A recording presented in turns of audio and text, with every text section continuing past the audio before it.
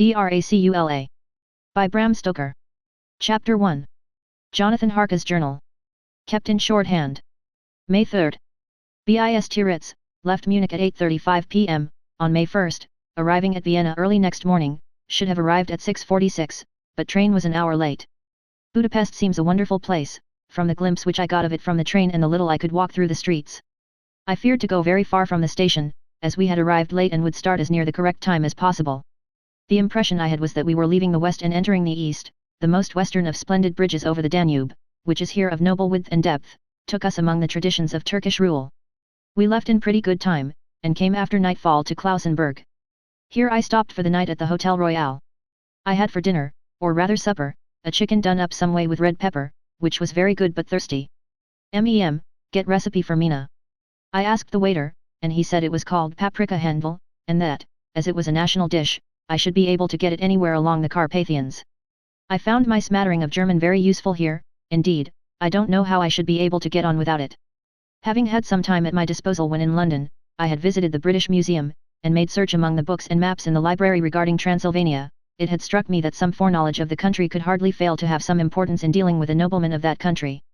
I find that the district he named is in the extreme east of the country, just on the borders of three states, Transylvania, Moldavia, and Bukovina, in the midst of the Carpathian Mountains, one of the wildest and least known portions of Europe.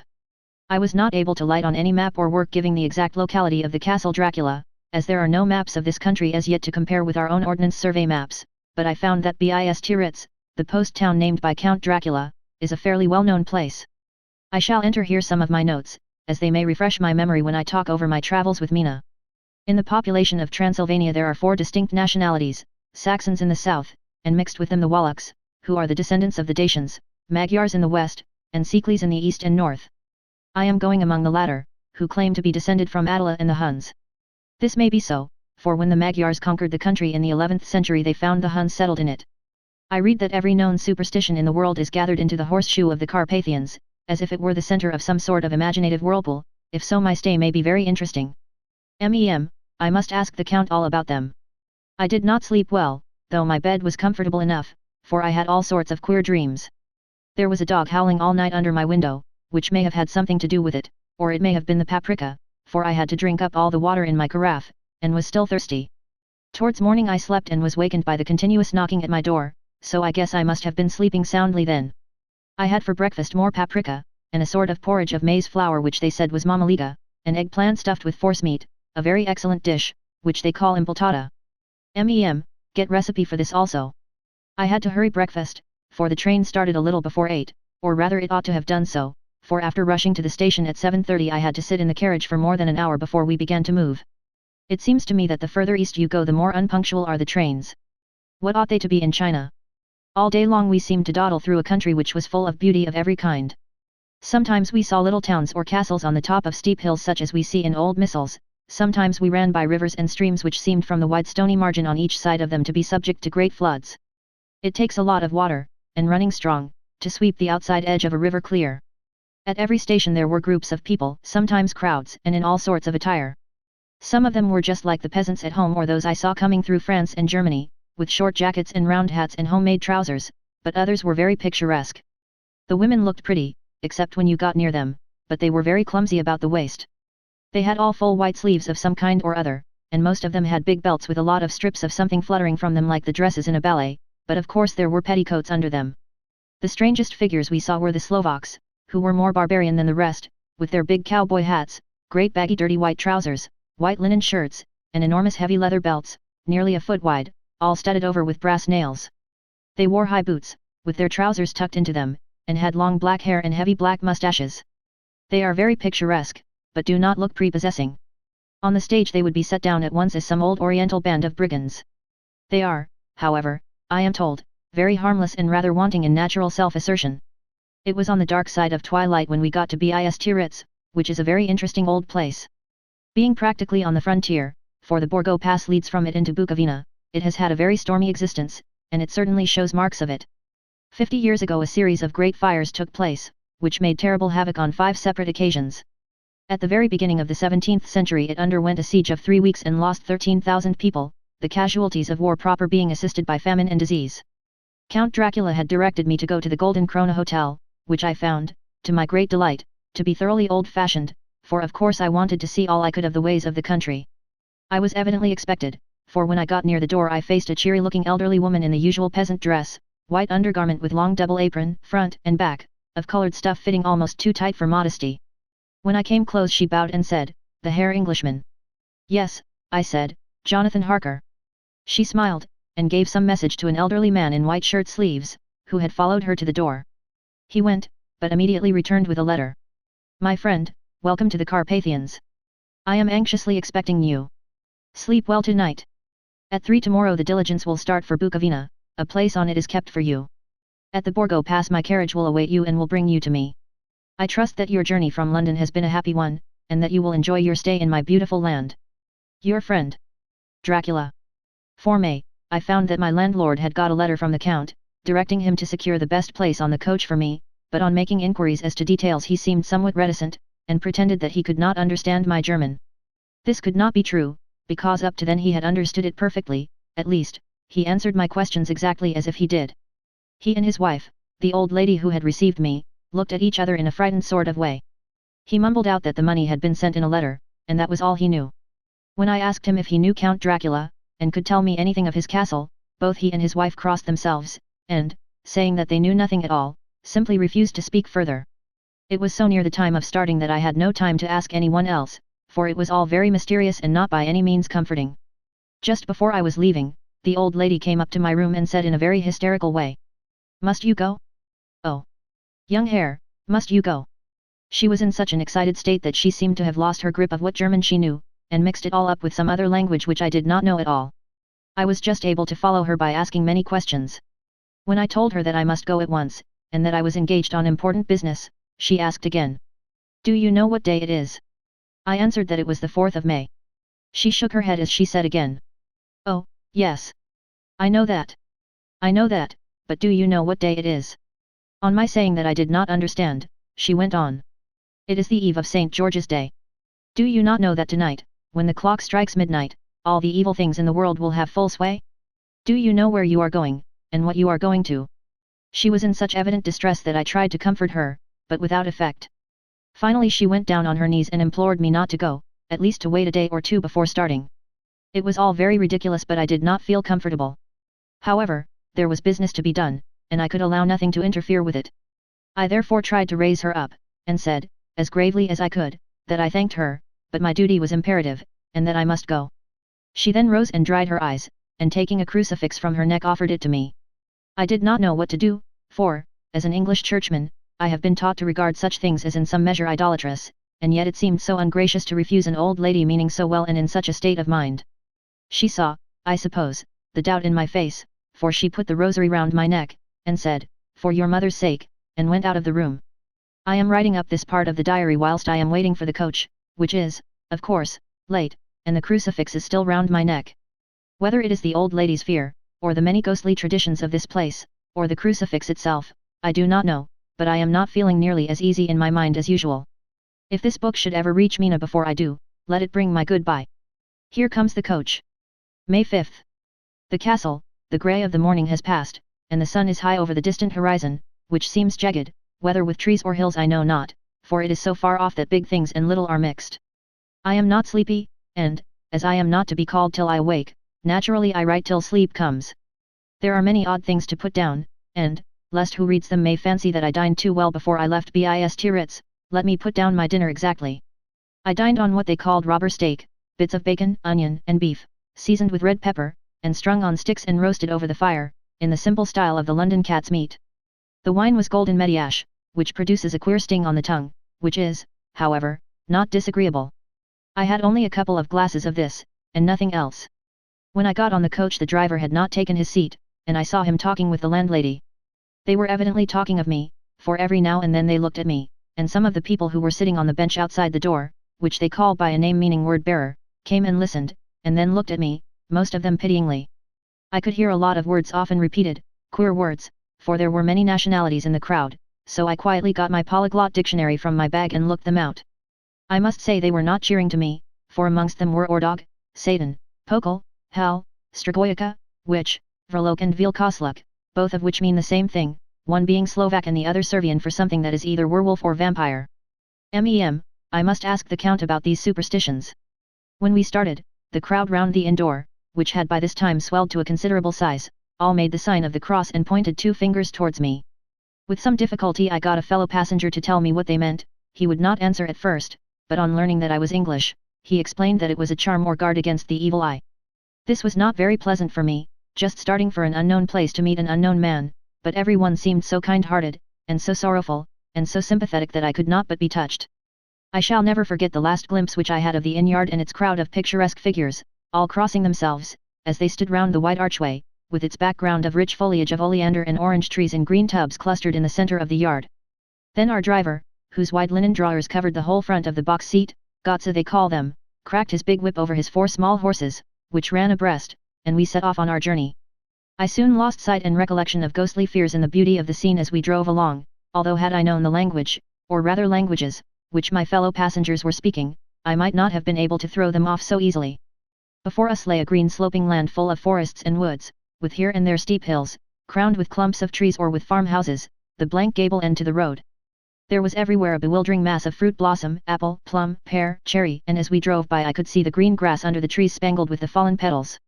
In and out amongst these green hills of what they call here the middle land ran the road, losing itself as it swept round the grassy curve, or was shut out by the straggling ends of pine woods, which here and there ran down the hillsides like tongues of flame. The road was rugged, but still we seemed to fly over it with a feverish haste. I could not understand then what the haste meant, but the driver was evidently bent on losing no time in reaching Borgoprund. I was told that this road is in summertime excellent, but that it had not yet been put in order after the winter snows. In this respect it is different from the general run of roads in the Carpathians, for it is an old tradition that they are not to be kept in too good order. Of old the hospodars would not repair them, lest the Turks should think that they were preparing to bring in foreign troops, and so hasten the war which was always really at loading point. Beyond the green swelling hills of the middle land rose mighty slopes of forest up to the lofty steeps of the Carpathians themselves. Right and left of us they towered, with the afternoon sun falling full upon them and bringing out all the glorious colors of this beautiful range, deep blue and purple in the shadows of the peaks, green and brown where grass and rock mingled, and an endless perspective of jagged rock and pointed crags, till these were themselves lost in the distance, where the snowy peaks rose grandly. Here and there seemed mighty rifts in the mountains, through which, as the sun began to sink, we saw now and again the white gleam of falling water. One of my companions touched my arm as we swept round the base of a hill and opened up the lofty, snow-covered peak of a mountain, which seemed, as we wound on our serpentine way, to be right before us. Look! Isanzak, God's seat, and he crossed himself reverently. As we wound on our endless way, and the sun sank lower and lower behind us, the shadows of the evening began to creep round us. This was emphasized by the fact that the snowy mountain top still held the sunset, and seemed to glow out with a delicate cool pink. Here and there we passed Czechs and Slovaks, all in picturesque attire, but I noticed that goiter was painfully prevalent. By the roadside were many crosses, and as we swept by, my companions all crossed themselves. Here and there was a peasant man or woman kneeling before a shrine, who did not even turn round as we approached, but seemed in the self-surrender of devotion to have neither eyes nor ears for the outer world. There were many things new to me, for instance, hayricks in the trees, and here and there very beautiful masses of weeping birch, their white stems shining like silver through the delicate green of the leaves. Now and again we passed a lighter wagon, the ordinary peasant's cart, with its long, snake-like vertebra, calculated to suit the inequalities of the road. On this were sure to be seated quite a group of homecoming peasants, the Czechs with their white, and the Slovaks with their coloured, sheepskins, the latter carrying lance fashion their long staves, with axe at end. As the evening fell it began to get very cold, and the growing twilight seemed to merge into one dark mistiness the gloom of the trees, oak, beech, and pine, though in the valleys which ran deep between the spurs of the hills, as we ascended through the pass, the dark firs stood out here and there against the background of late-lying snow.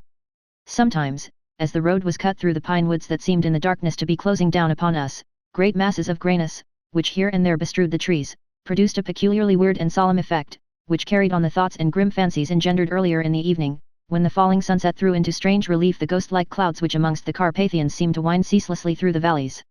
Sometimes the hills were so steep that, despite our driver's haste, the horses could only go slowly. I wished to get down and walk up them, as we do at home, but the driver would not hear of it. No, no, he said, you must not walk here, the dogs are too fierce, and then he added, with what he evidently meant for grim pleasantry, for he looked round to catch the approving smile of the rest, and you may have enough of such matters before you go to sleep. The only stop he would make was a moment's pause to light his lamps. When it grew dark there seemed to be some excitement amongst the passengers, and they kept speaking to him, one after the other, as though urging him to further speed.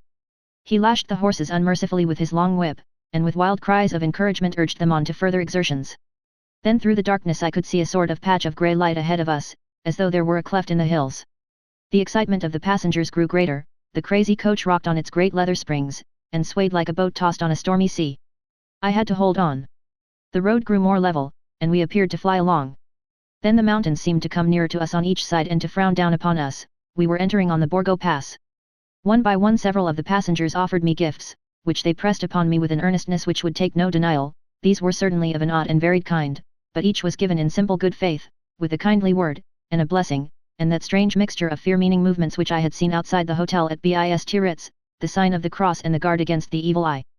Then, as we flew along, the driver leaned forward, and on each side the passengers, craning over the edge of the coach, peered eagerly into the darkness. It was evident that something very exciting was either happening or expected, but though I asked each passenger, no one would give me the slightest explanation. This state of excitement kept on for some little time, and at last we saw before us the pass opening out on the eastern side. There were dark, rolling clouds overhead, and in the air the heavy, oppressive sense of thunder. It seemed as though the mountain range had separated two atmospheres, and that now we had got into the thunderous one. I was now myself looking out for the conveyance which was to take me to the Count. Each moment I expected to see the glare of lamps through the blackness, but all was dark. The only light was the flickering rays of our own lamps, in which the steam from our hard-driven horses rose in a white cloud. We could see now the sandy road lying white before us, but there was on it no sign of a vehicle.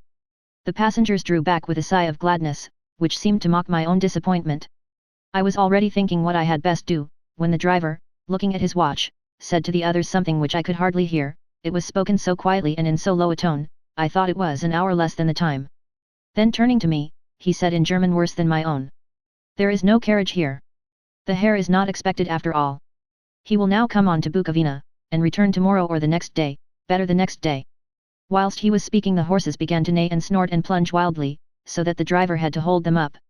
Then, amongst a chorus of screams from the peasants and a universal crossing of themselves, a caleche, with 4 horses, drove up behind us, overtook us and drew up beside the coach. I could see from the flash of our lamps, as the rays fell on them, that the horses were coal-black and splendid animals. They were driven by a tall man, with a long brown beard and a great black hat, which seemed to hide his face from us. I could only see the gleam of a pair of very bright eyes, which seemed red in the lamplight, as he turned to us. He said to the driver, "You are early tonight, my friend." The man stammered in reply. The English Herr was in a hurry, to which the stranger replied, "That is why, I suppose, you wished him to go on to Bukovina. You cannot deceive me, my friend, I know too much, and my horses are swift." As he spoke he smiled, and the lamplight fell on a hard-looking mouth, with very red lips and sharp-looking teeth, as white as ivory. One of my companions whispered to another the line from Burgers Lenore : Den die Toten reiten schnell.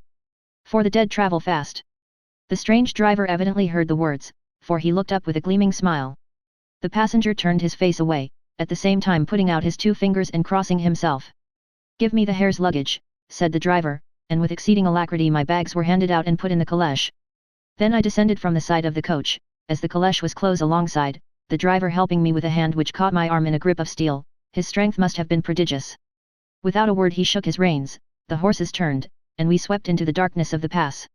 As I looked back I saw the steam from the horses of the coach by the light of the lamps, and projected against it the figures of my late companions crossing themselves.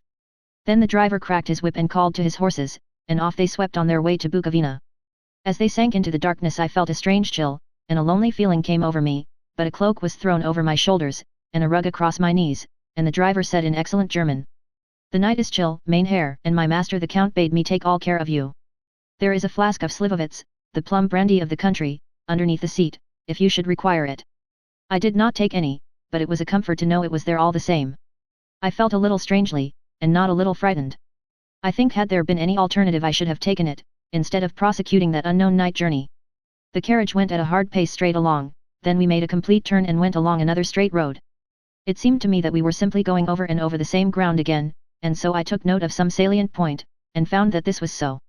I would have liked to have asked the driver what this all meant, but I really feared to do so, for I thought that, placed as I was, any protest would have had no effect in case there had been an intention to delay. By and by, however, as I was curious to know how time was passing, I struck a match, and by its flame looked at my watch. It was within a few minutes of midnight. This gave me a sort of shock, for I suppose the general superstition about midnight was increased by my recent experiences. I waited with a sick feeling of suspense. Then a dog began to howl somewhere in a farmhouse far down the road, a long, agonized wailing, as if from fear. The sound was taken up by another dog, and then another, till, borne on the wind which now sighed softly through the pass, a wild howling began, which seemed to come from all over the country, as far as the imagination could grasp it through the gloom of the night. At the first howl the horses began to strain and rear, but the driver spoke to them soothingly, and they quieted down, but shivered and sweated as though after a runaway from sudden fright. Then, far off in the distance, from the mountains on each side of us began a louder and a sharper howling, that of wolves, which affected both the horses and myself in the same way, for I was minded to jump from the caleche and run, whilst they reared again and plunged madly, so that the driver had to use all his great strength to keep them from bolting. In a few minutes, however, my own ears got accustomed to the sound, and the horses so far became quiet that the driver was able to descend and to stand before them. He petted and soothed them, and whispered something in their ears, as I have heard of horse tamers doing, and with extraordinary effect, for under his caresses they became quite manageable again, though they still trembled. The driver again took his seat, and shaking his reins, started off at a great pace. This time, after going to the far side of the pass, he suddenly turned down a narrow roadway which ran sharply to the right. Soon we were hemmed in with trees, which in places arched right over the roadway till we passed as through a tunnel, and again great frowning rocks guarded us boldly on either side. Though we were in shelter, we could hear the rising wind, for it moaned and whistled through the rocks, and the branches of the trees crashed together as we swept along. It grew colder and colder still, and fine, powdery snow began to fall, so that soon we and all around us were covered with a white blanket. The keen wind still carried the howling of the dogs, though this grew fainter as we went on our way. The baying of the wolves sounded nearer and nearer, as though they were closing round on us from every side. I grew dreadfully afraid, and the horses shared my fear. The driver, however, was not in the least disturbed. He kept turning his head to left and right, but I could not see anything through the darkness. Suddenly, away on our left, I saw a faint flickering blue flame. The driver saw it at the same moment. He at once checked the horses, and, jumping to the ground, disappeared into the darkness. I did not know what to do, the less as the howling of the wolves grew closer, but while I wondered the driver suddenly appeared again, and without a word took his seat, and we resumed our journey. I think I must have fallen asleep and kept dreaming of the incident, for it seemed to be repeated endlessly, and now looking back, it is like a sort of awful nightmare. Once the flame appeared so near the road, that even in the darkness around us I could watch the driver's motions. He went rapidly to where the blue flame arose. It must have been very faint, for it did not seem to illumine the place around it at all, and gathering a few stones, formed them into some device. Once there appeared a strange optical effect. When he stood between me and the flame he did not obstruct it, for I could see its ghostly flicker all the same. This startled me, but as the effect was only momentary, I took it that my eyes deceived me straining through the darkness. Then for a time there were no blue flames, and we sped onwards through the gloom, with the howling of the wolves around us, as though they were following in a moving circle. At last there came a time when the driver went further afield than he had yet gone, and during his absence, the horses began to tremble worse than ever and to snort and scream with fright. I could not see any cause for it, for the howling of the wolves had ceased altogether, but just then the moon, sailing through the black clouds, appeared behind the jagged crest of a beetling, pine-clad rock, and by its light I saw around us a ring of wolves, with white teeth and lolling red tongues, with long, sinewy limbs and shaggy hair. They were 100 times more terrible in the grim silence which held them than even when they howled. For myself, I felt a sort of paralysis of fear. It is only when a man feels himself face to face with such horrors that he can understand their true import. All at once the wolves began to howl as though the moonlight had had some peculiar effect on them. The horses jumped about and reared, and looked helplessly round with eyes that rolled in a way painful to see, but the living ring of terror encompassed them on every side, and they had perforce to remain within it. I called to the coachman to come, for it seemed to me that our only chance was to try to break out through the ring and to aid his approach. I shouted and beat the side of the caleche, hoping by the noise to scare the wolves from that side, so as to give him a chance of reaching the trap. How he came there, I know not, but I heard his voice raised in a tone of imperious command, and looking towards the sound, saw him stand in the roadway. As he swept his long arms, as though brushing aside some impalpable obstacle, the wolves fell back and back further still. Just then a heavy cloud passed across the face of the moon, so that we were again in darkness. When I could see again the driver was climbing into the caleche, and the wolves had disappeared. This was all so strange and uncanny that a dreadful fear came upon me, and I was afraid to speak or move. The time seemed interminable as we swept on our way, now in almost complete darkness, for the rolling clouds obscured the moon. We kept on ascending, with occasional periods of quick descent, but in the main always ascending. Suddenly, I became conscious of the fact that the driver was in the act of pulling up the horses in the courtyard of a vast ruined castle, from whose tall black windows came no ray of light, and whose broken battlements showed a jagged line against the moonlit sky. Chapter 2. Jonathan Harker's Journal, continued. 5 May, I must have been asleep, for certainly if I had been fully awake I must have noticed the approach of such a remarkable place. In the gloom the courtyard looked of considerable size, and as several dark ways led from it under great round arches, it perhaps seemed bigger than it really is. I have not yet been able to see it by daylight. When the caleche stopped, the driver jumped down and held out his hand to assist me to alight. Again I could not but notice his prodigious strength. His hand actually seemed like a steel vice that could have crushed mine if he had chosen. Then he took out my traps, and placed them on the ground beside me as I stood close to a great door, old and studded with large iron nails, and set in a projecting doorway of massive stone. I could see even in the dim light that the stone was massively carved, but that the carving had been much worn by time and weather. As I stood, the driver jumped again into his seat and shook the reins, the horses started forward, and trap and all disappeared down one of the dark openings. I stood in silence where I was, for I did not know what to do. Of bell or knocker there was no sign. Through these frowning walls and dark window openings it was not likely that my voice could penetrate. The time I waited seemed endless, and I felt doubts and fears crowding upon me. What sort of place had I come to, and among what kind of people? What sort of grim adventure was it on which I had embarked? Was this a customary incident in the life of a solicitor's clerk sent out to explain the purchase of a London estate to a foreigner? Solicitor's clerk. Mina would not like that. Solicitor, for just before leaving London I got word that my examination was successful, and I am now a full-blown solicitor.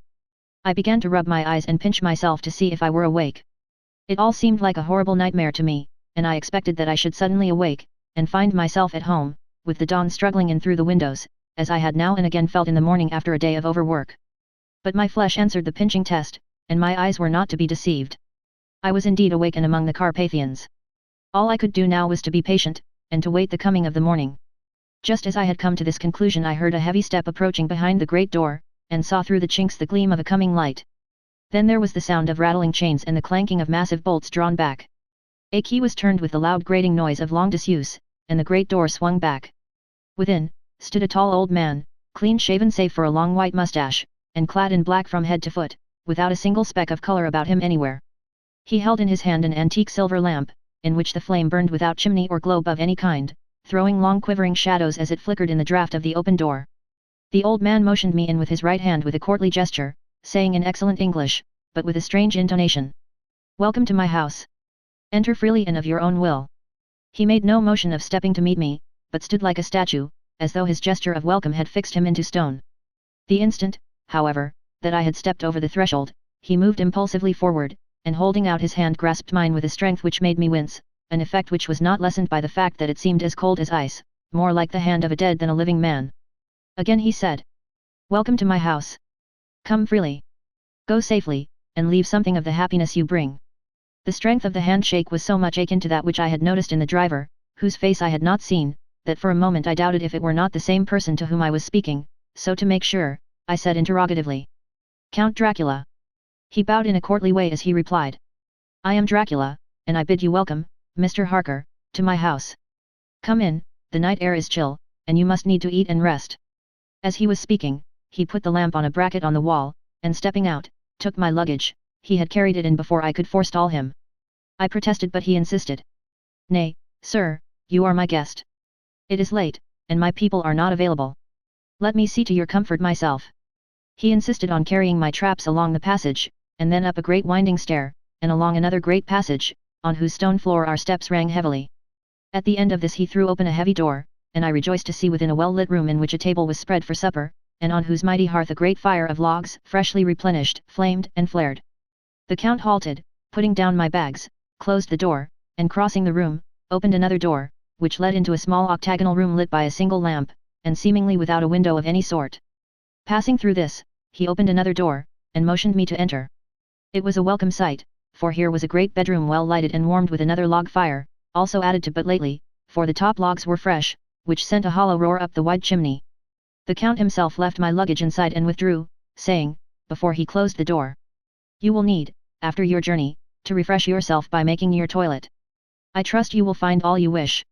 When you are ready, come into the other room, where you will find your supper prepared." The light and warmth and the Count's courteous welcome seemed to have dissipated all my doubts and fears. Having then reached my normal state, I discovered that I was half famished with hunger, so making a hasty toilet, I went into the other room. I found supper already laid out. My host, who stood on one side of the great fireplace, leaning against the stonework, made a graceful wave of his hand to the table, and said, "I pray you, be seated and sup how you please. You will, I trust, excuse me that I do not join you, but I have dined already, and I do not sup." I handed to him the sealed letter which Mr. Hawkins had entrusted to me. He opened it and read it gravely, then, with a charming smile, he handed it to me to read. One passage of it, at least, gave me a thrill of pleasure. "I must regret that an attack of gout, from which malady I am a constant sufferer, forbids absolutely any travelling on my part for some time to come, but I am happy to say I can send a sufficient substitute, one in whom I have every possible confidence. He is a young man, full of energy and talent in his own way, and of a very faithful disposition. He is discreet and silent, and has grown into manhood in my service. He shall be ready to attend on you when you will during his stay, and shall take your instructions in all matters." The Count himself came forward and took off the cover of a dish, and I fell to at once on an excellent roast chicken. This, with some cheese and a salad and a bottle of old Tokay, of which I had 2 glasses, was my supper. During the time I was eating it the Count asked me many questions as to my journey, and I told him by degrees all I had experienced. By this time I had finished my supper, and by my host's desire had drawn up a chair by the fire and begun to smoke a cigar which he offered me, at the same time excusing himself that he did not smoke. I had now an opportunity of observing him, and found him of a very marked physiognomy. His face was a very strong, aquiline, with high bridge of the thin nose and peculiarly arched nostrils, with lofty domed forehead, and hair growing scantily round the temples but profusely elsewhere. His eyebrows were very massive, almost meeting over the nose, and with bushy hair that seemed to curl in its own profusion.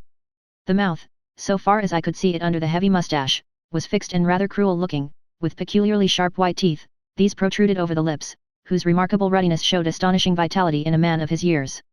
For the rest, his ears were pale, and at the tops extremely pointed, the chin was broad and strong, and the cheeks firm though thin. The general effect was one of extraordinary pallor. Hitherto I had noticed the backs of his hands as they lay on his knees in the firelight, and they had seemed rather white and fine, but seeing them now close to me, I could not but notice that they were rather coarse, broad, with squat fingers. Strange to say, there were hairs in the center of the palm. The nails were long and fine, and cut to a sharp point. As the Count leaned over me and his hands touched me, I could not repress a shudder. It may have been that his breath was rank, but a horrible feeling of nausea came over me, which, do what I would, I could not conceal. The Count, evidently noticing it, drew back, and with a grim sort of smile, which showed more than he had yet done his protuberant teeth, sat himself down again on his own side of the fireplace. We were both silent for a while, and as I looked towards the window I saw the first dim streak of the coming dawn. There seemed a strange stillness over everything, but as I listened I heard as if from down below in the valley the howling of many wolves. The Count's eyes gleamed, and he said, "Listen to them, the children of the night. What music they make!" Seeing, I suppose, some expression in my face strange to him, he added, "Ah, sir, you dwellers in the city cannot enter into the feelings of the hunter." Then he rose and said, "But you must be tired. Your bedroom is all ready, and tomorrow you shall sleep as late as you will. I have to be away till the afternoon, so sleep well and dream well." With a courteous bow, he opened for me himself the door to the octagonal room, and I entered my bedroom. I am all in a sea of wonders. I doubt, I fear, I think strange things, which I dare not confess to my own soul. God keep me, if only for the sake of those dear to me. 7 May, it is again early morning, but I have rested and enjoyed the last 24 hours. I slept till late in the day, and awoke of my own accord. When I had dressed myself I went into the room where we had supped, and found a cold breakfast laid out, with coffee kept hot by the pot being placed on the hearth. There was a card on the table, on which was written, "I have to be absent for a while. Do not wait for me, D." I set to and enjoyed a hearty meal. When I had done, I looked for a bell, so that I might let the servants know I had finished, but I could not find one. There are certainly odd deficiencies in the house, considering the extraordinary evidences of wealth which are round me. The table service is of gold, and so beautifully wrought that it must be of immense value. The curtains and upholstery of the chairs and sofas and the hangings of my bed are of the costliest and most beautiful fabrics, and must have been of fabulous value when they were made, for they are centuries old, though in excellent order. I saw something like them in Hampton Court, but there they were worn and frayed and moth-eaten. But still in none of the rooms is there a mirror. There is not even a toilet glass on my table, and I had to get the little shaving glass from my bag before I could either shave or brush my hair. I have not yet seen a servant anywhere, or heard a sound near the castle except the howling of wolves. Some time after I had finished my meal, I do not know whether to call it breakfast or dinner, for it was between 5 and 6 o'clock when I had it. I looked about for something to read, for I did not like to go about the castle until I had asked the Count's permission. There was absolutely nothing in the room, book, newspaper, or even writing materials, so I opened another door in the room and found a sort of library. The door opposite mine I tried, but found it locked. In the library I found, to my great delight, a vast number of English books, whole shelves full of them, and bound volumes of magazines and newspapers. A table in the center was littered with English magazines and newspapers, though none of them were of very recent date. The books were of the most varied kind: history, geography, politics, political economy, botany, geology, law, all relating to England and English life and customs and manners. There were even such books of reference as the London Directory, the Red and Blue Books, Whitaker's Almanac, the Army and Navy lists, and, it somehow gladdened my heart to see it, the law list. Whilst I was looking at the books, the door opened, and the Count entered. He saluted me in a hearty way, and hoped that I had had a good night's rest. Then he went on. I am glad you found your way in here, for I am sure there is much that will interest you. These companions, and he laid his hand on some of the books, have been good friends to me, and for some years past, ever since I had the idea of going to London, have given me many, many hours of pleasure. Through them I have come to know your great England, and to know her is to love her. I long to go through the crowded streets of your mighty London, to be in the midst of the whirl and rush of humanity, to share its life, its change, its death, and all that makes it what it is. But alas! As yet I only know your tongue through books. To you, my friend, I look that I know it to speak. But, Count, I said, you know and speak English thoroughly. He bowed gravely. I thank you, my friend, for your all too flattering estimate, but yet I fear that I am but a little way on the road I would travel. True, I know the grammar and the words, but yet I know not how to speak them. Indeed, I said, you speak excellently. Not so, he answered. Well, I know that, did I move and speak in your London, none there are who would not know me for a stranger. That is not enough for me. Here I am noble, I am boyar, the common people know me, and I am master. But a stranger in a strange land, he is no one, men know him not, and to know not is to care not for. I am content if I am like the rest, so that no man stops if he see me, or pause in his speaking if he hear my words. Ha, ha, a stranger. I have been so long master that I would be master still, or at least that none other should be master of me. You come to me not alone as agent of my friend Peter Hawkins, of Exeter, to tell me all about my new estate in London. You shall, I trust, rest here with me a while, so that by our talking I may learn the English intonation, and I would that you tell me when I make error, even of the smallest, in my speaking. I am sorry that I had to be away so long today, but you will, I know, forgive one who has so many important affairs in hand. Of course I said all I could about being willing, and asked if I might come into that room when I chose. He answered, yes, certainly, and added, you may go anywhere you wish in the castle, except where the doors are locked, where of course you will not wish to go. There is reason that all things are as they are, and did you see with my eyes and know with my knowledge, you would perhaps better understand. I said I was sure of this, and then he went on. We are in Transylvania, and Transylvania is not England. Our ways are not your ways, and there shall be to you many strange things. Nay, from what you have told me of your experiences already, you know something of what strange things there may be. This led to much conversation, and as it was evident that he wanted to talk, if only for talking's sake, I asked him many questions regarding things that had already happened to me or come within my notice. Sometimes he sheered off the subject, or turned the conversation by pretending not to understand, but generally he answered all I asked most frankly.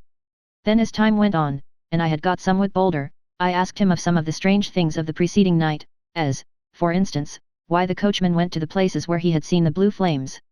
He then explained to me that it was commonly believed that on a certain night of the year, last night, in fact, when all evil spirits are supposed to have unchecked sway, a blue flame is seen over any place where treasure has been concealed. That treasure has been hidden, he went on, in the region through which you came last night, there can be but little doubt, for it was the ground fought over for centuries by the Wallachian, the Saxon, and the Turk. Why, there is hardly a foot of soil in all this region that has not been enriched by the blood of men, patriots, or invaders. In old days there were stirring times, when the Austrian and the Hungarian came up in hordes, and the patriots went out to meet them, men and women, the aged and the children too, and waited their coming on the rocks above the passes, that they might sweep destruction on them with their artificial avalanches.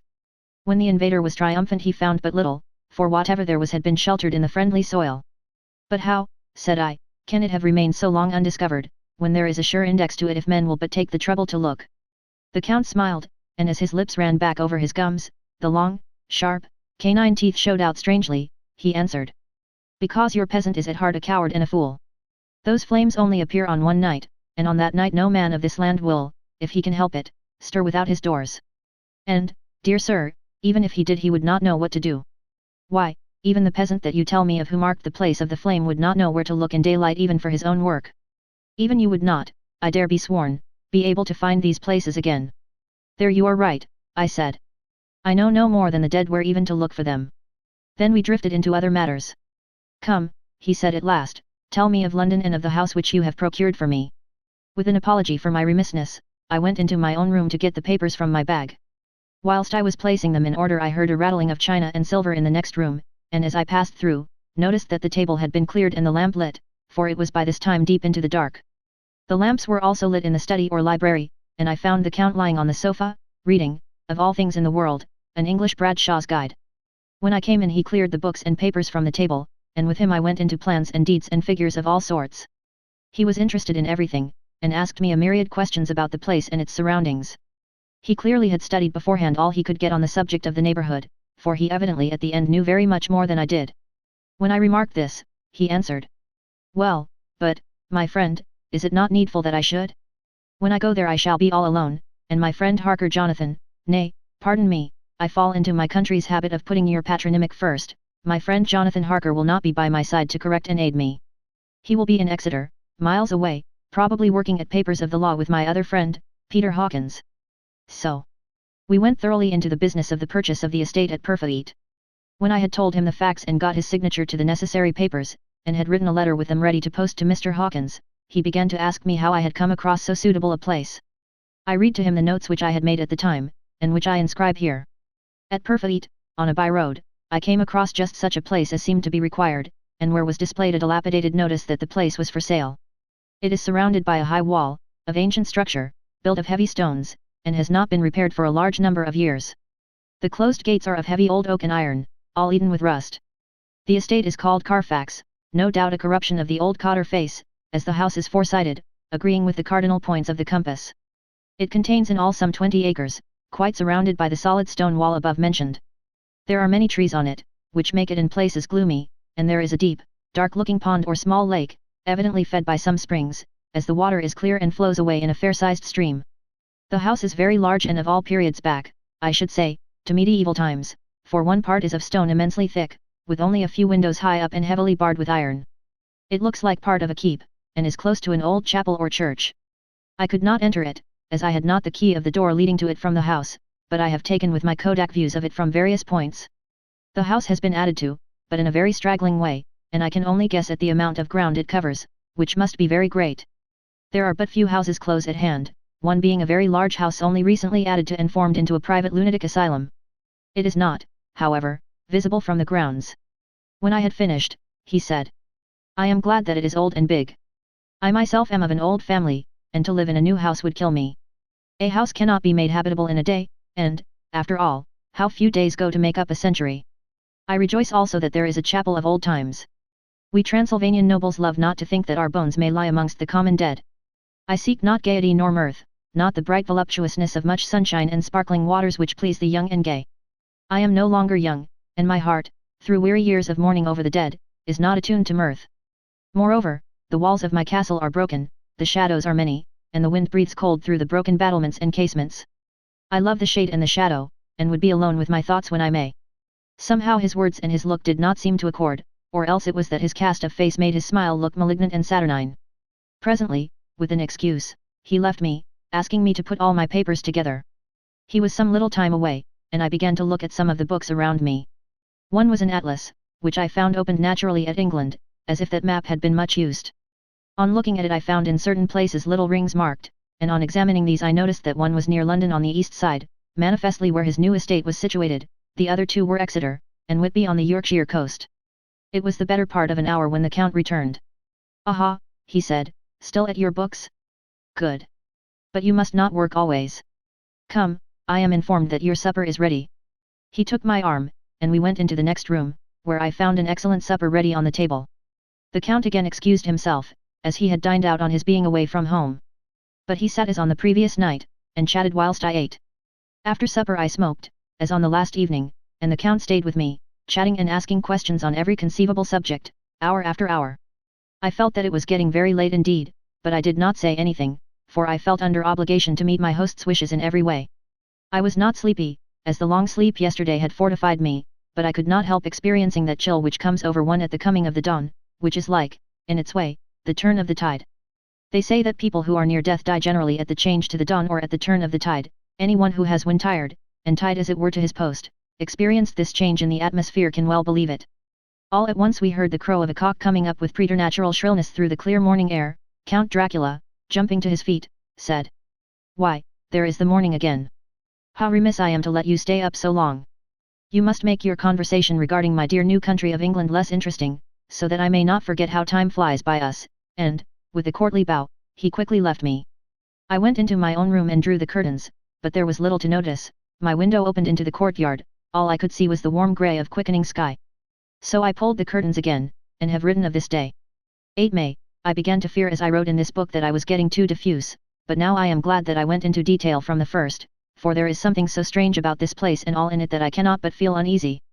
I wish I were safe out of it, or that I had never come. It may be that this strange night existence is telling on me, but would that that were all. If there were anyone to talk to I could bear it, but there is no one. I have only the Count to speak with, and I fear I am myself the only living soul within the place. Let me be prosaic so far as facts can be, it will help me to bear up, and imagination must not run riot with me. If it does I am lost. Let me say at once how I stand, or seem to. I only slept a few hours when I went to bed, and feeling that I could not sleep any more, got up. I had hung my shaving glass by the window, and was just beginning to shave. Suddenly I felt a hand on my shoulder, and heard the Count's voice saying to me, "Good morning."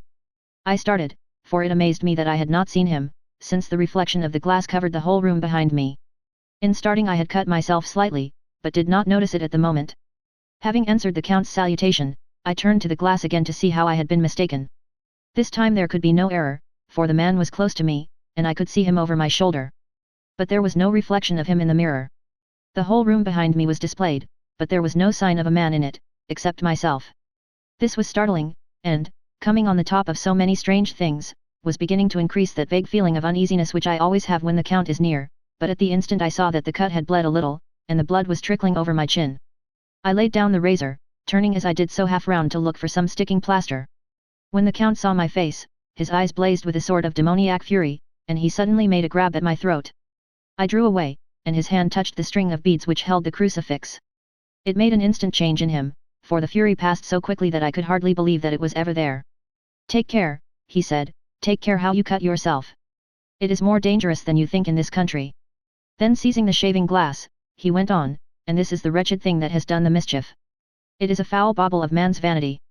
Away with it," and opening the heavy window with one wrench of his terrible hand, he flung out the glass, which was shattered into 1,000 pieces on the stones of the courtyard far below. Then he withdrew without a word. It is very annoying, for I do not see how I am to shave, unless in my watch case or the bottom of the shaving pot, which is fortunately of metal. When I went into the dining room, breakfast was prepared, but I could not find the Count anywhere. So I breakfasted alone. It is strange that as yet I have not seen the Count eat or drink. He must be a very peculiar man. After breakfast I did a little exploring in the castle. I went out on the stairs, and found a room looking towards the south. The view was magnificent, and from where I stood there was every opportunity of seeing it. The castle is on the very edge of a terrible precipice. A stone falling from the window would fall 1,000 feet without touching anything. As far as the eye can reach is a sea of green tree tops, with occasionally a deep rift where there is a chasm. Here and there are silver threads where the rivers wind in deep gorges through the forests. But I am not in heart to describe beauty, for when I had seen the view I explored further, doors, doors, doors everywhere, and all locked and bolted. In no place save from the windows in the castle walls is there an available exit. The castle is a veritable prison, and I am a prisoner. Chapter 3. Jonathan Harker's Journal, continued. When I found that I was a prisoner a sort of wild feeling came over me. I rushed up and down the stairs, trying every door and peering out of every window I could find, but after a little the conviction of my helplessness overpowered all other feelings. When I look back after a few hours I think I must have been mad for the time, for I behaved much as a rat does in a trap. When, however, the conviction had come to me that I was helpless I sat down quietly as I have ever done anything in my life, and began to think over what was best to be done. I am thinking still, and as yet have come to no definite conclusion. Of one thing only am I certain, that it is no use making my ideas known to the Count. He knows well that I am imprisoned, and as he has done it himself, and has doubtless his own motives for it, he would only deceive me if I trusted him fully with the facts. So far as I can see, my only plan will be to keep my knowledge and my fears to myself, and my eyes open. I am, I know, either being deceived, like a baby, by my own fears, or else I am in desperate straits, and if the latter be so, I need, and shall need, all my brains to get through. I had hardly come to this conclusion when I heard the great door below shut, and knew that the Count had returned. He did not come at once into the library, so I went cautiously to my own room and found him making the bed. This was odd, but only confirmed what I had all along thought, that there were no servants in the house. When later I saw him through the chink of the hinges of the door laying the table in the dining room, I was assured of it, for if he does himself all these menial offices, surely it is proof that there is no one else to do them. This gave me a fright, for if there is no one else in the castle, it must have been the Count himself who was the driver of the coach that brought me here. This is a terrible thought, for if so, what does it mean that he could control the wolves, as he did, by only holding up his hand in silence? How was it that all the people at Bist and on the coach had some terrible fear for me? What meant the giving of the crucifix, of the garlic, of the wild rose, of the mountain ash? Bless that good woman who hung the crucifix round my neck. For it is a comfort and a strength to me whenever I touch it. It is odd that a thing which I have been taught to regard with disfavor and as idolatrous should in a time of loneliness and trouble be of help. Is it that there is something in the essence of the thing itself, or that it is a medium, a tangible help, in conveying memories of sympathy and comfort? Sometime, if it may be, I must examine this matter and try to make up my mind about it. In the meantime I must find out all I can about Count Dracula, as it may help me to understand. Tonight he may talk of himself, if I turn the conversation that way. I must be very careful, however, not to awake his suspicion. Midnight, I have had a long talk with the Count. I asked him a few questions on Transylvania history, and he warmed up to the subject wonderfully. In his speaking of things and people, and especially of battles, he spoke as if he had been present at them all. This he afterwards explained by saying that to a boy are the pride of his house and name is his own pride, that their glory is his glory, that their fate is his fate. Whenever he spoke of his house he always said we, and spoke almost in the plural, like a king speaking. I wish I could put down all he said exactly as he said it, for to me it was most fascinating. It seemed to have in it a whole history of the country. He grew excited as he spoke, and walked about the room pulling his great white mustache and grasping anything on which he laid his hands as though he would crush it by main strength. One thing he said which I shall put down as nearly as I can, for it tells in its way the story of his race. We Seekleys have a right to be proud, for in our veins flows the blood of many brave races who fought as the lion fights, for lordship. Here, in the whirlpool of European races, the Ugric tribe bore down from Iceland the fighting spirit which Thor and Woden gave them, which their berserkers displayed to such fell intent on the seaboards of Europe, and of Asia and Africa too, till the peoples thought that the werewolves themselves had come. Here, too, when they came, they found the Huns, whose warlike fury had swept the earth like a living flame, till the dying peoples held that in their veins ran the blood of those old witches, who, expelled from Scythia had mated with the devils in the desert. Fools, fools! What devil or what witch was ever so great as Attila, whose blood is in these veins? He held up his arms. Is it a wonder that we were a conquering race, that we were proud, that when the Magyar, the Lombard, the Avar, the Bulgar, or the Turk poured his thousands on our frontiers, we drove them back? Is it strange that when Arpad and his legions swept through the Hungarian fatherland he found us here when he reached the frontier, that the Honfoglalas was completed there? And when the Hungarian flood swept eastward, the Seekleys were claimed as kindred by the victorious Magyars, and to us for centuries was trusted the guarding of the frontier of Turkey land, and more than that, endless duty of the frontier guard, for, as the Turks say, water sleeps, an enemy is sleepless. Who more gladly than we throughout the four nations received the bloody sword, or at its warlike call flocked quicker to the standard of the king? When was redeemed that great shame of my nation, the shame of Kasova, when the flags of the Wallach and the Magyar went down beneath the crescent? Who was it but one of my own race who as voivode crossed the Danube and beat the Turk on his own ground? This was a Dracula indeed. Woe was it that his own unworthy brother, when he had fallen, sold his people to the Turk and brought the shame of slavery on them? Was it not this Dracula, indeed, who inspired that other of his race who in a later age again and again brought his forces over the great river into Turkey land, who, when he was beaten back, came again and again, and again, though he had to come alone from the bloody field where his troops were being slaughtered, since he knew that he alone could ultimately triumph? They said that he thought only of himself. Bah! What good are peasants without a leader? Where ends the war without a brain and heart to conduct it? Again, when, after the Battle of Mohacs, we threw off the Hungarian yoke, we of the Dracula blood were amongst their leaders, for our spirit would not brook that we were not free. Ah, young sir, the Seekleys, and the Dracula as their heart's blood, their brains, and their swords, can boast a record that mushroom growths like the Habsburgs and the Romanovs can never reach. The warlike days are over. Blood is too precious a thing in these days of dishonorable peace, and the glories of the great races are as a tale that is told. It was by this time close on morning, and we went to bed. This diary seems horribly like the beginning of the Arabian Nights, for everything has to break off at cockcrow, or like the ghost of Hamlet's father. 12 May, let me begin with facts, bare, meager facts, verified by books and figures, and of which there can be no doubt. I must not confuse them with experiences which will have to rest on my own observation, or my memory of them. Last evening when the Count came from his room he began by asking me questions on legal matters and on the doing of certain kinds of business. I had spent the day wearily over books, and, simply to keep my mind occupied, went over some of the matters I had been examining at Lincoln's Inn. There was a certain method in the Count's inquiries, so I shall try to put them down in sequence, the knowledge may somehow or sometime be useful to me. First, he asked if a man in England might have 2 solicitors or more. I told him he might have a dozen if he wished, but that it would not be wise to have more than one solicitor engaged in one transaction, as only one could act at a time, and that to change would be certain to militate against his interest. He seemed thoroughly to understand, and went on to ask if there would be any practical difficulty in having one man to attend, say, to banking and another to look after shipping, in case local help were needed in a place far from the home of the banking solicitor. I asked him to explain more fully, so that I might not by any chance mislead him, so he said. I shall illustrate. Your friend and mine, Mr. Peter Hawkins, from under the shadow of your beautiful cathedral at Exeter, which is far from London, buys for me through your good self my place at London. Good. Now here let me say frankly, lest you should think it strange that I have sought the services of one so far off from London instead of some one resident there, that my motive was that no local interest might be served save my wish only, and as one of London residents might, perhaps, have some purpose of himself or friend to serve, I went thus afield to seek my agent, whose labours should be only to my interest. Now, suppose I, who have much of affairs, wish to ship goods, say, to Newcastle, or Durham, or Harwich, or Dover, might it not be that it could with more ease be done by consigning to one in these ports?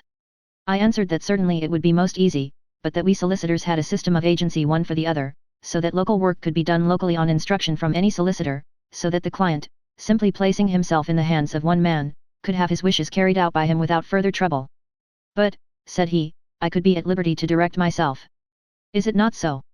Of course, I replied, and such is often done by men of business, who do not like the whole of their affairs to be known by any one person. Good, he said, and then went on to ask about the means of making consignments and the forms to be gone through, and of all sorts of difficulties which might arise, but by forethought could be guarded against. I explained all these things to him to the best of my ability, and he certainly left me under the impression that he would have made a wonderful solicitor, for there was nothing that he did not think of or foresee. For a man who was never in the country, and who did not evidently do much in the way of business, his knowledge and acumen were wonderful. When he had satisfied himself on these points of which he had spoken, and I had verified all as well as I could by the books available, he suddenly stood up and said, Have you written since your first letter to our friend Mr. Peter Hawkins, or to any other? It was with some bitterness in my heart that I answered that I had not, that as yet I had not seen any opportunity of sending letters to anybody. Then right now, my young friend, he said, laying a heavy hand on my shoulder, write to our friend and to any other, and say, if it will please you, that you shall stay with me until a month from now. Do you wish me to stay so long? I asked, for my heart grew cold at the thought. I desire it much, nay, I will take no refusal. When your master, employer, what you will, engaged that someone should come on his behalf, it was understood that my needs only were to be consulted. I have not stinted. Is it not so? What could I do but bow acceptance? It was Mr. Hawkins's interest, not mine, and I had to think of him, not myself, and besides, while Count Dracula was speaking, there was that in his eyes and in his bearing which made me remember that I was a prisoner, and that if I wished it I could have no choice. The Count saw his victory in my bow, and his mastery in the trouble of my face, for he began at once to use them, but in his own smooth, resistless way. I pray you, my good young friend, that you will not discourse of things other than business in your letters. It will doubtless please your friends to know that you are well, and that you look forward to getting home to them. Is it not so? As he spoke he handed me 3 sheets of notepaper and 3 envelopes.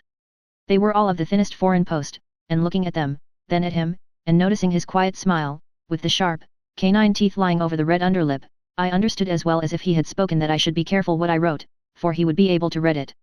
So I determined to write only formal notes now, but to write fully to Mr. Hawkins in secret, and also to Mina, for to her I could write in shorthand, which would puzzle the Count, if he did see it. When I had written my 2 letters I sat quiet, reading a book whilst the Count wrote several notes, referring as he wrote them to some books on his table. Then he took up my 2 and placed them with his own, and put by his writing materials, after which, the instant the door had closed behind him, I leaned over and looked at the letters, which were face down on the table.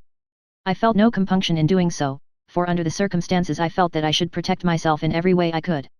One of the letters was directed to Samuel F. Billington, number 7, The Crescent, Whitby, another to Herr Leutner, Varna, the third was to Coutts & Co., London, and the fourth to Herren Klopstock and Bilruth, bankers, Budapest. The second and fourth were unsealed. I was just about to look at them when I saw the door handle move. I sank back in my seat, having just had time to replace the letters as they had been and to resume my book before the Count, holding still another letter in his hand, entered the room. He took up the letters on the table and stamped them carefully, and then turning to me, said, "I trust you will forgive me, but I have much work to do in private this evening.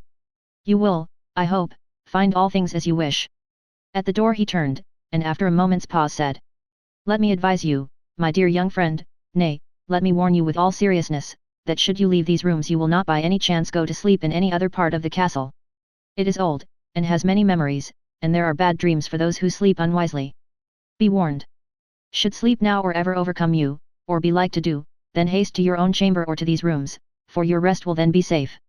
But if you be not careful in this respect, then," he finished his speech in a gruesome way, for he motioned with his hands as if he were washing them. I quite understood, my only doubt was as to whether any dream could be more terrible than the unnatural, horrible net of gloom and mystery which seemed closing around me. Later, I endorsed the last words written, but this time there is no doubt in question. I shall not fear to sleep in any place where he is not.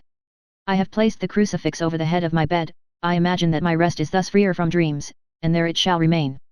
When he left me I went to my room.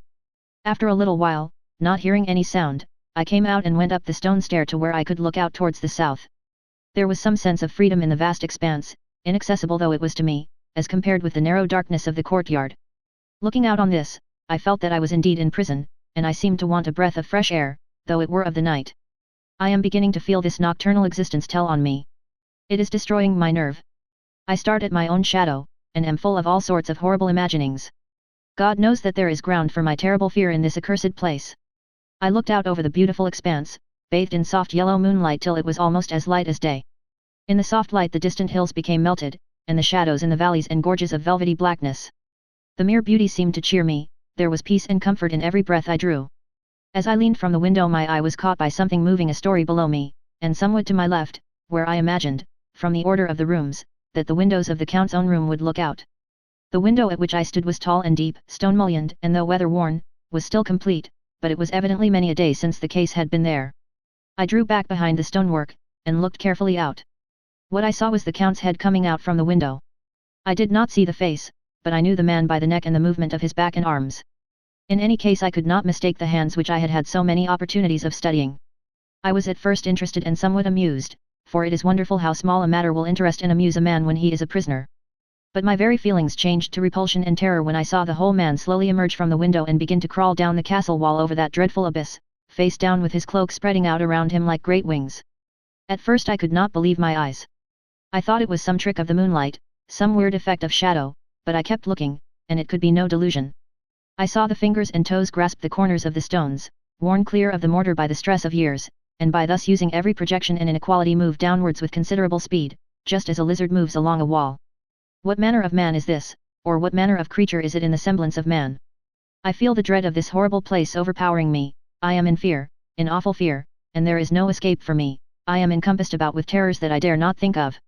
15 May, once more have I seen the Count go out in his lizard fashion. He moved downwards in a sidelong way, some 100 feet down, and a good deal to the left. He vanished into some hole or window.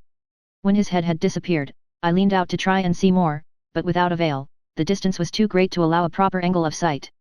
I knew he had left the castle now, and thought to use the opportunity to explore more than I had dared to do as yet. I went back to the room, and taking a lamp, tried all the doors. They were all locked, as I had expected, and the locks were comparatively new, but I went down the stone stairs to the hall where I had entered originally. I found I could pull back the bolts easily enough and unhook the great chains, but the door was locked, and the key was gone. That key must be in the Count's room, I must watch should his door be unlocked, so that I may get it and escape. I went on to make a thorough examination of the various stairs and passages, and to try the doors that opened from them.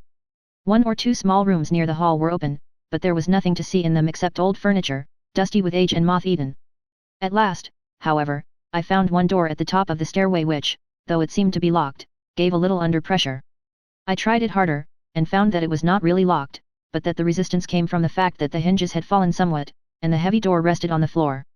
Here was an opportunity which I might not have again, so I exerted myself, and with many efforts forced it back so that I could enter. I was now in a wing of the castle further to the right than the rooms I knew and a story lower down. From the windows I could see that the suite of rooms lay along to the south of the castle, the windows of the end room looking out both west and south. On the latter side, as well as to the former, there was a great precipice. The castle was built on the corner of a great rock, so that on 3 sides it was quite impregnable, and great windows were placed here where sling or bow or culverin could not reach, and consequently light and comfort, impossible to a position which had to be guarded, were secured. To the west was a great valley, and then, rising far away, great jagged mountain fastnesses, rising peak on peak, the sheer rock studded with mountain ash and thorn, whose roots clung in cracks and crevices and crannies of the stone. This was evidently the portion of the castle occupied by the ladies in bygone days, for the furniture had more air of comfort than any I had seen.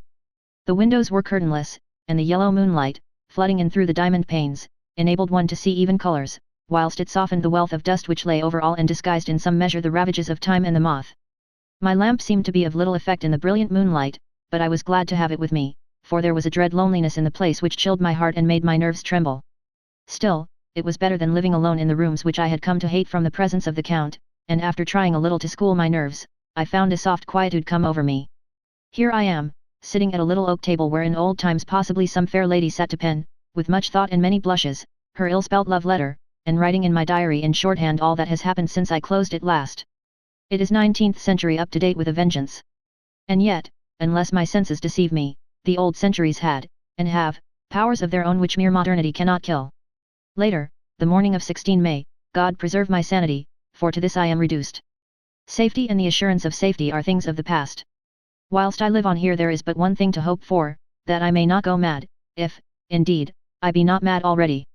If I be sane, then surely it is maddening to think that of all the foul things that lurk in this hateful place the Count is the least dreadful to me, that to him alone I can look for safety, even though this be only whilst I can serve his purpose.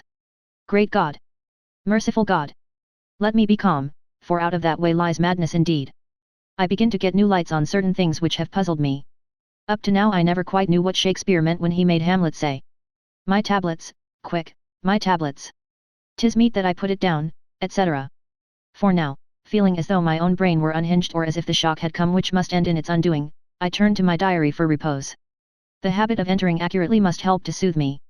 The Count's mysterious warning frightened me at the time, it frightens me more now when I think of it, for in future he has a fearful hold upon me. I shall fear to doubt what he may say. When I had written in my diary and had fortunately replaced the book and pen in my pocket I felt sleepy. The Count's warning came into my mind, but I took a pleasure in disobeying it. The sense of sleep was upon me, and with it the obstinacy which sleep brings as outrider. The soft moonlight soothed, and the wide expanse without gave a sense of freedom which refreshed me. I determined not to return tonight to the gloom-haunted rooms, but to sleep here, where, of old, ladies had sat and sung and lived sweet lives whilst their gentle breasts were sad for their menfolk away in the midst of remorseless wars. I drew a great couch out of its place near the corner, so that as I lay, I could look at the lovely view to east and south, and unthinking of and uncaring for the dust, composed myself for sleep. I suppose I must have fallen asleep, I hope so, but I fear, for all that followed was startlingly real, so real that now sitting here in the broad, full sunlight of the morning, I cannot in the least believe that it was all sleep. I was not alone. The room was the same, unchanged in any way since I came into it. I could see along the floor, in the brilliant moonlight, my own footsteps marked where I had disturbed the long accumulation of dust. In the moonlight opposite me were 3 young women, ladies by their dress and manner. I thought at the time that I must be dreaming when I saw them, for, though the moonlight was behind them, they threw no shadow on the floor. They came close to me, and looked at me for some time, and then whispered together. 2 were dark, and had high aquiline noses, like the Count, and great dark, piercing eyes that seemed to be almost red when contrasted with the pale yellow moon. The other was fair as can be, with great wavy masses of golden hair and eyes like pale sapphires. I seemed somehow to know her face, and to know it in connection with some dreamy fear, but I could not recollect at the moment how or where. All 3 had brilliant white teeth that shone like pearls against the ruby of their voluptuous lips. There was something about them that made me uneasy, some longing and at the same time some deadly fear. I felt in my heart a wicked, burning desire that they would kiss me with those red lips. It is not good to note this down, lest some day it should meet Mina's eyes and cause her pain, but it is the truth. They whispered together, and then they all 3 laughed, such a silvery, musical laugh, but as hard as though the sound never could have come through the softness of human lips. It was like the intolerable, tingling sweetness of water glasses when played on by a cunning hand. The fair girl shook her head coquettishly, and the other 2 urged her on. One said, "Go on. You are first, and we shall follow," yours is the right to begin. The other added. He is young and strong, there are kisses for us all. I lay quiet, looking out under my eyelashes in an agony of delightful anticipation. The fair girl advanced and bent over me till I could feel the movement of her breath upon me. Sweet it was in one sense, honey sweet, and sent the same tingling through the nerves as her voice, but with a bitter underlying the sweet, a bitter offensiveness, as one smells in blood. I was afraid to raise my eyelids, but looked out and saw perfectly under the lashes. The girl went on her knees, and bent over me, simply gloating. There was a deliberate voluptuousness which was both thrilling and repulsive, and as she arched her neck she actually licked her lips like an animal, till I could see in the moonlight the moisture shining on the scarlet lips and on the red tongue as it lapped the white sharp teeth. Lower and lower went her head as the lips went below the range of my mouth and chin and seemed about to fasten on my throat. Then she paused, and I could hear the churning sound of her tongue as it licked her teeth and lips, and could feel the hot breath on my neck. Then the skin of my throat began to tingle as one's flesh does when the hand that is to tickle it approaches nearer, nearer.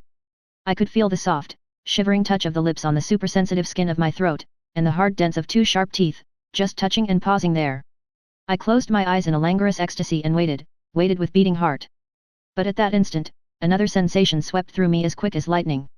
I was conscious of the presence of the Count, and of his being as if lapped in a storm of fury.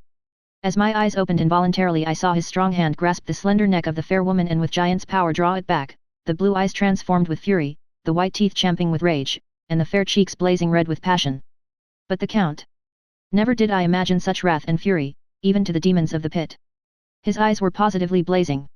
The red light in them was lurid, as if the flames of hellfire blazed behind them. His face was deathly pale, and the lines of it were hard like drawn wires, the thick eyebrows that met over the nose now seemed like a heaving bar of white-hot metal. With a fierce sweep of his arm, he hurled the woman from him, and then motioned to the others, as though he were beating them back. It was the same imperious gesture that I had seen used to the wolves. In a voice which, though low and almost in a whisper seemed to cut through the air and then ring round the room he said. How dare you touch him, any of you? How dare you cast eyes on him when I had forbidden it? Back, I tell you all. This man belongs to me. Beware how you meddle with him, or you'll have to deal with me. The fair girl, with a laugh of ribald coquetry, turned to answer him. You yourself never loved, you never love. On this the other women joined, and such a mirthless, hard, soulless laughter rang through the room that it almost made me faint to hear. It seemed like the pleasure of fiends. Then the Count turned, after looking at my face attentively, and said in a soft whisper. Yes, I too can love, you yourselves can tell it from the past. Is it not so? Well, now I promise you that when I am done with him you shall kiss him at your will. Now go. Go. I must awaken him, for there is work to be done. Are we to have nothing tonight, said one of them, with a low laugh, as she pointed to the bag which he had thrown upon the floor, and which moved as though there were some living thing within it. For answer he nodded his head.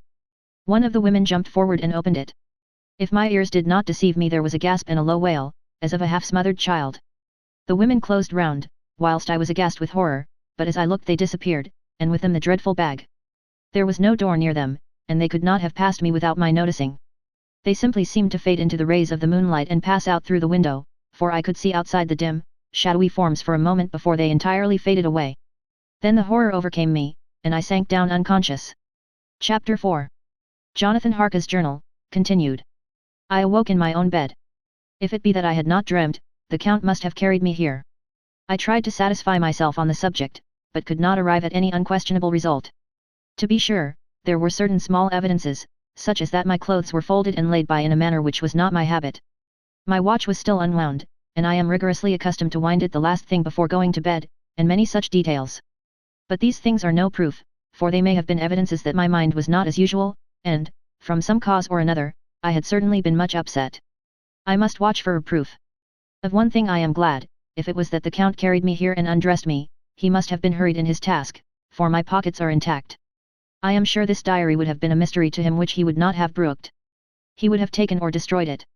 As I look round this room, although it has been to me so full of fear, it is now a sort of sanctuary, for nothing can be more dreadful than those awful women, who are, waiting to suck my blood. 18 May, I have been down to look at that room again in daylight, for I must know the truth. When I got to the doorway at the top of the stairs I found it closed. It had been so forcibly driven against the jamb that part of the woodwork was splintered. I could see that the bolt of the lock had not been shot, but the door is fastened from the inside. I fear it was no dream, and must act on this surmise. 19 May, I am surely in the toils. Last night the Count asked me in the suavest tones to write 3 letters, one saying that my work here was nearly done, and that I should start for home within a few days, another that I was starting on the next morning from the time of the letter, and the third that I had left the castle and arrived at Bist Ritz. I would fain have rebelled, but felt that in the present state of things it would be madness to quarrel openly with the Count whilst I am so absolutely in his power, and to refuse would be to excite his suspicion and to arouse his anger. He knows that I know too much, and that I must not live, lest I be dangerous to him. My only chance is to prolong my opportunities. Something may occur which will give me a chance to escape. I saw in his eyes something of that gathering wrath which was manifest when he hurled that fair woman from him. He explained to me that posts were few and uncertain, and that my writing now would ensure ease of mind to my friends, and he assured me with so much impressiveness that he would countermand the later letters, which would be held over at Bist Ritz until due time in case chance would admit of my prolonging my stay, that to oppose him would have been to create new suspicion. I therefore pretended to fall in with his views, and asked him what dates I should put on the letters. He calculated a minute, and then said, "The first should be June 12th, the second June 19th, and the third June 29. I know now the span of my life. God help me. 28 May, there is a chance of escape, or at any rate of being able to send word home. A band of Zgani have come to the castle, and are encamped in the courtyard. These Zgani are gypsies, I have notes of them in my book. They are peculiar to this part of the world, though allied to the ordinary gypsies all the world over. There are thousands of them in Hungary and Transylvania, who are almost outside all law. They attach themselves as a rule to some great noble or boyar, and call themselves by his name. They are fearless and without religion, save superstition, and they talk only their own varieties of the Romany tongue. I shall write some letters home, and shall try to get them to have them posted. I have already spoken them through my window to begin acquaintanceship. They took their hats off and made obeisance and many signs, which, however, I could not understand any more than I could their spoken language. I have written the letters. Mina's is in shorthand, and I simply ask Mr. Hawkins to communicate with her. To her I have explained my situation, but without the horrors which I may only surmise. It would shock and frighten her to death were I to expose my heart to her. Should the letters not carry, then the Count shall not yet know my secret or the extent of my knowledge. I have given the letters, I threw them through the bars of my window with a gold piece, and made what signs I could to have them posted. The man who took them pressed them to his heart and bowed, and then put them in his cap. I could do no more. I stole back to the study, and began to read. As the Count did not come in, I have written here. The Count has come. He sat down beside me, and said in his smoothest voice as he opened two letters. The Zgani has given me these, of which, though I know not whence they come, I shall, of course, take care. See, he must have looked at it, one is from you, and to my friend Peter Hawkins, the other, here he caught sight of the strange symbols as he opened the envelope, and the dark look came into his face, and his eyes blazed wickedly, the other is a vile thing, an outrage upon friendship and hospitality. It is not signed. Well. So it cannot matter to us. And he calmly held letter and envelope in the flame of the lamp till they were consumed. Then he went on. The letter to Hawkins, that I shall, of course, send on, since it is yours. Your letters are sacred to me. Your pardon, my friend, that unknowingly I did break the seal. Will you not cover it again?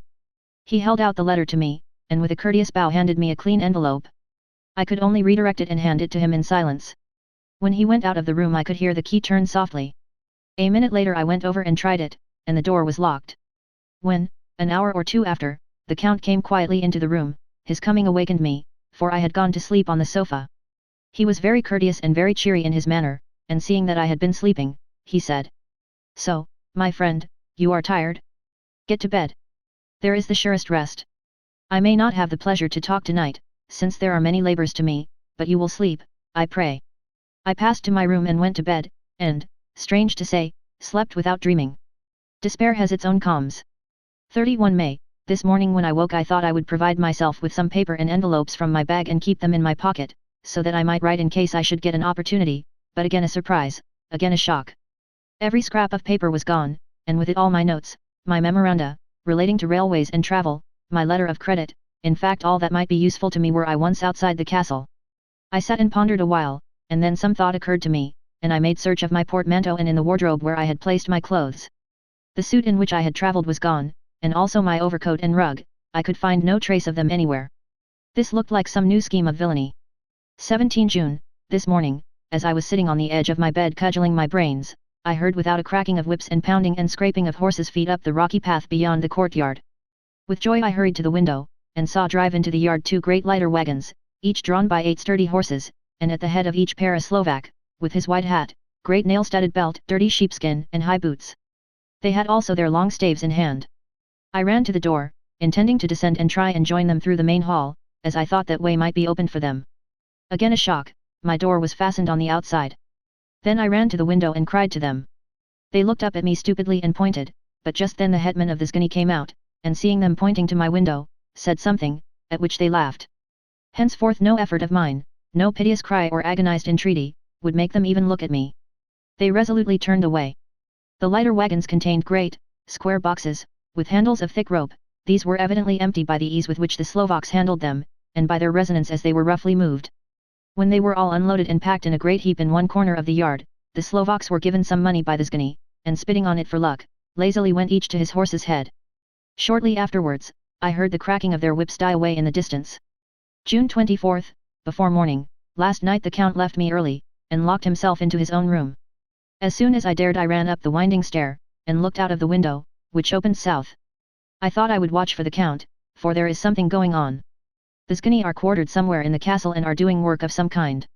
I know it, for now and then I hear a faraway muffled sound as of mattock and spade, and, whatever it is, it must be the end of some ruthless villainy.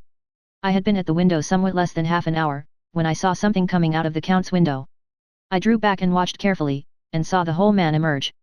It was a new shock to me to find that he had on the suit of clothes which I had worn whilst travelling here, and slung over his shoulder the terrible bag which I had seen the women take away. There could be no doubt as to his quest, and in my garb, too. This, then, is his new scheme of evil, that he will allow others to see me, as they think, so that he may both leave evidence that I have been seen in the towns or villages posting my own letters, and that any wickedness which he may do shall by the local people be attributed to me. It makes me rage to think that this can go on, and whilst I am shut up here, a veritable prisoner, but without that protection of the law which is even a criminal's right and consolation.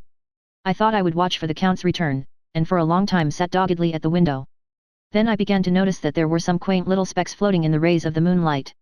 They were like the tiniest grains of dust, and they whirled round and gathered in clusters in a nebulous sort of way. I watched them with a sense of soothing, and a sort of calm stole over me. I leaned back in the embrasure in a more comfortable position, so that I could enjoy more fully the aerial gambling. Something made me start up, a low, piteous howling of dogs somewhere far below in the valley, which was hidden from my sight. Louder it seemed to ring in my ears, and the floating motes of dust to take new shapes to the sound as they danced in the moonlight.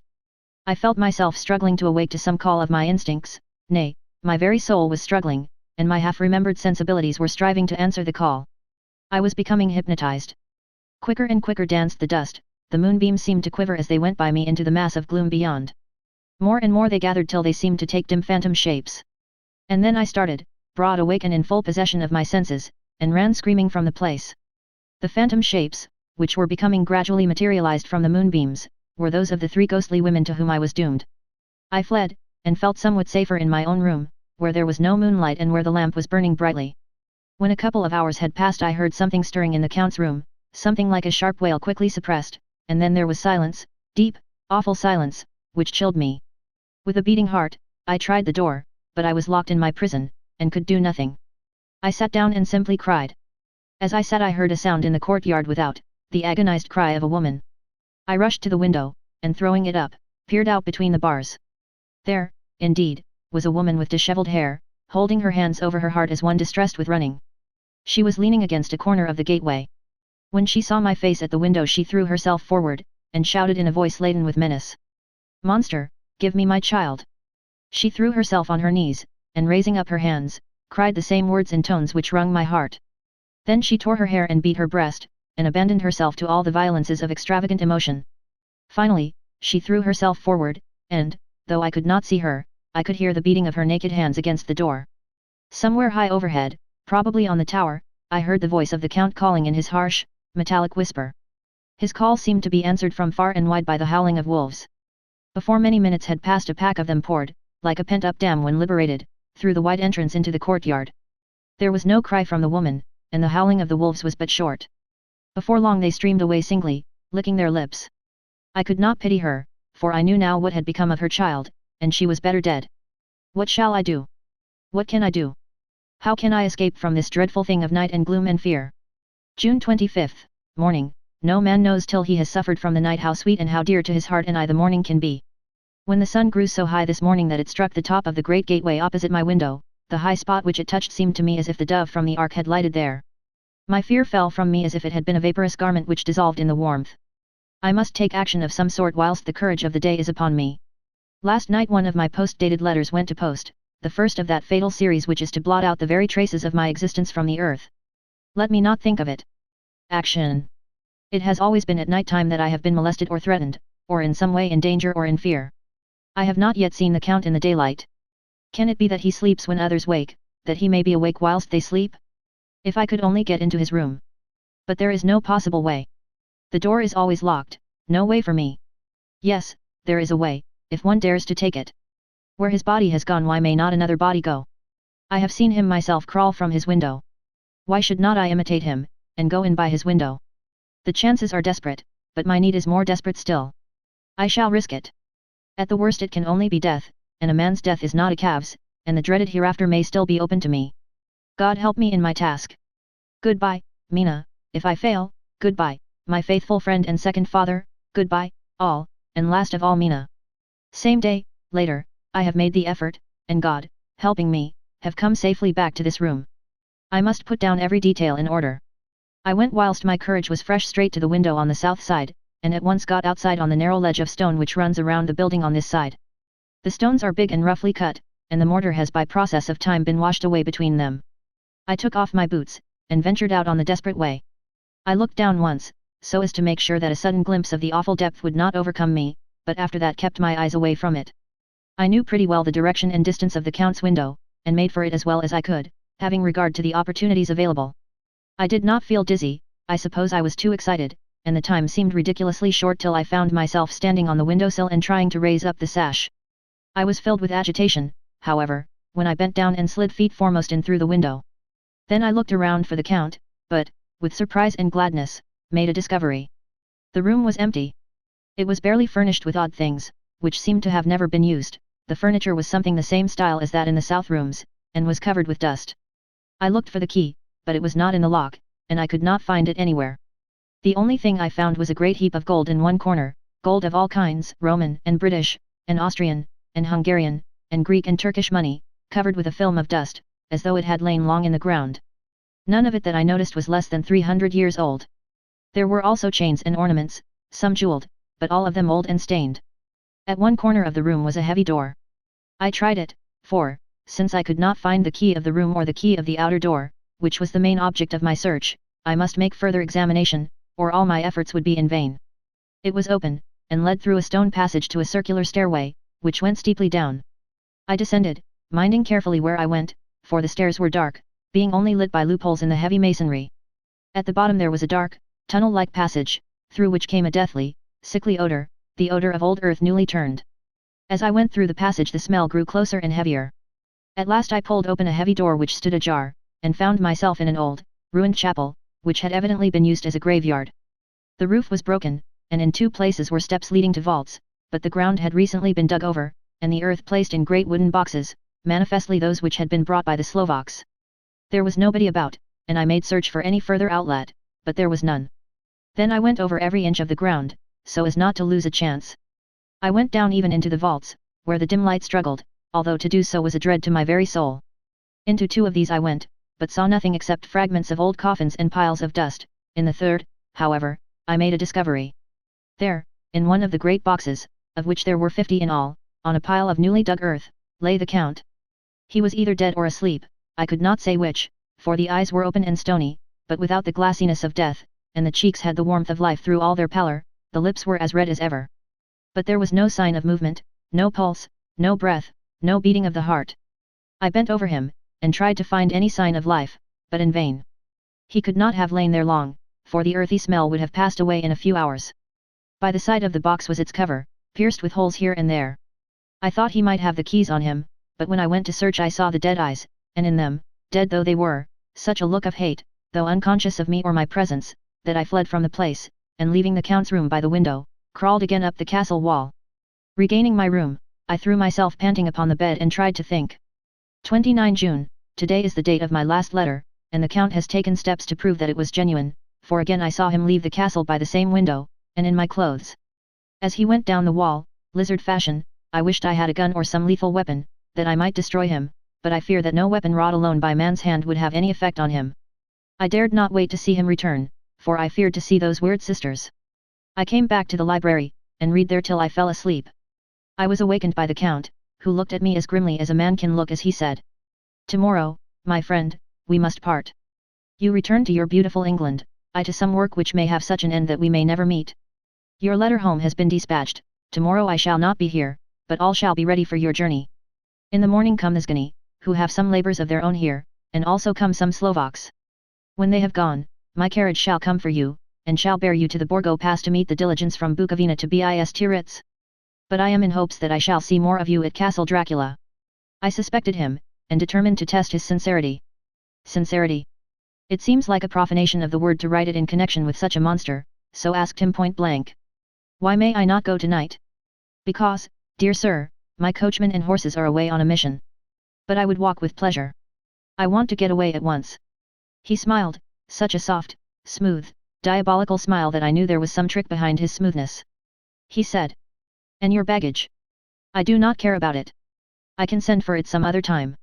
The Count stood up, and said, with a sweet courtesy which made me rub my eyes, it seemed so real. You English have a saying which is close to my heart, for its spirit is that which rules our boyars, welcome the coming, speed the parting guest. Come with me, my dear young friend. Not an hour shall you wait in my house against your will, though sad am I at your going, and that you so suddenly desire it. Come. With a stately gravity, he, with the lamp, preceded me down the stairs and along the hall. Suddenly he stopped. Hark! Close at hand came the howling of many wolves. It was almost as if the sound sprang up at the rising of his hand, just as the music of a great orchestra seems to leap under the baton of the conductor. After a pause of a moment, he proceeded, in his stately way, to the door, drew back the ponderous bolts, unhooked the heavy chains, and began to draw it open. To my intense astonishment I saw that it was unlocked. Suspiciously, I looked all round, but could see no key of any kind. As the door began to open, the howling of the wolves without grew louder and angrier, their red jaws, with champing teeth, and their blunt-clawed feet as they leaped, came in through the opening door. I knew then that to struggle at the moment against the Count was useless. With such allies as these at his command, I could do nothing. But still the door continued slowly to open, and only the Count's body stood in the gap. Suddenly it struck me that this might be the moment and means of my doom, I was to be given to the wolves, and at my own instigation.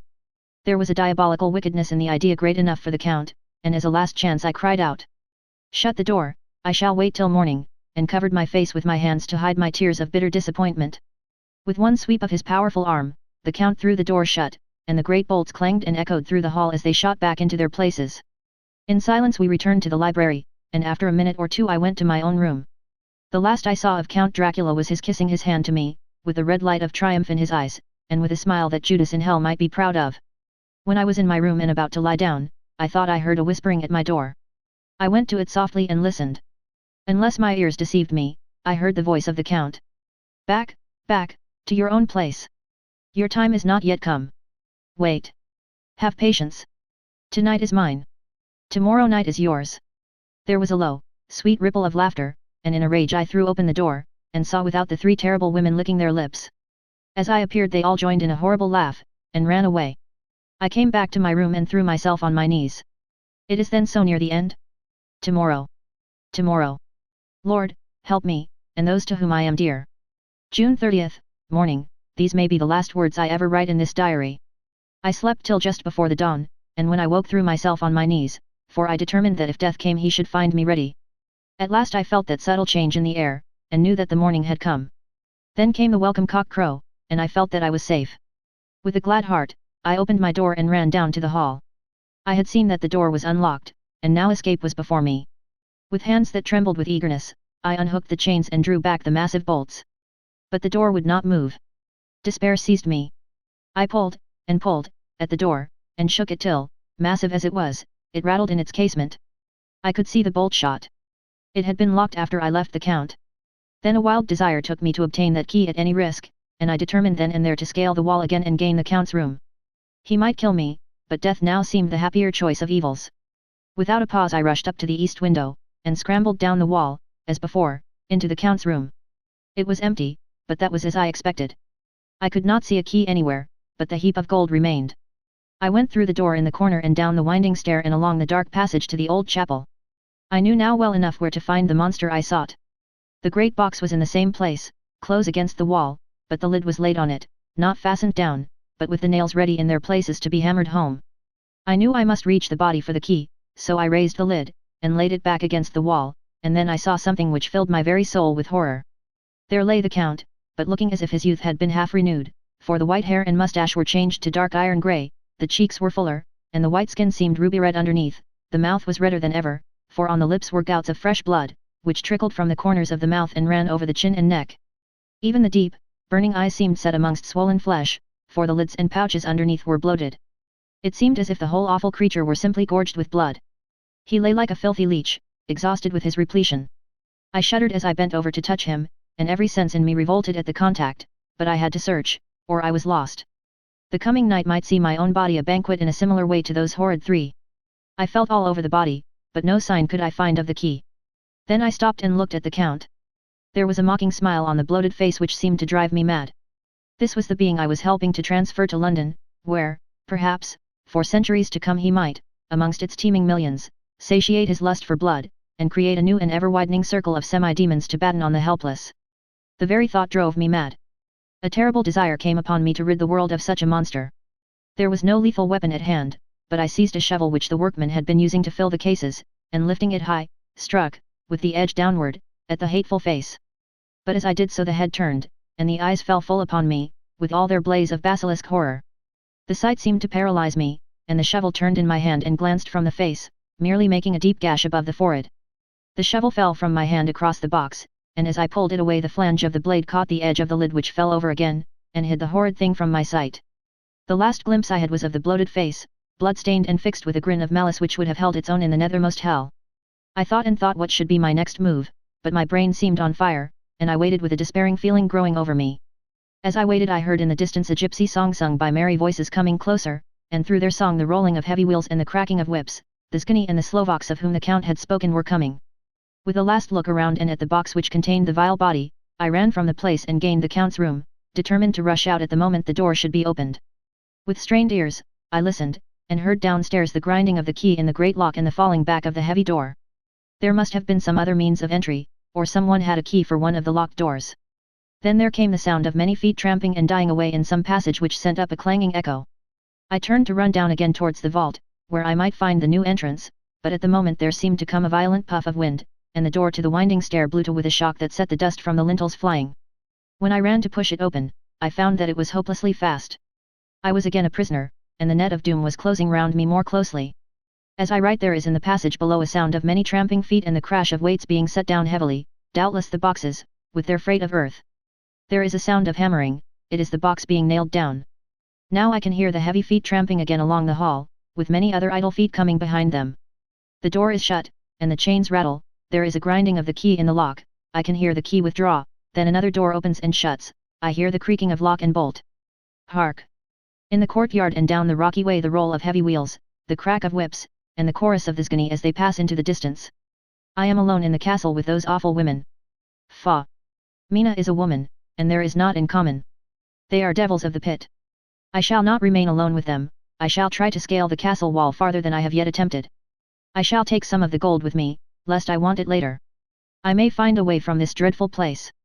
And then away for home. Away to the quickest and nearest train. Away from this cursed spot, from this cursed land, where the devil and his children still walk with earthly feet. At least God's mercy is better than that of these monsters, and the precipice is steep and high. At its foot a man may sleep, as a man. Goodbye, all. Mina. Chapter 5. Letter from Miss Mina Murray to Miss Lucy Westenra. 9 May. My dearest Lucy. Forgive my long delay in writing, but I have been simply overwhelmed with work. The life of an assistant schoolmistress is sometimes trying. I am longing to be with you, and by the sea, where we can talk together freely and build our castles in the air.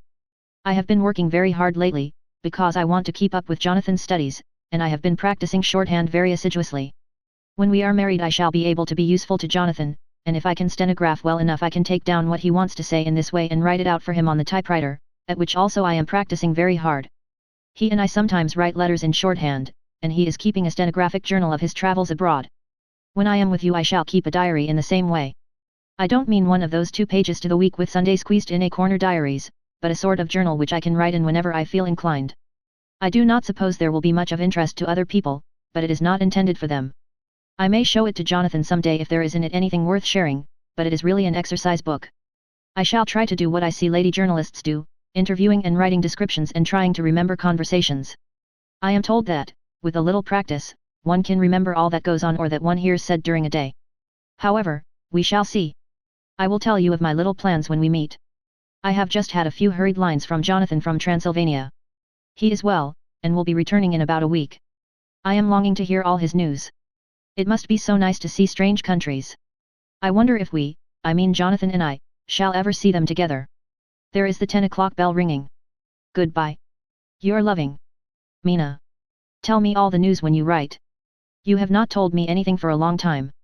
I hear rumors, and especially of a tall, handsome, curly-haired man. Letter, Lucy Westenra to Mina Murray. 17, Chatham Street. Wednesday. My dearest Mina. I must say you tax me very unfairly with being a bad correspondent. I wrote to you twice since we parted, and your last letter was only your second. Besides, I have nothing to tell you. There is really nothing to interest you. Town is very pleasant just now, and we go a good deal to picture galleries and for walks and rides in the park. As to the tall, curly-haired man, I suppose it was the one who was with me at the last pop. Someone has evidently been telling tales. That was Mr. Holmwood. He often comes to see us, and he and Mama get on very well together. They have so many things to talk about in common. We met some time ago a man that would just do for you, if you were not already engaged to Jonathan. He is an excellent party, being handsome, well off, and of good birth. He is a doctor and really clever. Just fancy. He is only 29, and he has an immense lunatic asylum all under his own care. Mr. Holmwood introduced him to me, and he called here to see us, and often comes now. I think he is one of the most resolute men I ever saw, and yet the most calm. He seems absolutely imperturbable. I can fancy what a wonderful power he must have over his patients. He has a curious habit of looking one straight in the face, as if trying to read one's thoughts. He tries this on very much with me, but I flatter myself he has got a tough nut to crack. I know that from my glass. Do you ever try to read your own face? I do, and I can tell you it is not a bad study, and gives you more trouble than you can well fancy if you have never tried it.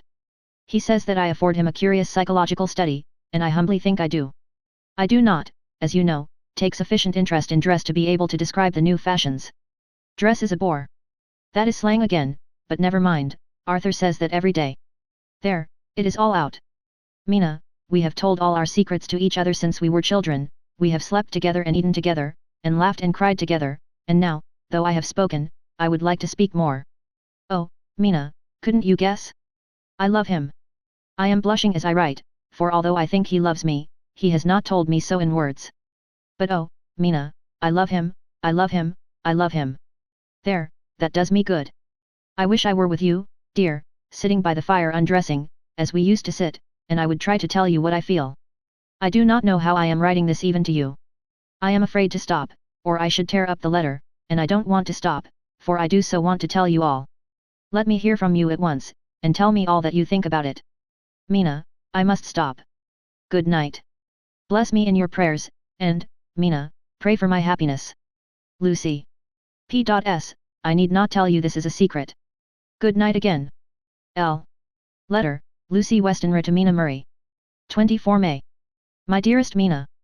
Thanks and thanks and thanks again for your sweet letter. It was so nice to be able to tell you and to have your sympathy. My dear, it never rains but it pours. How true the old proverbs are. Here am I, who shall be 20 in September, and yet I never had a proposal till today, not a real proposal, and today I have had 3. Just fancy. 3 proposals in one day. Isn't it awful? I feel sorry, really and truly sorry, for 2 of the poor fellows. Oh, Mina, I am so happy that I don't know what to do with myself.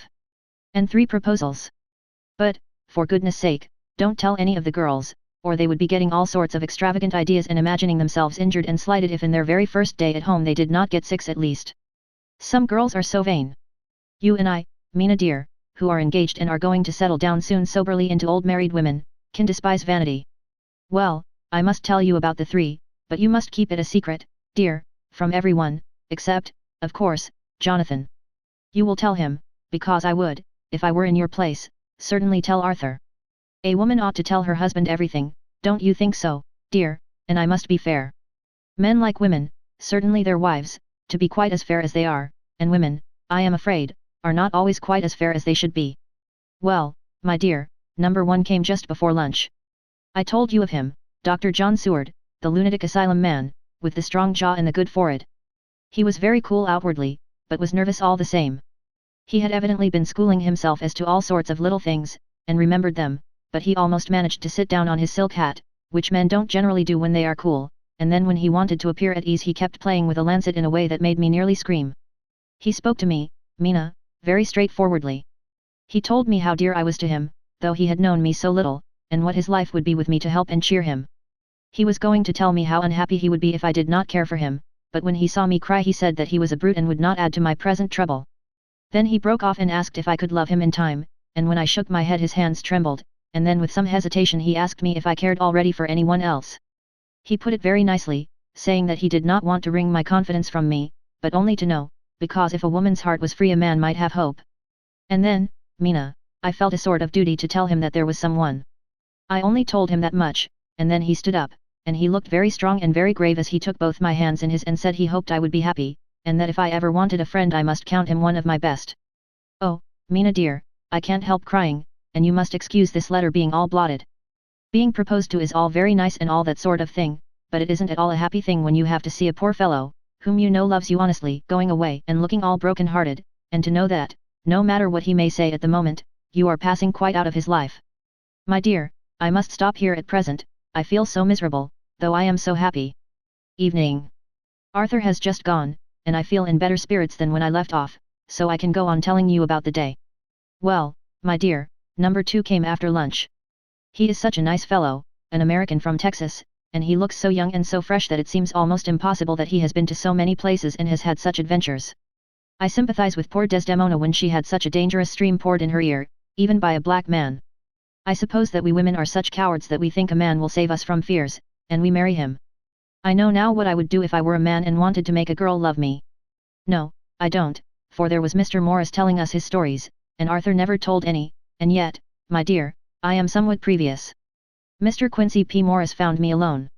It seems that a man always does find a girl alone. No, he doesn't, for Arthur tried twice to make a chance, and I helping him all I could. I am not ashamed to say it now.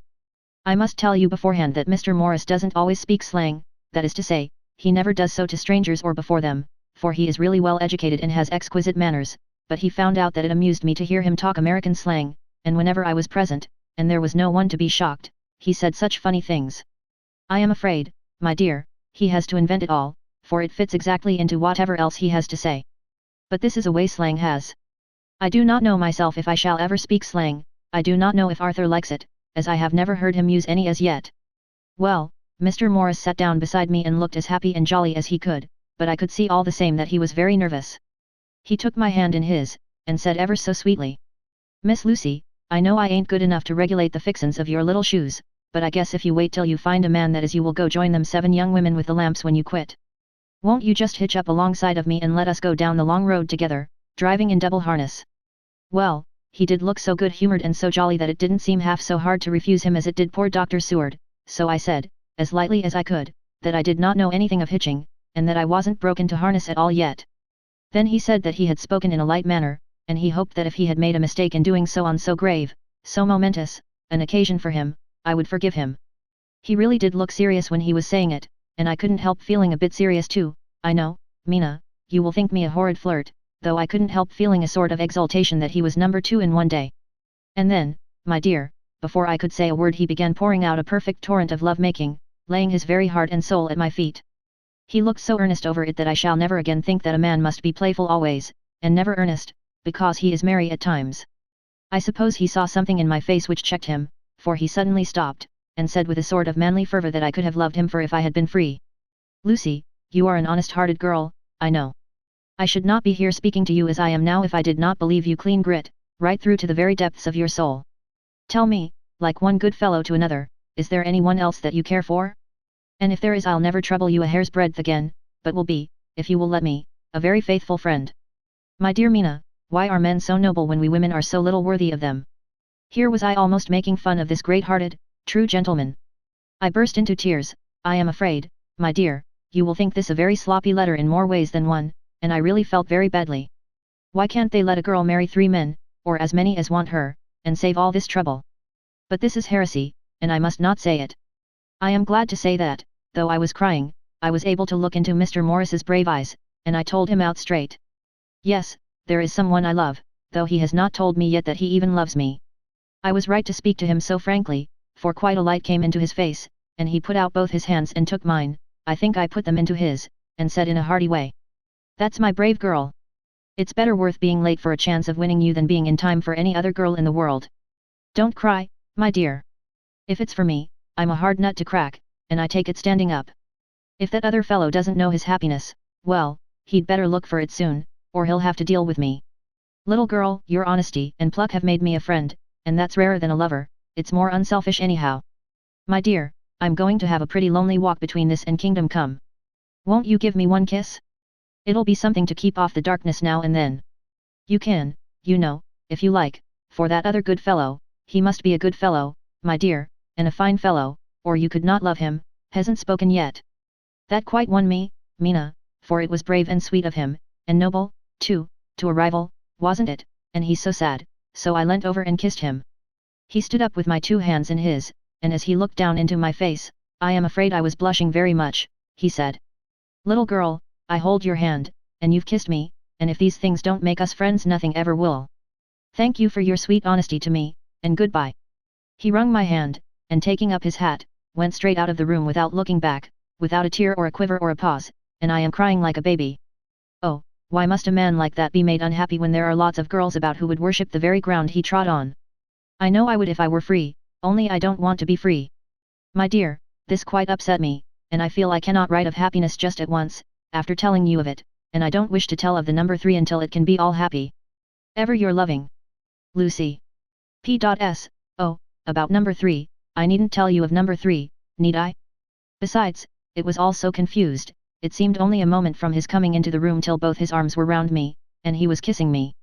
I am very, very happy, and I don't know what I have done to deserve it. I must only try in the future to show that I am not ungrateful to God for all his goodness to me in sending to me such a lover, such a husband, and such a friend. Goodbye. Dr. Seward's Diary. Kept in phonograph. 25 May, ebbtide in appetite today. Cannot eat, cannot rest, so diary instead. Since my rebuff of yesterday I have a sort of empty feeling, nothing in the world seems of sufficient importance to be worth the doing. As I knew that the only cure for this sort of thing was work, I went down amongst the patients. I picked out one who has afforded me a study of much interest. He is so quaint that I am determined to understand him as well as I can. Today I seemed to get nearer than ever before to the heart of his mystery. I questioned him more fully than I had ever done, with a view to making myself master of the facts of his hallucination. In my manner of doing it there was, I now see, something of cruelty. I seemed to wish to keep him to the point of his madness, a thing which I avoid with the patients as I would the mouth of hell. Under what circumstances would I not avoid the pit of hell? Omnia Romi venalia sunt. Hell has its price. Verb. Sap. If there be anything behind this instinct it will be valuable to trace it afterwards accurately, so I had better commence to do so, therefore. R. M. Renfield, I. Toddy's 59, sanguine temperament, great physical strength, morbidly excitable, periods of gloom, ending in some fixed idea which I cannot make out. I presume that the sanguine temperament itself and the disturbing influence end in a mentally accomplished finish, a possibly dangerous man, probably dangerous if unselfish. In selfish men caution is as secure an armor for their foes as for themselves. What I think of on this point is, when self is the fixed point the centripetal force is balanced with the centrifugal, when duty, a cause, etc., is the fixed point, the latter force is paramount, and only accident or a series of accidents can balance it. Letter, Quincy P. Morris to Hon. Arthur Holmwood. 25 May. My dear Art. We've told yarns by the campfire in the prairies, and dressed one another's wounds after trying a landing at the Marquesas, and drunk healths on the shore of Titicaca. There are more yarns to be told, and other wounds to be healed, and another health to be drunk. Won't you let this be at my campfire tomorrow night? I have no hesitation in asking you, as I know a certain lady is engaged to a certain dinner party, and that you are free. There will only be one other, our old pal at the Korea, Jack Seward. He's coming, too, and we both want to mingle our weeps over the wine cup, and to drink a health with all our hearts to the happiest man in all the wide world, who has won the noblest heart that God has made and the best worth winning. We promise you a hearty welcome, and a loving greeting, and a health as true as your own right hand. We shall both swear to leave you at home if you drink too deep to a certain pair of eyes. Come. Yours, as ever and always. Quincy P. Morris. Telegram from Arthur Holmwood to Quincy P. Morris. 26 May. Count me in every time. I bear messages which will make both your ears tingle. Art. Chapter 6. Mina Murray's Journal. July 24th. Whitby, Lucy met me at the station, looking sweeter and lovelier than ever, and we drove up to the house at the Crescent in which they have rooms. This is a lovely place. The little river, the Esk, runs through a deep valley, which broadens out as it comes near the harbour. A great viaduct runs across, with high piers, through which the view seems somehow further away than it really is. The valley is beautifully green, and it is so steep that when you are on the high land on either side you look right across it, unless you are near enough to see down. The houses of the old town, the side away from us, are all red-roofed, and seem piled up one over the other anyhow, like the pictures we see of Nuremberg. Right over the town is the ruin of Whitby Abbey, which was sacked by the Danes, and which is the scene of part of Marmion, where the girl was built up in the wall. It is a most noble ruin, of immense size, and full of beautiful and romantic bits. There is a legend that a white lady is seen in one of the windows. Between it and the town there is another church, the parish one, round which is a big graveyard, all full of tombstones. This is to my mind the nicest spot in Whitby, for it lies right over the town, and has a full view of the harbour and all up the bay to where the headland called Kettleness stretches out into the sea. It descends so steeply over the harbour that part of the bank has fallen away, and some of the graves have been destroyed. In one place part of the stonework of the graves stretches out over the sandy pathway far below. There are walks, with seats beside them, through the churchyard, and people go and sit there all day long looking at the beautiful view and enjoying the breeze. I shall come and sit here very often myself and work. Indeed, I am writing now, with my book on my knee, and listening to the talk of 3 old men who are sitting beside me.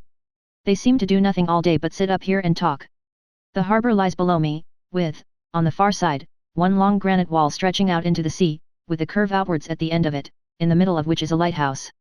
A heavy sea wall runs along outside of it. On the near side, the sea wall makes an elbow crooked inversely, and its end too has a lighthouse.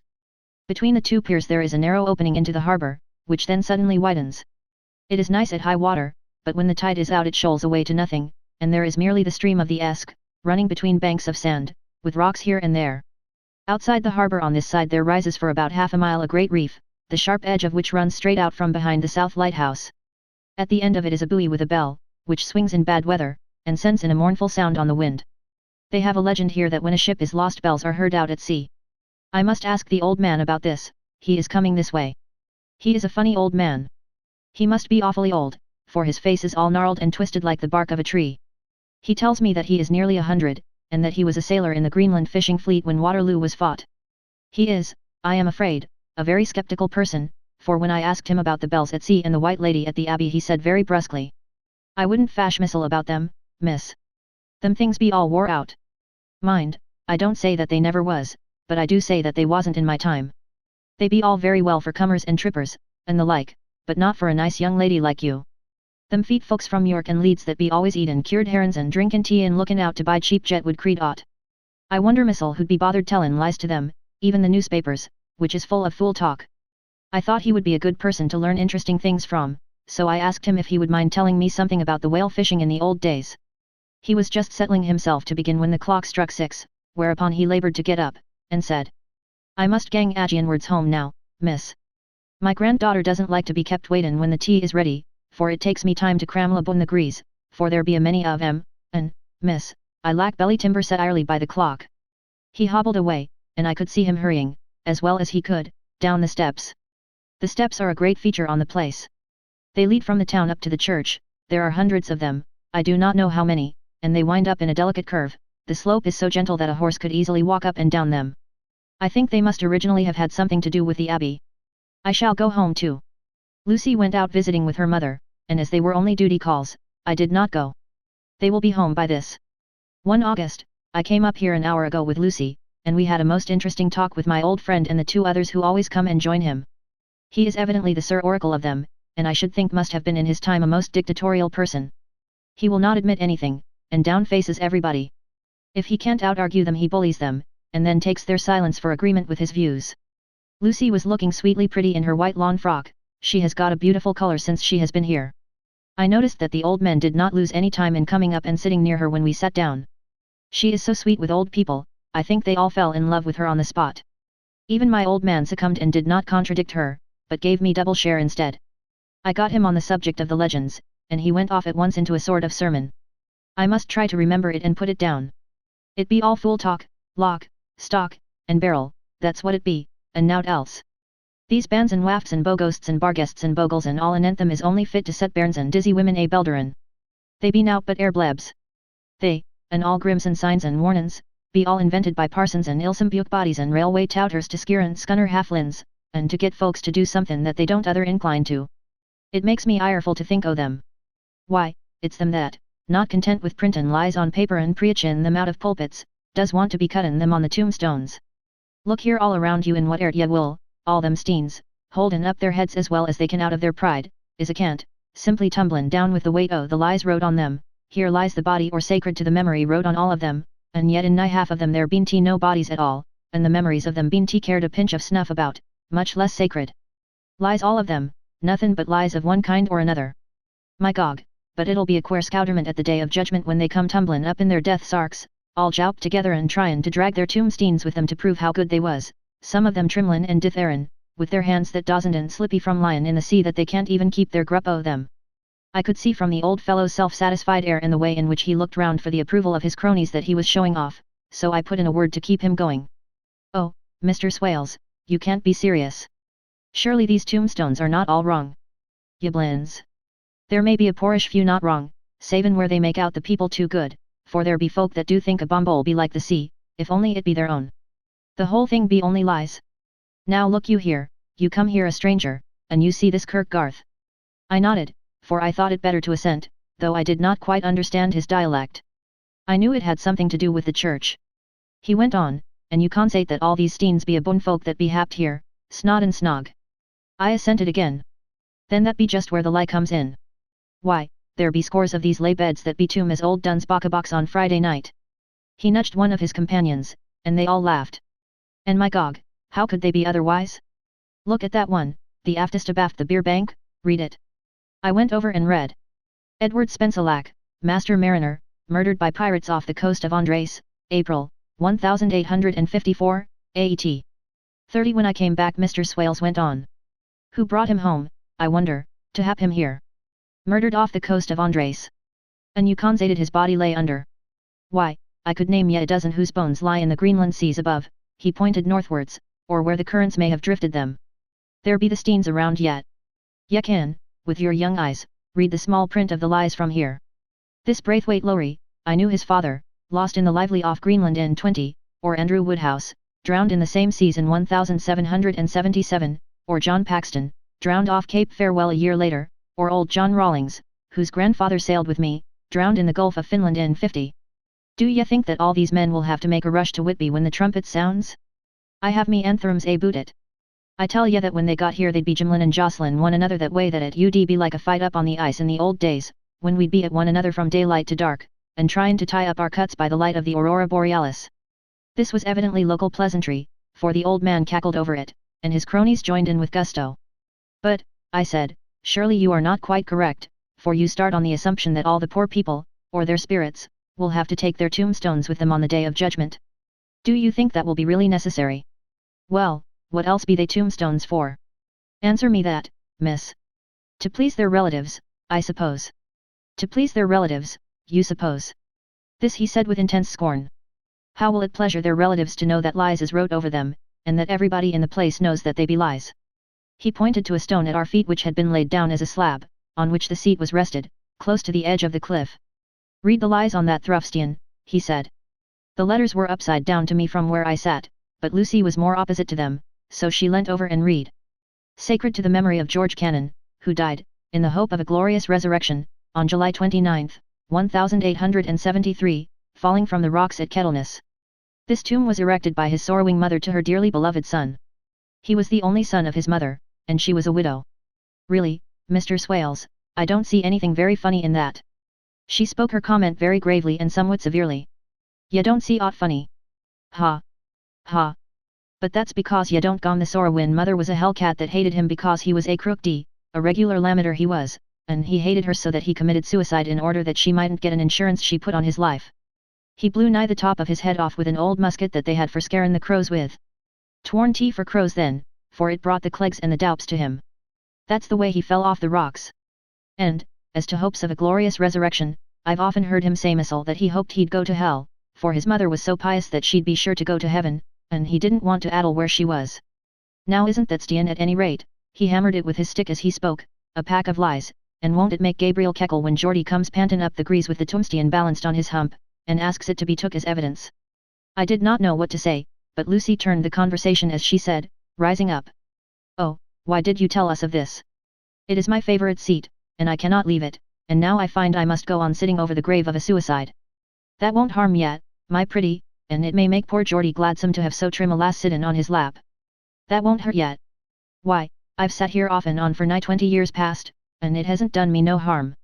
Don't ye fash about them as lies under yet, or that doesn't lie there either. It'll be time for ye to be getting scart when ye see the tombstones all run away with, and the place as bare as a stubble field. There's the clock, and I must gang. My service to ye, ladies. And off he hobbled. Lucy and I sat a while, and it was all so beautiful before us that we took hands as we sat, and she told me all over again about Arthur and their coming marriage.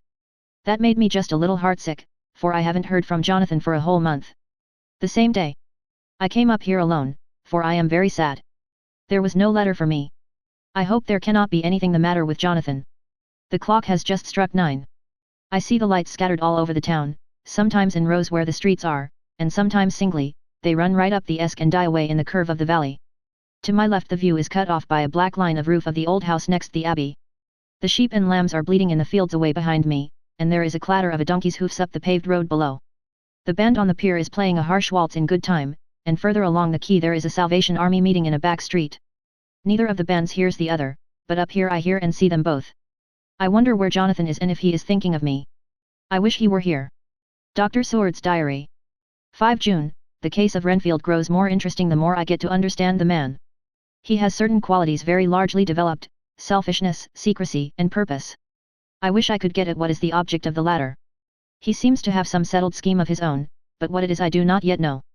His redeeming quality is a love of animals, though, indeed, he has such curious turns in it that I sometimes imagine he is only abnormally cruel. His pets are of odd sorts. Just now his hobby is catching flies. He has at present such a quantity that I have had myself to expostulate.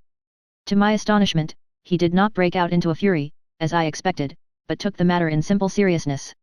He thought for a moment, and then said, "May I have 3 days? I shall clear them away." Of course, I said that would do. I must watch him. 18 June, he has turned his mind now to spiders, and has got several very big fellows in a box. He keeps feeding them with his flies, and the number of the latter is becoming sensibly diminished, although he has used half his food in attracting more flies from outside to his room. 1 July, his spiders are now becoming as great a nuisance as his flies, and today I told him that he must get rid of them. He looked very sad at this, so I said that he must clear out some of them, at all events. He cheerfully acquiesced in this, and I gave him the same time as before for reduction. He disgusted me much while with him, for when a horrid blowfly, bloated with some carrion food, buzzed into the room, he caught it, held it exultantly for a few moments between his finger and thumb, and, before I knew what he was going to do, put it in his mouth and ate it. I scolded him for it, but he argued quietly that it was very good and very wholesome, that it was life, strong life, and gave life to him. This gave me an idea, or the rudiment of one. I must watch how he gets rid of his spiders. He has evidently some deep problem in his mind, for he keeps a little notebook in which he is always jotting down something. Whole pages of it are filled with masses of figures, generally single numbers added up in batches, and then the totals added in batches again, as though he were focusing some account, as the auditors put it. 8 July, there is a method in his madness, and the rudimentary idea in my mind is growing. It will be a whole idea soon, and then, oh, unconscious cerebration. You will have to give the wall to your conscious brother. I kept away from my friend for a few days, so that I might notice if there were any change. Things remain as they were except that he has parted with some of his pets and got a new one. He has managed to get a sparrow, and has already partially tamed it. His means of taming is simple, for already the spiders have diminished. Those that do remain, however, are well fed, for he still brings in the flies by tempting them with his food. 19 July, we are progressing. My friend has now a whole colony of sparrows, and his flies and spiders are almost obliterated. When I came in he ran to me and said he wanted to ask me a great favor, a very, very great favor, and as he spoke he fawned on me like a dog. I asked him what it was, and he said, with a sort of rapture in his voice and bearing, "A kitten, a nice little, sleek playful kitten, that I can play with, and teach, and feed, and feed, and feed."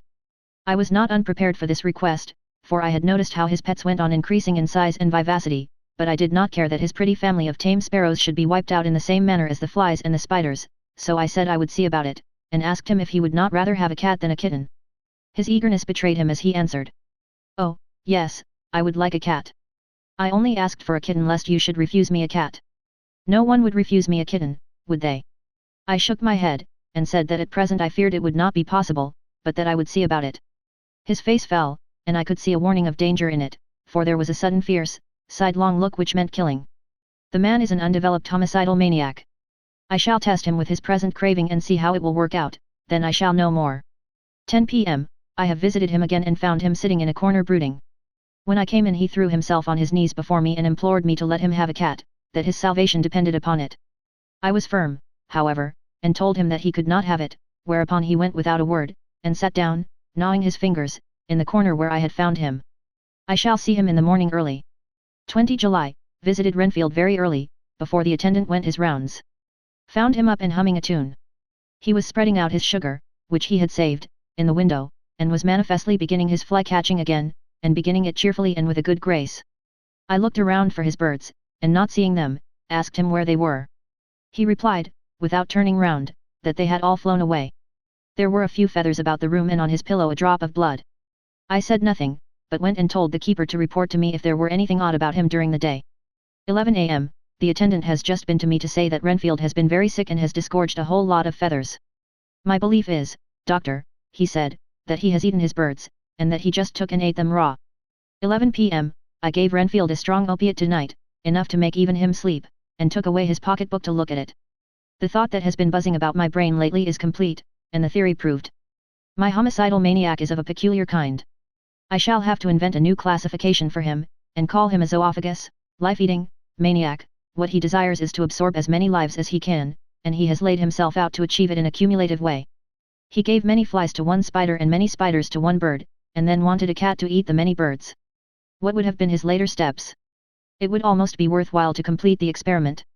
It might be done if there were only a sufficient cause. Men sneered at vivisection, and yet look at its results today. Why not advance science in its most difficult and vital aspect, the knowledge of the brain? Had I even the secret of one such mind, did I hold the key to the fancy of even one lunatic, I might advance my own branch of science to a pitch compared with which Burton Sanderson's physiology or Ferrier's brain knowledge would be as nothing. If only there were a sufficient cause. I must not think too much of this, or I may be tempted. A good cause might turn the scale with me, for may not I too be of an exceptional brain, congenitally? How well the man reasoned, lunatics always do within their own scope. I wonder at how many lives he values a man, or if at only one. He has closed the account most accurately, and today begun a new record. How many of us begin a new record with each day of our lives? To me it seems only yesterday that my whole life ended with my new hope, and that truly I began a new record. So it will be until the great recorder sums me up and closes my ledger account with a balance to profit or loss. Oh, Lucy, Lucy, I cannot be angry with you, nor can I be angry with my friend whose happiness is yours, but I must only wait on hopeless and work. Work. Work. If I only could have as strong a cause as my poor mad friend there, a good, unselfish cause to make me work, that would be indeed happiness. Mina Murray's Journal. 26 July, I am anxious, and it soothes me to express myself here, it is like whispering to oneself and listening at the same time. And there is also something about the shorthand symbols that makes it different from writing. I am unhappy about Lucy and about Jonathan. I had not heard from Jonathan for some time, and was very concerned, but yesterday dear Mr. Hawkins, who is always so kind, sent me a letter from him. I had written asking him if he had heard, and he said the enclosed had just been received. It is only a line dated from Castle Dracula, and says that he is just starting for home. That is not like Jonathan, I do not understand it, and it makes me uneasy. Then, too, Lucy, although she is so well, has lately taken to her old habit of walking in her sleep. Her mother has spoken to me about it, and we have decided that I am to lock the door of our room every night. Mrs. Westenra has got an idea that sleepwalkers always go out on roofs of houses and along the edges of cliffs and then get suddenly wakened and fall over with a despairing cry that echoes all over the place. Poor dear, she is naturally anxious about Lucy, and she tells me that her husband, Lucy's father, had the same habit, that he would get up in the night and dress himself and go out, if he were not stopped. Lucy is to be married in the autumn, and she is already planning out her dresses and how her house is to be arranged. I sympathize with her, for I do the same, only Jonathan and I will start in life in a very simple way, and shall have to try to make both ends meet. Mr. Holmwood, he is the Hon. Arthur Holmwood, only son of Lord Godalming, is coming up here very shortly, as soon as he can leave town, for his father is not very well, and I think dear Lucy is counting the moments till he comes. She wants to take him up to the seat on the churchyard cliff and show him the beauty of Whitby. I dare say it is the waiting which disturbs her, she will be all right when he arrives. 27 July, no news from Jonathan. I am getting quite uneasy about him, though why I should I do not know, but I do wish that he would write, if it were only a single line. Lucy walks more than ever, and each night I am awakened by her moving about the room. Fortunately, the weather is so hot that she cannot get cold, but still the anxiety and the perpetually being wakened is beginning to tell on me, and I am getting nervous and wakeful myself. Thank God, Lucy's health keeps up. Mr. Holmwood has been suddenly called to ring to see his father, who has been taken seriously ill. Lucy frets at the postponement of seeing him, but it does not touch her looks. She is a trifle stouter, and her cheeks are a lovely rose pink. She has lost that anemic look which she had. I pray it will all last. 3 August, another week gone, and no news from Jonathan, not even to Mr. Hawkins, from whom I have heard. Oh, I do hope he is not ill. He surely would have written. I look at that last letter of his, but somehow it does not satisfy me. It does not read like him, and yet it is his writing. There is no mistake of that. Lucy has not walked much in her sleep the last week, but there is an odd concentration about her which I do not understand. Even in her sleep she seems to be watching me. She tries the door, and finding it locked, goes about the room searching for the key. 6 August, another 3 days, and no news. This suspense is getting dreadful. If I only knew where to write to or where to go to, I should feel easier, but no one has heard a word of Jonathan since that last letter. I must only pray to God for patience. Lucy is more excitable than ever, but is otherwise well. Last night was very threatening, and the fishermen say that we are in for a storm. I must try to watch it and learn the weather signs. Today is a grey day, and the sun as I write is hidden in thick clouds, high over Kettleness. Everything is grey, except the green grass, which seems like emerald amongst it, grey earthy rock, grey clouds, tinged with the sunburst at the far edge, hang over the grey sea, into which the sand points stretch like grey fingers. The sea is tumbling in over the shallows and the sandy flats with a roar, muffled in the sea mists drifting inland. The horizon is lost in a grey mist. All is vastness, the clouds are piled up like giant rocks, and there is a brool over the sea that sounds like some presage of doom. Dark figures are on the beach here and there, sometimes half shrouded in the mist, and seem men like trees walking. The fishing boats are racing for home and rise and dip in the ground swell as they sweep into the harbour, bending to the scuppers. Here comes old Mr. Swales. He is making straight for me, and I can see, by the way he lifts his hat, that he wants to talk. I have been quite touched by the change in the poor old man. When he sat down beside me, he said in a very gentle way, "I want to say something to you, miss." I could see he was not at ease, so I took his poor old wrinkled hand in mine and asked him to speak fully, so he said, leaving his hand in mine, "I'm afraid, my dearie, that I must have shocked you by all the wicked things I've been sayin' about the dead, and such like, for weeks past, but I didn't mean them, and I want ye to remember that when I'm gone. We AUD folks that be daffled, and with one foot abaft the crock hole, don't altogether like to think of it, and we don't want to feel scarred of it, and that's why I've took to makin' light of it, so that I'd cheer up my own heart a bit. But, Lord love ya, miss, I ain't afraid of dyin', not a bit, only I don't want to die if I can help it. My time must be nigh at hand now, for I be AUD, and 100 years is too much for any man to expect, and I'm so nigh it that the AUD man is already wet in his scythe. Ye see, I can't get out o' the habit of caffin about it all at once, the chaffs will wag as they be used to. Some day soon the angel of death will sound his trumpet for me. But don't ye dole and greet, my dearie, for he saw that I was crying, if he should come this very night I'd not refuse to answer his call. For life be, after all, only a waitin' for somethin' else than what we're doin', and death be all that we can rightly depend on. But I'm content, for it's common to me, my dearie, and common quick. It may be common while we be lookin' and wonderin'. Maybe it's in that wind out over the sea that's bringin' with it loss and wreck, and sore distress, and sad hearts. Look! Look!" he cried suddenly. "There's something in that wind and in the host beyond that sounds, and looks, and tastes, and smells like death. It's in the air, I feel it comin'. Lord, make me answer cheerful when my call comes." He held up his arms devoutly, and raised his hat. His mouth moved as though he were praying. After a few minutes' silence, he got up, shook hands with me, and blessed me, and said goodbye, and hobbled off. It all touched me, and upset me very much. I was glad when the Coast Guard came along, with his spyglass under his arm. He stopped to talk with me, as he always does, but all the time kept looking at a strange ship. "I can't make her out," he said, "she's a Russian, by the look of her, but she's knocking about in the queerest way. She doesn't know her mind a bit, she seems to see the storm coming, but can't decide whether to run up north in the open, or to put in here. Look there again. She is steered mighty strangely, for she doesn't mind the hand on the wheel, changes about with every puff of wind. We'll hear more of her before this time tomorrow. Chapter 7. Cutting from the Daily Graph, August 8th. Pasted in Mina Murray's journal. From a correspondent. Whitby. One of the greatest and suddenest storms on record has just been experienced here, with results both strange and unique. The weather had been somewhat sultry, but not to any degree uncommon in the month of August. Saturday evening was as fine as was ever known, and the great body of holidaymakers laid out yesterday for visits to Mulgrave Woods, Robin Hood's Bay, Rig Mill, Runswick, Staithes, and the various trips in the neighbourhood of Whitby. The steamers Emma and Scarborough made trips up and down the coast, and there was an unusual amount of tripping both to and from Whitby. The day was unusually fine till the afternoon, when some of the gossips who frequent the East Cliff churchyard, and from that commanding eminence watch the wide sweep of sea visible to the north and east, called attention to a sudden show of mare's tails high in the sky to the northwest. The wind was then blowing from the southwest in the mild degree which in barometrical language is ranked No. 2, light breeze. The Coast Guard on duty at once made report, and one old fisherman, who for more than half a century has kept watch on weather signs from the East Cliff, foretold in an emphatic manner the coming of a sudden storm.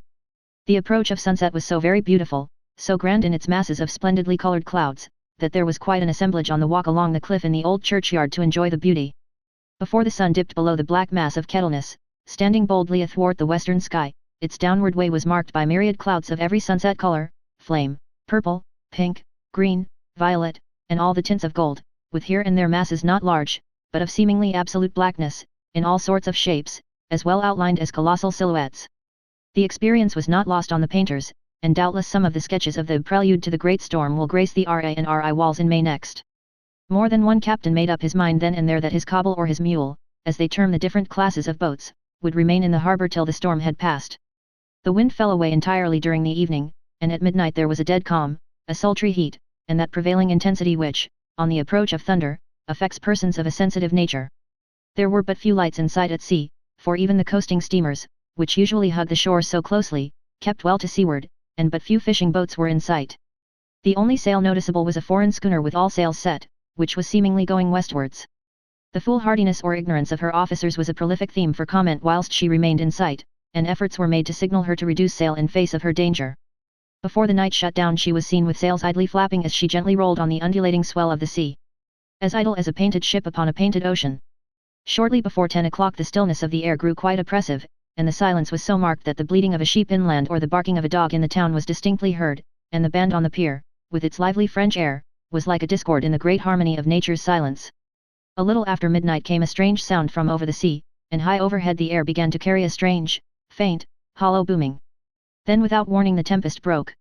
With a rapidity which, at the time, seemed incredible, and even afterwards is impossible to realize, the whole aspect of nature at once became convulsed. The waves rose in growing fury, each overtopping its fellow, till in a very few minutes the lately glassy sea was like a roaring and devouring monster. White-crested waves beat madly on the level sands and rushed up the shelving cliffs, others broke over the piers, and with their spume swept the lanterns of the lighthouses which rise from the end of either pier of Whitby harbour. The wind roared like thunder, and blew with such force that it was with difficulty that even strong men kept their feet, or clung with grim clasp to the iron stanchions. It was found necessary to clear the entire piers from the mass of onlookers, or else the fatalities of the night would have been increased manifold. To add to the difficulties and dangers of the time, masses of sea fog came drifting inland, white, wet clouds, which swept by in ghostly fashion, so dank and damp and cold that it needed but little effort of imagination to think that the spirits of those lost at sea were touching their living brethren with the clammy hands of death, and many a one shuddered as the wreaths of sea mist swept by. At times the mist cleared, and the sea for some distance could be seen in the glare of the lightning, which now came thick and fast, followed by such sudden peals of thunder that the whole sky overhead seemed trembling under the shock of the footsteps of the storm. Some of the scenes thus revealed were of immeasurable grandeur and of absorbing interest, the sea, running mountains high, threw skywards with each wave mighty masses of white foam, which the tempest seemed to snatch at and whirl away into space, here and there a fishing boat, with a rag of sail, running madly for shelter before the blast, now and again the white wings of a storm-tossed sea-bird. On the summit of the east cliff the new searchlight was ready for experiment, but had not yet been tried. The officers in charge of it got it into working order, and in the pauses of the inrushing mist swept with it the surface of the sea. Once or twice its service was most effective, as when a fishing boat, with gunwale under water, rushed into the harbour, able, by the guidance of the sheltering light, to avoid the danger of dashing against the piers. As each boat achieved the safety of the port there was a shout of joy from the mass of people on shore, a shout which for a moment seemed to cleave the gale and was then swept away in its rush. Before long the searchlight discovered some distance away a schooner with all sails set, apparently the same vessel which had been noticed earlier in the evening. The wind had by this time backed to the east, and there was a shudder amongst the watchers on the cliff as they realized the terrible danger in which she now was. Between her and the port lay the great flat reef on which so many good ships have from time to time suffered, and, with the wind blowing from its present quarter, it would be quite impossible that she should fetch the entrance of the harbour. It was now nearly the hour of high tide, but the waves were so great that in their troughs the shallows of the shore were almost visible, and the schooner, with all sails set, was rushing with such speed that, in the words of one old salt, she must fetch up somewhere, if it was only in hell. Then came another rush of sea fog, greater than any hitherto, a mass of dank mist, which seemed to close on all things like a grey pall, and left available to men only the organ of hearing, for the roar of the tempest, and the crash of the thunder, and the booming of the mighty billows came through the damp oblivion even louder than before. The rays of the searchlight were kept fixed on the harbour mouth across the east pier, where the shock was expected, and men waited breathless. The wind suddenly shifted to the northeast, and the remnant of the sea fog melted in the blast, and then, mirabile dictu, between the piers, leaping from wave to wave as it rushed at headlong speed, swept the strange schooner before the blast, with all sail set, and gained the safety of the harbour. The searchlight followed her, and a shudder ran through all who saw her, for lashed to the helm was a corpse, with drooping head, which swung horribly to and fro at each motion of the ship. No other form could be seen on deck at all. A great awe came on all as they realized that the ship, as if by a miracle, had found the harbour, unsteered save by the hand of a dead man. However, all took place more quickly than it takes to write these words. The schooner paused not, but rushing across the harbour, pitched herself on that accumulation of sand and gravel washed by many tides and many storms into the southeast corner of the pier jutting under the east cliff, known locally as Tate Hill Pier. There was of course a considerable concussion as the vessel drove up on the sand heap. Every spar, rope, and stay was strained, and some of the top hammer came crashing down. But, strangest of all, the very instant the shore was touched, an immense dog sprang up on deck from below, as if shot up by the concussion, and running forward, jumped from the bow on the sand.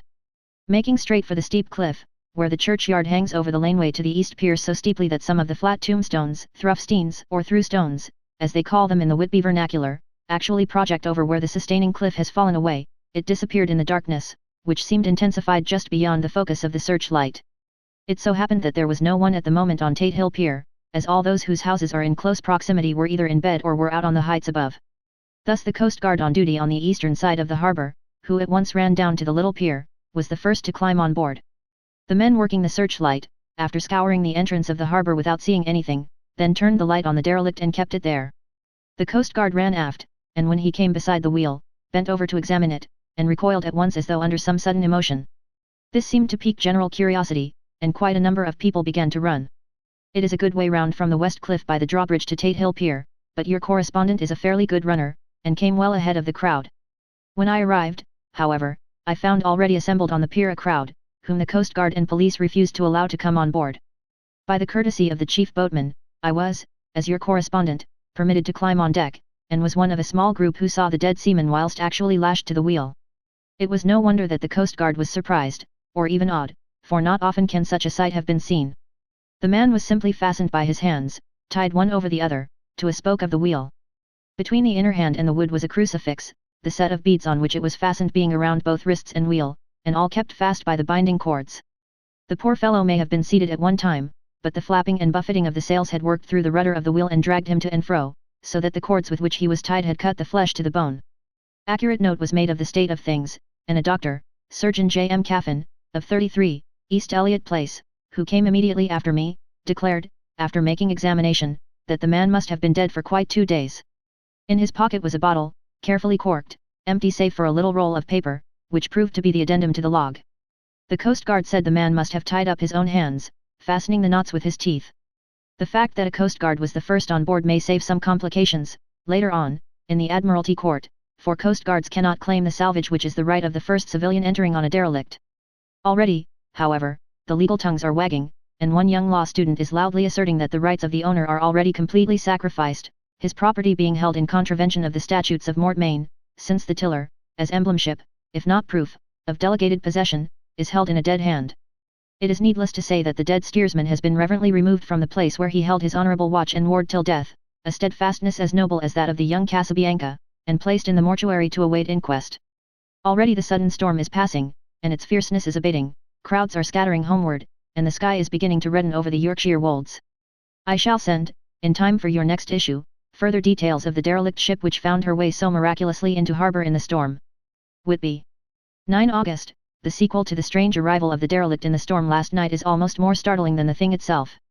It turns out that the schooner is a Russian from Varna, and is called the Demeter. She is almost entirely in ballast of silver sand, with only a small amount of cargo, a number of great wooden boxes filled with mould. This cargo was consigned to a Whitby solicitor, Mr. S. F. Billington, of 7, the Crescent, who this morning went aboard and formally took possession of the goods consigned to him. The Russian consul, too, acting for the charter party, took formal possession of the ship, and paid all harbour dues, etc. Nothing is talked about here today except the strange coincidence. The officials of the Board of Trade have been most exacting in seeing that every compliance has been made with existing regulations. As the matter is to be a 9 days' wonder, they are evidently determined that there shall be no cause of after complaint. A good deal of interest was abroad concerning the dog which landed when the ship struck, and more than a few of the members of the SPCA, which is very strong in Whitby, have tried to befriend the animal. To the general disappointment, however, it was not to be found. It seems to have disappeared entirely from the town. It may be that it was frightened and made its way onto the moors, where it is still hiding in terror.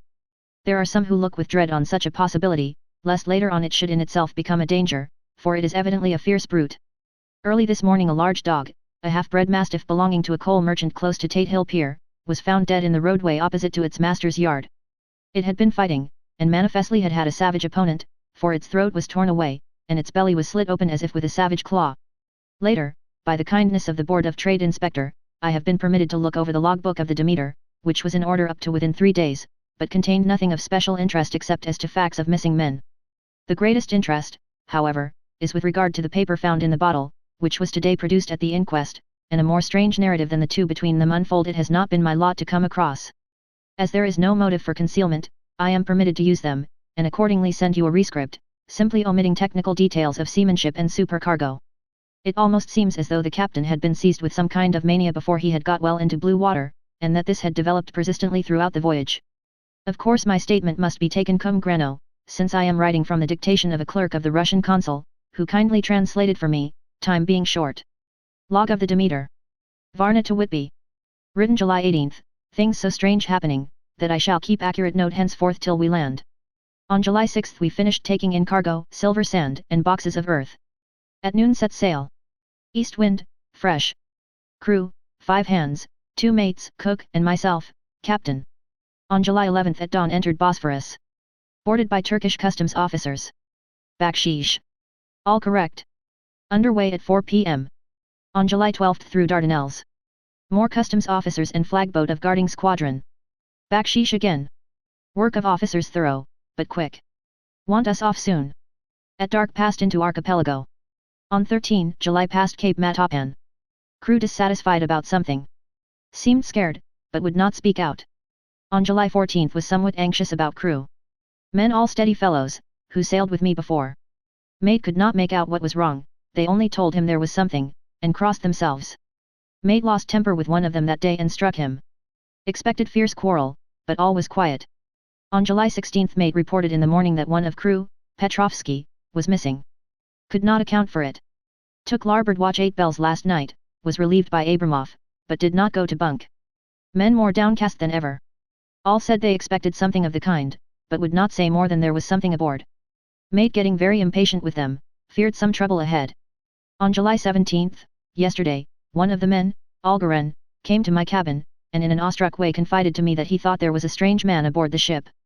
He said that in his watch he had been sheltering behind the deck house, as there was a rainstorm, when he saw a tall, thin man, who was not like any of the crew, come up the companionway, and go along the deck forward, and disappear. He followed cautiously, but when he got to bows found no one, and the hatchways were all closed. He was in a panic of superstitious fear, and I am afraid the panic may spread.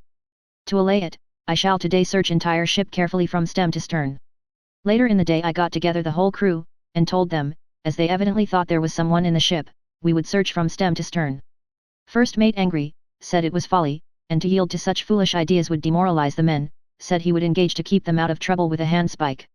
I let him take the helm, while the rest began thorough search, all keeping abreast, with lanterns. We left no corner unsearched. As there were only the big wooden boxes, there were no odd corners where a man could hide. Men much relieved when search over, and went back to work cheerfully. First mate scowled, but said nothing.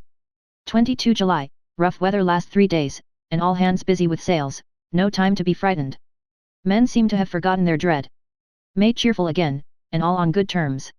Praised men for work in bad weather. Past Gibraltar and out through straits.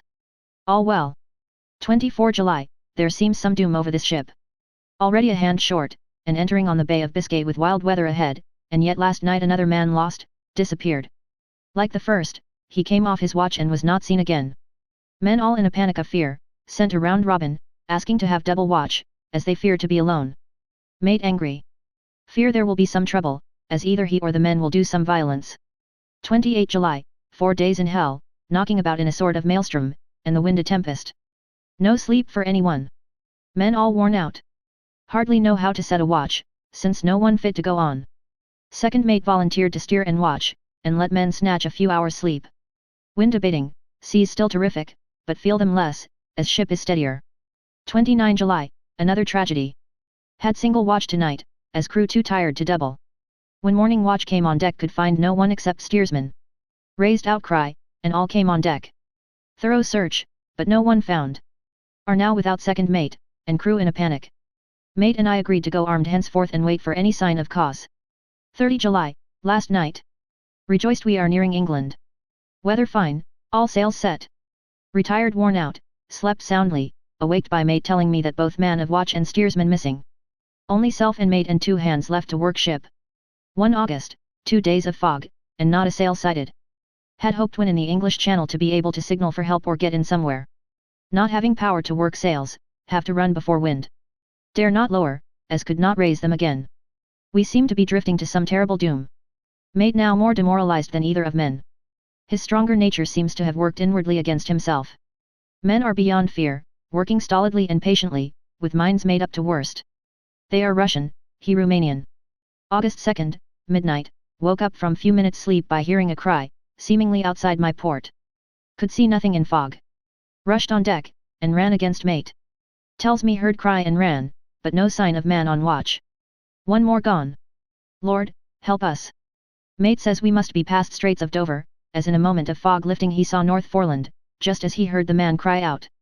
If so we are now off in the North Sea, and only God can guide us in the fog, which seems to move with us, and God seems to have deserted us. 3 August, at midnight I went to relieve the man at the wheel, and when I got to it found no one there. The wind was steady, and as we ran before it there was no yawing.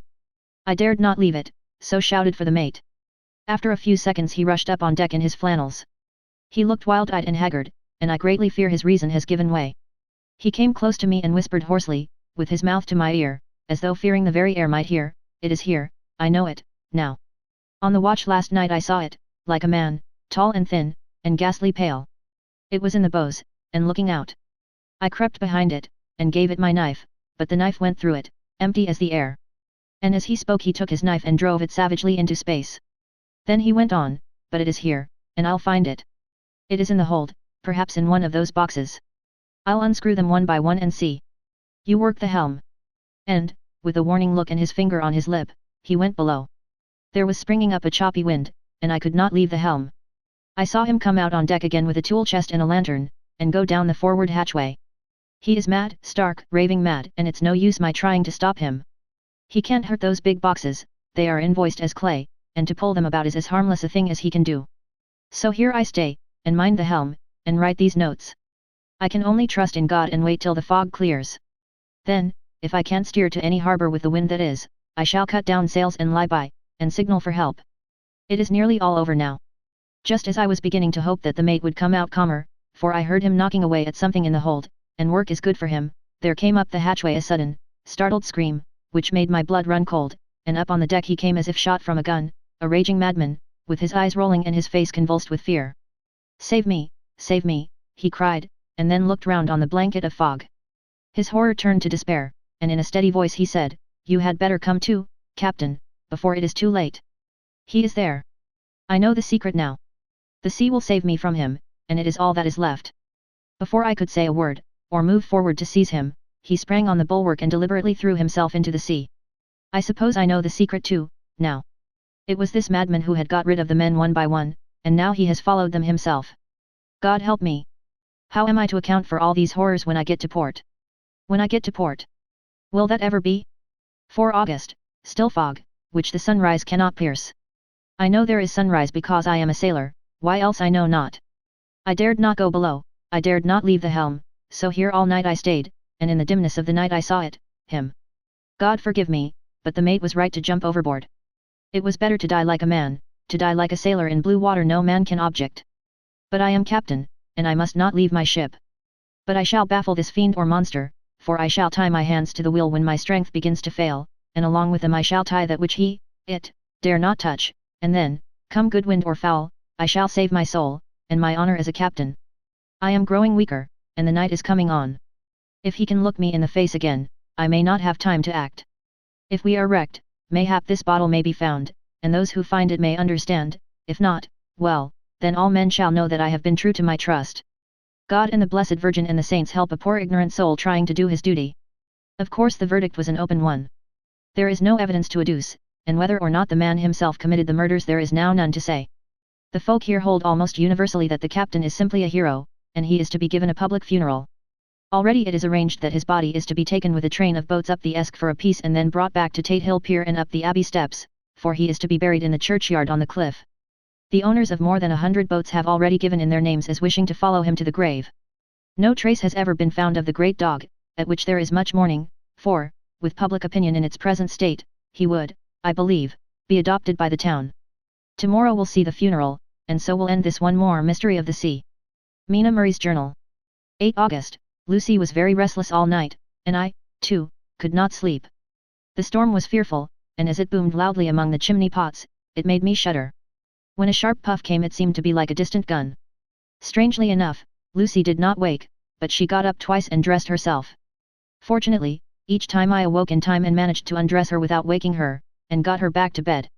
It is a very strange thing, this sleepwalking, for as soon as her will is thwarted in any physical way, her intention, if there be any, disappears, and she yields herself almost exactly to the routine of her life. Early in the morning we both got up and went down to the harbour to see if anything had happened in the night.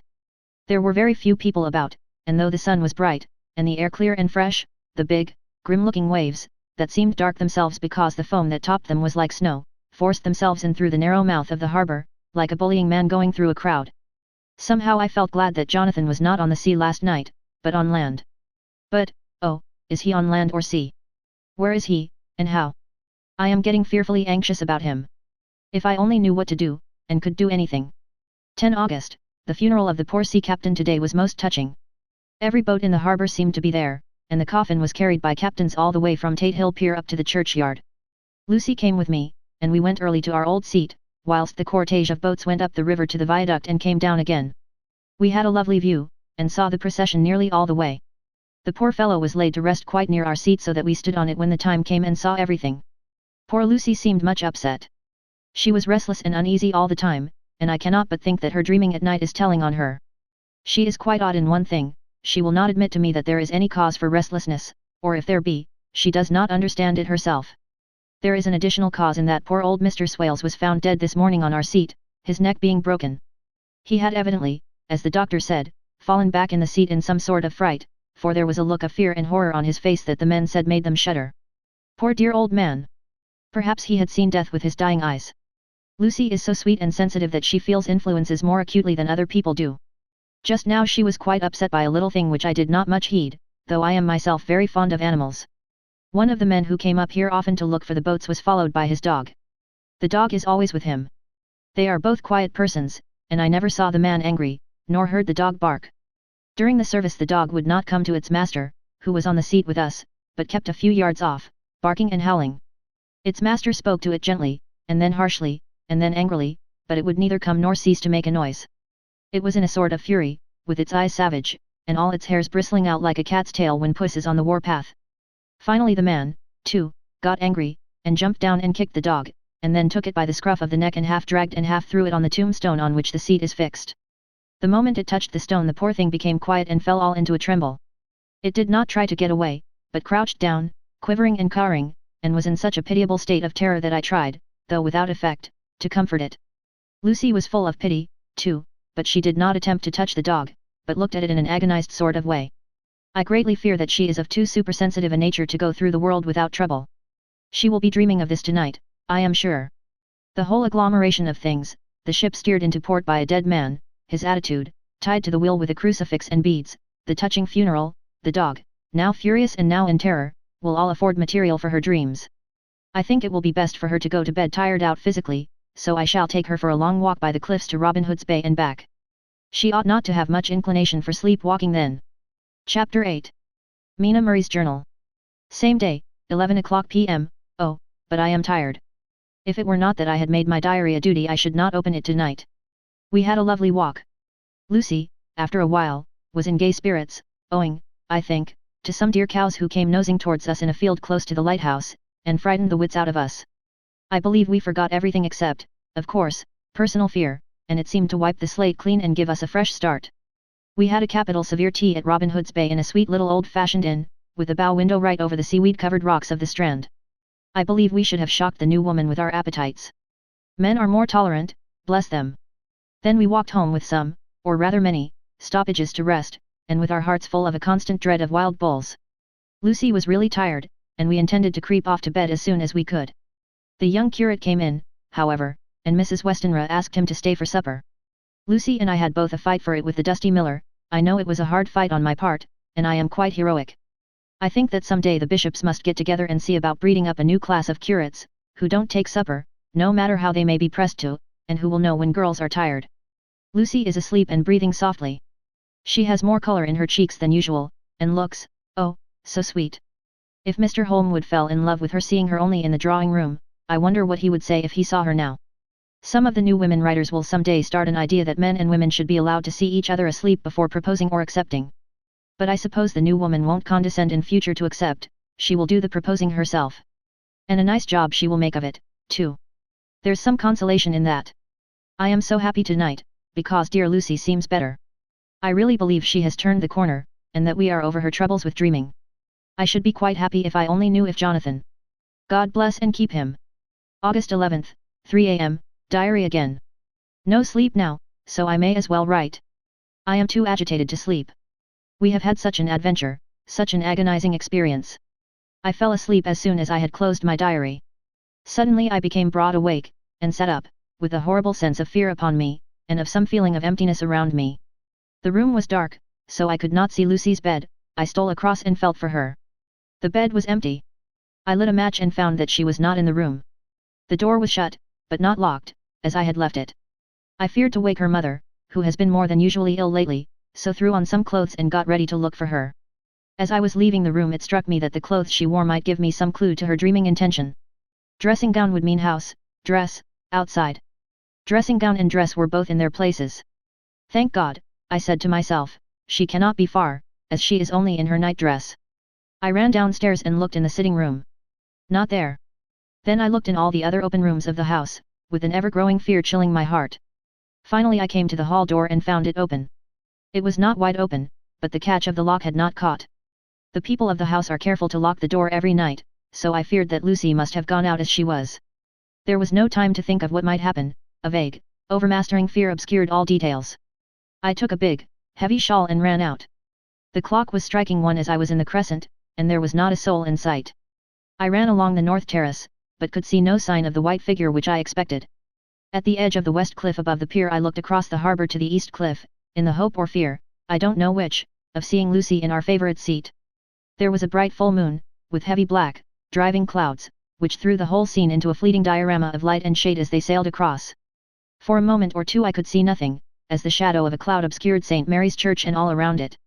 Then as the cloud passed I could see the ruins of the abbey coming into view, and as the edge of a narrow band of light as sharp as a sword cut moved along, the church and the churchyard became gradually visible. Whatever my expectation was, it was not disappointed, for there, on our favourite seat, the silver light of the moon struck a half-reclining figure, snowy white. The coming of the cloud was too quick for me to see much, for shadow shut down on light almost immediately, but it seemed to me as though something dark stood behind the seat where the white figure shone, and bent over it. What it was, whether man or beast, I could not tell. I did not wait to catch another glance, but flew down the steep steps to the pier and along by the fish market to the bridge, which was the only way to reach the east cliff. The town seemed as dead, for not a soul did I see. I rejoiced that it was so, for I wanted no witness of poor Lucy's condition. The time and distance seemed endless, and my knees trembled and my breath came laboured as I toiled up the endless steps to the abbey. I must have gone fast, and yet it seemed to me as if my feet were weighted with lead, and as though every joint in my body were rusty. When I got almost to the top I could see the seat and the white figure, for I was now close enough to distinguish it even through the spells of shadow. There was undoubtedly something, long and black, bending over the half-reclining white figure. I called in fright, "Lucy! Lucy!" and something raised a head, and from where I was I could see a white face and red, gleaming eyes. Lucy did not answer, and I ran on to the entrance of the churchyard. As I entered, the church was between me and the seat, and for a minute or so I lost sight of her. When I came in view again the cloud had passed, and the moonlight struck so brilliantly that I could see Lucy half reclining with her head lying over the back of the seat. She was quite alone, and there was not a sign of any living thing about. When I bent over her I could see that she was still asleep. Her lips were parted, and she was breathing, not softly as usual with her, but in long, heavy gasps, as though striving to get her lungs full at every breath. As I came close, she put up her hand in her sleep and pulled the collar of her night-dress close around her throat. Whilst she did so there came a little shudder through her, as though she felt the cold. I flung the warm shawl over her, and drew the edges tight round her neck, for I dreaded lest she should get some deadly chill from the night air, unclad as she was. I feared to wake her all at once, so, in order to have my hands free that I might help her, I fastened the shawl at her throat with a big safety pin, but I must have been clumsy in my anxiety and pinched or pricked her with it, for by and by, when her breathing became quieter, she put her hand to her throat again and moaned. When I had her carefully wrapped up I put my shoes on her feet and then began very gently to wake her. At first she did not respond, but gradually she became more and more uneasy in her sleep, moaning and sighing occasionally. At last, as time was passing fast, and, for many other reasons, I wished to get her home at once, I shook her more forcibly, till finally she opened her eyes and awoke. She did not seem surprised to see me, as, of course, she did not realize all at once where she was. Lucy always wakes prettily, and even at such a time, when her body must have been chilled with cold, and her mind somewhat appalled at waking unclad in a churchyard at night, she did not lose her grace. She trembled a little, and clung to me. When I told her to come at once with me home she rose without a word, with the obedience of a child. As we passed along, the gravel hurt my feet, and Lucy noticed me wince. She stopped and wanted to insist upon my taking my shoes, but I would not. However, when we got to the pathway outside the churchyard, where there was a puddle of water, remaining from the storm, I daubed my feet with mud, using each foot in turn on the other, so that as we went home, no one, in case we should meet anyone, should notice my bare feet. Fortune favored us, and we got home without meeting a soul. Once we saw a man, who seemed not quite sober, passing along a street in front of us, but we hid in a door till he had disappeared up an opening such as there are here, steep little closes, or wynds, as they call them in Scotland. My heart beat so loud all the time that sometimes I thought I should faint. I was filled with anxiety about Lucy, not only for her health, lest she should suffer from the exposure, but for her reputation in case the story should get wind. When we got in, and had washed our feet, and had said a prayer of thankfulness together, I tucked her into bed. Before falling asleep she asked, even implored, me not to say a word to anyone, even her mother, about her sleepwalking adventure. I hesitated at first to promise, but on thinking of the state of her mother's health, and how the knowledge of such a thing would fret her, and thinking, too, of how such a story might become distorted, nay, infallibly would, in case it should leak out, I thought it wiser to do so. I hope I did right. I have locked the door, and the key is tied to my wrist, so perhaps I shall not be again disturbed. Lucy is sleeping soundly, the reflex of the dawn is high and far over the sea. Same day, noon, all goes well. Lucy slept till I woke her and seemed not to have even changed her side. The adventure of the night does not seem to have harmed her, on the contrary, it has benefited her, for she looks better this morning than she has done for weeks. I was sorry to notice that my clumsiness with the safety pin hurt her. Indeed, it might have been serious, for the skin of her throat was pierced. I must have pinched up a piece of loose skin and have transfixed it, for there are two little red points like pinpricks, and on the band of her nightdress was a drop of blood. When I apologized and was concerned about it, she laughed and petted me, and said she did not even feel it. Fortunately it cannot leave a scar, as it is so tiny. Same day, night, we passed a happy day. The air was clear, and the sun bright, and there was a cool breeze. We took our lunch to Mulgrave Woods, Mrs. Westenra driving by the road and Lucy and I walking by the cliff path and joining her at the gate. I felt a little sad myself, for I could not but feel how absolutely happy it would have been had Jonathan been with me. But there! I must only be patient. In the evening we strolled in the casino terrace, and heard some good music by Spar and Mackenzie, and went to bed early. Lucy seems more restful than she has been for some time, and fell asleep at once. I shall lock the door and secure the key the same as before, though I do not expect any trouble tonight. 12 August, my expectations were wrong, for twice during the night I was wakened by Lucy trying to get out. She seemed, even in her sleep, to be a little impatient at finding the door shut, and went back to bed under a sort of protest. I woke with the dawn, and heard the birds chirping outside of the window. Lucy woke, too, and, I was glad to see, was even better than on the previous morning. All her old gaiety of manner seemed to have come back, and she came and snuggled in beside me and told me all about Arthur. I told her how anxious I was about Jonathan, and then she tried to comfort me. Well, she succeeded somewhat, for, though sympathy can't alter facts, it can help to make them more bearable. 13 August, another quiet day, and to bed with the key on my wrist as before. Again I awoke in the night, and found Lucy sitting up in bed, still asleep, pointing to the window. I got up quietly, and pulling aside the blind, looked out. It was brilliant moonlight, and the soft effect of the light over the sea and sky, merged together in one great, silent mystery, was beautiful beyond words.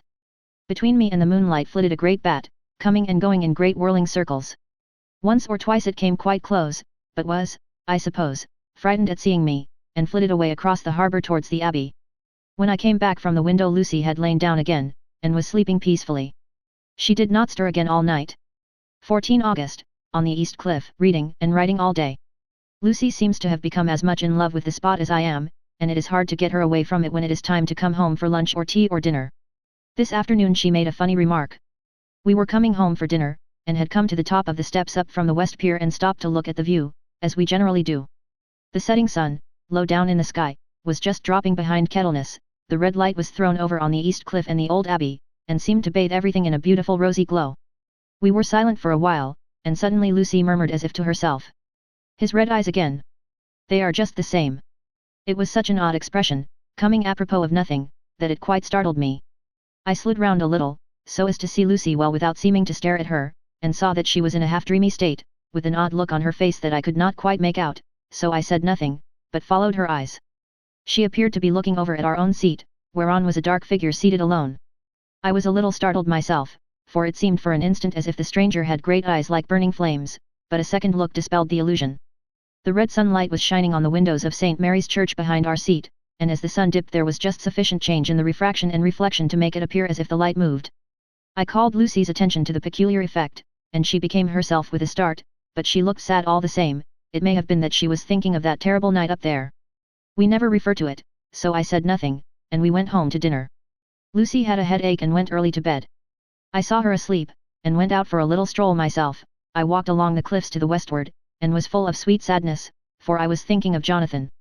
When coming home, it was then bright moonlight, so bright that, though the front of our part of the crescent was in shadow, everything could be well seen. I threw a glance up at our window, and saw Lucy's head leaning out. I thought that perhaps she was looking out for me, so I opened my handkerchief and waved it. She did not notice or make any movement whatever. Just then, the moonlight crept round an angle of the building, and the light fell on the window. There distinctly was Lucy with her head lying up against the side of the windowsill and her eyes shut. She was fast asleep, and by her, seated on the windowsill, was something that looked like a good-sized bird. I was afraid she might get a chill, so I ran upstairs, but as I came into the room she was moving back to her bed, fast asleep, and breathing heavily. She was holding her hand to her throat, as though to protect it from cold. I did not wake her, but tucked her up warmly. I have taken care that the door is locked and the window securely fastened. She looks so sweet as she sleeps, but she is paler than is her wont, and there is a drawn, haggard look under her eyes which I do not like. I fear she is fretting about something. I wish I could find out what it is. 15 August, rose later than usual. Lucy was languid and tired, and slept on after we had been called. We had a happy surprise at breakfast. Arthur's father is better, and wants the marriage to come off soon. Lucy is full of quiet joy, and her mother is glad and sorry at once. Later on in the day she told me the cause. She is grieved to lose Lucy as her very own, but she is rejoiced that she is soon to have someone to protect her. Poor dear, sweet lady! She confided to me that she has got her death warrant. She has not told Lucy, and made me promise secrecy. Her doctor told her that within a few months, at most, she must die, for her heart is weakening. At any time, even now, a sudden shock would be almost sure to kill her. Ah, we were wise to keep from her the affair of the dreadful night of Lucy's sleepwalking. 17 August, no diary for 2 whole days. I have not had the heart to write. Some sort of shadowy pall seems to be coming over our happiness. No news from Jonathan, and Lucy seems to be growing weaker, whilst her mother's hours are numbering to a close. I do not understand Lucy's fading away as she is doing. She eats well and sleeps well, and enjoys the fresh air, but all the time the roses in her cheeks are fading, and she gets weaker and more languid day by day. At night I hear her gasping as if for air. I keep the key of our door always fastened to my wrist at night, but she gets up and walks about the room, and sits at the open window. Last night I found her leaning out when I woke up, and when I tried to wake her I could not, she was in a faint. When I managed to restore her she was as weak as water, and cried silently between long, painful struggles for breath. When I asked her how she came to be at the window she shook her head and turned away. I trust her feeling ill may not be from that unlucky prick of the safety pin. I looked at her throat just now as she lay asleep, and the tiny wounds seem not to have healed. They are still open, and, if anything, larger than before, and the edges of them are faintly white. They are like little white dots with red centers. Unless they heal within a day or two, I shall insist on the doctor seeing about them. Letter, Samuel F. Billington and Son, Solicitors, Whitby, to Messrs. Carter, Patterson & Co., London. 17 August. Dear Sirs. Herewith please receive invoice of goods sent by Great Northern Railway. Same are to be delivered at Carfax, near Purfleet, immediately on receipt at goods station King's Cross. The house is at present empty, but enclosed please find keys, all of which are labelled. You will please deposit the boxes, 50 in number, which form the consignment, in the partially ruined building forming part of the house and marked A on rough diagram enclosed.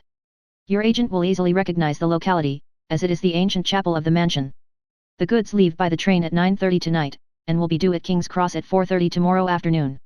As our client wishes the delivery made as soon as possible, we shall be obliged by your having teams ready at King's Cross at the time named and forthwith conveying the goods to destination.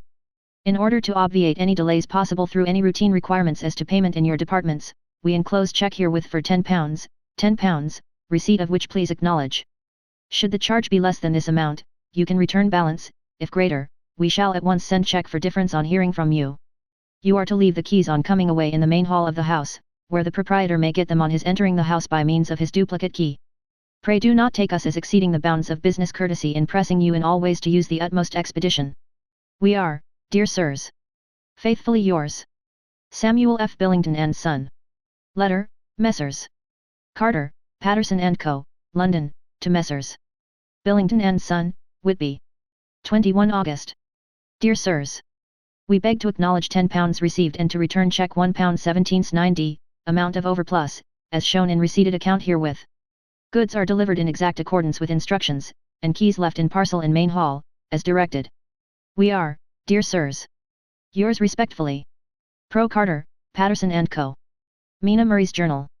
18 August. I am happy today, and right sitting on the seat in the churchyard. Lucy is ever so much better. Last night she slept well all night, and did not disturb me once. The roses seem coming back already to her cheeks, though she is still sadly pale and wan-looking. If she were in any way anemic I could understand it, but she is not. She is in gay spirits and full of life and cheerfulness. All the morbid reticence seems to have passed from her, and she has just reminded me, as if I needed any reminding, of that night, and that it was here, on this very seat, I found her asleep. As she told me she tapped playfully with the heel of her boot on the stone slab and said, "My poor little feet didn't make much noise then." I dare say poor old Mr. Swales would have told me that it was because I didn't want to wake up Geordie. As she was in such a communicative humour, I asked her if she had dreamed at all that night. Before she answered, that sweet, puckered look came into her forehead, which Arthur, I call him Arthur from her habit, says he loves, and, indeed, I don't wonder that he does.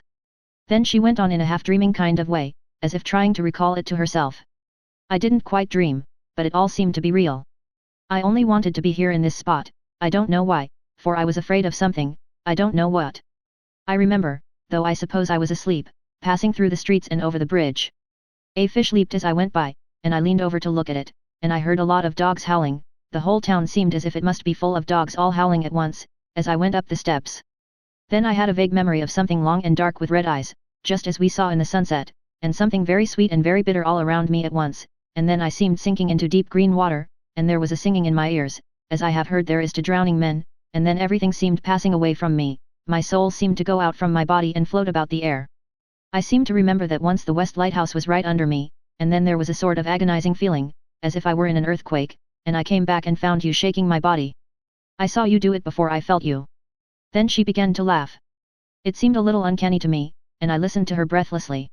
I did not quite like it, and thought it better not to keep her mind on the subject, so we drifted on to other subjects, and Lucy was like her old self again. When we got home the fresh breeze had braced her up, and her pale cheeks were really more rosy. Her mother rejoiced when she saw her, and we all spent a very happy evening together.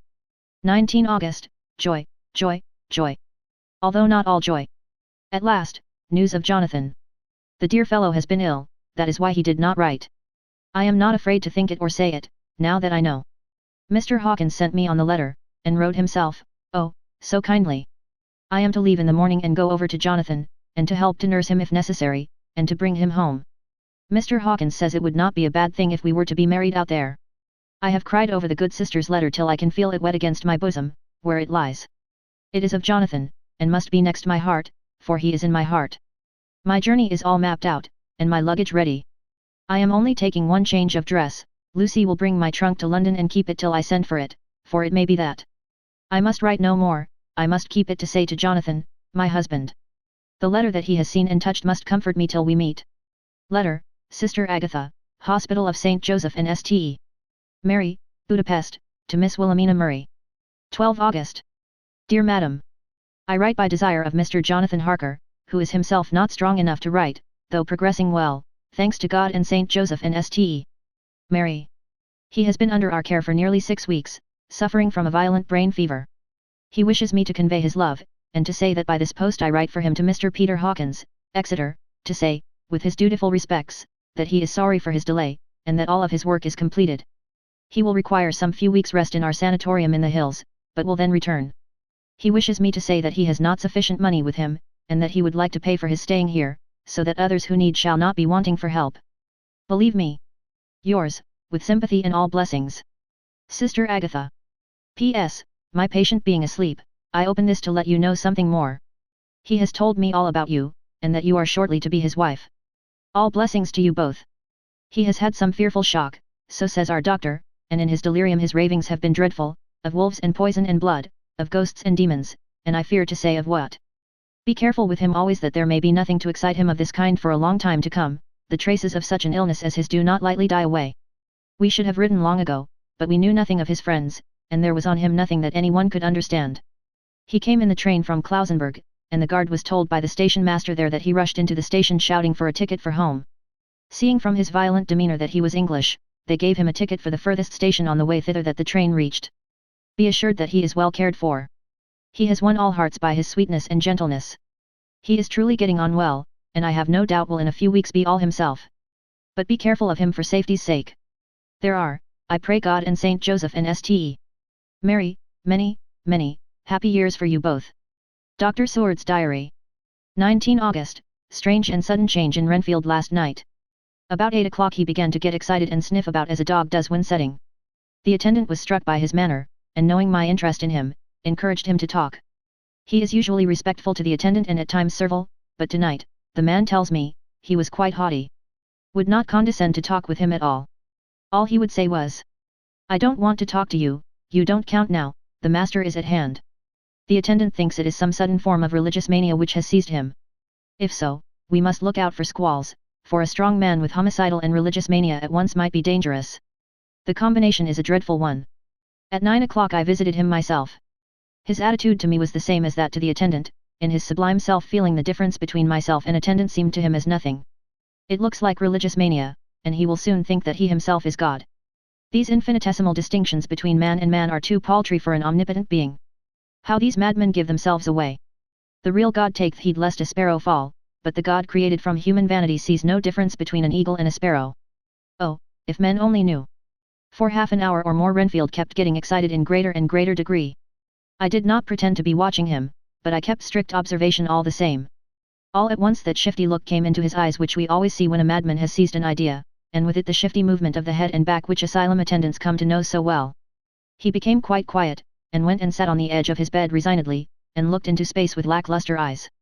I thought I would find out if his apathy were real or only assumed, and tried to lead him to talk of his pets, a theme which had never failed to excite his attention.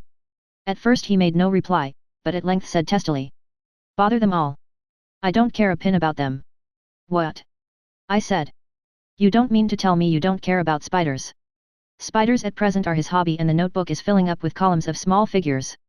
To this he answered enigmatically. The bridemaidens rejoice the eyes that wait the coming of the bride, but when the bride draweth nigh, then the maidens shine not to the eyes that are filled. He would not explain himself, but remained obstinately seated on his bed all the time I remained with him. I am weary tonight and low in spirits. I cannot but think of Lucy, and how different things might have been. If I don't sleep at once, chloral, the modern Morpheus, C2HCl3O. H2O. I must be careful not to let it grow into a habit. No, I shall take none tonight. I have thought of Lucy, and I shall not dishonor her by mixing the two. If need be, tonight shall be sleepless. Later, glad I made the resolution, gladder that I kept to it. I had lain tossing about, and had heard the clock strike only twice, when the night watchman came to me, sent up from the ward, to say that Renfield had escaped. I threw on my clothes and ran down at once. My patient is too dangerous a person to be roaming about. Those ideas of his might work out dangerously with strangers. The attendant was waiting for me. He said he had seen him not 10 minutes before, seemingly asleep in his bed, when he had looked through the observation trap in the door. His attention was called by the sound of the window being wrenched out. He ran back and saw his feet disappear through the window, and had at once sent up for me. He was only in his night gear, and cannot be far off. The attendant thought it would be more useful to watch where he should go than to follow him, as he might lose sight of him whilst getting out of the building by the door. He is a bulky man, and couldn't get through the window. I am thin, so, with his aid, I got out, but feet foremost, and, as we were only a few feet above ground, landed unhurt. The attendant told me the patient had gone to the left, and had taken a straight line, so I ran as quickly as I could. As I got through the belt of trees I saw a white figure scale the high wall which separates our grounds from those of the deserted house. I ran back at once, told the watchman to get 3 or 4 men immediately and follow me into the grounds of Carfax, in case our friend might be dangerous. I got a ladder myself, and crossing the wall, dropped down on the other side. I could see Renfield's figure just disappearing behind the angle of the house, so I ran after him. On the far side of the house I found him pressed close against the old iron-bound oak door of the chapel. He was talking, apparently to someone, but I was afraid to go near enough to hear what he was saying, lest I might frighten him, and he should run off. Chasing an errant swarm of bees is nothing to following a naked lunatic, when the fit of escaping is upon him. After a few minutes, however, I could see that he did not take note of anything around him, and so ventured to draw nearer to him, the more so as my men had now crossed the wall and were closing him in. I heard him say, "I am here to do your bidding, master. I am your slave, and you will reward me, for I shall be faithful. I have worshipped you long and afar off. Now that you are near, I await your commands, and you will not pass me by, will you, dear master, in your distribution of good things?" He is a selfish old beggar anyhow. He thinks of the loaves and fishes even when he believes he is in a real presence. His manias make a startling combination. When we closed in on him he fought like a tiger. He is immensely strong, for he was more like a wild beast than a man. I never saw a lunatic in such a paroxysm of rage before, and I hope I shall not again. It is a mercy that we have found out his strength and his danger in good time. With strength and determination like his, he might have done wild work before he was caged. He is safe now at any rate. Jack Shepherd himself couldn't get free from the strait waistcoat that keeps him restrained, and he's chained to the wall in the padded room. His cries are at times awful, but the silences that follow are more deadly still, for he means murder in every turn and movement. Just now he spoke coherent words for the first time. "I shall be patient, master. It is coming, coming, coming." So I took the hint, and came to. I was too excited to sleep, but this diary has quieted me, and I feel I shall get some sleep tonight. Chapter 9. Letter, Mina Harker to Lucy Westenra. Budapest, August 24th. My dearest Lucy. I know you will be anxious to hear all that has happened since we parted at the railway station at Whitby. Well, my dear, I got to Hull all right, and caught the boat to Hamburg, and then the train on here. I feel that I can hardly recall anything of the journey, except that I knew I was coming to Jonathan, and, that as I should have to do some nursing, I had better get all the sleep I could. I found my dear one, oh, so thin and pale and weak looking. All the resolution has gone out of his dear eyes, and that quiet dignity which I told you was in his face has vanished. He is only a wreck of himself, and he does not remember anything that has happened to him for a long time past. At least, he wants me to believe so, and I shall never ask. He has had some terrible shock, and I fear it might tax his poor brain if he were to try to recall it. Sister Agatha, who is a good creature and a born nurse, tells me that he raved of dreadful things whilst he was off his head. I wanted her to tell me what they were, but she would only cross herself, and say she would never tell, that the ravings of the sick were the secrets of God, and that if a nurse through her vocation should hear them, she should respect her trust. She is a sweet, good soul, and the next day, when she saw I was troubled, she opened up the subject again, and after saying that she could never mention what my poor dear raved about, added, "I can tell you this much, my dear, that it was not about anything which he has done wrong himself, and you, as his wife-to-be, have no cause to be concerned. He has not forgotten you or what he owes to you. His fear was of great and terrible things, which no mortal can treat of. I do believe the dear soul thought I might be jealous lest my poor dear should have fallen in love with any other girl. The idea of my being jealous about Jonathan. And yet, my dear, let me whisper, I felt a thrill of joy through me when I knew that no other woman was a cause of trouble. I am now sitting by his bedside, where I can see his face while he sleeps. He is waking. When he woke he asked me for his coat, as he wanted to get something from the pocket. I asked Sister Agatha, and she brought all his things. I saw that amongst them was his notebook, and was going to ask him to let me look at it, for I knew then that I might find some clue to his trouble, but I suppose he must have seen my wish in my eyes, for he sent me over to the window, saying he wanted to be quite alone for a moment. Then he called me back, and when I came he had his hand over the notebook, and he said to me very solemnly, "Wilhelmina." I knew then that he was in deadly earnest, for he has never called me by that name since he asked me to marry him. You know, dear, my ideas of the trust between husband and wife, there should be no secret, no concealment. I have had a great shock, and when I try to think of what it is I feel my head spin round, and I do not know if it was all real or the dreaming of a madman. You know I have had brain fever, and that is to be mad. The secret is here, and I do not want to know it. I want to take up my life here, with our marriage. For, my dear, we had decided to be married as soon as the formalities are complete. Are you willing, Wilhelmina, to share my ignorance? Here is the book. Take it and keep it, read it if you will, but never let me know, unless, indeed, some solemn duty should come upon me to go back to the bitter hours, asleep or awake, sane or mad, recorded here. He fell back exhausted, and I put the book under his pillow, and kissed him. I have asked Sister Agatha to beg the Superior to let our wedding be this afternoon, and am waiting her reply. She has come and told me that the chaplain of the English Mission Church has been sent for. We are to be married in an hour, or as soon after as Jonathan awakes. Lucy, the time has come and gone. I feel very solemn, but very, very happy. Jonathan woke a little after the hour, and all was ready, and he sat up in bed, propped up with pillows. He answered his "I will" firmly and strongly. I could hardly speak, my heart was so full that even those words seemed to choke me. The dear sisters were so kind. Please God, I shall never, never forget them, nor the grave and sweet responsibilities I have taken upon me. I must tell you of my wedding present. When the chaplain and the sisters had left me alone with my husband, oh, Lucy, it is the first time I have written the words "my husband," left me alone with my husband, I took the book from under his pillow, and wrapped it up in white paper, and tied it with a little bit of pale blue ribbon which was round my neck, and sealed it over the knot with sealing wax, and for my seal I used my wedding ring. Then I kissed it and showed it to my husband, and told him that I would keep it so, and then it would be an outward and visible sign for us all our lives that we trusted each other, that I would never open it unless it were for his own dear sake or for the sake of some stern duty. Then he took my hand in his, and oh, Lucy, it was the first time he took his wife's hand, and said that it was the dearest thing in all the wide world, and that he would go through all the past again to win it, if need be. The poor dear meant to have said a part of the past, but he cannot think of time yet, and I shall not wonder if at first he mixes up not only the month, but the year.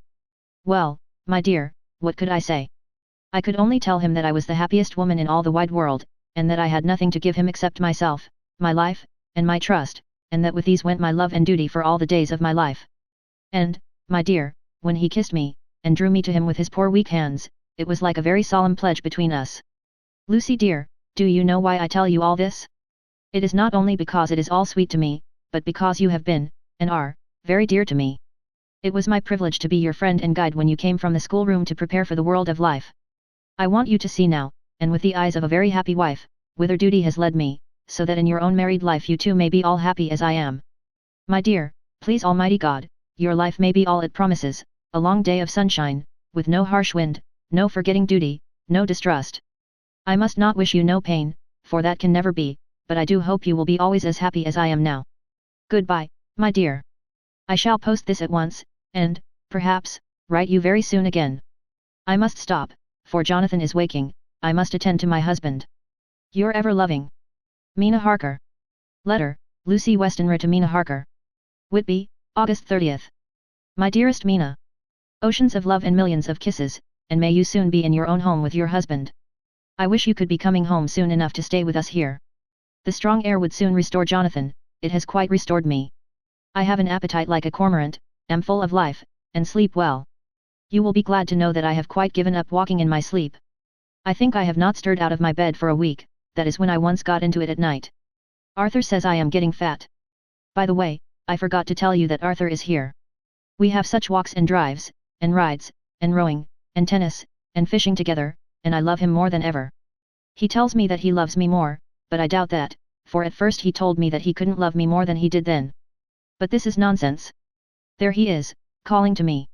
So no more just at present from your loving Lucy. P.S. Mother sends her love.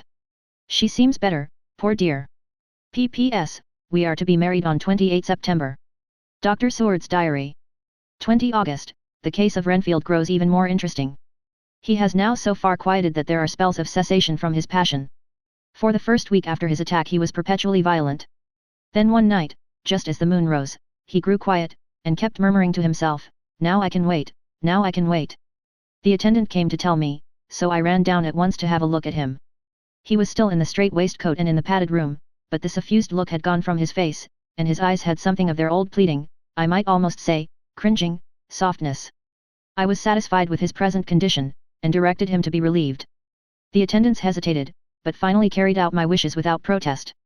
It was a strange thing that the patient had humor enough to see their distrust, for, coming close to me, he said in a whisper, all the while looking furtively at them.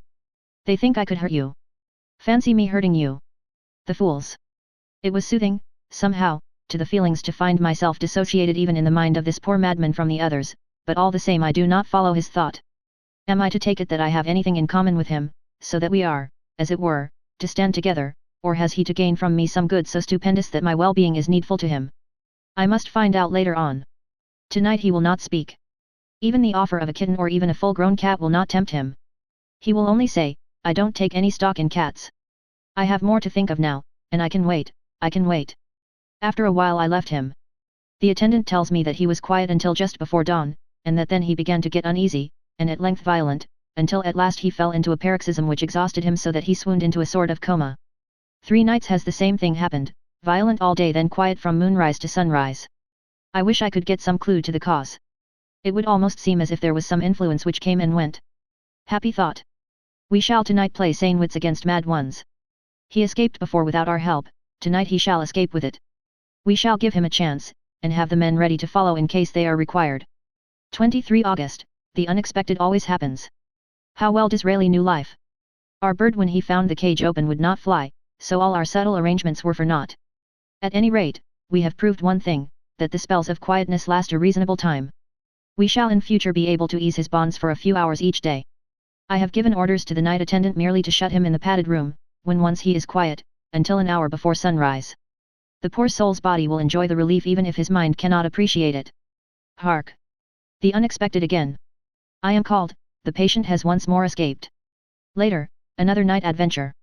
Renfield artfully waited until the attendant was entering the room to inspect.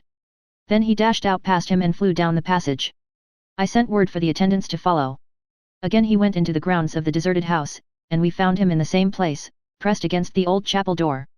When he saw me he became furious, and had not the attendants seized him in time, he would have tried to kill me. As we were holding him a strange thing happened. He suddenly redoubled his efforts, and then as suddenly grew calm. I looked round instinctively, but could see nothing. Then I caught the patient's eye and followed it, but could trace nothing as it looked into the moonlit sky except a big bat, which was flapping its silent and ghostly way to the west. Bats usually wheel and flit about, but this one seemed to go straight on, as if it knew where it was bound for or had some intention of its own. The patient grew calmer every instant, and presently said, "You needn't tie me, I shall go quietly." Without trouble we came back to the house. I feel there is something ominous in his calm, and shall not forget this night. Lucy Westenra's diary. Hillingham, 24 August, I must imitate Mina, and keep writing things down. Then we can have long talks when we do meet. I wonder when it will be. I wish she were with me again, for I feel so unhappy. Last night I seemed to be dreaming again just as I was at Whitby. Perhaps it is the change of air, or getting home again. It is all dark and horrid to me, for I can remember nothing, but I am full of vague fear, and I feel so weak and worn out. When Arthur came to lunch he looked quite grieved when he saw me, and I hadn't the spirit to try to be cheerful. I wonder if I could sleep in Mother's room tonight. I shall make an excuse and try. 25 August, another bad night. Mother did not seem to take to my proposal. She seems not too well herself, and doubtless she fears to worry me. I tried to keep awake, and succeeded for a while, but when the clock struck 12 it waked me from a doze, so I must have been falling asleep. There was a sort of scratching or flapping at the window, but I did not mind it, and as I remember no more, I suppose I must then have fallen asleep. More bad dreams. I wish I could remember them. This morning I am horribly weak. My face is ghastly pale, and my throat pains me. It must be something wrong with my lungs, for I don't seem ever to get air enough. I shall try to cheer up when Arthur comes, or else I know he will be miserable to see me so.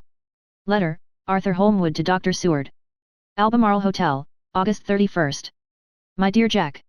I want you to do me a favor. Lucy is ill, that is, she has no special disease, but she looks awful, and is getting worse every day. I have asked her if there is any cause. I do not dare to ask her mother, for to disturb the poor lady's mind about her daughter in her present state of health would be fatal. Mrs. Westenra has confided to me that her doom is spoken, disease of the heart, though poor Lucy does not know it yet. I am sure that there is something preying on my dear girl's mind. I am almost distracted when I think of her, to look at her gives me a pang. I told her I should ask you to see her, and though she demurred at first, I know why, old fellow, she finally consented. It will be a painful task for you, I know, old friend, but it is for her sake, and I must not hesitate to ask, or you to act. You are to come to lunch at Hillingham tomorrow, 2 o'clock, so as not to arouse any suspicion in Mrs. Westenra, and after lunch Lucy will take an opportunity of being alone with you. I shall come in for tea, and we can go away together. I am filled with anxiety, and want to consult with you alone as soon as I can after you have seen her. Do not fail. Arthur. Telegram, Arthur Holmwood to Seward. 1 September. I am summoned to see my father, who is worse. I am writing. Write me fully by tonight's post to ring. Wire me if necessary. Letter from Dr. Seward to Arthur Holmwood. 2 September. My dear old fellow. With regard to Miss Westenra's health I hasten to let you know at once that in my opinion there is not any functional disturbance or any malady that I know of.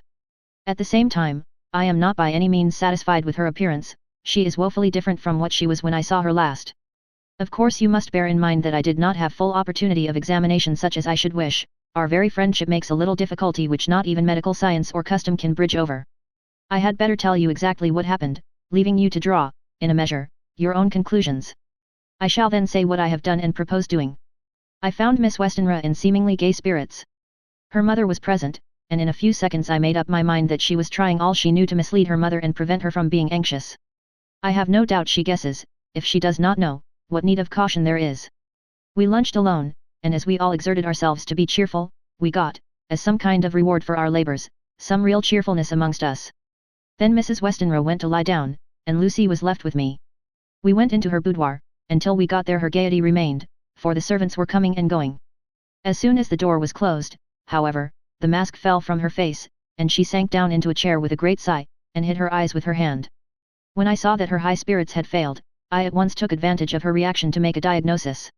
She said to me very sweetly, "I cannot tell you how I loathe talking about myself." I reminded her that a doctor's confidence was sacred, but that you were grievously anxious about her. She caught on to my meaning at once, and settled that matter in a word. "Tell Arthur everything you choose. I do not care for myself, but all for him. So I am quite free." I could easily see that she is somewhat bloodless, but I could not see the usual anemic signs, and by a chance I was actually able to test the quality of her blood, for in opening a window which was stiff a cord gave way, and she cut her hand slightly with broken glass. It was a slight matter in itself, but it gave me an evident chance, and I secured a few drops of the blood and have analyzed them. The qualitative analysis gives a quite normal condition, and shows, I should infer, in itself a vigorous state of health. In other physical matters I was quite satisfied that there is no need for anxiety, but as there must be a cause somewhere, I have come to the conclusion that it must be something mental. She complains of difficulty in breathing satisfactorily at times, and of heavy, lethargic sleep, with dreams that frighten her, but regarding which she can remember nothing. She says that as a child she used to walk in her sleep, and that when in Whitby the habit came back, and that once she walked out in the night and went to East Cliff, where Miss Murray found her, but she assures me that of late the habit has not returned. I am in doubt, and so have done the best thing I know of. I have written to my old friend and master, Professor Van Helsing, of Amsterdam, who knows as much about obscure diseases as anyone in the world. I have asked him to come over, and as you told me that all things were to be at your charge, I have mentioned to him who you are and your relations to Miss Westenra. This, my dear fellow, is in obedience to your wishes, for I am only too proud and happy to do anything I can for her. Van Helsing would, I know, do anything for me for a personal reason, so, no matter on what ground he comes, we must accept his wishes. He is a seemingly arbitrary man, but this is because he knows what he is talking about better than anyone else. He is a philosopher and a metaphysician, and one of the most advanced scientists of his day, and he has, I believe, an absolutely open mind. This, with an iron nerve, a temper of the ice brook, an indomitable resolution, self-command, and toleration exalted from virtues to blessings, and the kindliest and truest heart that beats, these form his equipment for the noble work that he is doing for mankind, work both in theory and practice, for his views are as wide as his all-embracing sympathy. I tell you these facts that you may know why I have such confidence in him. I have asked him to come at once. I shall see Miss Westenra tomorrow again. She is to meet me at the stores, so that I may not alarm her mother by too early a repetition of my call. Yours always, John Seward. Letter, Abraham Van Helsing, M.D., D.Ph., D.Lit., etc., etc., to Dr. Seward. 2 September. My good friend. When I have received your letter I am already coming to you. By good fortune I can leave just at once, without wrong to any of those who have trusted me. Were fortune other, then it were bad for those who have trusted, for I come to my friend when he call me to aid those he holds dear. Tell your friend that when that time you suck from my wound so swiftly the poison of the gangrene from that knife that our other friend, too nervous, let slip, you did more for him when he wants my aids and you call for them than all his great fortune could do. But it is pleasure added to do for him, your friend, it is to you that I come. Have then rooms for me at the Great Eastern Hotel, so that I may be near to hand, and please it so arrange that we may see the young lady not too late on tomorrow, for it is likely that I may have to return here that night. But if need be I shall come again in 3 days, and stay longer if it must. Till then goodbye, my friend John. Van Helsing. Letter, Dr. Seward to Hon. Arthur Holmwood. 3 September. My dear Art. Van Helsing has come and gone. He came on with me to Hillingham, and found that, by Lucy's discretion, her mother was lunching out, so that we were alone with her. Van Helsing made a very careful examination of the patient. He is to report to me, and I shall advise you, for of course I was not present all the time. He is, I fear, much concerned, but says he must think. When I told him of our friendship and how you trust to me in the matter, he said, you must tell him all you think. Tell him what I think, if you can guess it, if you will. Nay, I am not jesting. This is no jest, but life and death, perhaps more. I asked what he meant by that, for he was very serious. This was when we had come back to town, and he was having a cup of tea before starting on his return to Amsterdam. He would not give me any further clue. You must not be angry with me, Art, because his very reticence means that all his brains are working for her good. He will speak plainly enough when the time comes, be sure. So I told him I would simply write an account of our visit, just as if I were doing a descriptive special article for the Daily Telegraph. He seemed not to notice, but remarked that the smuts in London were not quite so bad as they used to be when he was a student here. I am to get his report tomorrow if he can possibly make it. In any case I am to have a letter. Well, as to the visit.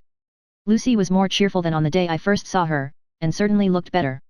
She had lost something of the ghastly look that so upset you, and her breathing was normal. She was very sweet to the professor, as she always is, and tried to make him feel at ease, though I could see that the poor girl was making a hard struggle for it. I believe Van Helsing saw it, too, for I saw the quick look under his bushy brows that I knew of old. Then he began to chat of all things except ourselves and diseases, and with such an infinite geniality that I could see poor Lucy's pretense of animation merge into reality. Then, without any seeming change, he brought the conversation gently round to his visit, and suavely said, "My dear young miss, I have this so great pleasure because you are so much beloved. That is much, my dear, ever were there that which I do not see. They told me you were down in the spirit, and that you were of a ghastly pale. To them I say, poof." And he snapped his fingers at me and went on, "But you and I shall show them how wrong they are. How can he," and he pointed at me with the same look and gesture as that with which once he pointed me out to his class, on, or rather after, a particular occasion which he never fails to remind me of, know anything of a young lady's. He has his madmans to play with, and to bring them back to happiness, and to those that love them. It is much to do, and, oh, but there are rewards, in that we can bestow such happiness. But the young ladies. He has no wife nor daughter, and the young do not tell themselves to the young, but to the old, like me, who have known so many sorrows and the causes of them. So, my dear, we will send him away to smoke the cigarette in the garden, whiles you and I have little talk all to ourselves." I took the hint, and strolled about, and presently the professor came to the window and called me in. He looked grave, but said, "I have made careful examination, but there is no functional cause. With you I agree that there has been much blood lost, it has been, but is not. But the conditions of her are in no way anemic. I have asked her to send me her maid, that I may ask just 1 or 2 questions, that so I may not chance to miss nothing. I know well what she will say. And yet there is cause, there is always cause for everything. I must go back home and think. You must send to me the telegram every day, and if there be cause I shall come again." The disease, for not to be all well is a disease, interest me, and the sweet young dear, she interest me too. She charm me, and for her, if not for you or disease, I come. As I tell you, he would not say a word more, even when we were alone. And so now, Art, you know all I know. I shall keep stern watch. I trust your poor father is rallying. It must be a terrible thing to you, my dear old fellow, to be placed in such a position between two people who are both so dear to you. I know your idea of duty to your father, and you are right to stick to it, but, if need be, I shall send you word to come at once to Lucy, so do not be over anxious unless you hear from me. Dr. Seward's Diary. 4 September, Zoophagus patient still keeps up our interest in him. He had only one outburst and that was yesterday at an unusual time. Just before the stroke of noon he began to grow restless. The attendant knew the symptoms, and at once summoned aid. Fortunately the men came at a run, and were just in time, for at the stroke of noon he became so violent that it took all their strength to hold him.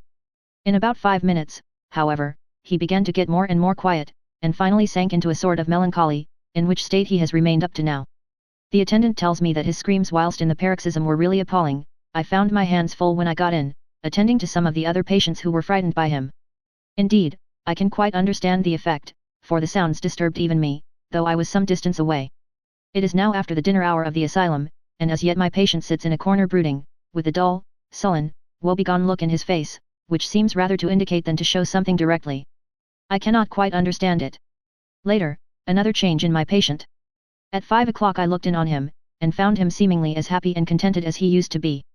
He was catching flies and eating them, and was keeping note of his capture by making nail marks on the edge of the door between the ridges of padding.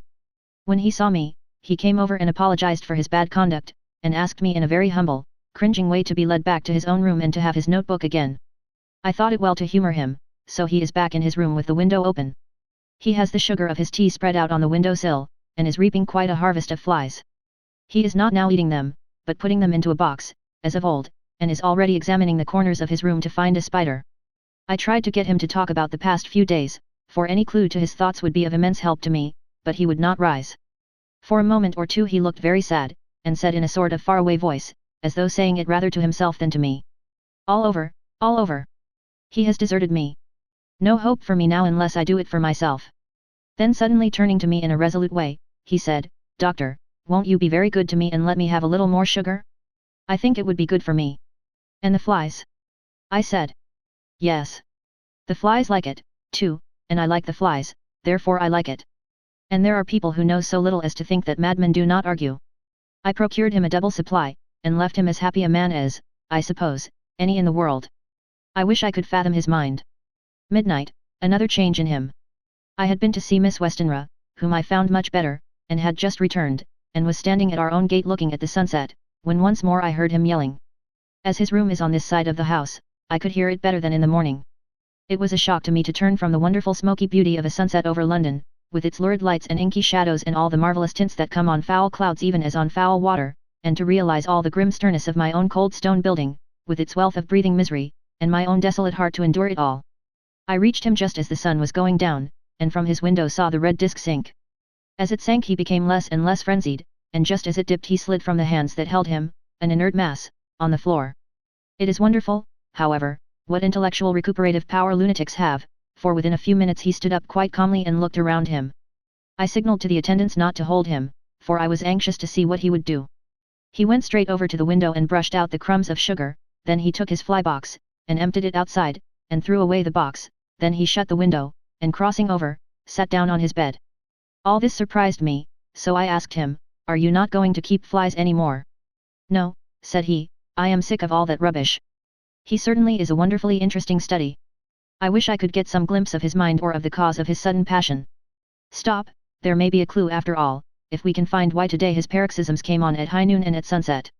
Can it be that there is a malign influence of the sun at periods which affects certain natures, as at times the moon does others? We shall see. Telegram, Seward, London, to Van Helsing, Amsterdam. 4 September, patient still better today. Telegram, Seward, London, to Van Helsing, Amsterdam. 5 September, patient greatly improved. Good appetite, sleeps naturally, good spirits, color coming back. Telegram, Seward, London, to Van Helsing, Amsterdam. 6 September, terrible change for the worse. Come at once, do not lose an hour. I hold over telegram to Holmwood till have seen you. Chapter 10. Letter, Dr. Seward to Hon. Arthur Holmwood. 6 September. My dear Art. My news today is not so good. Lucy this morning had gone back a bit. There is, however, one good thing which has arisen from it. Mrs. Westenra was naturally anxious concerning Lucy, and has consulted me professionally about her. I took advantage of the opportunity, and told her that my old master, Van Helsing, the great specialist, was coming to stay with me, and that I would put her in his charge conjointly with myself, so now we can come and go without alarming her unduly, for a shock to her would mean sudden death, and this, in Lucy's weak condition, might be disastrous to her. We are hedged in with difficulties, all of us, my poor old fellow, but, please God, we shall come through them all right.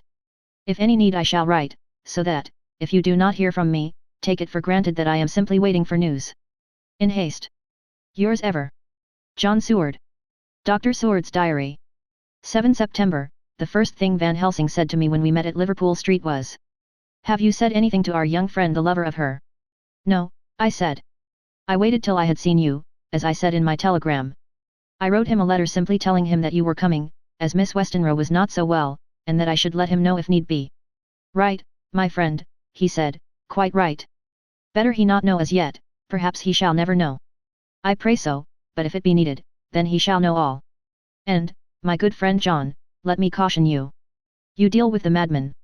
All men are mad in some way or the other, and inasmuch as you deal discreetly with your madman, so deal with God's madman, too, the rest of the world. You tell not your madman what you do nor why you do it, you tell them not what you think. So you shall keep knowledge in its place, where it may rest, where it may gather its kind around it and breed. You and I shall keep as yet what we know here, and here." He touched me on the heart and on the forehead, and then touched himself the same way. "I have for myself thoughts at the present. Later I shall unfold to you." "Why not now?" I asked. "It may do some good, we may arrive at some decision." He stopped and looked at me, and said, "My friend John, when the corn is grown, even before it has ripened, while the milk of its mother earth is in him, and the sunshine has not yet begun to paint him with his gold, the husbandman he pull the ear and rub him between his rough hands, and blow away the green chaff, and say to you, 'Look, he's good corn, he will make good crop when the time comes.'" I did not see the application, and told him so. For reply he reached over and took my ear in his hand and pulled it playfully, as he used long ago to do at lectures, and said, "The good husbandman tell you so then because he knows, but not till then.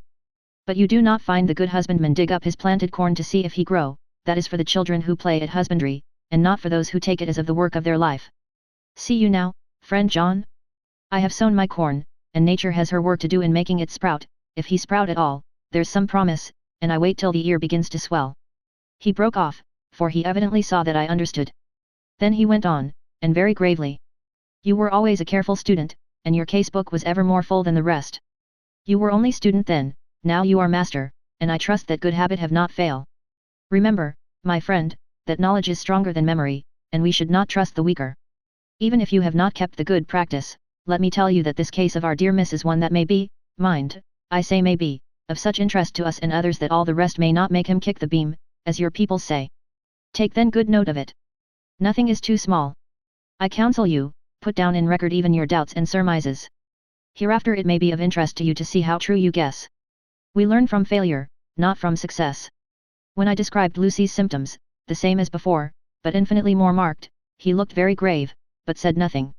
He took with him a bag in which were many instruments and drugs, the ghastly paraphernalia of our beneficial trade, as he once called, in one of his lectures, the equipment of a professor of the healing craft.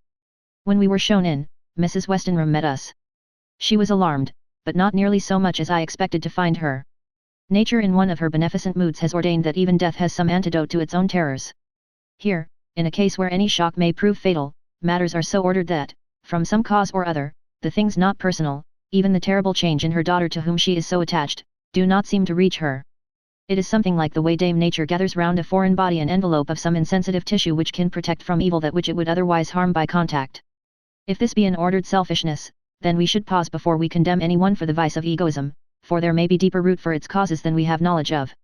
I used my knowledge of this phase of spiritual pathology, and laid down a rule that she should not be present with Lucy or think of her illness more than was absolutely required. She assented readily, so readily that I saw again the hand of nature fighting for life. Van Helsing and I were shown up to Lucy's room. If I was shocked when I saw her yesterday, I was horrified when I saw her today. She was ghastly, chalkily pale, the red seemed to have gone even from her lips and gums, and the bones of her face stood out prominently. Her breathing was painful to see or hear. Van Helsing's face grew set as marble, and his eyebrows converged till they almost touched over his nose. Lucy lay motionless, and did not seem to have strength to speak, so for a while we were all silent. Then Van Helsing beckoned to me, and we went gently out of the room. The instant we had closed the door he stepped quickly along the passage to the next door, which was open. Then he pulled me quickly in with him and closed the door. "My God," he said, "this is dreadful. There is no time to be lost. She will die for sheer want of blood to keep the heart's action as it should be.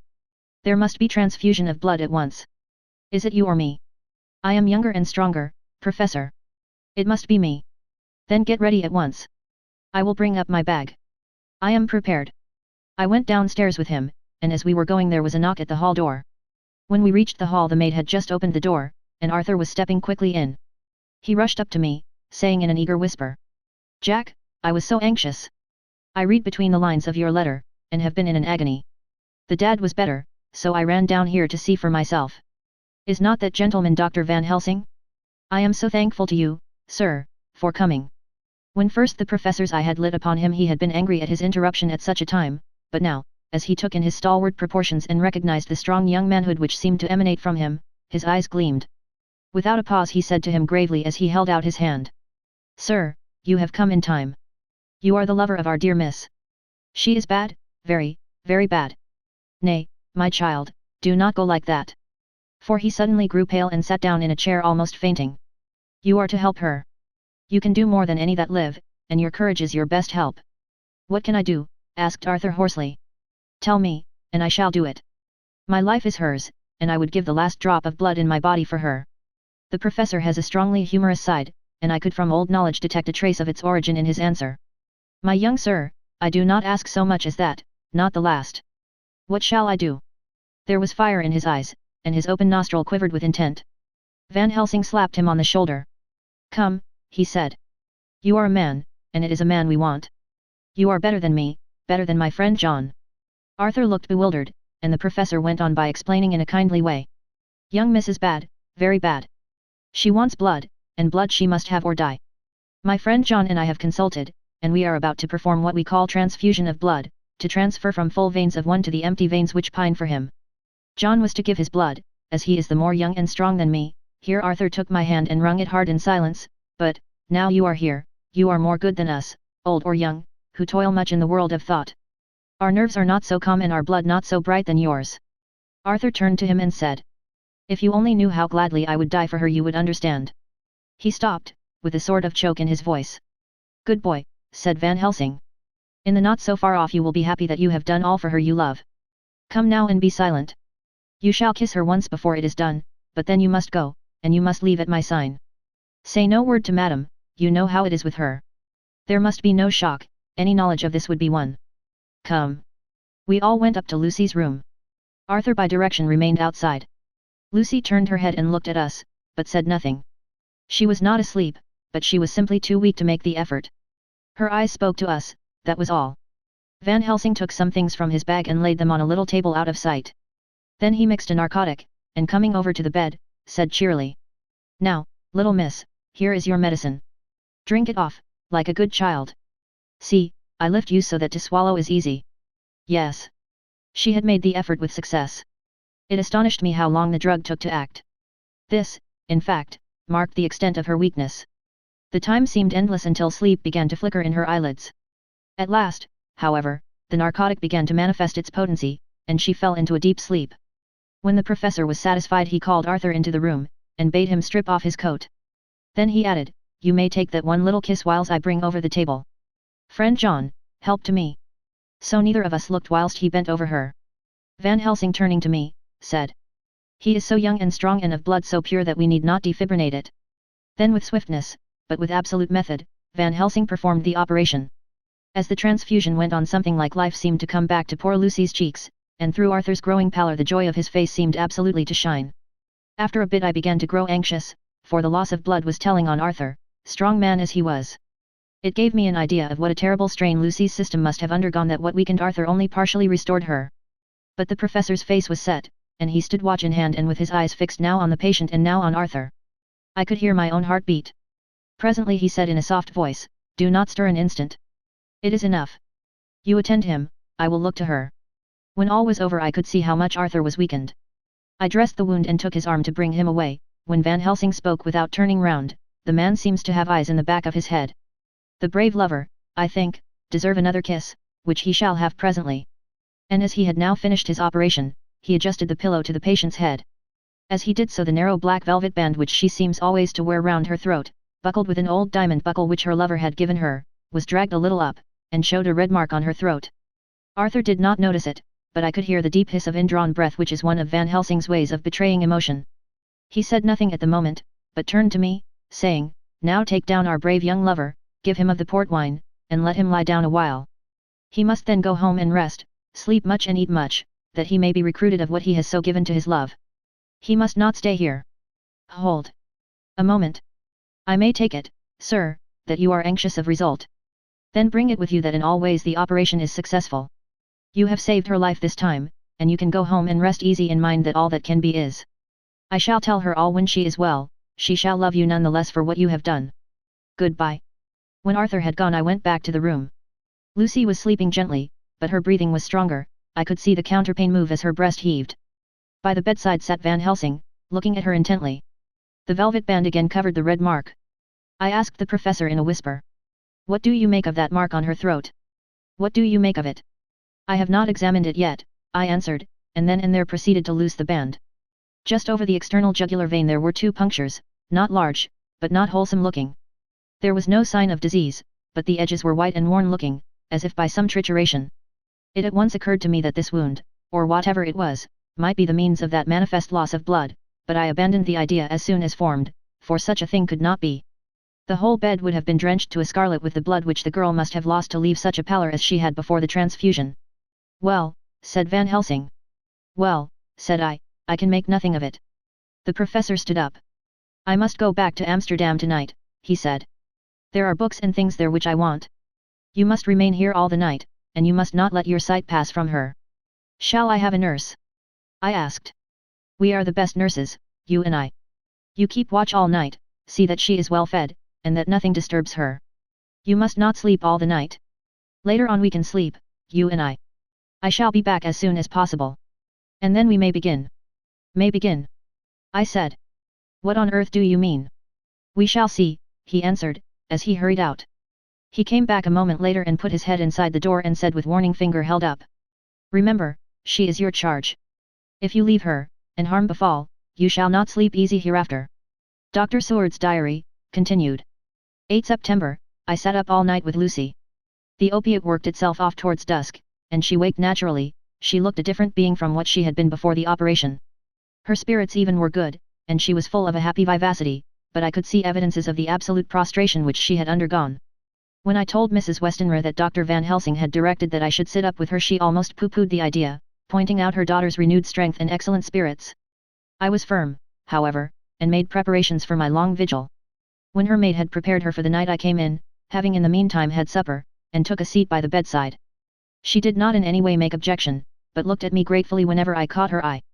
After a long spell she seemed sinking off to sleep, but with an effort seemed to pull herself together and shook it off. This was repeated several times, with greater effort and with shorter pauses as the time moved on. It was apparent that she did not want to sleep, so I tackled the subject at once. "You do not want to go to sleep?" "No, I am afraid." "Afraid to go to sleep? Why so?" "It is the boon we all crave for." "Ah, not if you were like me, if sleep was to you a presage of horror." "A presage of horror? What on earth do you mean?" "I don't know, oh, I don't know. And that is what is so terrible. All this weakness comes to me in sleep, until I dread the very thought." "But, my dear girl, you may sleep tonight. I am here watching you, and I can promise that nothing will happen." "Ah, I can trust you." I seized the opportunity, and said, "I promise you that if I see any evidence of bad dreams I will wake you at once." "You will? Oh, will you really? How good you are to me. Then I will sleep." And almost at the word she gave a deep sigh of relief, and sank back, asleep. All night long I watched by her. She never stirred, but slept on in a deep, tranquil, life-giving, health-giving sleep. Her lips were slightly parted, and her breast rose and fell with the regularity of a pendulum. There was a smile on her face, and it was evident that no bad dreams had come to disturb her peace of mind. In the early morning her maid came, and I left her in her care and took myself back home, for I was anxious about many things. I sent a short wire to Van Helsing and to Arthur, telling them of the excellent result of the operation. My own work, with its manifold arrears, took me all day to clear off. It was dark when I was able to inquire about my zoophagus patient. The report was good, he had been quite quiet for the past day and night. A telegram came from Van Helsing at Amsterdam whilst I was at dinner, suggesting that I should be at Hillingham tonight, as it might be well to be at hand, and stating that he was leaving by the night mail and would join me early in the morning. 9 September, I was pretty tired and worn out when I got to Hillingham. For 2 nights I had hardly had a wink of sleep, and my brain was beginning to feel that numbness which marks cerebral exhaustion. Lucy was up and in cheerful spirits. When she shook hands with me she looked sharply in my face and said, "No sitting up tonight for you. You are worn out." "I am quite well again, indeed, I am, and if there is to be any sitting up, it is I who will sit up with you." I would not argue the point, but went and had my supper.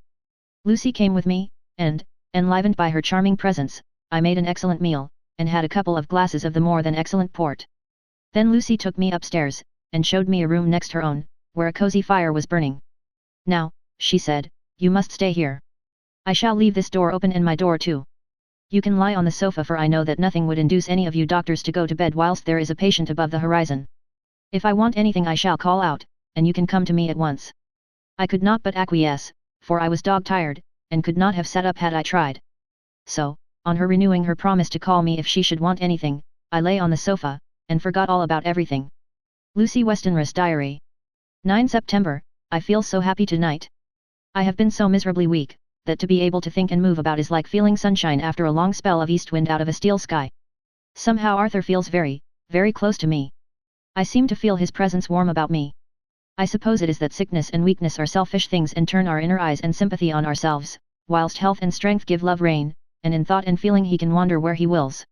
I know where my thoughts are. If Arthur only knew. My dear, your ears must tingle as you sleep, as mine do waking.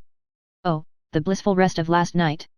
How I slept, with that dear, good Dr. Seward watching me. And tonight I shall not fear to sleep, since he is close at hand and within call. Thank everybody for being so good to me. Thank God.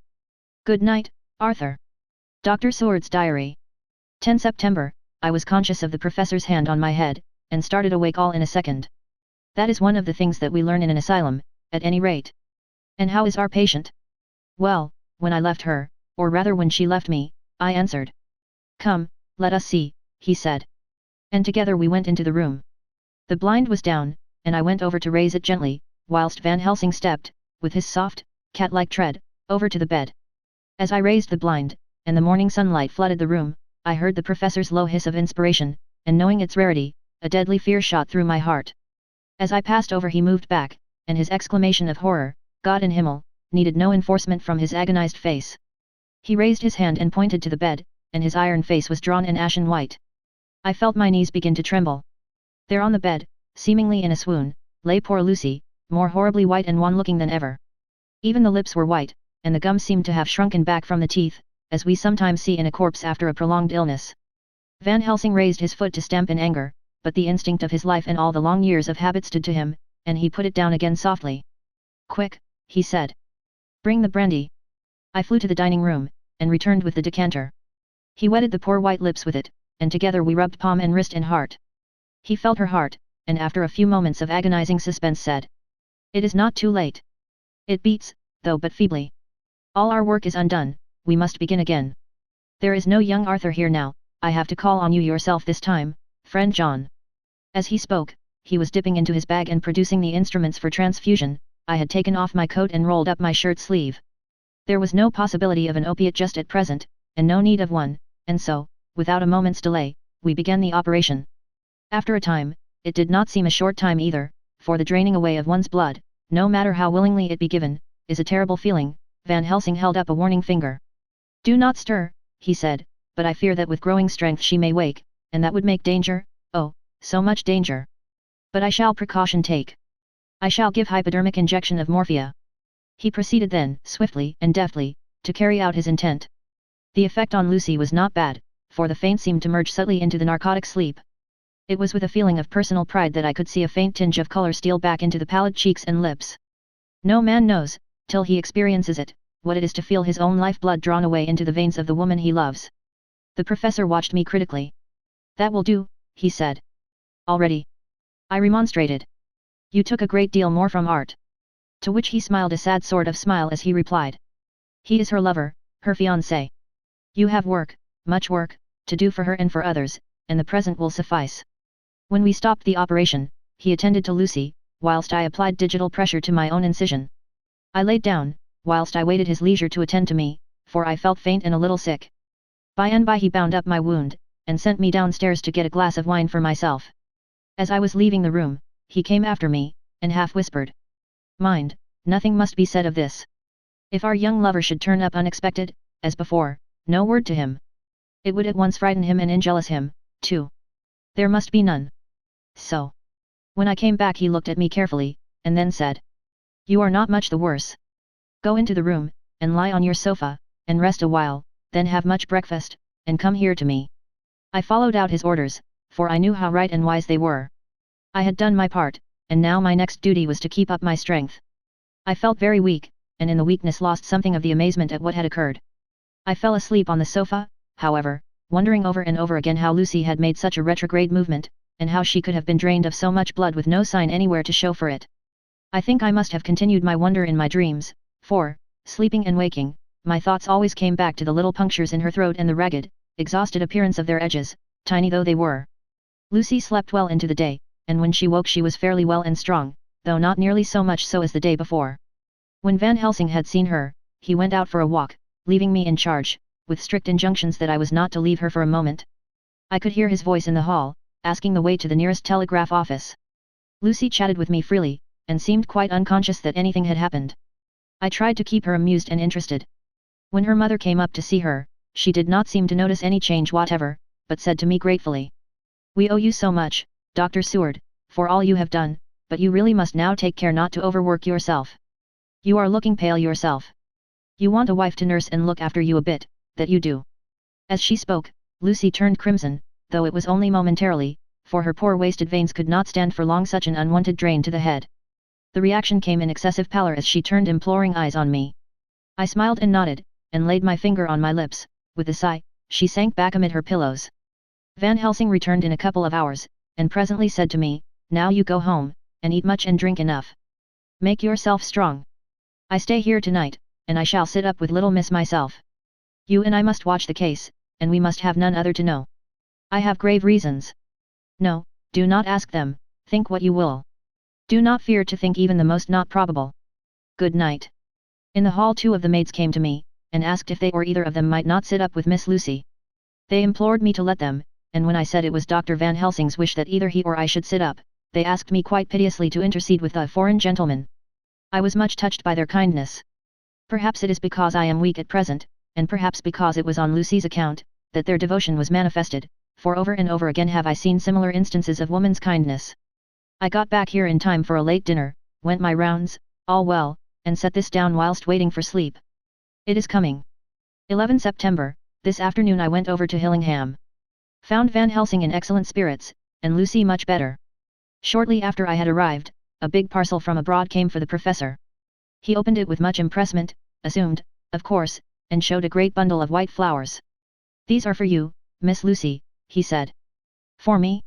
Oh, Dr. Van Helsing. Yes, my dear, but not for you to play with. These are medicines. Here Lucy made a wry face. Nay, but they are not to take in a decoction or in nauseous form, so you need not snub that so charming nose, or I shall point out to my friend Arthur what woes he may have to endure in seeing so much beauty that he so loves so much distort. Aha, my pretty miss, that bring the so nice nose all straight again. This is medicinal, but you do not know how.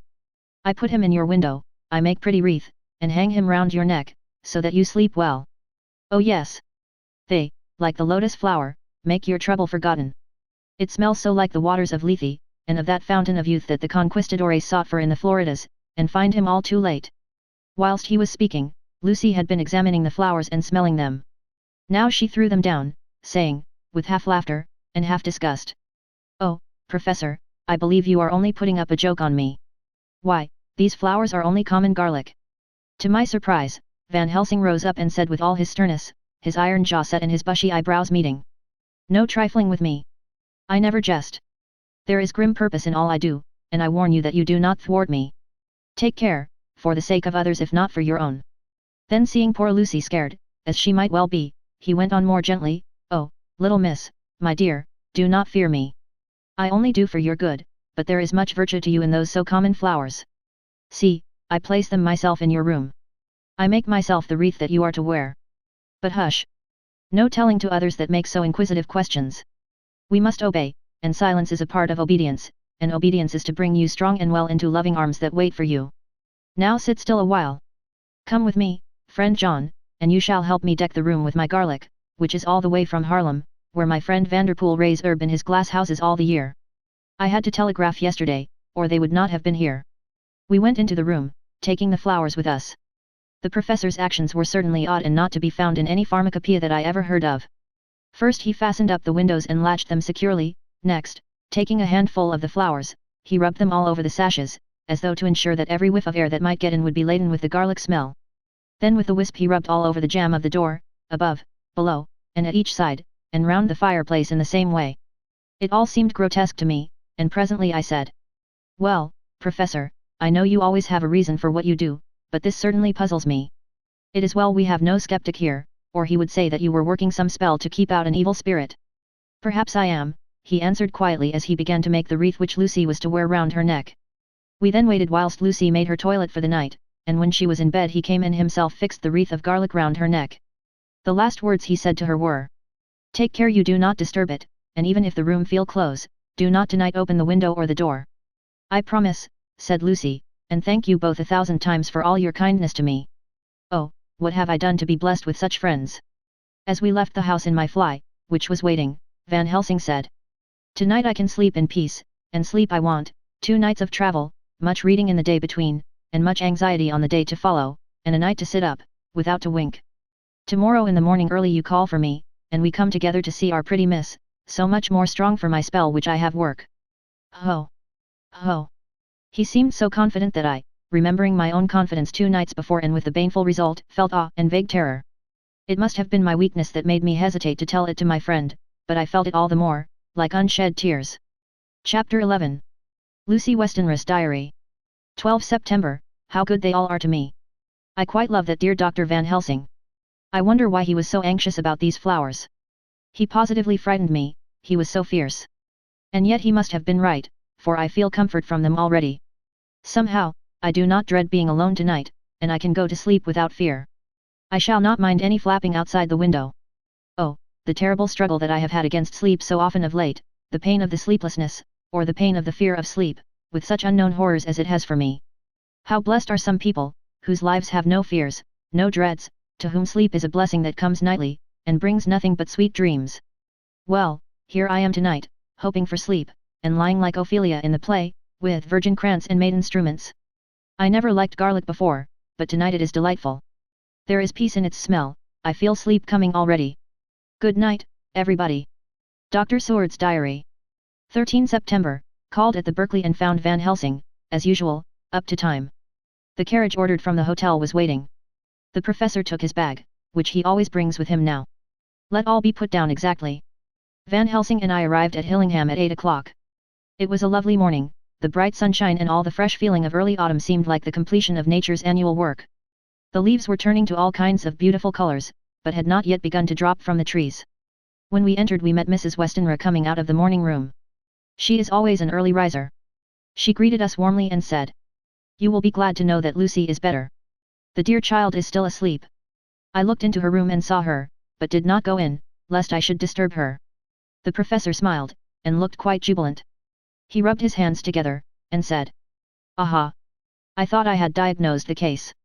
My treatment is working," to which she answered, "You must not take all the credit to yourself, doctor. Lucy's state this morning is due in part to me." "How you do mean, ma'am?" asked the professor. "Well, I was anxious about the dear child in the night, and went into her room. She was sleeping soundly, so soundly that even my coming did not wake her. But the room was awfully stuffy. There were a lot of those horrible, strong-smelling flowers about everywhere, and she had actually a bunch of them round her neck. I feared that the heavy odor would be too much for the dear child in her weak state, so I took them all away and opened a bit of the window to let in a little fresh air. You will be pleased with her, I am sure." She moved off into her boudoir, where she usually breakfasted early. As she had spoken, I watched the professor's face, and saw it turn ashen grey. He had been able to retain his self-command whilst the poor lady was present, for he knew her state and how mischievous a shock would be. He actually smiled on her as he held open the door for her to pass into her room. But the instant she had disappeared he pulled me, suddenly and forcibly, into the dining room and closed the door. Then, for the first time in my life, I saw Van Helsing break down. He raised his hands over his head in a sort of mute despair, and then beat his palms together in a helpless way. Finally he sat down on a chair, and putting his hands before his face, began to sob, with loud, dry sobs that seemed to come from the very racking of his heart. Then he raised his arms again, as though appealing to the whole universe. God! God! God! He said. What have we done, what has this poor thing done, that we are so sore beset? Is there fate amongst us still, sent down from the pagan world of old, that such things must be, and in such way? This poor mother, all unknowing, and all for the best as she think, does such thing as lose her daughter body and soul, and we must not tell her, we must not even warn her, or she die, and then both die. Oh, how we are beset! How are all the powers of the devils against us? Suddenly he jumped to his feet. Come, he said, come, we must see and act. Devils or no devils, or all the devils at once, it matters not, we fight him all the same. He went to the hall door for his bag, and together we went up to Lucy's room. Once again I drew up the blind, whilst Van Helsing went towards the bed. This time he did not start as he looked on the poor face with the same awful, waxen pallor as before. He wore a look of stern sadness and infinite pity. As I expected, he murmured, with that hissing inspiration of his which meant so much. Without a word he went and locked the door, and then began to set out on the little table the instruments for yet another operation of transfusion of blood. I had long ago recognized the necessity, and begun to take off my coat, but he stopped me with a warning hand. No, he said. Today you must operate. I shall provide. You are weakened already. As he spoke he took off his coat and rolled up his shirt sleeve. Again the operation, again the narcotic, again some return of color to the ashy cheeks, and the regular breathing of healthy sleep. This time I watched whilst Van Helsing recruited himself and rested. Presently he took an opportunity of telling Mrs. Westenra that she must not remove anything from Lucy's room without consulting him, that the flowers were of medicinal value, and that the breathing of their odor was a part of the system of cure. Then he took over the care of the case himself, saying that he would watch this night and the next and would send me word when to come. After another hour Lucy waked from her sleep, fresh and bright and seemingly not much the worse for her terrible ordeal. What does it all mean? I am beginning to wonder if my long habit of life amongst the insane is beginning to tell upon my own brain. Lucy Westenra's Diary. 17 September, 4 days and nights of peace. I am getting so strong again that I hardly know myself. It is as if I had passed through some long nightmare, and had just awakened to see the beautiful sunshine and feel the fresh air of the morning around me. I have a dim half-remembrance of long, anxious times of waiting and fearing, darkness in which there was not even the pain of hope to make present distress more poignant, and then long spells of oblivion, and the rising back to life as a diver coming up through a great press of water. Since, however, Dr. Van Helsing has been with me, all this bad dreaming seems to have passed away, the noises that used to frighten me out of my wits, the flapping against the windows, the distant voices which seemed so close to me, the harsh sounds that came from I know not where and commanded me to do I know not what, have all ceased. I go to bed now without any fear of sleep. I do not even try to keep awake. I have grown quite fond of the garlic, and a boxful arrives for me every day from Haarlem. Tonight Dr. Van Helsing is going away, as he has to be for a day in Amsterdam. But I need not be watched, I am well enough to be left alone. Thank God for mother's sake, and dear Arthur's, and for all our friends who have been so kind. I shall not even feel the change, for last night Dr. Van Helsing slept in his chair a lot of the time. I found him asleep twice when I awoke, but I did not fear to go to sleep again, although the bows or bats or something napped almost angrily against the window panes. The Pall Mall Gazette, September 18th. The Escaped Wolf. Perilous adventure of our interviewer. Interview with the keeper in the zoological gardens. After many inquiries and almost as many refusals, and perpetually using the words Pall Mall Gazette as a sort of talisman, I managed to find the keeper of the section of the zoological gardens in which the wolf department is included. Thomas Builder lives in one of the cottages in the enclosure behind the Elephant House, and was just sitting down to his tea when I found him. Thomas and his wife are hospitable folk, elderly, and without children, and if the specimen I enjoyed of their hospitality be of the average kind, their lives must be pretty comfortable. The keeper would not enter on what he called business until the supper was over, and we were all satisfied. Then when the table was cleared, and he had lit his pipe, he said, "Now, sir, you can go on and ask me what you want. You'll excuse me refusin' to talk of professional subjects afore meals. I gives the wolves and the jackals and the hyenas in all our section their tea afore I begins to ask them questions." "How do you mean, ask them questions?" I queried, wishful to get him into a talkative humor. Idin of them over the EAD with a pole is one way, scratchin' of their hears is another, when gentses is flush wants a bit of a show-orf to their gals. I don't so much mind the fust, the idin with a pole afore I chucks in their dinner, but I waits till they've 'ad their sherry and coffee, so to speak, afore I tries on with the ear scratchin'. Mind you, he added philosophically, there's a deal of the same nature in us as in them near animalies. Here's you a common and arskin of me questions about my business, and I that grumpy like that only for your bloomin' ARF quid I'd a seen you blowed fust fore I'd answer.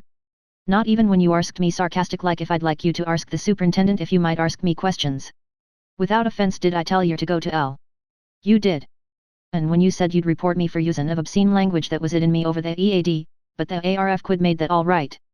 I weren't a goin' to fight, so I waited for the food, and did with my owl as the wolves and lions and tigers does. But, lor love your art, now that the old woman has stuck a chunk of her tea cake in me, and rinsed me out with her bloomin' old teapot, and I've lit up, you may scratch my ears for all you're worth, and won't get even a growl out of me. Drive along with your questions. I know what you're a common at, that escaped wolf. Exactly. I want you to give me your view of it. Just tell me how it happened, and when I know the facts I'll get you to say what you consider was the cause of it, and how you think the whole affair will end. All right, Governor. This is about the OLE story. That wolf what we called Berserker was one of 3 grey ones that came from Norway to Jamaica's, which we bought off him 4 years ago. He was a nice well-behaved wolf, that never gave no trouble to talk of. I'm more surprised at I'm for wantin' to get out nor any other animaly in the place. But, there, you can't trust wolves no more nor women. Don't you mind him, sir, broke in Mrs. Tom, with a cheery laugh. He's got mindin' the animalies so long that blessed if he ain't like a old wolf hisself. But there ain't no harm in 'im. Well, sir, it was about 2 hours after feedin' yesterday when I first hear my disturbance. I was makin' up a litter in the monkey house for a young puma which is ill, but when I heard the yelpin' and owlin' I came away straight. There was Berserker a tearin' like a mad thing at the bars as if he wanted to get out. There wasn't much people about that day, and close at hand was only one man, a tall, thin chap, with a okay nose and a pointed beard, with a few white hairs runnin' through it. He had a hard, cold look and red eyes, and I took a sort of mislike to him, for it seemed as if it was I'm as they was irritated at. He 'ad white kid gloves on his hands, and he pointed out the animalies to me and says, "Keeper, these wolves seem upset at something." "Maybe it's you," says I, for I did not like the airs as he give hisself. He didn't get angry, as I bet he would, but he smiled a kind of insolent smile, with a mouth full of white, sharp teeth. "Oh no, they wouldn't like me," he says. "Oh yes, they would," says I, imitatin' of him. "They always likes a bone or two to clean their teeth on about tea time, which you is a bagful." Well, it was a odd thing, but when the animalies see us a talkin' they lay down, and when I went over to Berserker he let me stroke his ears same as ever. That there man came over, and blessed but if he didn't put in his hand and stroke the old wolf's ears too. "Take care," says I. "Berserker is quick." "Never mind," he says. "I'm used to 'em. Are you in the business yourself?" I says, taking off my it, for a man what trades in wolves, and steerer, is a good friend to keepers. "No," says he, "not exactly in the business, but I have made pets of several." And with it he lifts his it as perlite as a lord, and walks away. Old Berserker kept a lookin' arter him till he was out of sight, and then went and lay down in a corner and wouldn't come out the ole heavening. Well, last night, so soon as the moon was up, the wolves here all began owling. There warn't nothing for them to owl at. There warn't no one near, except someone that was evidently a callin' a dog somewheres out back of the gardings in the park road. Once or twice I went out to see that all was right, and it was, and then the owling stopped. Just before 12 o'clock I just took a look round afore turnin' in, and, bust me, but when I came opposite to old Berserker's cage I see the rails broken and twisted about and the cage empty. And that's all I know for certain. Did anyone else see anything? One of our gardeners was a common about that time from a harmony, when he sees a big grey dog comin' out through the garden edges. At least, so he says, but I don't give much for it myself, for if he did he never said a word about it to his missus when he got home, and it was only after the escape of the wolf was made known, and we had been up all night a huntin' of the park for Berserker, that he remembered seein' anything. My own belief was that the harmony had got into his EAD. Now, Mr. Builder, can you account in any way for the escape of the wolf? Well, sir, he said, with a suspicious sort of modesty, I think I can, but I don't know as how you'd be satisfied with the theory. Certainly I shall. If a man like you, who knows the animals from experience, can't hazard a good guess at any rate, who is even to try? Well then, sir, I accounts for it this way, it seems to me that wolf escaped, simply because he wanted to get out. From the hearty way that both Thomas and his wife laughed at the joke, I could see that it had done service before, and that the whole explanation was simply an elaborate sell. I couldn't cope in badinage with the worthy Thomas, but I thought I knew a surer way to his heart, so I said. Now, Mr. Builder, we'll consider that first half-sovereign worked off, and this brother of his is waiting to be claimed when you've told me what you think will happen. Right YR, sir, he said briskly. Yell excuse me, I know, for a chaffin of yet, but the old woman here winked at me, which was as much as telling me to go on. Well, I never, said the old lady. My opinion is this, that wolf is a eaten of, somewheres. The gardenawat didn't remember said he was a gallopin' northward faster than a horse could go, but I don't believe him, for, yer see, sir, wolves don't gallop no more nor dogs does, they not bane built that way. Wolves is fine things in a storybook, and I dessa when they gets in packs and does be chivying something that's more afeard than they is they can make a devil of a noise and chop it up, whatever it is. But, lor bless you, in real life a wolf is only a low creature, not half so clever or bold as a good dog, and not half a quarter so much fightin' I'm. This one ain't been used to fightin' or even to providin' for hisself, and more like he's somewhere round the park a eatin' and a shiverin' of, and, if he thinks at all, wonderin' where he is to get his breakfast from, or maybe he's got down some area and is in a coal cellar. My eye, won't some cook get a rum start when she sees his green eyes a shining at her out of the dark. If he can't get food he's bound to look for it, and mayhap he may chance to light on a butcher's shop in time.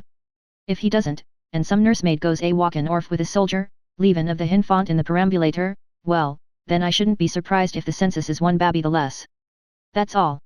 I was handing him the half-sovereign, when something came bobbing up against the window, and Mr. Builder's face doubled its natural length with surprise. God bless me, he said. If there ain't old Berserker come back by eself. He went to the door and opened it, a most unnecessary proceeding it seemed to me. I have always thought that a wild animal never looks so well as when some obstacle of pronounced durability is between us. A personal experience has intensified rather than diminished that idea. After all, however, there is nothing like custom, for neither Builder nor his wife thought any more of the wolf than I should of a dog.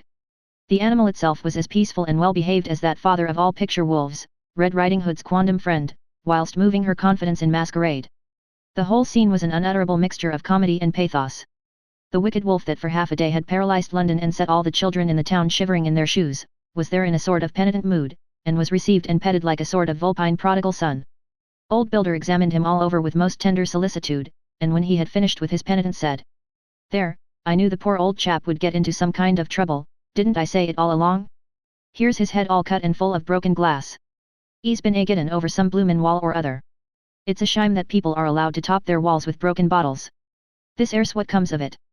Come along, Berserker. He took the wolf and locked him up in a cage, with a piece of meat that satisfied, in quantity at any rate, the elementary conditions of the fatted calf, and went off to report. I came off, too, to report the only exclusive information that is given today regarding the strange escapade at the zoo. Dr. Seward's Diary. 17 September, I was engaged after dinner in my study posting up my books, which, through press of other work and the many visits to Lucy, had fallen sadly into arrear. Suddenly the door was burst open, and in rushed my patient, with his face distorted with passion. I was thunderstruck, for such a thing as a patient getting of his own accord into the superintendent's study is almost unknown. Without an instant's pause he made straight at me. He had a dinner knife in his hand, and, as I saw he was dangerous, I tried to keep the table between us. He was too quick and too strong for me, however, for before I could get my balance he had struck at me and cut my left wrist rather severely. Before he could strike again, however, I got in my right and he was sprawling on his back on the floor. My wrist bled freely, and quite a little pool trickled onto the carpet.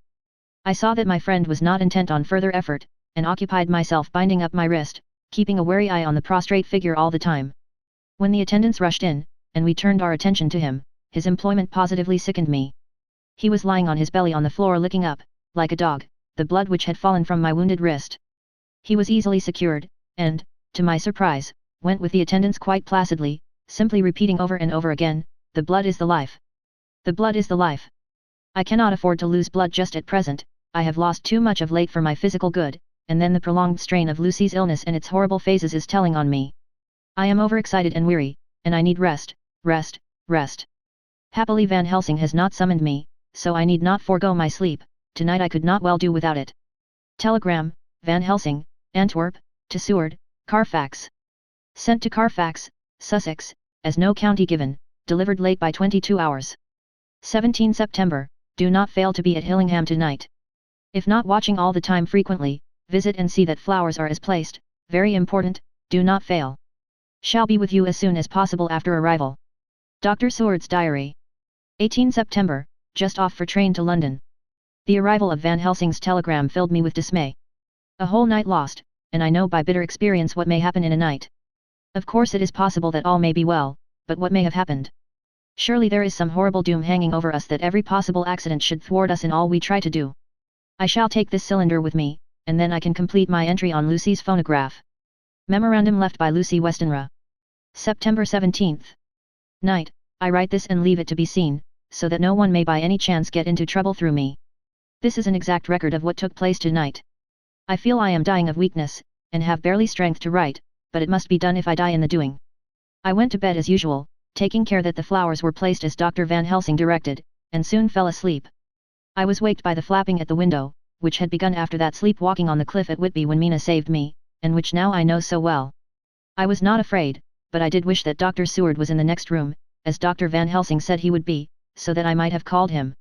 I tried to go to sleep, but could not. Then there came to me the old fear of sleep, and I determined to keep awake. Perversely sleep would try to come then when I did not want it, so, as I feared to be alone, I opened my door and called out, "Is there anybody there?" There was no answer. I was afraid to wake mother, and so closed my door again. Then outside in the shrubbery I heard a sort of howl like a dog's, but more fierce and deeper. I went to the window and looked out, but could see nothing, except a big bat, which had evidently been buffeting its wings against the window. So I went back to bed again, but determined not to go to sleep. Presently the door opened, and mother looked in, seeing by my moving that I was not asleep, came in, and sat by me. She said to me even more sweetly and softly than her wont, "I was uneasy about you, darling, and came in to see that you were all right." I feared she might catch cold sitting there, and asked her to come in and sleep with me, so she came into bed, and lay down beside me. She did not take off her dressing gown, for she said she would only stay a while and then go back to her own bed. As she lay there in my arms, and I in hers, the flapping and buffeting came to the window again. She was startled and a little frightened, and cried out, "What is that?" I tried to pacify her, and at last succeeded, and she lay quiet, but I could hear her poor dear heart still beating terribly. After a while there was the low howl again out in the shrubbery, and shortly after there was a crash at the window, and a lot of broken glass was hurled on the floor. The window blind blew back with the wind that rushed in, and in the aperture of the broken panes there was the head of a great, gaunt grey wolf. Mother cried out in a fright, and struggled up into a sitting posture, and clutched wildly at anything that would help her. Amongst other things, she clutched the wreath of flowers that Dr. Van Helsing insisted on my wearing round my neck, and tore it away from me. For a second or two she sat up, pointing at the wolf, and there was a strange and horrible gurgling in her throat, then she fell over, as if struck with lightning, and her head hit my forehead and made me dizzy for a moment or two. The room and all round seemed to spin round. I kept my eyes fixed on the window, but the wolf drew his head back, and a whole myriad of little specks seemed to come blowing in through the broken window, and wheeling and circling round like the pillar of dust that travellers describe when there is a Simone in the desert. I tried to stir, but there was some spell upon me, and dear mother's poor body, which seemed to grow cold already, for her dear heart had ceased to beat, weighed me down, and I remembered no more for a while.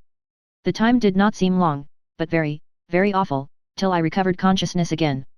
Somewhere near, a passing bell was tolling, the dogs all round the neighbourhood were howling, and in our shrubbery, seemingly just outside, a nightingale was singing. I was dazed and stupid with pain and terror and weakness, but the sound of the nightingale seemed like the voice of my dead mother come back to comfort me. The sound seemed to have awakened the maids, too, for I could hear their bare feet pattering outside my door. I called to them, and they came in, and when they saw what had happened, and what it was that lay over me on the bed, they screamed out. The wind rushed in through the broken window, and the door slammed to. They lifted off the body of my dear mother, and laid her, covered up with a sheet, on the bed after I had got up.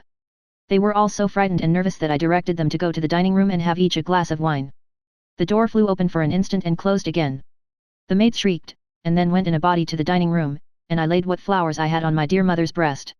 When they were there I remembered what Dr. Van Helsing had told me, but I didn't like to remove them, and, besides, I would have some of the servants to sit up with me now. I was surprised that the maids did not come back. I called them, but got no answer, so I went to the dining room to look for them. My heart sank when I saw what had happened. They all four lay helpless on the floor, breathing heavily. The decanter of sherry was on the table half full, but there was a queer, acrid smell about. I was suspicious, and examined the decanter. It smelt of laudanum, and looking on the sideboard, I found that the bottle which mother's doctor uses for her, was empty. What am I to do? What am I to do?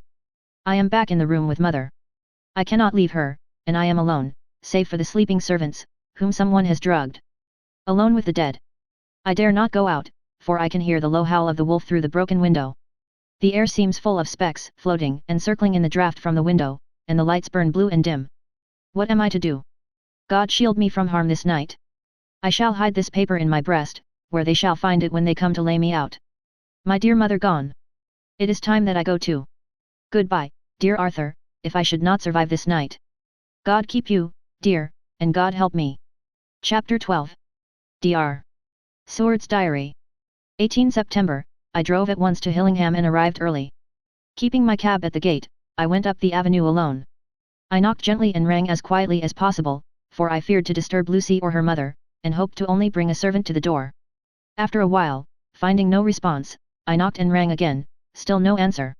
I cursed the laziness of the servants that they should lie abed at such an hour, for it was now 10 o'clock, and so rang and knocked again, but more impatiently, but still without response. Hitherto I had blamed only the servants, but now a terrible fear began to assail me. Was this desolation but another link in the chain of doom which seemed drawing tight around us? Was it indeed a house of death to which I had come, too late?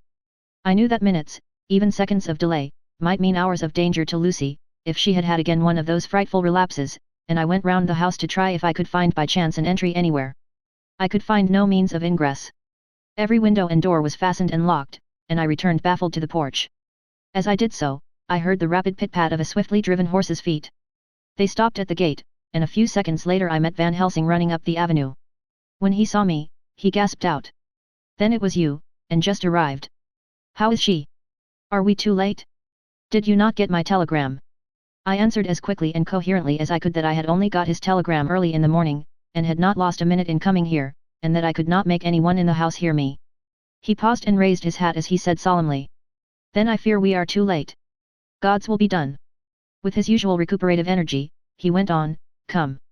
If there be no way open to get in, we must make one. Time is all in all to us now. We went round to the back of the house, where there was a kitchen window. The professor took a small surgical saw from his case, and handing it to me, pointed to the iron bars which guarded the window. I attacked them at once and had very soon cut through 3 of them. Then with a long, thin knife we pushed back the fastening of the sashes and opened the window. I helped the professor in, and followed him. There was no one in the kitchen or in the servants' rooms, which were close at hand. We tried all the rooms as we went along, and in the dining room, dimly lit by rays of light through the shutters, found 4 servant women lying on the floor. There was no need to think them dead, for their stertorous breathing and the acrid smell of laudanum in the room left no doubt as to their condition. Van Helsing and I looked at each other, and as we moved away he said, we can attend to them later. Then we ascended to Lucy's room. For an instant or two we paused at the door to listen, but there was no sound that we could hear. With white faces and trembling hands, we opened the door gently, and entered the room. How shall I describe what we saw? On the bed lay 2 women, Lucy and her mother. The latter lay farthest in, and she was covered with a white sheet, the edge of which had been blown back by the draught through the broken window, showing the drawn, white face, with a look of terror fixed upon it. By her side lay Lucy, with face white and still more drawn. The flowers which had been round her neck we found upon her mother's bosom, and her throat was bare, showing the 2 little wounds which we had noticed before, but looking horribly white and mangled. Without a word the professor bent over the bed, his head almost touching poor Lucy's breast, then he gave a quick turn of his head, as of one who listens, and leaping to his feet, he cried out to me. It is not yet too late. Quick! Quick! Bring the brandy! I flew downstairs and returned with it, taking care to smell and taste it, lest it, too, were drugged like the decanter of sherry which I found on the table. The maids were still breathing, but more restlessly, and I fancied that the narcotic was wearing off. I did not stay to make sure, but returned to Van Helsing. He rubbed the brandy, as on another occasion, on her lips and gums and on her wrists and the palms of her hands. He said to me, I can do this, all that can be at the present. You go wake those maids. Flick them in the face with a wet towel, and flick them hard. Make them get heat and fire and a warm bath. This poor soul is nearly as cold as that beside her. She will need be heated before we can do anything more. I went at once, and found little difficulty in waking 3 of the women. The 4th was only a young girl, and the drug had evidently affected her more strongly, so I lifted her on the sofa and let her sleep. The others were dazed at first, but as remembrance came back to them they cried and sobbed in a hysterical manner. I was stern with them, however, and would not let them talk. I told them that one life was bad enough to lose, and that if they delayed they would sacrifice Miss Lucy. So, sobbing and crying, they went about their way, half-clad as they were, and prepared fire and water. Fortunately, the kitchen and boiler fires were still alive, and there was no lack of hot water. We got a bath and carried Lucy out as she was and placed her in it. Whilst we were busy chafing her limbs, there was a knock at the hall door. One of the maids ran off, hurried on some more clothes, and opened it. Then she returned and whispered to us that there was a gentleman who had come with a message from Mr. Holmwood. I bade her simply tell him that he must wait, for we could see no one now.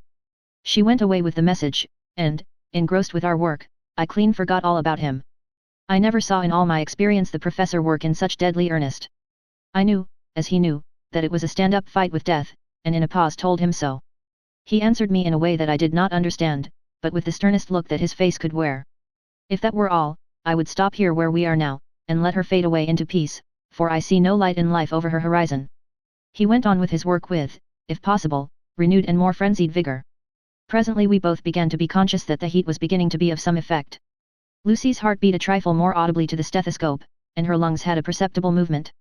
Van Helsing's face almost beamed, and as we lifted her from the bath and rolled her in a hot sheet to dry her, he said to me, "The first gain is ours. Check to the king."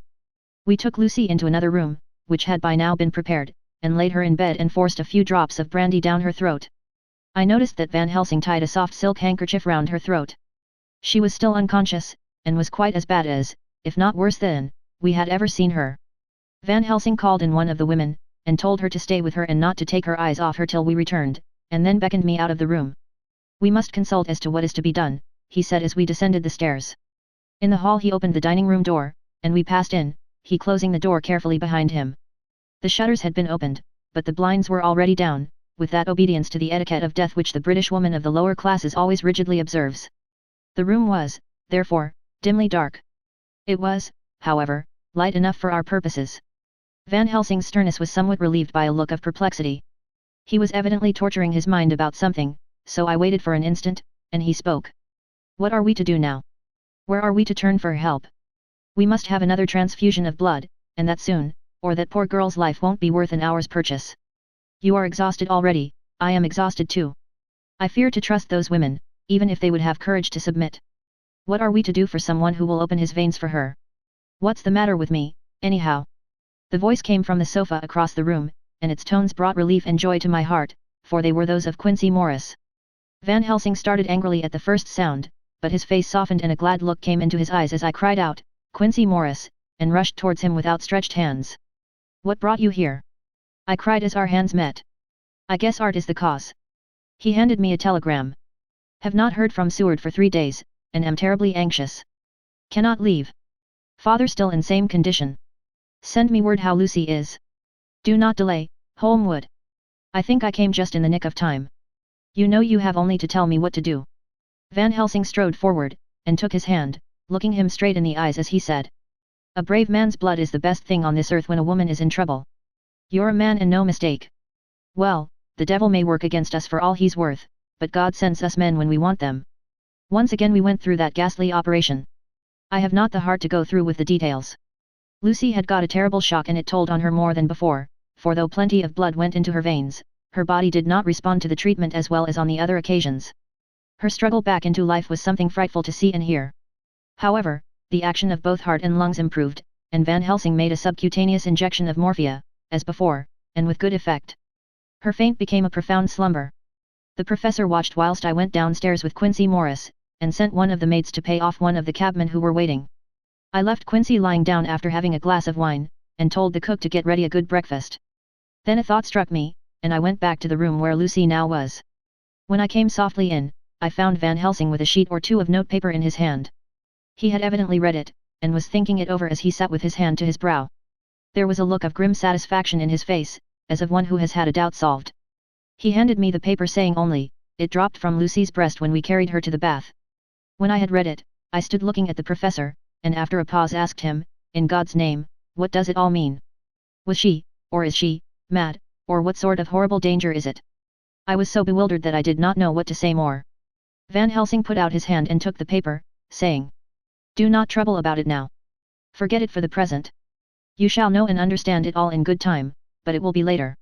And now what is it that you came to me to say?" This brought me back to fact, and I was all myself again. "I came to speak about the certificate of death." If we do not act properly and wisely, there may be an inquest, and that paper would have to be produced. I am in hopes that we need have no inquest, for if we had it would surely kill poor Lucy, if nothing else did. I know, and you know, and the other doctor who attended her knows, that Mrs. Westenra had disease of the heart, and we can certify that she died of it. Let us fill up the certificate at once, and I shall take it myself to the registrar and go on to the undertaker. Good, oh my friend John. Well thought of. Truly Miss Lucy, if she be sad in the foes that beset her, is at least happy in the friends that love her. 1, 2, 3, all open their veins for her, besides one old man. Ah yes, I know, friend John, I am not blind. I love you all the more for it. Now go. In the hall I met Quincy Morris, with the telegram for Arthur telling him that Mrs. Westenra was dead, that Lucy also had been ill, but was now going on better, and that Van Helsing and I were with her. I told him where I was going, and he hurried me out, but as I was going said, "When you come back, Jack, may I have 2 words with you all to ourselves?" I nodded in reply and went out. I found no difficulty about the registration, and arranged with the local undertaker to come up in the evening to measure for the coffin and to make arrangements. When I got back Quincy was waiting for me. I told him I would see him as soon as I knew about Lucy, and went up to her room. She was still sleeping, and the professor seemingly had not moved from his seat at her side. From his putting his finger to his lips, I gathered that he expected her to wake before long and was afraid of forestalling nature. So I went down to Quincy and took him into the breakfast room, where the blinds were not drawn down, and which was a little more cheerful, or rather less cheerless, than the other rooms.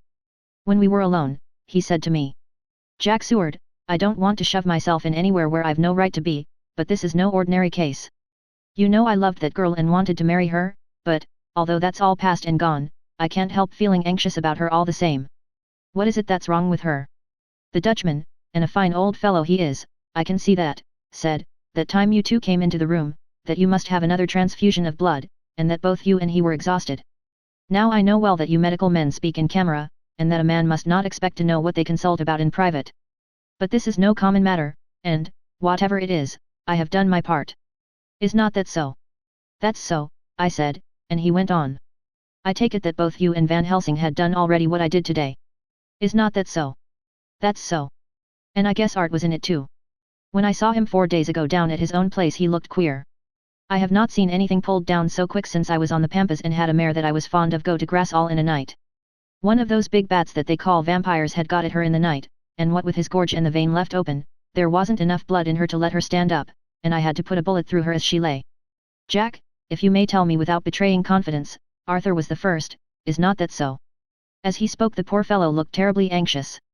He was in a torture of suspense regarding the woman he loved, and his utter ignorance of the terrible mystery which seemed to surround her intensified his pain. His very heart was bleeding, and it took all the manhood of him, and there was a royal lot of it, too, to keep him from breaking down. I paused before answering, for I felt that I must not betray anything which the professor wished kept secret, but already he knew so much, and guessed so much, that there could be no reason for not answering, so I answered in the same phrase, "That's so." "And how long has this been going on?" "About 10 days. 10 days. Then I guess, Jack Seward, that poor pretty creature that we all love has had put into her veins within that time the blood of 4 strong men. Man alive, her whole body wouldn't hold it." Then, coming close to me, he spoke in a fierce half-whisper, "What took it out?" I shook my head. "That," I said, "is the crux. Van Helsing is simply frantic about it, and I am at my wit's end. I can't even hazard a guess. There has been a series of little circumstances which have thrown out all our calculations as to Lucy being properly watched. But these shall not occur again. Here we stay until all be well, or ill."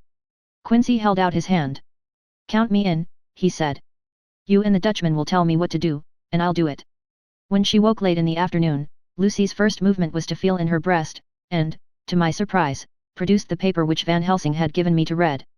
The careful professor had replaced it where it had come from, lest on waking she should be alarmed. Her eye then lit on Van Helsing and on me too, and gladdened. Then she looked around the room, and seeing where she was, shuddered. She gave a loud cry, and put her poor thin hands before her pale face. We both understood what that meant, that she had realized to the full her mother's death, so we tried what we could to comfort her. Doubtless sympathy eased her somewhat, but she was very low in thought and spirit, and wept silently and weakly for a long time. We told her that either or both of us would now remain with her all the time, and that seemed to comfort her. Towards dusk she fell into a doze. Here a very odd thing occurred.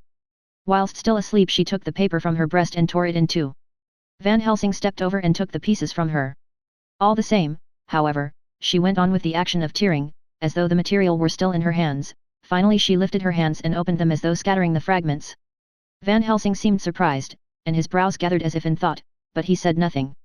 19 September, all last night she slept fitfully, being always afraid to sleep, and something weaker when she woke from it. The professor and I took it in turns to watch, and we never left her for a moment unattended. Quincy Morris said nothing about his intention, but I knew that all night long he patrolled round and round the house. When the day came, its searching light showed the ravages in poor Lucy's strength.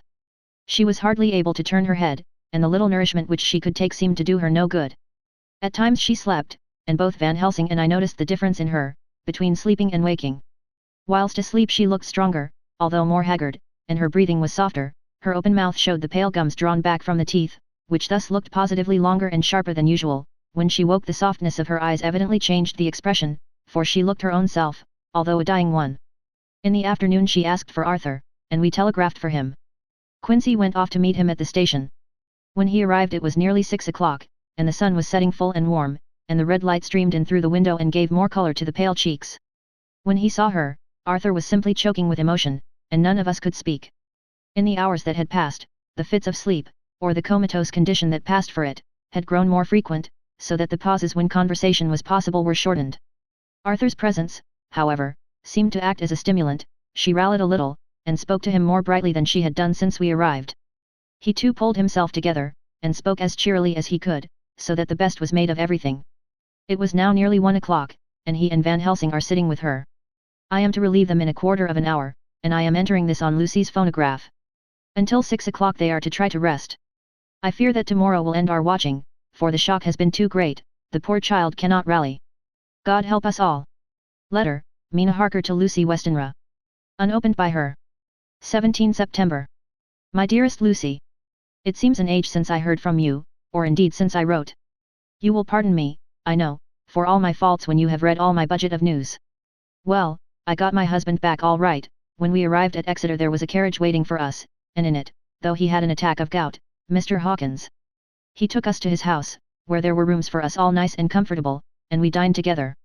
After dinner Mr. Hawkins said, "My dears, I want to drink your health and prosperity, and may every blessing attend you both. I know you both from children, and have, with love and pride, seen you grow up. Now I want you to make your home here with me. I have left to me neither chick nor child, all are gone, and in my will I have left you everything." I cried, "Lucy dear," as Jonathan and the old man clasped hands. Our evening was a very, very happy one. So here we are, installed in this beautiful old house, and from both my bedroom and the drawing room I can see the great elms of the cathedral close, with their great black stems standing out against the old yellow stone of the cathedral, and I can hear the rooks overhead cawing and chattering and gossiping all day, after the manner of rooks, and humans. I am busy, I need not tell you, arranging things and housekeeping. Jonathan and Mr. Hawkins are busy all day, for, now that Jonathan is a partner, Mr. Hawkins wants to tell him all about the clients. How is your dear mother getting on? I wish I could run up to town for a day or two to see you, dear, but I dare not go yet, with so much on my shoulders, and Jonathan wants looking after still. He is beginning to put some flesh on his bones again, but he was terribly weakened by the long illness. Even now he sometimes starts out of his sleep in a sudden way and awakes all trembling until I can coax him back to his usual placidity. However, thank God, these occasions grow less frequent as the days go on, and they will in time pass away altogether, I trust. And now I have told you my news, let me ask yours. When are you to be married, and where, and who is to perform the ceremony, and what are you to wear, and is it to be a public or a private wedding? Tell me all about it, dear, tell me all about everything, for there is nothing which interests you which will not be dear to me. Jonathan asks me to send his respectful duty, but I do not think that is good enough from the junior partner of the important firm Hawkins and Harker, and so, as you love me, and he loves me, and I love you with all the moods and tenses of the verb, I send you simply his love instead. Goodbye, my dearest Lucy, and all blessings on you. Yours, Mina Harker. Report from Patrick Hennessy, MD, MRCSLKQCPI, etc., etc., to John Seward, MD. 20 September. My dear Sir. In accordance with your wishes, I enclose report of the conditions of everything left in my charge. With regard to patient, Renfield, there is more to say. He has had another outbreak, which might have had a dreadful ending, but which, as it fortunately happened, was unattended with any unhappy results. This afternoon a carrier's cart with 2 men made a call at the empty house whose grounds abut on ours, the house to which, you will remember, the patient twice ran away. The men stopped at our gate to ask the porter their way, as they were strangers. I was myself looking out of the study window, having a smoke after dinner, and saw one of them come up to the house. As he passed the window of Renfield's room, the patient began to rate him from within, and called him all the foul names he could lay his tongue to. The man, who seemed a decent fellow enough, contented himself by telling him to shut up for a foul-mouthed beggar, whereon our man accused him of robbing him and wanting to murder him and said that he would hinder him if he were to swing for it. I opened the window and signed to the man not to notice, so he contented himself after looking the place over and making up his mind as to what kind of a place he had got to by saying, "Lor bless yer, sir, I wouldn't mind what was said to me in a bloomin' madhouse. I pity ye and the governor for havin' to live in the house with a wild beast like that." Then he asked his way civilly enough, and I told him where the gate of the empty house was. He went away, followed by threats and curses and revilings from our man. I went down to see if I could make out any cause for his anger, since he is usually such a well-behaved man, and except his violent fits nothing of the kind had ever occurred. I found him, to my astonishment, quite composed and most genial in his manner. I tried to get him to talk of the incident, but he blandly asked me questions as to what I meant, and led me to believe that he was completely oblivious of the affair. It was, I am sorry to say, however, only another instance of his cunning, for within half an hour I heard of him again. This time he had broken out through the window of his room, and was running down the avenue. I called to the attendants to follow me, and ran after him, for I feared he was intent on some mischief. My fear was justified when I saw the same cart which had passed before coming down the road, having on it some great wooden boxes. The men were wiping their foreheads, and were flushed in the face, as if with violent exercise. Before I could get up to him the patient rushed at them, and pulling one of them off the cart, began to knock his head against the ground. If I had not seized him just at the moment I believe he would have killed the man there and then. The other fellow jumped down and struck him over the head with the butt end of his heavy whip. It was a terrible blow, but he did not seem to mind it, but seized him also, and struggled with the three of us, pulling us to and fro as if we were kittens. You know I am no lightweight, and the others were both burly men. At first he was silent in his fighting, but as we began to master him, and the attendants were putting a straight waistcoat on him, he began to shout, "I'll frustrate them. They shan't rob me. They shan't murder me by inches. I'll fight for my lord and master," and all sorts of similar incoherent ravings. It was with very considerable difficulty that they got him back to the house and put him in the padded room. One of the attendants, Hardy, had a finger broken. However, I set it all right, and he is going on well. The two carriers were at first loud in their threats of actions for damages, and promised to rain all the penalties of the law on us. Their threats were, however, mingled with some sort of indirect apology for the defeat of the two of them by a feeble madman. They said that if it had not been for the way their strength had been spent in carrying and raising the heavy boxes to the cart they would have made short work of him. They gave as another reason for their defeat the extraordinary state of drought to which they had been reduced by the dusty nature of their occupation and the reprehensible distance from the scene of their labours of any place of public entertainment. I quite understood their drift, and after a stiff glass of grog, or rather more of the same, and with each a sovereign in hand, they made light of the attack, and swore that they would encounter a worse madman any day for the pleasure of meeting so bloomin' good a bloke as your correspondent. I took their names and addresses, in case they might be needed. They are as follows: Jack Smollett, of Dudding's Rents, King George's Road, Great Walworth, and Thomas Snelling, Peter Farley's Row, Guide Court, Bethnal Green. They are both in the employment of Harris and Sons, Moving and Shipment Company, Orange Masters Yard, Soho. I shall report to you any matter of interest occurring here, and shall wire you at once if there is anything of importance. Believe me, dear sir, yours faithfully, Patrick Hennessy. Letter, Mina Harker to Lucy Westenra. Unopened by her. 18 September. My dearest Lucy, such a sad blow has befallen us. Mr. Hawkins has died very suddenly. Some may not think it so sad for us, but we had both come to so love him that it really seems as though we had lost a father. I never knew either father or mother, so that the dear old man's death is a real blow to me. Jonathan is greatly distressed. It is not only that he feels sorrow, deep sorrow, for the dear, good man who has befriended him all his life, and now at the end has treated him like his own son and left him a fortune which to people of our modest bringing up is wealth beyond the dream of avarice, but Jonathan feels it on another account. He says the amount of responsibility which it puts upon him makes him nervous. He begins to doubt himself. I try to cheer him up, and my belief in him helps him to have a belief in himself. But it is here that the grave shock that he experienced tells upon him the most. Oh, it is too hard that a sweet, simple, noble, strong nature such as his, a nature which enabled him by our dear, good friend's aid to rise from clerk to master in a few years, should be so injured that the very essence of its strength is gone. Forgive me, dear, if I worry you with my troubles in the midst of your own happiness, but, Lucy dear, I must tell someone, for the strain of keeping up a brave and cheerful appearance to Jonathan tries me, and I have no one here that I can confide in. I dread coming up to London, as we must do the day after tomorrow, for poor Mr. Hawkins left in his will that he was to be buried in the grave with his father. As there are no relations at all, Jonathan will have to be chief mourner. I shall try to run over to see you, dearest, if only for a few minutes. Forgive me for troubling you. With all blessings. Your loving. Mina Harker. Dr. Seward's Diary. 20 September. Only resolution and habit can let me make an entry tonight. I am too miserable, too low-spirited, too sick of the world and all in it, including life itself, that I would not care if I heard this moment the flapping of the wings of the angel of death. And he has been flapping those grim wings to some purpose of late, Lucy's mother and Arthur's father, and now. Let me get on with my work. I duly relieved Van Helsing in his watch over Lucy. We wanted Arthur to go to rest also, but he refused at first. It was only when I told him that we should want him to help us during the day, and that we must not all break down for want of rest, lest Lucy should suffer, that he agreed to go. Van Helsing was very kind to him. Come, my child, he said, come with me. You are sick and weak, and have had much sorrow and much mental pain, as well as that tax on your strength that we know of. You must not be alone, for to be alone is to be full of fears and alarms. Come to the drawing room, where there is a big fire, and there are 2 sofas. You shall lie on one, and I on the other, and our sympathy will be comfort to each other, even though we do not speak, and even if we sleep. Arthur went off with him, casting back a longing look on Lucy's face, which lay in her pillow, almost whiter than the lawn. She lay quite still, and I looked round the room to see that all was as it should be. I could see that the professor had carried out in this room, as in the other, his purpose of using the garlic. The whole of the window sashes reeked with it, and round Lucy's neck, over the silk handkerchief which Van Helsing made her keep on, was a rough chaplet of the same odorous flowers. Lucy was breathing somewhat stertorously, and her face was at its worst, for the open mouth showed the pale gums. Her teeth, in the dim, uncertain light, seemed longer and sharper than they had been in the morning. In particular, by some trick of the light, the canine teeth looked longer and sharper than the rest. I sat down by her, and presently she moved uneasily. At the same moment there came a sort of dull flapping or buffeting at the window. I went over to it softly, and peeped out by the corner of the blind.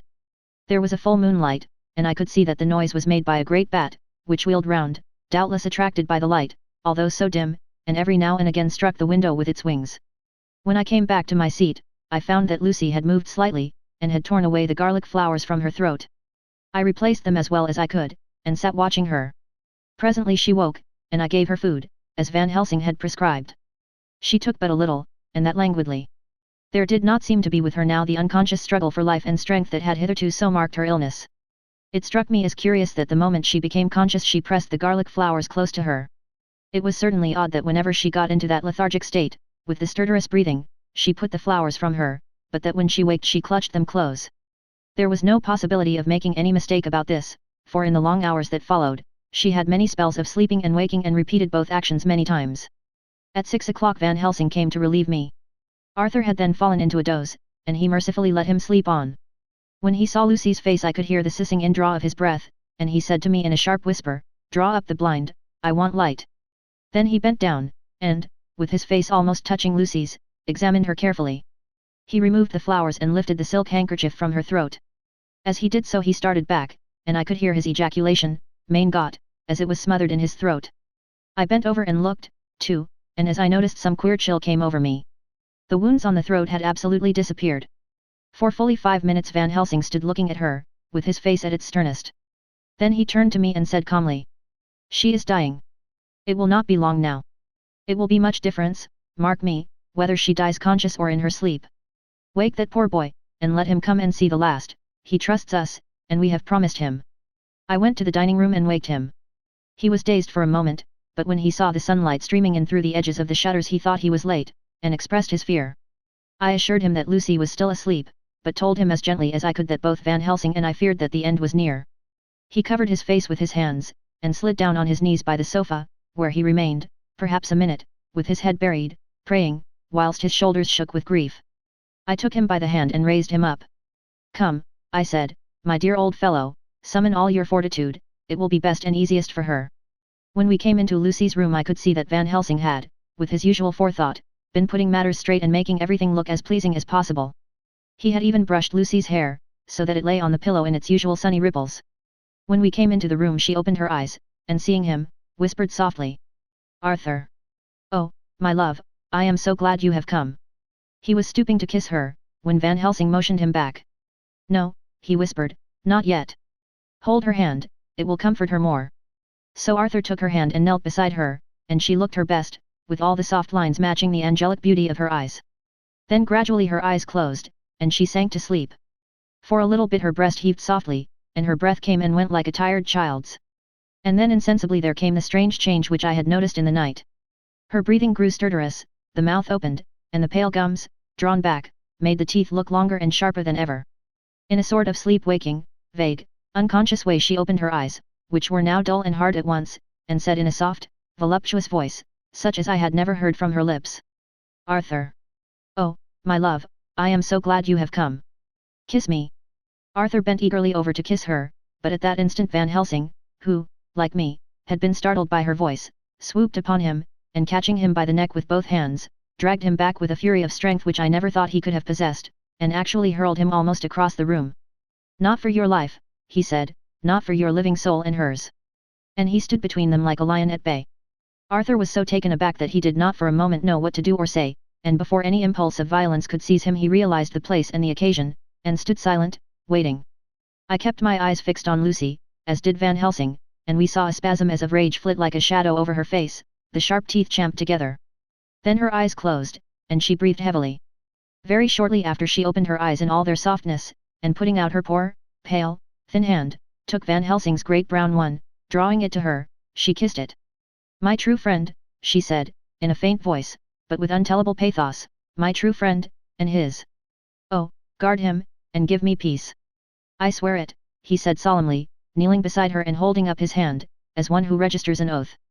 Then he turned to Arthur, and said to him, Come, my child, take her hand in yours, and kiss her on the forehead, and only once. Their eyes met instead of their lips, and so they parted. Lucy's eyes closed, and Van Helsing, who had been watching closely, took Arthur's arm, and drew him away.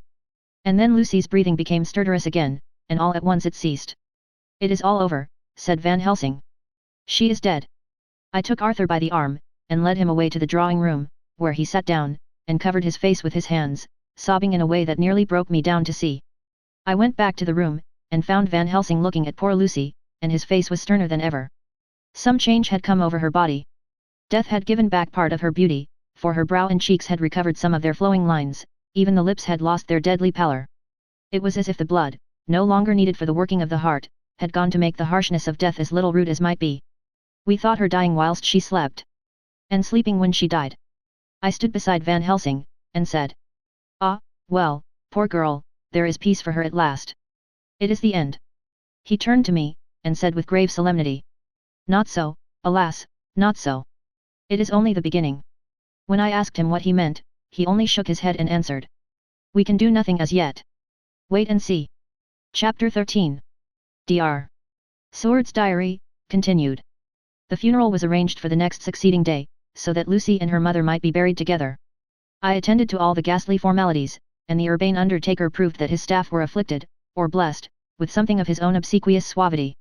Even the woman who performed the last offices for the dead remarked to me, in a confidential, rather professional way, when she had come out from the death chamber. She makes a very beautiful corpse, sir. It's quite a privilege to attend on her. It's not too much to say that she will do credit to our establishment. I noticed that Van Helsing never kept far away. This was possible from the disordered state of things in the household. There were no relatives at hand, and as Arthur had to be back the next day to attend at his father's funeral, we were unable to notify anyone who should have been bidden. Under the circumstances, Van Helsing and I took it upon ourselves to examine papers, etc. He insisted upon looking over Lucy's papers himself. I asked him why, for I feared that he, being a foreigner, might not be quite aware of English legal requirements, and so might in ignorance make some unnecessary trouble. He answered me. I know. You forget that I am a lawyer as well as a doctor. But this is not altogether for the law. You knew that, when you avoided the coroner. I have more than him to avoid. There may be papers more, such as this. As he spoke he took from his pocketbook the memorandum which had been in Lucy's breast, and which she had torn in her sleep. When you find anything of the solicitor who is for the late Mrs. Westenra, seal all her papers, and write him tonight. For me, I watch here in the room and in Miss Lucy's old room all night, and I myself search for what may be. It is not well that her very thoughts go into the hands of strangers. I went on with my part of the work, and in another half hour had found the name and address of Mrs. Westenra's solicitor and had written to him. All the poor lady's papers were in order, explicit directions regarding the place of burial were given. I had hardly sealed the letter, when, to my surprise, Van Helsing walked into the room, saying, "Can I help you, friend John? I am free, and if I may, my services to you. Have you got what you looked for?" I asked, to which he replied, "I did not look for any specific thing. I only hoped to find, and find I have, all that there was, only some letters and a few memoranda, and a diary new begun. But I have them here, and we shall for the present say nothing of them. I shall see that poor lad tomorrow evening, and, with his sanction, I shall use some." When we had finished the work in hand, he said to me, "And now, friend John, I think we may to bed. We want sleep, both you and I, and rest to recuperate. Tomorrow we shall have much to do, but for the tonight there is no need of us." Alas! Before turning in we went to look at poor Lucy. The undertaker had certainly done his work well, for the room was turned into a small chapel ardent. There was a wilderness of beautiful white flowers, and death was made as little repulsive as might be. The end of the winding sheet was laid over the face. When the professor bent over and turned it gently back, we both started at the beauty before us, the tall wax candles showing a sufficient light to note it well. All Lucy's loveliness had come back to her in death, and the hours that had passed, instead of leaving traces of decay's effacing fingers, had but restored the beauty of life, till positively I could not believe my eyes that I was looking at a corpse. The professor looked sternly grave. He had not loved her as I had, and there was no need for tears in his eyes. He said to me, "Remain till I return," and left the room. He came back with a handful of wild garlic from the box waiting in the hall, but which had not been opened, and placed the flowers amongst the others on and around the bed. Then he took from his neck, inside his collar, a little gold crucifix, and placed it over the mouth. He restored the sheet to its place, and we came away. I was undressing in my own room, when, with a premonitory tap at the door, he entered, and at once began to speak. "Tomorrow I want you to bring me, before night, a set of post-mortem knives." "Must we make an autopsy?" I asked. "Yes and no. I want to operate, but not as you think. Let me tell you now, but not a word to another. I want to cut off her head and take out her heart." "Ah! You a surgeon, and so shocked. You, whom I have seen with no tremble of hand or heart, do operations of life and death that make the rest shudder. Oh, but I must not forget, my dear friend John, that you loved her, and I have not forgotten it, for it is I that shall operate, and you must only help. I would like to do it tonight, but for Arthur I must not. He will be free after his father's funeral tomorrow, and he will want to see her, to see it. Then, when she is coffined ready for the next day, you and I shall come when all sleep. We shall unscrew the coffin lid, and shall do our operation, and then replace all, so that none know, save we alone. But why do it at all? The girl is dead. Why mutilate her poor body without need? And if there is no necessity for a post-mortem and nothing to gain by it, no good to her, to us, to science, to human knowledge, why do it? Without such it is monstrous." For answer he put his hand on my shoulder, and said, with infinite tenderness, "Friend John, I pity your poor bleeding heart, and I love you the more because it does so bleed. If I could, I would take on myself the burden that you do bear. But there are things that you know not, but that you shall know, and bless me for knowing, though they are not pleasant things. John, my child, you have been my friend now many years, and yet did you ever know me to do any without good cause? I may err, I am but man, but I believe in all I do. Was it not for these causes that you sent for me when the great trouble came? Yes. Were you not amazed, nay horrified, when I would not let Arthur kiss his love, though she was dying, and snatched him away by all my strength? Yes. And yet you saw how she thanked me, with her so beautiful dying eyes, her voice, too, so weak, and she kissed my rough old hand and blessed me? Yes. And did you not hear me swear promise to her, that so she closed her eyes grateful? Yes. Well, I have good reason now for all I want to do. You have for many years trust me, you have believed me weeks past, when there be things so strange that you might have well doubt. Believe me yet a little, friend John. If you trust me not, then I must tell what I think, and that is not perhaps well. And if I work, as work I shall, no matter trust or no trust, without my friend trust in me, I work with heavy heart and feel, oh, so lonely when I want all help and courage that may be." He paused a moment and went on solemnly, "Friend John, there are strange and terrible days before us. Let us not be two, but one, that so we work to a good end. Will you not have faith in me?" I took his hand, and promised him. I held my door open as he went away, and watched him go into his room and close the door. As I stood without moving, I saw one of the maids pass silently along the passage. She had her back towards me, so did not see me, and go into the room where Lucy lay. The sight touched me. Devotion is so rare, and we are so grateful to those who show it unasked to those we love. Here was a poor girl putting aside the terrors which she naturally had of death to go watch alone by the bier of the mistress whom she loved, so that the poor clay might not be lonely till laid to eternal rest. I must have slept long and soundly, for it was broad daylight when Van Helsing waked me by coming into my room. He came over to my bedside and said, "You need not trouble about the knives, we shall not do it." "Why not?" I asked. For his solemnity of the night before had greatly impressed me. "Because," he said sternly, "it is too late, or too early. See. Here he held up the little golden crucifix. This was stolen in the night." "How, stolen?" I asked in wonder, "since you have it now."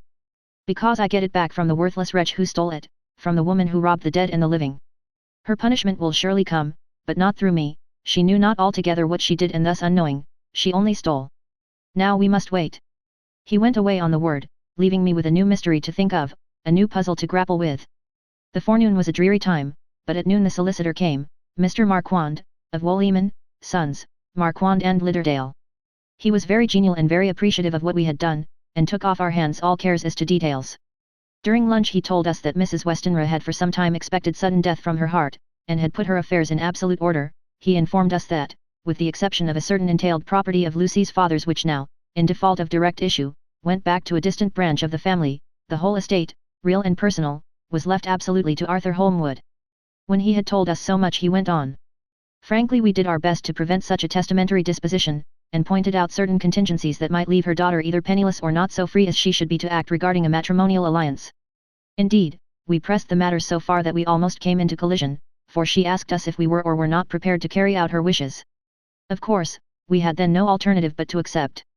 We were right in principle, and 99 times out of 100 we should have proved, by the logic of events, the accuracy of our judgment. Frankly, however, I must admit that in this case any other form of disposition would have rendered impossible the carrying out of her wishes. For by her predeceasing her daughter the latter would have come into possession of the property, and, even had she only survived her mother by 5 minutes, her property would, in case there were no will, and a will was a practical impossibility in such a case, have been treated at her decease as under intestacy. In which case Lord Godalming, though so dear a friend, would have had no claim in the world, and the inheritors, being remote, would not be likely to abandon their just rights, for sentimental reasons regarding an entire stranger. I assure you, my dear sirs, I am rejoiced at the result, perfectly rejoiced. He was a good fellow, but his rejoicing at the one little part, in which he was officially interested, of so great a tragedy, was an abject lesson in the limitations of sympathetic understanding. He did not remain long, but said he would look in later in the day and see Lord Godalming. His coming, however, had been a certain comfort to us, since it assured us that we should not have to dread hostile criticism as to any of our acts. Arthur was expected at 5 o'clock, so a little before that time we visited the death chamber. It was so in very truth, for now both mother and daughter lay in it. The undertaker, true to his craft, had made the best display he could of his goods, and there was a mortuary air about the place that lowered our spirits at once. Van Helsing ordered the former arrangement to be adhered to, explaining that, as Lord Godalming was coming very soon, it would be less harrowing to his feelings to see all that was left of his fiancée quite alone. The undertaker seemed shocked at his own stupidity and exerted himself to restore things to the condition in which we left them the night before, so that when Arthur came such shocks to his feelings as we could avoid were saved. Poor fellow! He looked desperately sad and broken, even his stalwart manhood seemed to have shrunk somewhat under the strain of his much-tried emotions. He had, I knew, been very genuinely and devotedly attached to his father, and to lose him, and at such a time, was a bitter blow to him. With me he was warm as ever, and to Van Helsing he was sweetly courteous, but I could not help seeing that there was some constraint with him. The professor noticed it, too, and motioned me to bring him upstairs.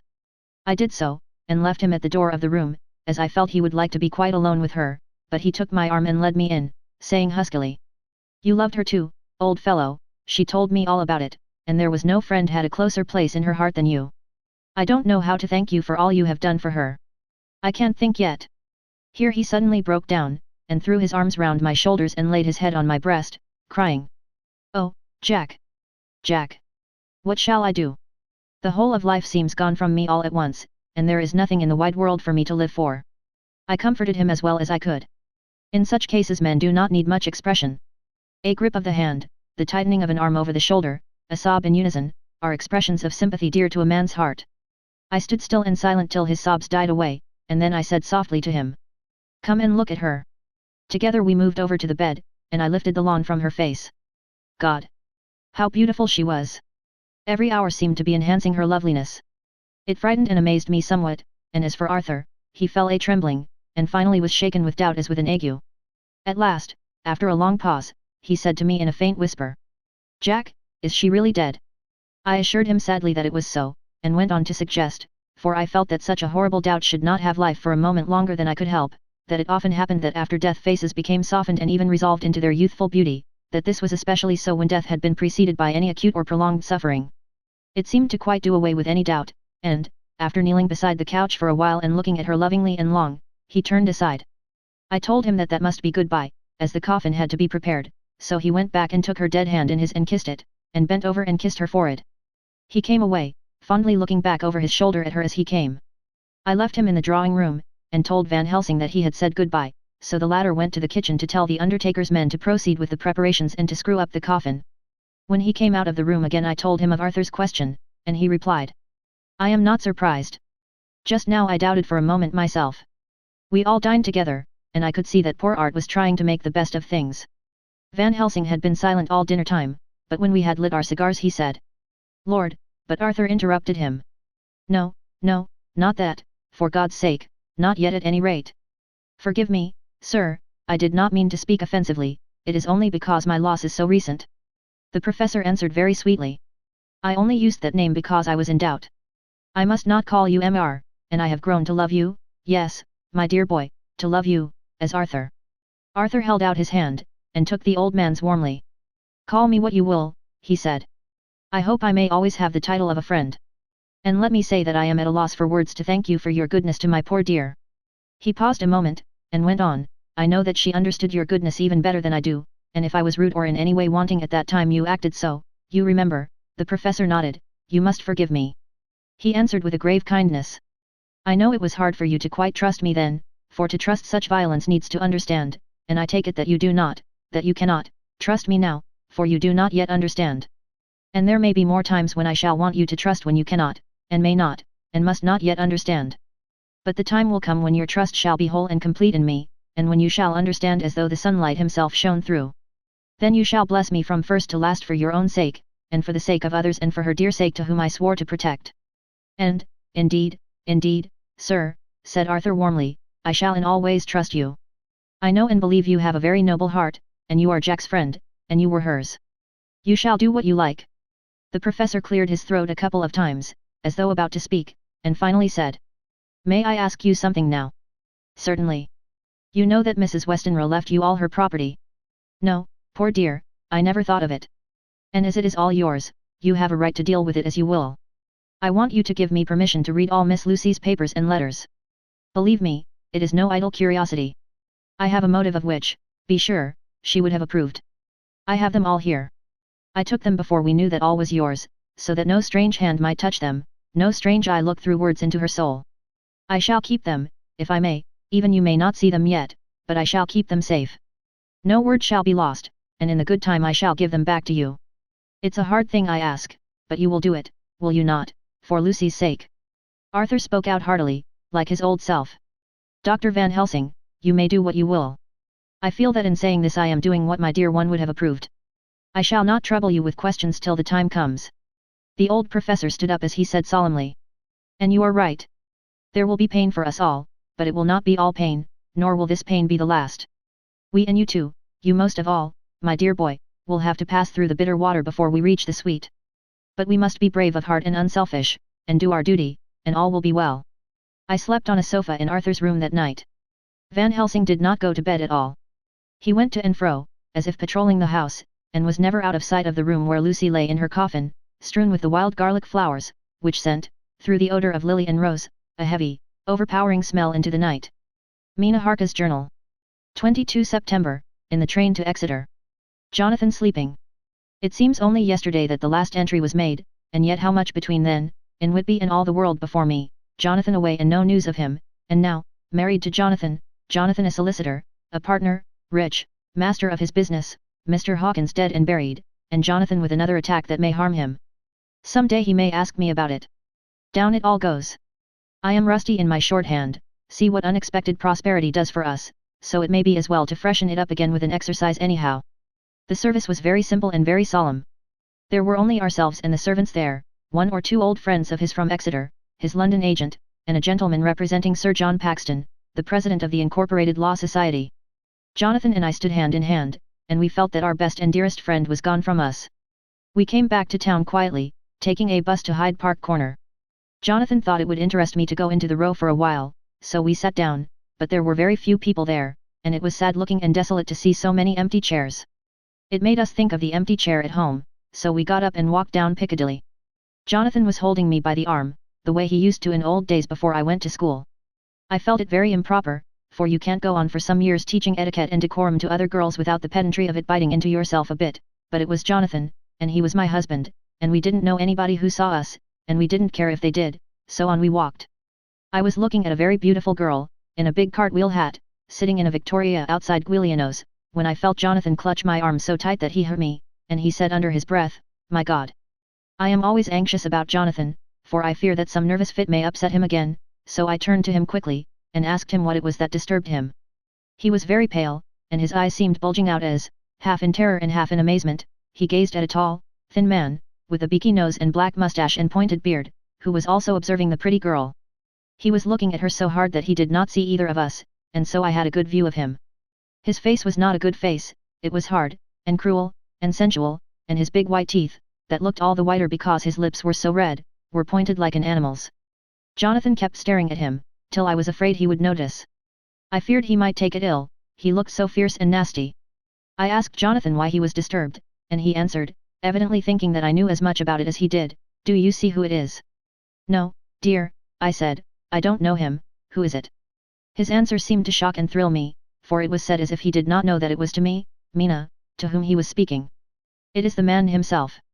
The poor dear was evidently terrified at something, very greatly terrified. I do believe that if he had not had me to lean on and to support him he would have sunk down. He kept staring. A man came out of the shop with a small parcel, and gave it to the lady, who then drove off. The dark man kept his eyes fixed on her, and when the carriage moved up Piccadilly he followed in the same direction, and hailed a hansom. Jonathan kept looking after him, and said, as if to himself, "I believe it is the Count, but he has grown young. My God, if this be so. Oh, my God! My God! If I only knew! If I only knew!" He was distressing himself so much that I feared to keep his mind on the subject by asking him any questions, so I remained silent.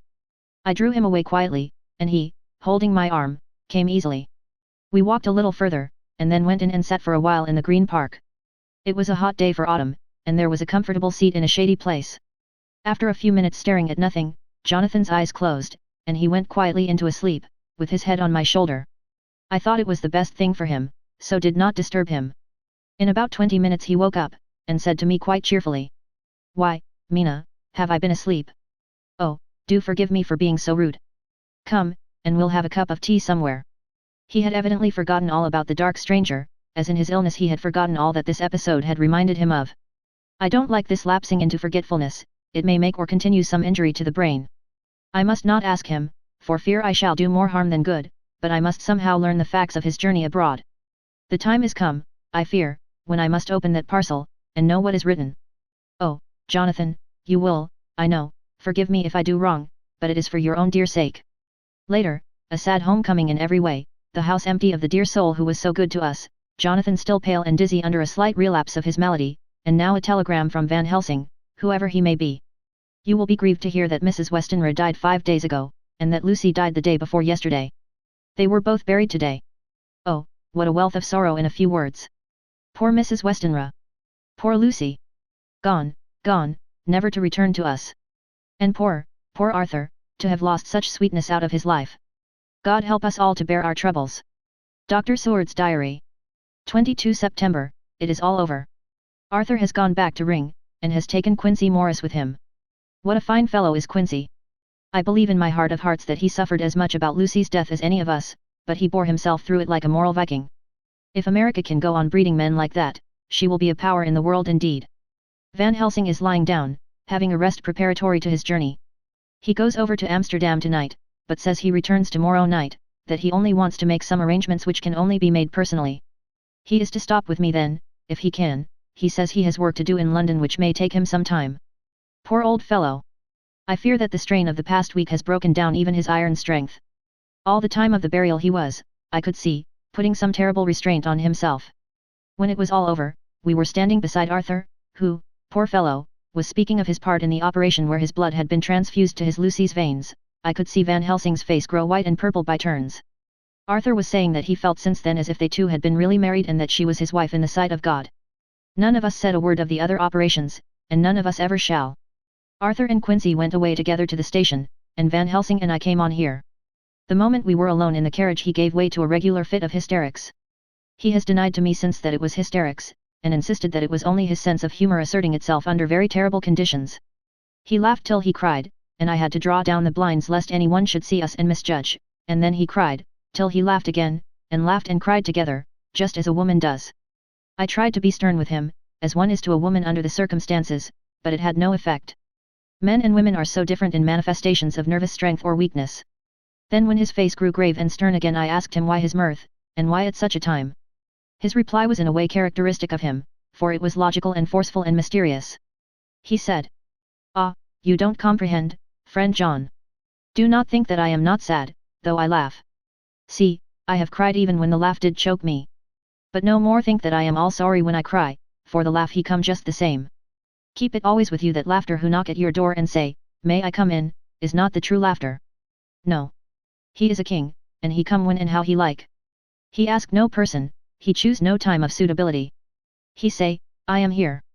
Behold, in example I grieve my heart out for that so sweet young girl, I give my blood for her, though I am old and worn, I give my time, my skill, my sleep, I let my other sufferers want that so she may have all. And yet I can laugh at her very grave, laugh when the clay from the spade of the sexton drop upon her coffin and say thud, thud, to my heart, till it sent back the blood from my cheek. My heart bleed for that poor boy, that dear boy, so of the age of mine own boy had I been so blessed that he live, and with his hair and eyes the same. There, you know now why I love him so. And yet when he say things that touch my husband heart to the quick, and make my father heart yearn to him as to no other man, not even to you, friend John, for we are more level in experiences than father and son, yet even at such moment king laugh he come to me and shout and bellow in my ear, here I am, till the blood come dance back and bring some of the sunshine that he carry with him to my cheek.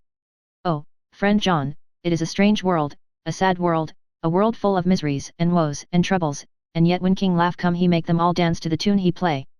Bleeding hearts, and dry bones of the churchyard, and tears that burn as they fall, all dance together to the music that he make with that smileless mouth of him. And believe me, friend John, that he is good to come, and kind. Ah, we men and women are like ropes drawn tight with strain that pull us different ways. Then tears come, and, like the rain on the ropes, they brace us up, until perhaps the strain become too great, and we break. But king laugh he come like the sunshine, and he ease off the strain again, and we bear to go on with our labor, what it may be. I did not like to wound him by pretending not to see his idea, but, as I did not yet understand the cause of his laughter, I asked him. As he answered me his face grew stern, and he said in quite a different tone. Oh, it was the grim irony of it all, this so lovely lady garlanded with flowers, that looked so fair as life, till one by one we wondered if she were truly dead, she laid in that so fine marble house in that lonely churchyard, where rest so many of her kin, laid there with the mother who loved her, and whom she loved, and that sacred bell going toll, toll, toll, so sad and slow, and those holy men, with the white garments of the angel, pretending to read books, and yet all the time there. Eyes never on the page, and all of us with the bowed head. And all for what? She is dead, so. Is it not?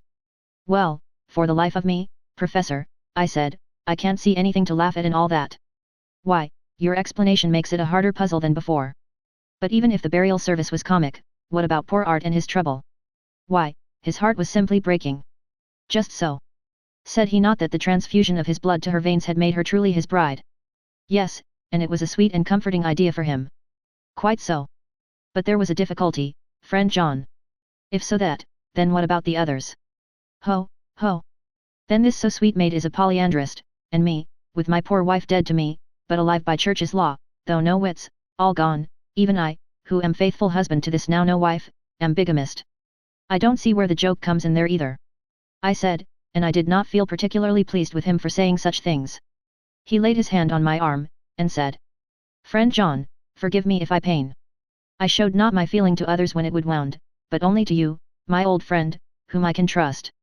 If you could have looked into my very heart then when I want to laugh, if you could have done so when the laugh arrived, if you could do so now, when King Laugh have pack up his crown, and all that is to him, for he go far, far away from me, and for a long, long time, maybe you would perhaps pity me the most of all.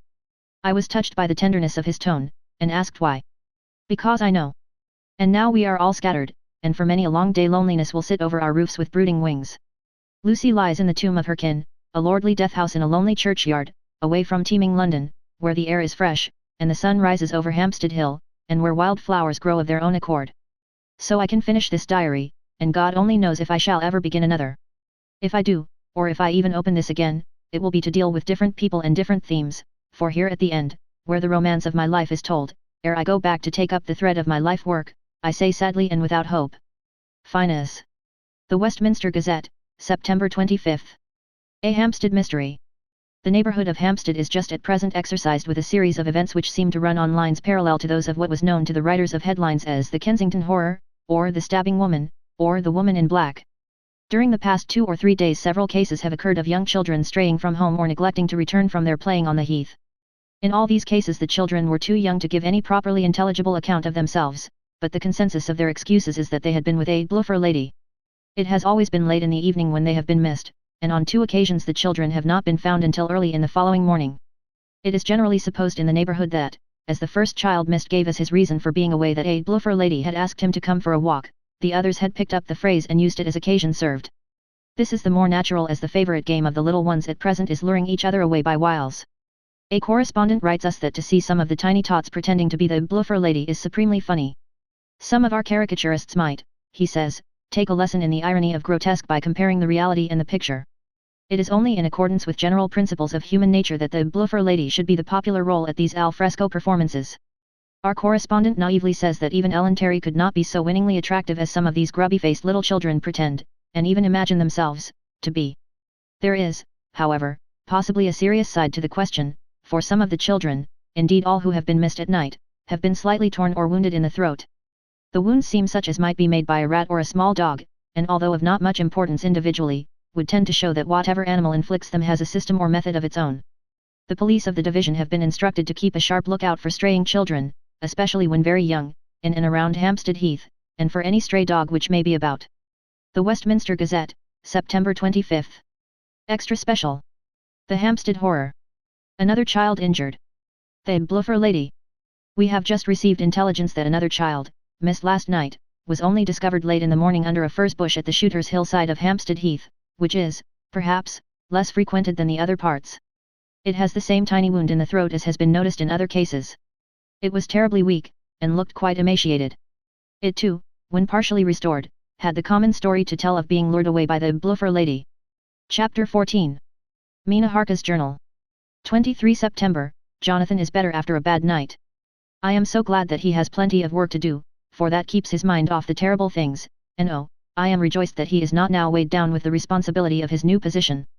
I knew he would be true to himself, and now how proud I am to see my Jonathan rising to the height of his advancement and keeping pace in all ways with the duties that come upon him. He will be away all day till late, for he said he could not lunch at home.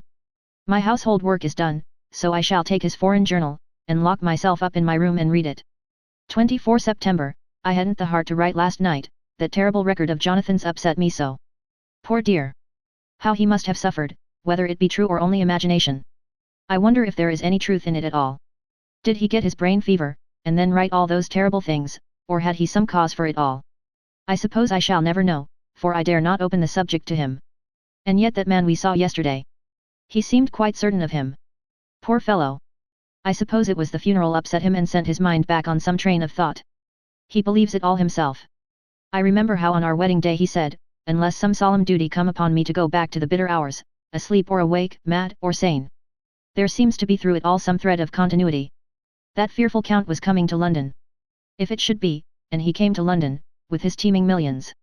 There may be a solemn duty, and if it come we must not shrink from it. I shall be prepared. I shall get my typewriter this very hour and begin transcribing. Then we shall be ready for other eyes if required. And if it be wanted, then, perhaps, if I am ready, poor Jonathan may not be upset, for I can speak for him and never let him be troubled or worried with it at all. If ever Jonathan quite gets over the nervousness he may want to tell me of it all, and I can ask him questions and find out things, and see how I may comfort him. Letter, Van Helsing to Mrs. Harker. 24 September. Confidence. Dear Madam. I pray you to pardon my writing, in that I am so far friend as that I sent to you sad news of Miss Lucy Westenra's death. By the kindness of Lord Godalming, I am empowered to read her letters and papers, for I am deeply concerned about certain matters vitally important. In them I find some letters from you, which show how great friends you were and how you love her.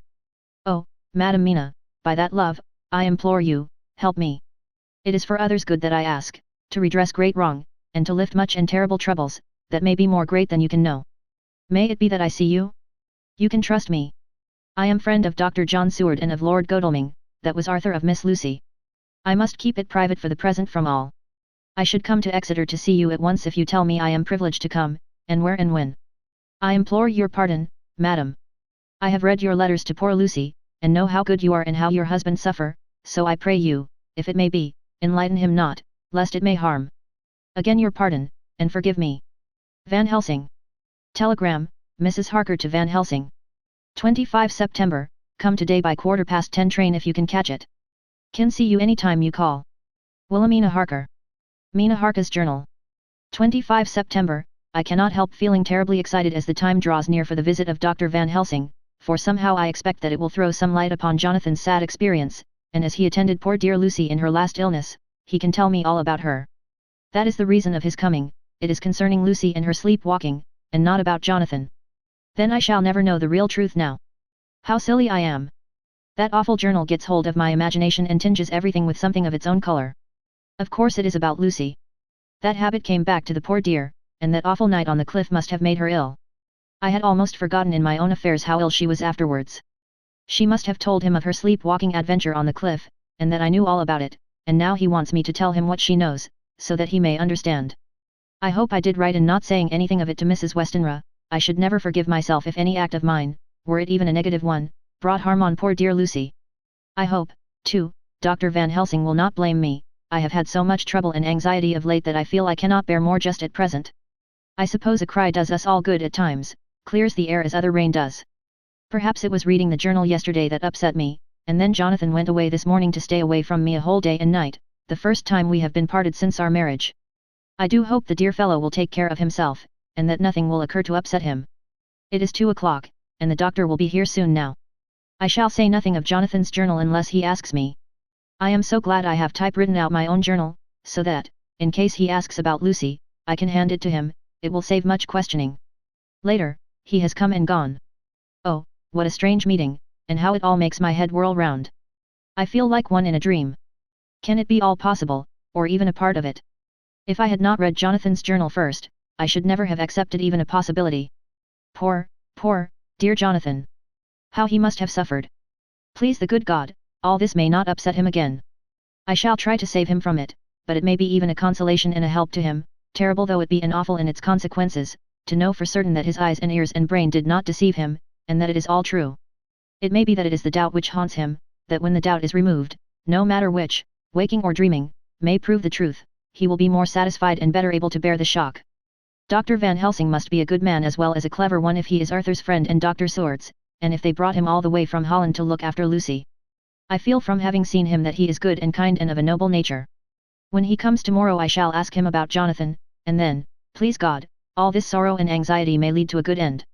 I used to think I would like to practice interviewing. Jonathan's friend on the Exeter News told him that memory was everything in such work, that you must be able to put down exactly almost every word spoken, even if you had to refine some of it afterwards. Here was a rare interview. I shall try to record it verbatim. It was 2:30 o'clock when the knock came. I took my courage à deux mains and waited. In a few minutes Mary opened the door, and announced Dr. Van Helsing. I rose and bowed, and he came towards me, a man of medium weight, strongly built, with his shoulders set back over a broad, deep chest and a neck well balanced on the trunk as the head is on the neck. The poise of the head strikes one at once as indicative of thought and power. The head is noble, well-sized, broad, and large behind the ears. The face, clean-shaven, shows a hard, square chin, a large, resolute, mobile mouth, a good-sized nose, rather straight, but with quick, sensitive nostrils, that seem to broaden as the big, bushy brows come down and the mouth tightens. The forehead is broad and fine, rising at first almost straight and then sloping back above 2 bumps or ridges wide apart, such a forehead that the reddish hair cannot possibly tumble over it, but falls naturally back into the sides. Big, dark blue eyes are set widely apart, and are quick and tender or stern with the man's moods. He said to me, "Mrs. Harker, is it not?" I bowed assent. "That was Miss Mina Murray." Again I assented. "It is Mina Murray that I came to see, that was friend of that poor dear child Lucy Westenra." Madam Mina, it is on account of the dead I come. Sir, I said, you could have no better claim on me than that you were a friend and helper of Lucy Westenra. And I held out my hand. He took it and said tenderly. Oh, Madam Mina, I knew that the friend of that poor Lily girl must be good, but I had yet to learn. He finished his speech with a courtly bow. I asked him what it was that he wanted to see me about, so he at once began. I have read your letters to Miss Lucy. Forgive me, but I had to begin to inquire somewhere, and there was none to ask. I know that you were with her at Whitby. She sometimes kept a diary. You need not look surprised, Madam Mina, it was begun after you had left, and was in imitation of you, and in that diary she traces by inference certain things to a sleepwalking in which she puts down that you saved her. In great perplexity then I come to you, and ask you out of your so much kindness to tell me all of it that you can remember. I can tell you, I think, Dr. Van Helsing, all about it. Ah, then you have good memory for facts, for details? It is not always so with young ladies. No, doctor, but I wrote it all down at the time. I can show it to you if you like. Oh, Madam Mina, I will be grateful, you will do me much favor. I could not resist the temptation of mystifying him a bit. I suppose it is some of the taste of the original apple that remains still in our mouths, so I handed him the shorthand diary. He took it with a grateful bow, and said, May I read it? If you wish, I answered as demurely as I could. He opened it, and for an instant his face fell. Then he stood up and bowed. Oh, you so clever woman, he said. I knew long that Mr. Jonathan was a man of much thankfulness, but see, his wife have all the good things. And will you not so much honor me and so help me as to read it for me? Alas! I know not the shorthand. By this time my little joke was over, and I was almost ashamed, so I took the typewritten copy from my work basket and handed it to him. Forgive me, I said, I could not help it, but I had been thinking that it was of dear Lucy that you wished to ask, and so that you might not have time to wait, not on my account, but because I know your time must be precious, I have written it out on the typewriter for you. He took it and his eyes glistened. You are so good, he said. And may I read it now? I may want to ask you some things when I have read. By all means, I said, read it over whilst I order lunch, and then you can ask me questions whilst we eat. He bowed and settled himself in a chair with his back to the light, and became absorbed in the papers, whilst I went to see after lunch chiefly in order that he might not be disturbed. When I came back, I found him walking hurriedly up and down the room, his face all ablaze with excitement. He rushed up to me and took me by both hands. Oh, Madam Mina, he said, how can I say what I owe to you? This paper is as sunshine. It opens the gate to me. I am dazzle, with so much light, and yet clouds roll in behind the light every time. But that you do not, cannot, comprehend. Oh, but I am grateful to you, you so clever woman. Madam, he said this very solemnly, if ever Abraham Van Helsing can do anything for you or yours, I trust you will let me know. It will be pleasure and delight if I may serve you as a friend, but all I have ever learned, all I can ever do, shall be for you and those you love. There are darknesses in life, and there are lights, you are one of the lights. You will have happy life and good life, and your husband will be blessed in you. But, doctor, you praise me too much, and you do not know me. Not know you, I, who am old, and who have studied all my life men and women, I, who have made my specialty the brain and all that belongs to him and all that follow from him. And I have read your diary that you have so goodly written for me, and which breathes out truth in every line. I, who have read your so sweet letter to poor Lucy of your marriage and your trust, not know you. Oh, Madam Mina, good women tell all their lives, and by day and by hour and by minute, such things that angels can read, and we men who wish to know have in us something of angels' eyes. Your husband is noble nature, and you are noble too, for you trust, and trust cannot be where there is mean nature. And your husband, tell me of him. Is he quite well? Is all that fever gone, and is he strong and hearty? I saw here an opening to ask him about Jonathan, so I said. He was almost recovered, but he has been greatly upset by Mr. Hawkins's death. He interrupted. Oh, yes, I know. I have read your last 2 letters. I went on. I suppose this upset him, for when we were in town on Thursday last he had a sort of shock. A shock, and after brain fever so soon. That was not good. What kind of a shock was it? He thought he saw someone who recalled something terrible, something which led to his brain fever. And here the whole thing seemed to overwhelm me in a rush. The pity for Jonathan, the horror which he experienced, the whole fearful mystery of his diary, and the fear that has been brooding over me ever since, all came in a tumult. I suppose I was hysterical, for I threw myself on my knees and held up my hands to him, and implored him to make my husband well again. He took my hands and raised me up, and made me sit on the sofa, and sat by me. He held my hand in his, and said to me with, oh, such infinite sweetness.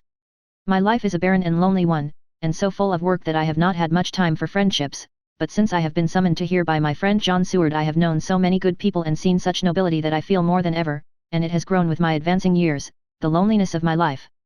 Believe me, then, that I come here full of respect for you, and you have given me hope, not in what I am seeking of, but that there are good women still left to make life happy, good women, whose lives and whose truths may make good lesson for the children that are to be. I am glad, that I may here be of some use to you, for if your husband suffer, he suffer within the range of my study and experience. I promise you that I will gladly do all for him that I can, all to make his life strong and manly, and your life a happy one. Now you must eat. You are overwrought and perhaps over-anxious. Husband Jonathan would not like to see you so pale, and what he like not where he love, is not to his good. Therefore for his sake you must eat and smile. You have told me all about Lucy, and so now we shall not speak of it, lest it distress. I shall stay in Exeter tonight, for I want to think much over what you have told me, and when I have thought I will ask you questions, if I may. And then, too, you will tell me of husband Jonathan's trouble so far as you can, but not yet. You must eat now, afterwards you shall tell me all. After lunch, when we went back to the drawing room, he said to me, "And now tell me all about him." When it came to speaking to this great learned man, I began to fear that he would think me a weak fool, and Jonathan a madman, that journal is all so strange, and I hesitated to go on. But he was so sweet and kind, and he had promised to help, and I trusted him, so I said, "Dr. Van Helsing, what I have to tell you is so queer that you must not laugh at me or at my husband. I have been since yesterday in a sort of fever of doubt, you must be kind to me, and not think me foolish that I have even half believed some very strange things." He reassured me by his manner as well as his words when he said, "Oh, my dear, if you only know how strange is the matter regarding which I am here, it is you who would laugh. I have learned not to think little of anyone's belief, no matter how strange it be. I have tried to keep an open mind, and it is not the ordinary things of life that could close it, but the strange things, the extraordinary things, the things that make one doubt if they be mad or sane. Thank you, 1,000 times. You have taken a weight off my mind. If you will let me, I shall give you a paper to read. It is long, but I have typewritten it out. It will tell you my trouble and Jonathan's. It is the copy of his journal when abroad, and all that happened. I dare not say anything of it, you will read for yourself and judge. And then when I see you, perhaps, you will be very kind and tell me what you think." "I promise," he said as I gave him the papers, "I shall in the morning, so soon as I can, come to see you and your husband, if I may. Jonathan will be here at 11:30, and you must come to lunch with us and see him then. You could catch the quick 3:34 train, which will leave you at Paddington before 8. He was surprised at my knowledge of the trains offhand, but he does not know that I have made up all the trains to and from Exeter, so that I may help Jonathan in case he is in a hurry. So he took the papers with him and went away, and I sit here thinking I don't know what. Letter, by hand, Van Helsing to Mrs. Harker. 25 September 6 o'clock. Dear Madam Mina, I have read your husband's so wonderful diary. You may sleep without doubt. Strange and terrible as it is true. I will pledge my life on it. It may be worse for others, but for him and you there is no dread. He is a noble fellow, and let me tell you from experience of men, that one who would do as he did in going down that wall into that room, and going a second time, is not one to be injured in permanence by a shock. His brain and his heart are all right, this I swear, before I have even seen him, so be at rest. I shall have much to ask him of other things. I am blessed that today I come to see you, for I have learned all at once so much that again I am dazzle more than ever, and I must think. Yours the most faithful, Abraham Van Helsing. Letter, Mrs. Harker to Van Helsing. 25 September, 6:30 p.m. My dear Dr. Van Helsing. 1,000 thanks for your kind letter, which has taken a great weight off my mind. And yet, if it be true, what terrible things there are in the world, and what an awful thing if that man, that monster, be really in London. I fear to think. I have this moment, whilst writing, had a wire from Jonathan, saying that he leaves by the 6:25 tonight from Launceston and will be here at 10:18, so that I shall have no fear tonight. Will you, therefore, instead of lunching with us, please come to breakfast at 8 o'clock, if this be not too early for you? You can get away, if you are in a hurry, by the 10:30 train, which will bring you to Paddington by 2:35. Do not answer this, as I shall take it that, if I do not hear, you will come to breakfast. Believe me, your faithful and grateful friend, Mina Harker. Jonathan Harker's Journal. 26 September, I thought never to write in this diary again, but the time has come. When I got home last night Mina had supper ready, and when we had supped she told me of Van Helsing's visit, and of her having given him the 2 diaries copied out, and of how anxious she has been about me. She showed me in the doctor's letter that all I wrote down was true. It seems to have made a new man of me. It was the doubt as to the reality of the whole thing that knocked me over. I felt impotent, and in the dark, and distrustful. But, now that I know, I am not afraid, even of the Count. He has succeeded after all, then, in his design in getting to London, and it was he I saw. He has got younger, and how? Van Helsing is the man to unmask him and hunt him out, if he is anything like what Mina says. We sat late, and talked it all over. Mina is dressing, and I shall call at the hotel in a few minutes and bring him over. He was, I think, surprised to see me. When I came into the room where he was, and introduced myself, he took me by the shoulder, and turned my face round to the light, and said, after a sharp scrutiny. But Madame Mina told me you were ill, that you had had a shock. It was so funny to hear my wife called Madame Mina by this kindly, strong-faced old man. I smiled, and said, I was ill, I have had a shock, but you have cured me already. And how? By your letter to Mina last night. I was in doubt, and then everything took a hue of unreality, and I did not know what to trust, even the evidence of my own senses. Not knowing what to trust, I did not know what to do, and so had only to keep on working in what had hitherto been the groove of my life. The groove ceased to avail me, and I mistrusted myself. Doctor, you don't know what it is to doubt everything, even yourself. No, you don't, you couldn't with eyebrows like yours. He seemed pleased, and laughed as he said. So. You are physiognomist. I learn more here with each hour. I am with so much pleasure coming to you to breakfast, and, oh, sir, you will pardon praise from an old man, but you are blessed in your wife. I would listen to him go on praising Mina for a day, so I simply nodded and stood silent. She is one of God's women, fashioned by his own hand to show us men and other women that there is a heaven where we can enter, and that its light can be here on earth. So true, so sweet, so noble, so little an egoist, and that, let me tell you, is much in this age, so skeptical and selfish. And you, sir, I have read all the letters to poor Miss Lucy, and some of them speak of you, so I know you since some days from the knowing of others, but I have seen your true self since last night. You will give me your hand, will you not? And let us be friends for all our lives. We shook hands, and he was so earnest and so kind that it made me quite choky. And now, he said, may I ask you for some more help? I have a great task to do, and at the beginning it is to know. You can help me here. Can you tell me what went before your going to Transylvania? Later on I may ask more help, and of a different kind, but at first this will do.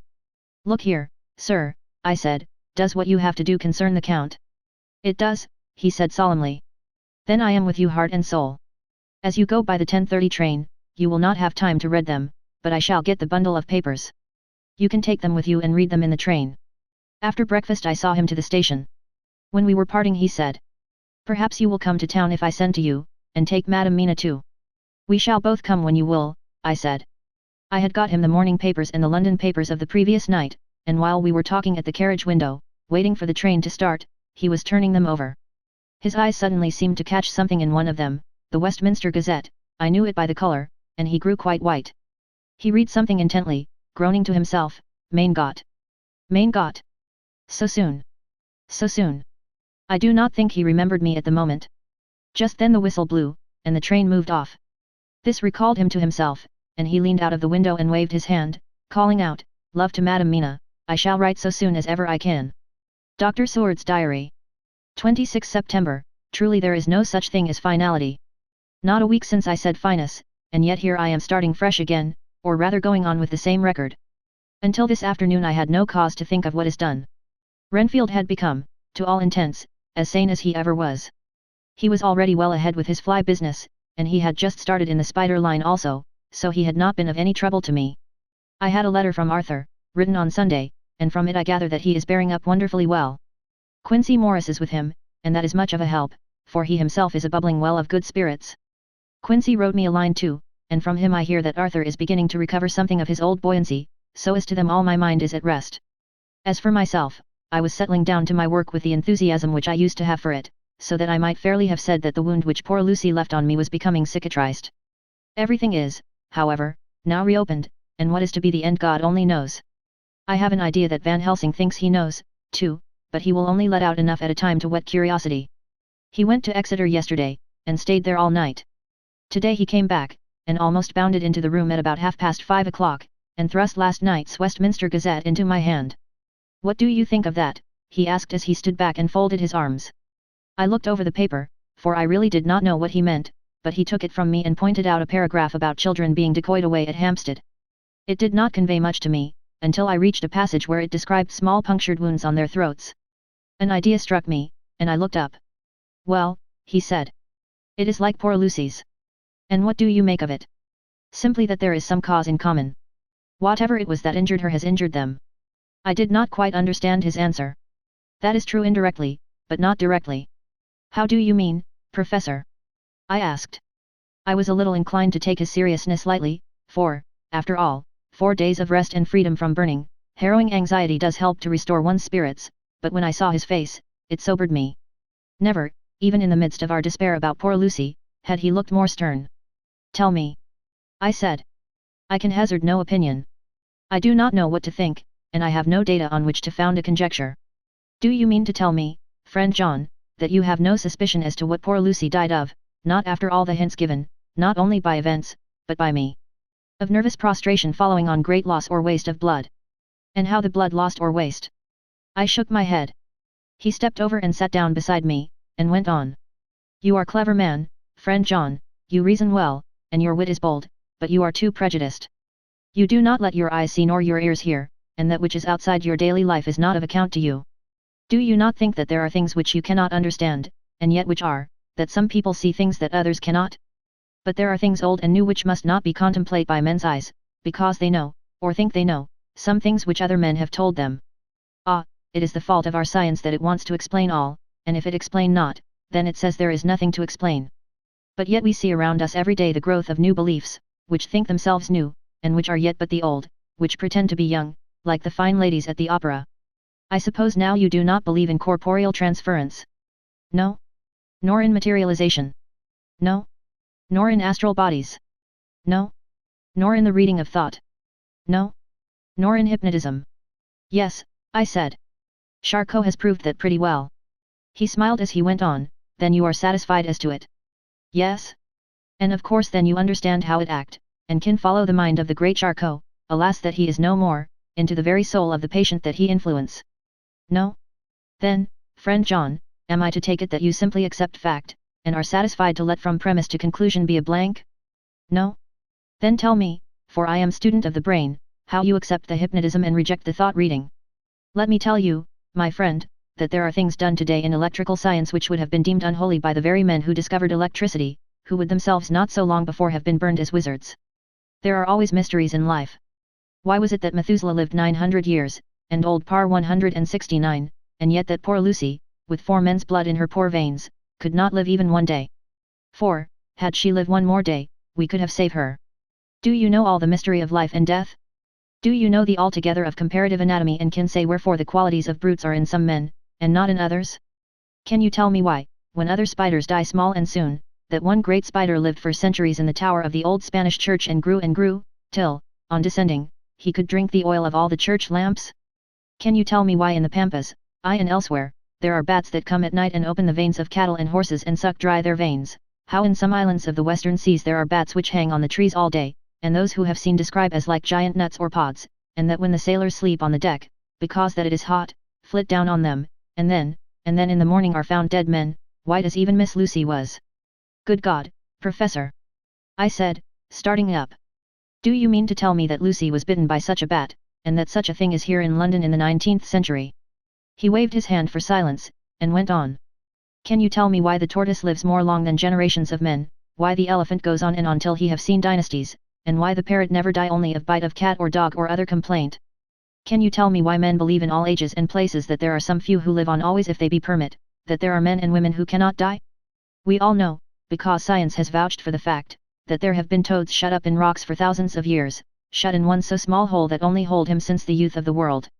Can you tell me how the Indian fakir can make himself to die and have been buried, and his grave sealed and corn sowed on it, and the corn reaped and be cut and sown and reaped and cut again, and then men come and take away the unbroken seal and that there lie the Indian fakir, not dead, but that rise up and walk amongst them as before? Here I interrupted him. I was getting bewildered, he so crowded on my mind his list of nature's eccentricities and possible impossibilities that my imagination was getting fired. I had a dim idea that he was teaching me some lesson, as long ago he used to do in his study at Amsterdam, but he used then to tell me the thing, so that I could have the object of thought in mind all the time. But now I was without this help, yet I wanted to follow him, so I said, "Professor, let me be your pet student again. Tell me the thesis, so that I may apply your knowledge as you go on. At present I am going in my mind from point to point as a madman, and not a sane one, follows an idea. I feel like a novice lumbering through a bog in a mist, jumping from one tussock to another in the mere blind effort to move on without knowing where I am going." "That is good image," he said. "Well, I shall tell you. My thesis is this: I want you to believe." "To believe what?" "To believe in things that you cannot. Let me illustrate. I heard once of an American who so defined faith, that faculty which enables us to believe things which we know to be untrue. For one, I follow that man. He meant that we shall have an open mind, and not let a little bit of truth check the rush of a big truth, like a small rock does a railway truck. We get the small truth first. Good. We keep him, and we value him, but all the same we must not let him think himself all the truth in the universe. Then you want me not to let some previous conviction injure the receptivity of my mind with regard to some strange matter. Do I read your lesson aright? Ah, you are my favorite pupil still. It is worth to teach you. Now that you are willing to understand, you have taken the first step to understand. You think then that those so small holes in the children's throats were made by the same that made the hole in Miss Lucy? I suppose so." He stood up and said solemnly. "Then you are wrong." "Oh, would it were so. But alas! No. It is worse, far, far worse." "In God's name, Professor Van Helsing, what do you mean?" I cried. He threw himself with a despairing gesture into a chair, and placed his elbows on the table, covering his face with his hands as he spoke. "They were made by Miss Lucy." Chapter 15. Dr. Seward's diary, continued. For a while sheer anger mastered me. It was as if he had during her life struck Lucy on the face. I smote the table hard and rose up as I said to him, "Dr. Van Helsing, are you mad?" He raised his head and looked at me, and somehow the tenderness of his face calmed me at once. "Would I were," he said. "Madness were easy to bear compared with truth like this." "Oh, my friend, why, think you, did I go so far round, why take so long to tell you so simple a thing? Was it because I hate you and have hated you all my life? Was it because I wished to give you pain? Was it that I wanted, now so late, revenge for that time when you saved my life, and from a fearful death? Ah no. Forgive me," said I. He went on. "My friend, it was because I wished to be gentle in the breaking to you, for I know you have loved that so sweet lady. But even yet I do not expect you to believe. It is so hard to accept at once any abstract truth, that we may doubt such to be possible when we have always believed the know of it. It is more hard still to accept so sad a concrete truth, and of such a one as Miss Lucy. Tonight I go to prove it. Dare you come with me?" This staggered me. A man does not like to prove such a truth, Byron accepted from the category, jealousy. And prove the very truth he most abhorred. He saw my hesitation, and spoke. "The logic is simple, no madman's logic this time, jumping from tussock to tussock in a misty bog. If it be not true, then proof will be relief, at worst it will not harm. If it be true. Ah, there is the dread, yet very dread should help my cause, for in it is some need of belief. Come, I tell you what I propose, first, that we go off now and see that child in the hospital. Dr. Vincent, of the North Hospital, where the papers say the child is friend of mine, and I think of yours since you were in class at Amsterdam. He will let 2 scientists see his case, if he will not let 2 friends. We shall tell him nothing, but only that we wish to learn. And then. He took a key from his pocket and held it up. And then we spend the night, you and I, in the churchyard where Lucy lies. This is the key that locked the tomb. I had it from the coffin man to give to Arthur. My heart sank within me, for I felt that there was some fearful ordeal before us. I could do nothing, however, so I plucked up what heart I could and said that we had better hasten, as the afternoon was passing. We found the child awake. It had had a sleep and taken some food, and altogether was going on well. Dr. Vincent took the bandage from its throat, and showed us the punctures. There was no mistaking the similarity to those which had been on Lucy's throat. They were smaller, and the edges looked fresher, that was all. We asked Vincent to what he attributed them, and he replied that it must have been a bite of some animal, perhaps a rat, but, for his own part, he was inclined to think that it was one of the bats which are so numerous on the northern heights of London. Out of so many harmless ones, he said, there may be some wild specimen from the south of a more malignant species. Some sailor may have brought one home, and it managed to escape, or even from the zoological gardens a young one may have got loose, or one be bred there from a vampire. These things do occur, you know. Only 10 days ago a wolf got out, and was, I believe, traced up in this direction. For a week after, the children were playing nothing but Red Riding Hood on the heath and in every alley in the place until this bluffer lady scare came along, since when it has been quite a gala time with them. Even this poor little mite, when he woke up today, asked the nurse if he might go away. When she asked him why he wanted to go, he said he wanted to play with the bluffer lady. I hope, said Van Helsing, that when you are sending the child home you will caution its parents to keep strict watch over it. These fancies to stray are most dangerous, and if the child were to remain out another night, it would probably be fatal. But in any case I suppose you will not let it away for some days. Certainly not for a week at least, longer if the wound is not healed. Our visit to the hospital took more time than we had reckoned on, and the sun had dipped before we came out. When Van Helsing saw how dark it was, he said, "There is no hurry. It is more late than I thought. Come, let us seek somewhere that we may eat, and then we shall go on our way." We dined at Jack Straw's castle along with a little crowd of bicyclists and others who were genuinely noisy. About 10 o'clock we started from the inn. It was then very dark, and the scattered lamps made the darkness greater when we were once outside their individual radius. The professor had evidently noted the road we were to go, for he went on unhesitatingly, but, as for me, I was in quite a mix-up as to locality. As we went further, we met fewer and fewer people, till at last we were somewhat surprised when we met even the patrol of horse police going their usual suburban round. At last we reached the wall of the churchyard, which we climbed over. With some little difficulty, for it was very dark, and the whole place seemed so strange to us, we found the Westenra tomb. The professor took the key, opened the creaky door, and standing back, politely, but quite unconsciously, motioned me to precede him. There was a delicious irony in the offer, in the courtliness of giving preference on such a ghastly occasion. My companion followed me quickly, and cautiously drew the door to, after carefully ascertaining that the lock was a falling, and not a spring, one. In the latter case we should have been in a bad plight. Then he fumbled in his bag, and taking out a matchbox and a piece of candle, proceeded to make a light. The tomb in the daytime, and when wreathed with fresh flowers, had looked grim and gruesome enough, but now, some days afterwards, when the flowers hung lank and dead, their whites turning to rust and their greens to browns, when the spider and the beetle had resumed their accustomed dominance, when time-discolored stone, and dust-encrusted mortar, and rusty, dank iron, and tarnished brass, and clouded silver plating gave back the feeble glimmer of a candle, the effect was more miserable and sordid than could have been imagined. It conveyed irresistibly the idea that life, animal life, was not the only thing which could pass away. Van Helsing went about his work systematically, holding his candle so that he could read the coffin plates, and so holding it that the sperm dropped in white patches which congealed as they touched the metal. He made assurance of Lucy's coffin. Another search in his bag, and he took out a turn screw. "What are you going to do?" I asked. "To open the coffin. You shall yet be convinced." Straightway he began taking out the screws, and finally lifted off the lid, showing the casing of lead beneath. The sight was almost too much for me. It seemed to be as much an affront to the dead as it would have been to have stripped off her clothing in her sleep whilst living. I actually took hold of his hand to stop him. He only said, "You shall see," and again fumbling in his bag, took out a tiny fret saw. Striking the turn screw through the lead with a swift downward stab, which made me wince, he made a small hole, which was, however, big enough to admit the point of the saw. I had expected a rush of gas from the weak old corpse. We doctors, who have had to study our dangers, have to become accustomed to such things, and I drew back towards the door. But the professor never stopped for a moment. He sawed down a couple of feet along one side of the lead coffin, and then across, and down the other side. Taking the edge of the loose flange, he bent it back towards the foot of the coffin, and holding up the candle into the aperture, motioned to me to look. I drew near and looked. The coffin was empty. It was certainly a surprise to me, and gave me a considerable shock, but Van Helsing was unmoved. He was now more sure than ever of his ground, and so emboldened to proceed in his task. "Are you satisfied now, friend John?" he asked. I felt all the dogged argumentativeness of my nature awake within me as I answered him. "I am satisfied that Lucy's body is not in that coffin, but that only proves one thing." "And what is that, friend John?" "That it is not there." "That is good logic," he said, "so far as it goes. But how can you, account for it not being there?"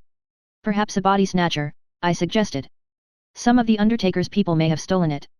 I felt that I was speaking folly, and yet it was the only real cause which I could suggest. The professor sighed. "Ah well," he said, "we must have more proof. Come with me." He put on the coffin lid again, gathered up all his things and placed them in the bag, blew out the light, and placed the candle also in the bag. We opened the door, and went out. Behind us he closed the door and locked it. He handed me the key, saying, "Will you keep it? You had better be assured." I laughed. It was not a very cheerful laugh, I am bound to say, as I motioned him to keep it. "A key is nothing," I said, there may be duplicates, and anyhow it is not difficult to pick a lock of that kind. He said nothing, but put the key in his pocket. Then he told me to watch at one side of the churchyard whilst he would watch at the other. I took up my place behind a yew tree, and I saw his dark figure move until the intervening headstones and trees hid it from my sight. It was a lonely vigil. Just after I had taken my place I heard a distant clock strike 12, and in time came 1 and 2. I was chilled and unnerved, and angry with the professor for taking me on such an errand and with myself for coming. I was too cold and too sleepy to be keenly observant, and not sleepy enough to betray my trust, so altogether I had a dreary, miserable time. Suddenly, as I turned round, I thought I saw something like a white streak, moving between 2 dark yew trees at the side of the churchyard farthest from the tomb. At the same time a dark mass moved from the professor's side of the ground, and hurriedly went towards it. Then I too moved, but I had to go round headstones and railed off tombs, and I stumbled over graves. The sky was overcast, and somewhere far off an early cock crew. A little way off, beyond a line of scattered juniper trees, which marked the pathway to the church, a white, dim figure flitted in the direction of the tomb. The tomb itself was hidden by trees, and I could not see where the figure disappeared. I heard the rustle of actual movement where I had first seen the white figure, and coming over, found the professor holding in his arms a tiny child. When he saw me he held it out to me, and said, "Are you satisfied now?" "No," I said, in a way that I felt was aggressive. "Do you not see the child?" "Yes, it is a child, but who brought it here? And is it wounded?" I asked. "We shall see," said the professor, and with one impulse we took our way out of the churchyard, he carrying the sleeping child. When we had got some little distance away, we went into a clump of trees, and struck a match, and looked at the child's throat. It was without a scratch or scar of any kind. "Was I right?" I asked triumphantly. "We were just in time," said the professor thankfully. We had now to decide what we were to do with the child, and so consulted about it. If we were to take it to a police station we should have to give some account of our movements during the night. At least, we should have had to make some statement as to how we had come to find the child.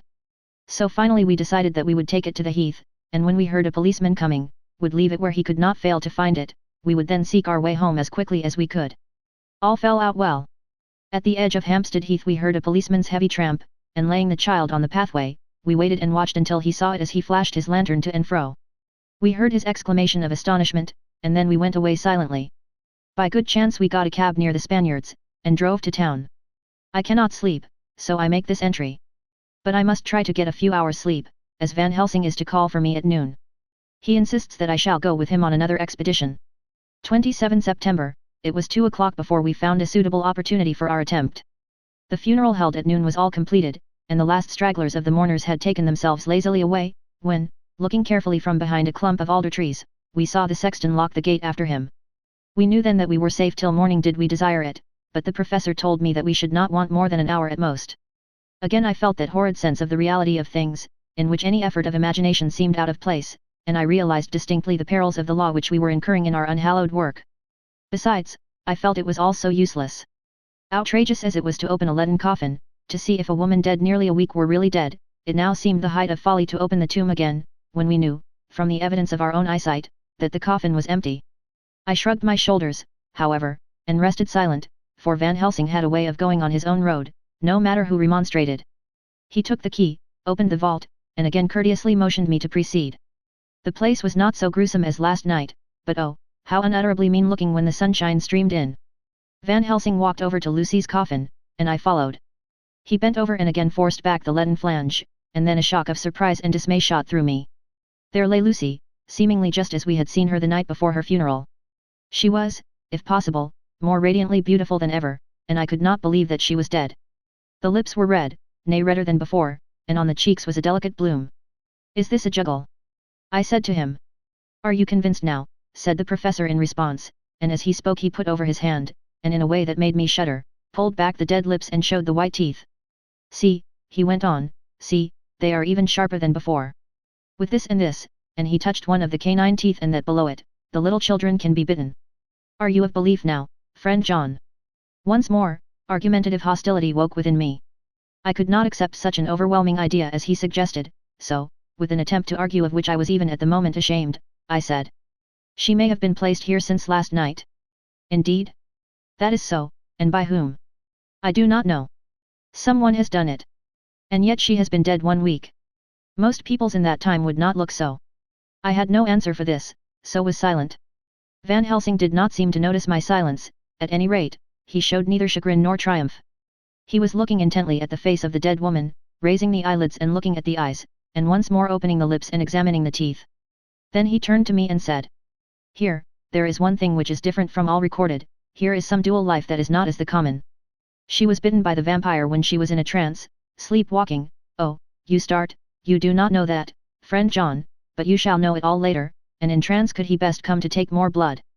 In trance she died, and in trance she is undead, too. So it is that she differ from all other.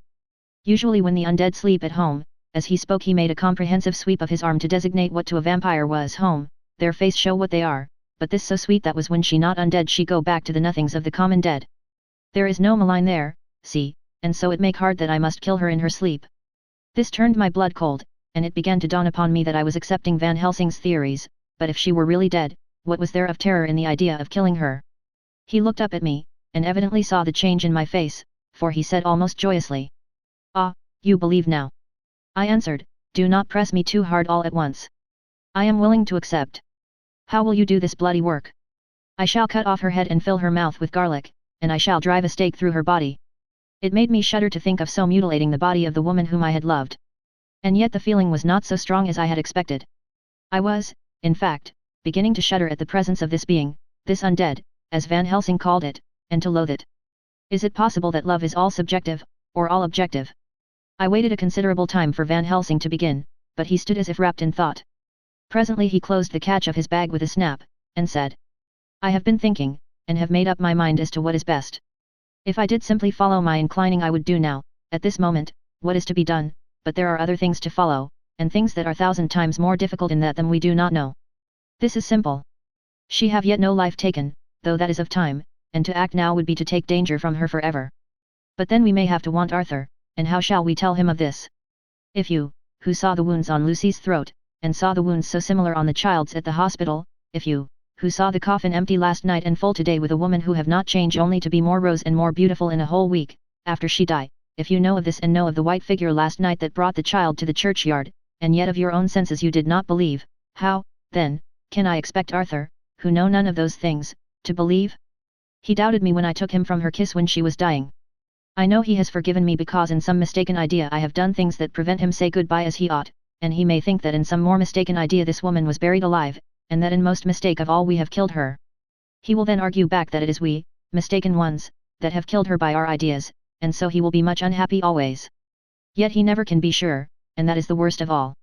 And he will sometimes think that she he loved was buried alive, and that will paint his dreams with horrors of what she must have suffered, and again, he will think that we may be right, and that his so beloved was, after all, an undead.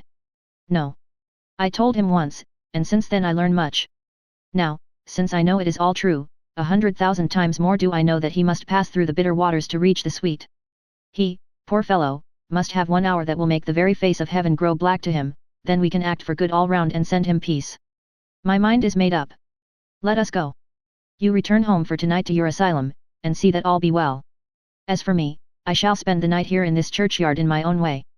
Tomorrow night you will come to me to the Berkeley Hotel at 10 of the clock. I shall send for Arthur to come too, and also that so fine young man of America that gave his blood. Later we shall all have work to do. I come with you so far as Piccadilly and there dine, for I must be back here before the sun set." So we locked the tomb and came away, and got over the wall of the churchyard, which was not much of a task, and drove back to Piccadilly. Note left by Van Helsing in his portmanteau, Berkeley Hotel directed to John Seward, M.D. Not delivered. 27 September. Friend John. I write this in case anything should happen. I go alone to watch in that churchyard. It pleases me that the undead, Miss Lucy, shall not leave tonight, that so on the morrow night she may be more eager. Therefore I shall fix some things she like not, garlic and a crucifix, and so seal up the door of the tomb. She is young as undead, and will heed. Moreover, these are only to prevent her coming out, they may not prevail on her wanting to get in, for then the undead is desperate, and must find the line of least resistance, whatsoever it may be. I shall be at hand all the night from sunset till after the sunrise, and if there be aught that may be learned I shall learn it. For Miss Lucy or from her, I have no fear, but that other to whom is there that she is undead, he have now the power to seek her tomb and find shelter. He is cunning, as I know from Mr. Jonathan and from the way that all along he have fooled us when he played with us for Miss Lucy's life, and we lost, and in many ways the undead are strong. He have always the strength in his hand of 20 men, even we 4 who gave our strength to Miss Lucy it also is all to him, Besides, he can summon his wolf and I know not what. So if it be that he come thither on this night he shall find me, but none other shall, until it be too late. But it may be that he will not attempt the place. There is no reason why he should, his hunting ground is more full of game than the churchyard where the undead woman sleep, and the one old man watch. Therefore I write this in case. Take the papers that are with this, the diaries of Harker and the rest, and read them, and then find this great undead, and cut off his head and burn his heart or drive a stake through it, so that the world may rest from him. If it be so, farewell. Van Helsing. Dr. Seward's Diary. 28 September, it is wonderful what a good night's sleep will do for one. Yesterday I was almost willing to accept Van Helsing's monstrous ideas, but now they seem to start out lurid before me as outrages on common sense. I have no doubt that he believes it all. I wonder if his mind can have become in any way unhinged. Surely there must be some rational explanation of all these mysterious things. Is it possible that the professor can have done it himself? He is so abnormally clever that if he went off his head he would carry out his intent with regard to some fixed idea in a wonderful way. I am loath to think it, and indeed it would be almost as great a marvel as the other to find that Van Helsing was mad, but anyhow I shall watch him carefully. I may get some light on the mystery. September 29th, morning. Last night, at a little before 10 o'clock, Arthur and Quincy came into Van Helsing's room. He told us all that he wanted us to do, but especially addressing himself to Arthur, as if all our wills were centered in his. He began by saying that he hoped we would all come with him too, for, he said, there is a grave duty to be done there. You were doubtless surprised at my letter. This query was directly addressed to Lord Godalming. I was. It rather upset me for a bit. There has been so much trouble around my house of late that I could do without any more. I have been curious, too, as to what you mean. Quincy and I talked it over, but the more we talked, the more puzzled we got, till now I can say for myself that I'm about up a tree as to any meaning about anything. Me too, said Quincy Morris laconically. Oh, said the professor, then you are near the beginning, both of you, then friend John here, who has to go a long way back before he can even get so far as to begin. It was evident that he recognized my return to my old doubting frame of mind without my saying a word. Then, turning to the other two, he said with intense gravity. I want your permission to do what I think good this night. It is, I know, much to ask, and when you know what it is I propose to do you will know, and only then, how much. Therefore may I ask that you promise me in the dark, so that afterwards, though you may be angry with me for a time, I must not disguise from myself the possibility that such may be, you shall not blame yourselves for anything. That's frank anyhow, broke in Quincy. I'll answer for the professor. I don't quite see his drift, but I swear he's honest, and that's good enough for me. I thank you, sir, said Van Helsing proudly. I have done myself the honor of counting you one trusting friend, and such endorsement is dear to me. He held out a hand, which Quincy took.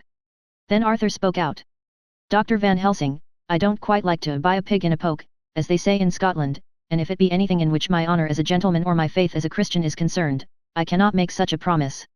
If you can assure me that what you intend does not violate either of these two, then I give my consent at once, though for the life of me, I cannot understand what you are driving at. I accept your limitation, said Van Helsing, and all I ask of you is that if you feel it necessary to condemn any act of mine, you will first consider it well and be satisfied that it does not violate your reservations. Agreed, said Arthur, that is only fair. And now that the pourparlers are over, may I ask what it is we are to do? I want you to come with me, and to come in secret, to the churchyard at Kingstead. Arthur's face fell as he said in an amazed sort of way. Where poor Lucy is buried. The professor bowed. Arthur went on, and when there?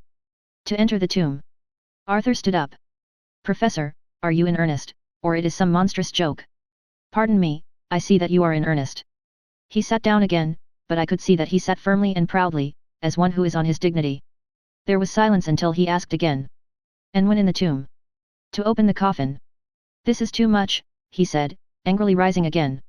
I am willing to be patient in all things that are reasonable, but in this desecration of the grave, of one who, he fairly choked with indignation. The professor looked pityingly at him. If I could spare you one pang, my poor friend, he said, God knows I would. But this night our feet must tread in thorny paths, or later, and forever, the feet you love must walk in paths of flame. Arthur looked up with set white face and said. Take care, sir, take care. Would it not be well to hear what I have to say, said Van Helsing. And then you will at least know the limit of my purpose. Shall I go on? That's fair enough, broke in Morris. After a pause Van Helsing went on, evidently with an effort. Miss Lucy is dead, is it not so? Yes. Then there can be no wrong to her. But if she be not dead? Arthur jumped to his feet. Good God, he cried. What do you mean? Has there been any mistake? Has she been buried alive? He groaned in anguish that not even hope could soften. I did not say she was alive, my child, I did not think it. I go no further than to say that she might be undead. Undead? Not alive. What do you mean? Is this all a nightmare, or what is it? There are mysteries which men can only guess at, which age by age they may solve only in part. Believe me, we are now on the verge of one. But I have not done. May I cut off the head of dead Miss Lucy? Heavens and earth, no, cried Arthur in a storm of passion. Not for the wide world will I consent to any mutilation of her dead body. Dr. Van Helsing, you try me too far. What have I done to you that you should torture me so? What did that poor, sweet girl do that you should want to cast such dishonor on her grave? Are you mad to speak such things, or am I mad to listen to them? Don't dare to think more of such a desecration, I shall not give my consent to anything you do. I have a duty to do in protecting her grave from outrage, and, by God, I shall do it. Van Helsing rose up from where he had all the time been seated, and said, gravely and sternly. My Lord Godalming, I, too, have a duty to do, a duty to others, a duty to you, a duty to the dead, and, by God, I shall do it. All I ask you now is that you come with me, that you look and listen, and if when later I make the same request you do not be more eager for its fulfillment even than I am, then I shall do my duty, whatever it may seem to me. And then, to follow of your lordship's wishes I shall hold myself at your disposal to render an account to you, when and where you will. His voice broke a little, and he went on with a voice full of pity. But, I beseech you, do not go forth in anger with me. In a long life of acts which were often not pleasant to do, and which sometimes did wring my heart, I have never had so heavy a task as now. Believe me that if the time comes for you to change your mind towards me, one look from you will wipe away all this so sad hour, for I would do what a man can to save you from sorrow. Just think. For why should I give myself so much of labor and so much of sorrow? I have come here from my own land to do what I can of good, at the first to please my friend John, and then to help a sweet young lady, whom, too, I came to love. For her, I am ashamed to say so much, but I say it in kindness, I gave what you gave, the blood of my veins, I gave it, I, who was not, like you, her lover, but only her physician and her friend. I gave to her my nights and days, before death, after death, and if my death can do her good even now, when she is the dead undead, she shall have it freely. He said this with a very grave, sweet pride, and Arthur was much affected by it. He took the old man's hand and said in a broken voice, Oh, it is hard to think of it, and I cannot understand, but at least I shall go with you and wait. Chapter 16. Dr. Seward's Diary, continued. It was just a quarter before 12 o'clock when we got into the churchyard over the low wall. The night was dark with occasional gleams of moonlight between the rents of the heavy clouds that scudded across the sky. We all kept somehow close together, with Van Helsing slightly in front as he led the way. When we had come close to the tomb I looked well at Arthur, for I feared that the proximity to a place laden with so sorrowful a memory would upset him, but he bore himself well. I took it that the very mystery of the proceeding was in some way a counteractant to his grief. The professor unlocked the door, and seeing a natural hesitation amongst us for various reasons, solved the difficulty by entering first himself. The rest of us followed, and he closed the door. He then lit a dark lantern and pointed to the coffin. Arthur stepped forward hesitatingly. Van Helsing said to me, You were with me here yesterday. Was the body of Miss Lucy in that coffin? It was. The professor turned to the rest saying, You hear, and yet there is no one who does not believe with me. He took his screwdriver and again took off the lid of the coffin. Arthur looked on, very pale but silent. When the lid was removed he stepped forward. He evidently did not know that there was a leaden coffin, or, at any rate, had not thought of it. When he saw the rent in the lid, the blood rushed to his face for an instant, but as quickly fell away again, so that he remained of a ghastly whiteness. He was still silent. Van Helsing forced back the leaden flange, and we all looked in and recoiled. The coffin was empty. For several minutes no one spoke a word. The silence was broken by Quincy Morris. Professor, I answered for you. Your word is all I want. I wouldn't ask such a thing ordinarily, I wouldn't so dishonor you as to imply a doubt, but this is a mystery that goes beyond any honor or dishonor. Is this your doing? I swear to you by all that I hold sacred that I have not removed nor touched her. What happened was this: 2 nights ago my friend Seward and I came here, with good purpose, believe me. I opened that coffin, which was then sealed up, and we found it, as now, empty. We then waited, and saw something white come through the trees. The next day we came here in daytime, and she lay there. Did she not, friend John? Yes. That night we were just in time. One more so small child was missing, and we find it, thank God, unharmed amongst the graves. Yesterday I came here before sundown, for at sundown the undead can move. I waited here all the night till the sun rose, but I saw nothing. It was most probable that it was because I had laid over the clamps of those doors garlic, which the undead cannot bear, and other things which they shun. Last night there was no exodus, so tonight before the sundown I took away my garlic and other things. And so it is we find this coffin empty. But bear with me. So far there is much that is strange. Wait you with me outside, unseen and unheard, and things much stranger are yet to be. So, here he shut the dark slide of his lantern, now to the outside. He opened the door, and we filed out, he coming last and locking the door behind him. Oh! But it seemed fresh and pure in the night air after the terror of that vault. How sweet it was to see the clouds race by, and the passing gleams of the moonlight between the scudding clouds crossing and passing, like the gladness and sorrow of a man's life. How sweet it was to breathe the fresh air, that had no taint of death and decay. How humanizing to see the red lighting of the sky beyond the hill, and to hear far away the muffled roar that marks the life of a great city. Each in his own way was solemn and overcome. Arthur was silent, and was, I could see, striving to grasp the purpose and the inner meaning of the mystery. I was myself tolerably patient, and half inclined again to throw aside doubt and to accept Van Helsing's conclusions. Quincy Morris was phlegmatic in the way of a man who accepts all things, and accepts them in the spirit of cool bravery, with hazard of all he has to stake. Not being able to smoke, he cut himself a good-sized plug of tobacco and began to chew. As to Van Helsing, he was employed in a definite way. First he took from his bag a mass of what looked like thin, wafer-like biscuit, which was carefully rolled up in a white napkin. Next he took out a double handful of some whitish stuff like dough or putty. He crumbled the wafer up fine and worked it into the mass between his hands. This he then took, and rolling it into thin strips, began to lay them into the crevices between the door and its setting in the tomb. I was somewhat puzzled at this, and being close, asked him what it was that he was doing. Arthur and Quincy drew near also, as they too were curious. He answered, I am closing the tomb, so that the undead may not enter. And is that stuff you have put there going to do it? Asked Quincy. Great Scott! Is this a game? It is. What is that which you are using? This time the question was by Arthur. Van Helsing reverently lifted his hat as he answered. The host. I brought it from Amsterdam. I have an indulgence. It was an answer that appalled the most skeptical of us, and we felt individually that in the presence of such earnest purpose as the professor's, a purpose which could thus use the to him most sacred of things, it was impossible to distrust. In respectful silence we took the places assigned to us close round the tomb, but hidden from the sight of any one approaching. I pitied the others, especially Arthur. I had myself been apprenticed by my former visits to this watching horror, and yet I, who had up to an hour ago repudiated the proofs, felt my heart sink within me. Never did tombs look so ghastly white, never did cypress or yew or juniper so seem the embodiment of funereal gloom, never did tree or grass wave or rustle so ominously, never did bough creak so mysteriously, and never did the faraway howling of dogs send such a woeful presage through the night. There was a long spell of silence, a big, aching void, and then from the professor a keen SSSS. He pointed, and far down the avenue of yews we saw a white figure advance, a dim white figure, which held something dark at its breast. The figure stopped, and at the moment a ray of moonlight fell upon the masses of driving clouds and showed in startling prominence a dark-haired woman, dressed in the cerements of the grave. We could not see the face, for it was bent down over what we saw to be a fair-haired child. There was a pause and a sharp little cry, such as a child gives in sleep, or a dog as it lies before the fire and dreams. We were starting forward, but the professor's warning hand, seen by us as he stood behind a yew tree, kept us back, and then as we looked the white figure moved forwards again. It was now near enough for us to see clearly, and the moonlight still held. My own heart grew cold as ice, and I could hear the gasp of Arthur, as we recognized the features of Lucy Westenra. Lucy Westenra, but yet how changed! The sweetness was turned to adamantine, heartless cruelty, and the purity to voluptuous wantonness.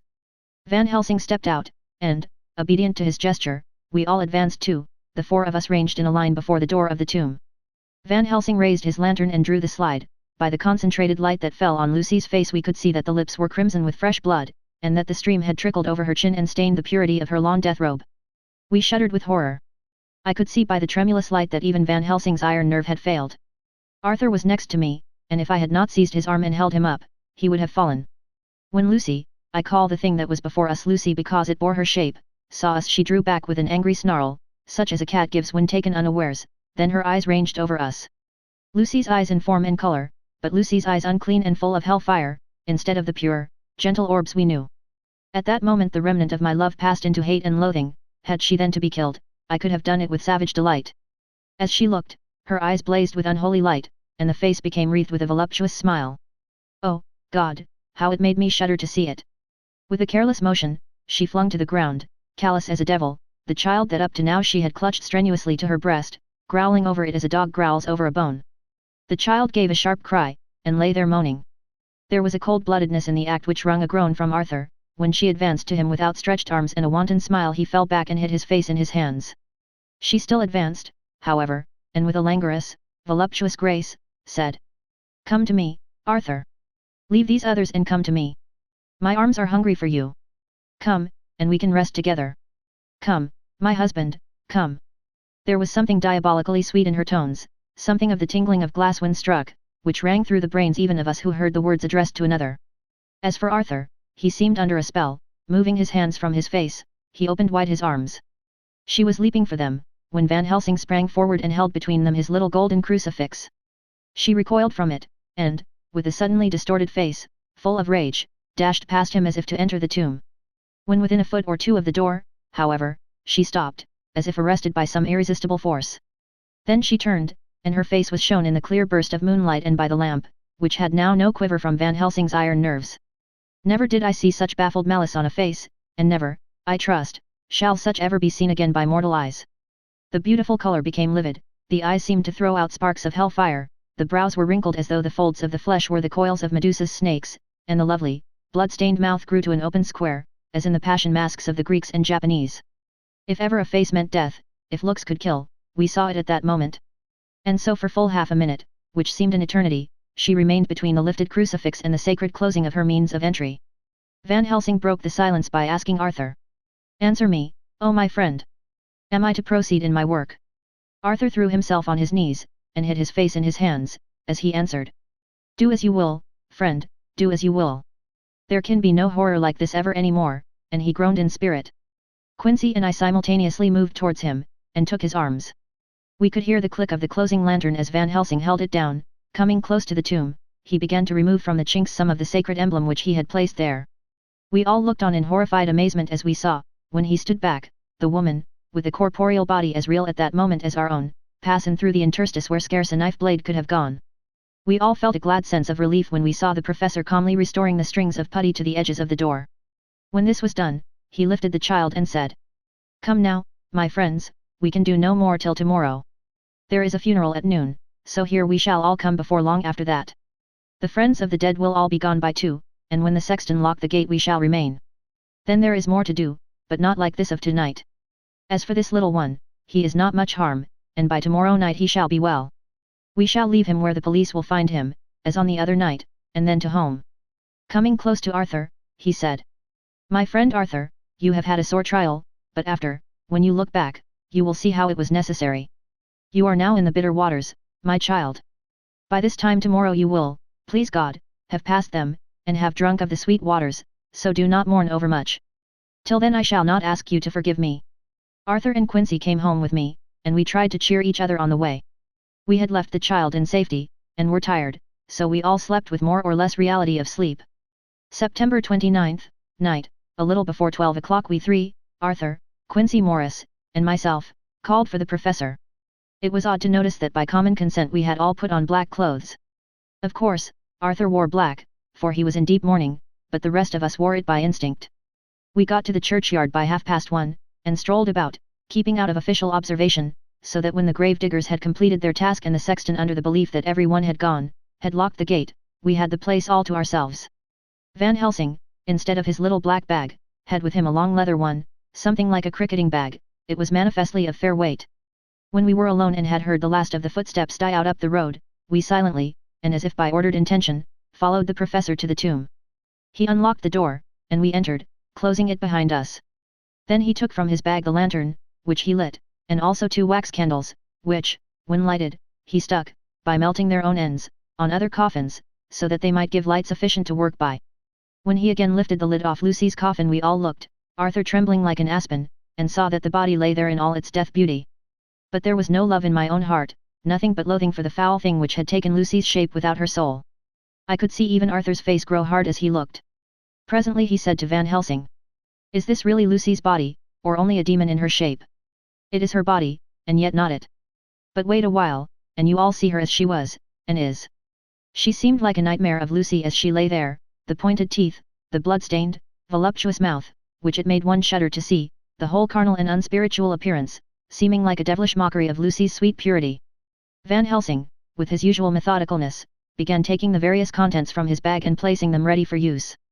First he took out a soldering iron and some plumbing solder, and then a small oil lamp, which gave out, when lit in a corner of the tomb, gas which burned at fierce heat with a blue flame, then his operating knives, which he placed to hand, and last a round wooden stake, some 2½ or 3 inches thick and about 3 feet long.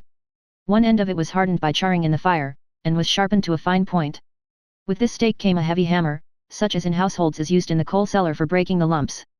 To me, a doctor's preparations for work of any kind are stimulating and bracing, but the effect of these things on both Arthur and Quincy was to cause them a sort of consternation.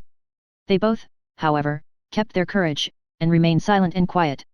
When all was ready, Van Helsing said, "Before we do anything, let me tell you this, it is out of the lore and experience of the ancients and of all those who have studied the powers of the undead.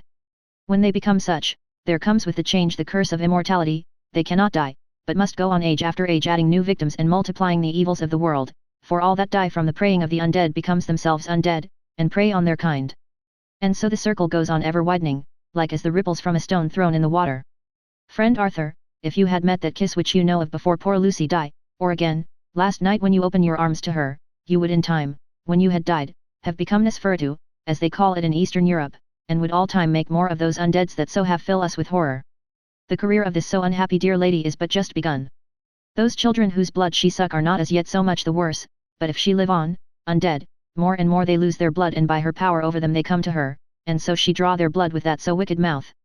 But if she die in truth, then all cease, the tiny wounds of the throats disappear, and they go back to their place unknowing ever of what has been. But of the most blessed of all, when this now undead be made to rest as true dead, then the soul of the poor lady whom we love shall again be free. Instead of working wickedness by night and growing more debased in the assimilating of it by day, she shall take her place with the other angels. So that, my friend, it will be a blessed hand for her that shall strike the blow that sets her free. To this I am willing, but is there none amongst us who has a better right? Will it be no joy to think of hereafter in the silence of the night when sleep is not? It was my hand that sent her to the stars, it was the hand of him that loved her best, the hand that of all she would herself have chosen, had it been to her to choose. Tell me if there be such a one amongst us." We all looked at Arthur. He saw, too, what we all did, the infinite kindness which suggested that his should be the hand which would restore Lucy to us as a holy, and not an unholy, memory. He stepped forward and said bravely, though his hand trembled, and his face was as pale as snow, "My true friend, from the bottom of my broken heart I thank you. Tell me what I am to do, and I shall not falter." Van Helsing laid a hand on his shoulder, and said, "Brave lad! A moment's courage, and it is done. This stake must be driven through her. It will be a fearful ordeal, be not deceived in that, but it will be only a short time, and you will then rejoice more than your pain was great. From this grim tomb you will emerge as though you tread on air. But you must not falter when once you have begun.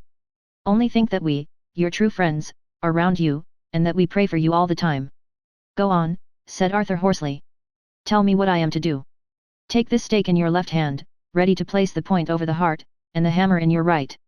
Then when we begin our prayer for the dead, I shall read him, I have here the book, and the others shall follow. Strike in God's name, that so all may be well with the dead that we love and that the undead pass away." Arthur took the stake and the hammer, and when once his mind was set on action his hands never trembled nor even quivered. Van Helsing opened his missal and began to read, and Quincy and I followed as well as we could. Arthur placed the point over the heart, and as I looked I could see its dint in the white flesh. Then he struck with all his might.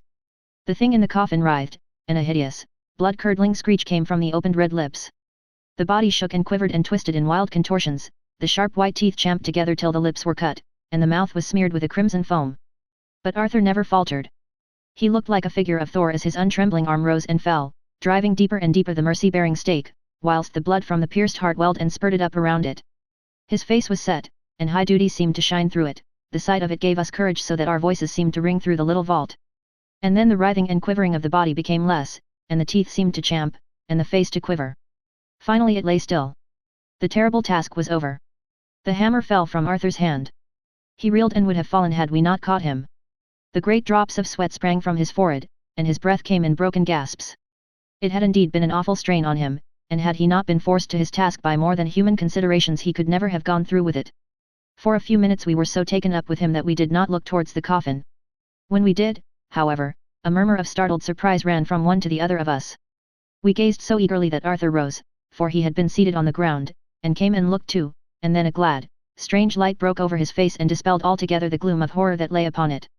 There, in the coffin lay no longer the foul thing that we had so dreaded and grown to hate, that the work of her destruction was yielded as a privilege to the one best entitled to it, but Lucy as we had seen her in her life, with her face of unequalled sweetness and purity. True that there were there, as we had seen them in life, the traces of care and pain and waste, but these were all dear to us, for they marked her truth to what we knew. One and all we felt that the holy calm that lay like sunshine over the wasted face and form was only an earthly token and symbol of the calm that was to reign forever. Van Helsing came and laid his hand on Arthur's shoulder, and said to him, "And now, Arthur my friend, dear lad, am I not forgiven?" The reaction of the terrible strain came as he took the old man's hand in his, and raising it to his lips, pressed it, and said, "Forgiven. God bless you that you have given my dear one her soul again, and me peace." He put his hands on the professor's shoulder, and laying his head on his breast, cried for a while silently, whilst we stood unmoving. When he raised his head, Van Helsing said to him, "And now, my child, you may kiss her. Kiss her dead lips if you will, as she would have you to, if for her to choose. For she is not a grinning devil now, not any more a foul thing for all eternity. No longer she is the devil's undead. She is God's true dead, whose soul is with him." Arthur bent and kissed her, and then we sent him and Quincy out of the tomb. The professor and I sawed the top off the stake, leaving the point of it in the body. Then we cut off the head and filled the mouth with garlic. We soldered up the leaden coffin, screwed on the coffin lid, and gathering up our belongings, came away. When the professor locked the door, he gave the key to Arthur.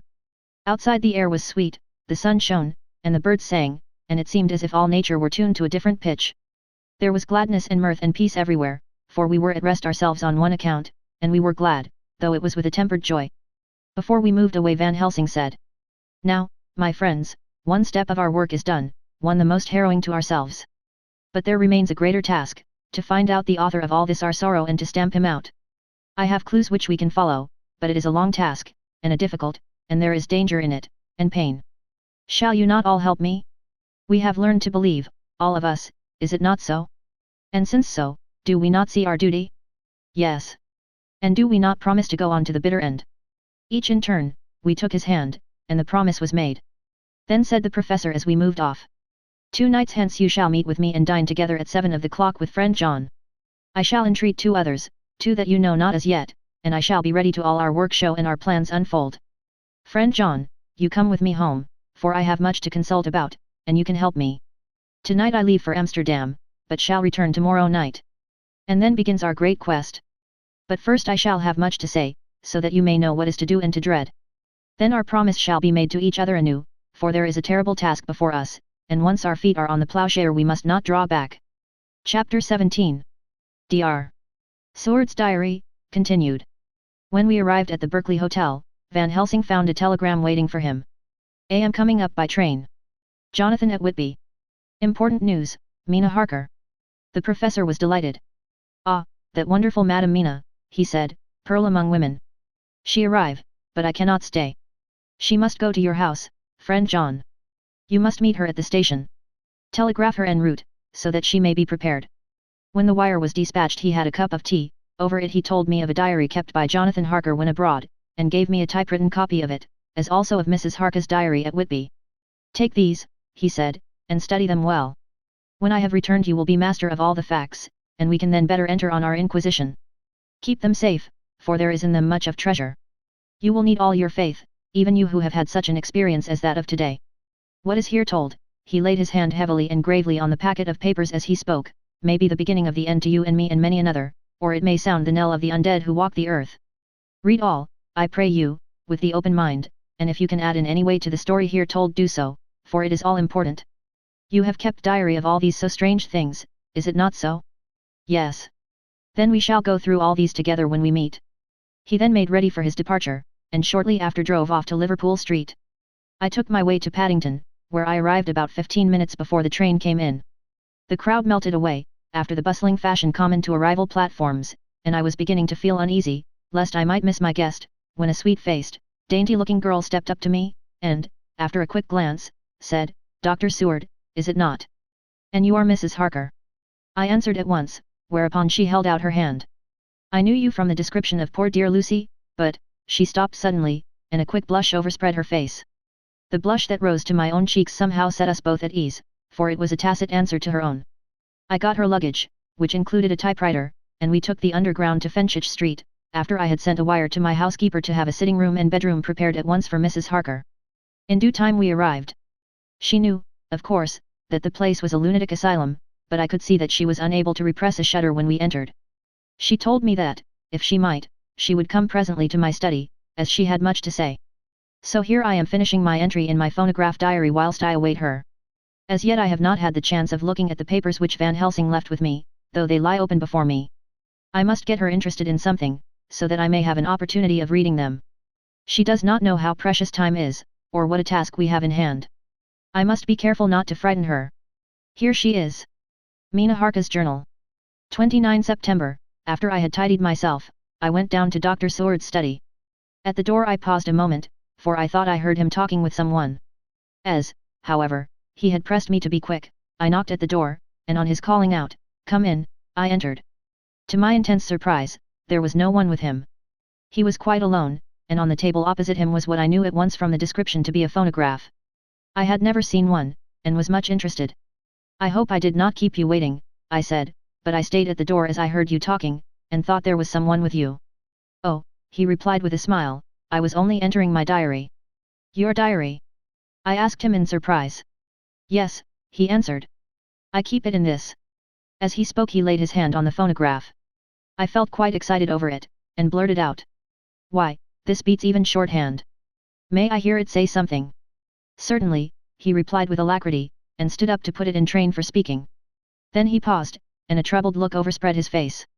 "The fact is," he began awkwardly, "I only keep my diary in it, and as it is entirely, almost entirely, about my cases, it may be awkward, that is, I mean," he stopped, and I tried to help him out of his embarrassment.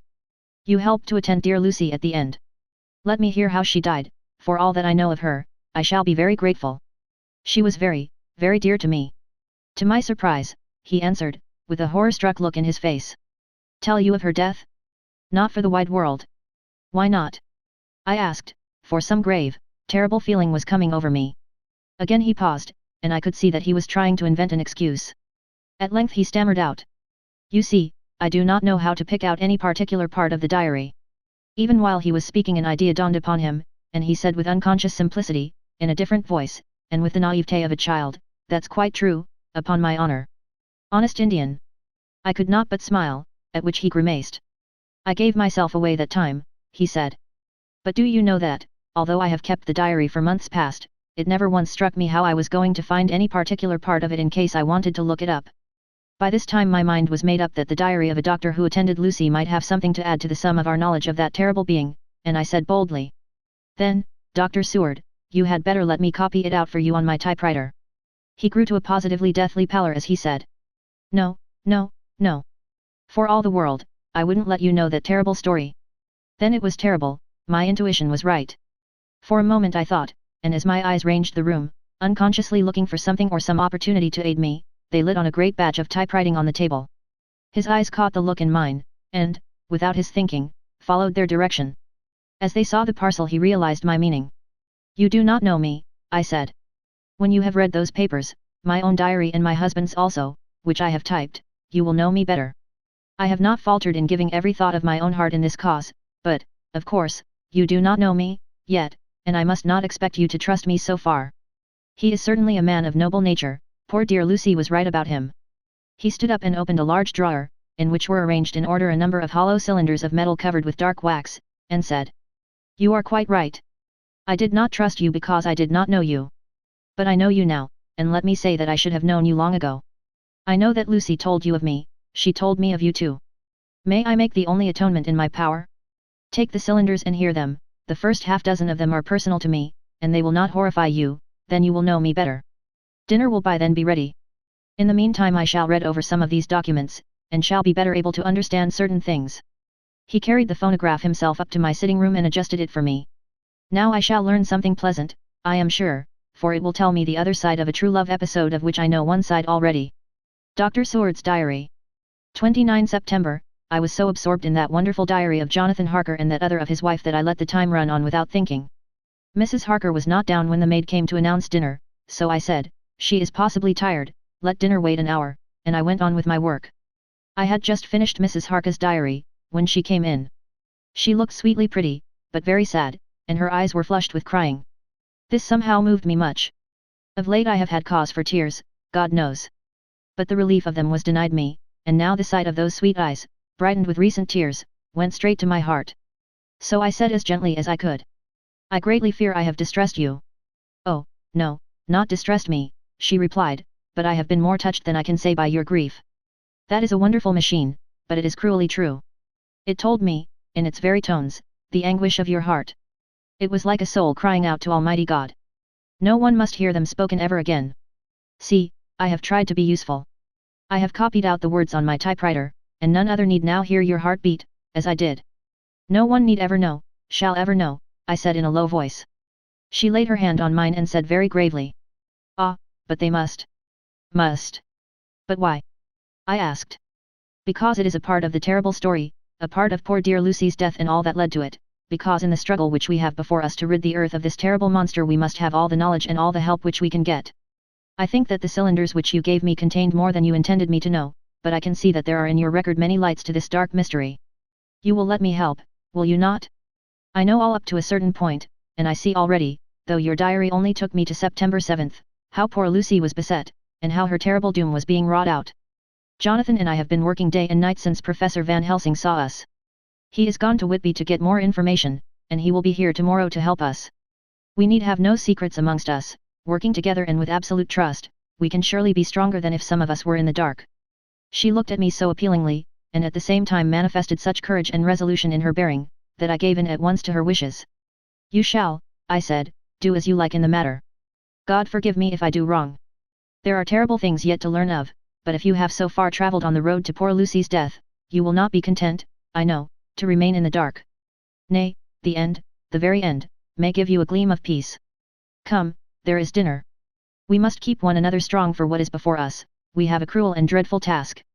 When you have eaten you shall learn the rest, and I shall answer any questions you ask, if there be anything which you do not understand, though it was apparent to us who were present. Mina Harker's Journal. 29 September, after dinner I came with Dr. Seward to his study. He brought back the phonograph from my room, and I took my typewriter. He placed me in a comfortable chair, and arranged the phonograph so that I could touch it without getting up, and showed me how to stop it in case I should want to pause. Then he very thoughtfully took a chair, with his back to me, so that I might be as free as possible, and began to read. I put the forked metal to my ears and listened. When the terrible story of Lucy's death, and all that followed, was done, I lay back in my chair powerless. Fortunately I am not of a fainting disposition. When Dr. Seward saw me he jumped up with a horrified exclamation, and hurriedly taking a case bottle from a cupboard, gave me some brandy, which in a few minutes somewhat restored me. My brain was all in a whirl, and only that there came through all the multitude of horrors, the holy ray of light that my dear, dear Lucy was at last at peace. I do not think I could have borne it without making a scene. It is all so wild and mysterious and strange that if I had not known Jonathan's experience in Transylvania I could not have believed. As it was, I didn't know what to believe, and so got out of my difficulty by attending to something else.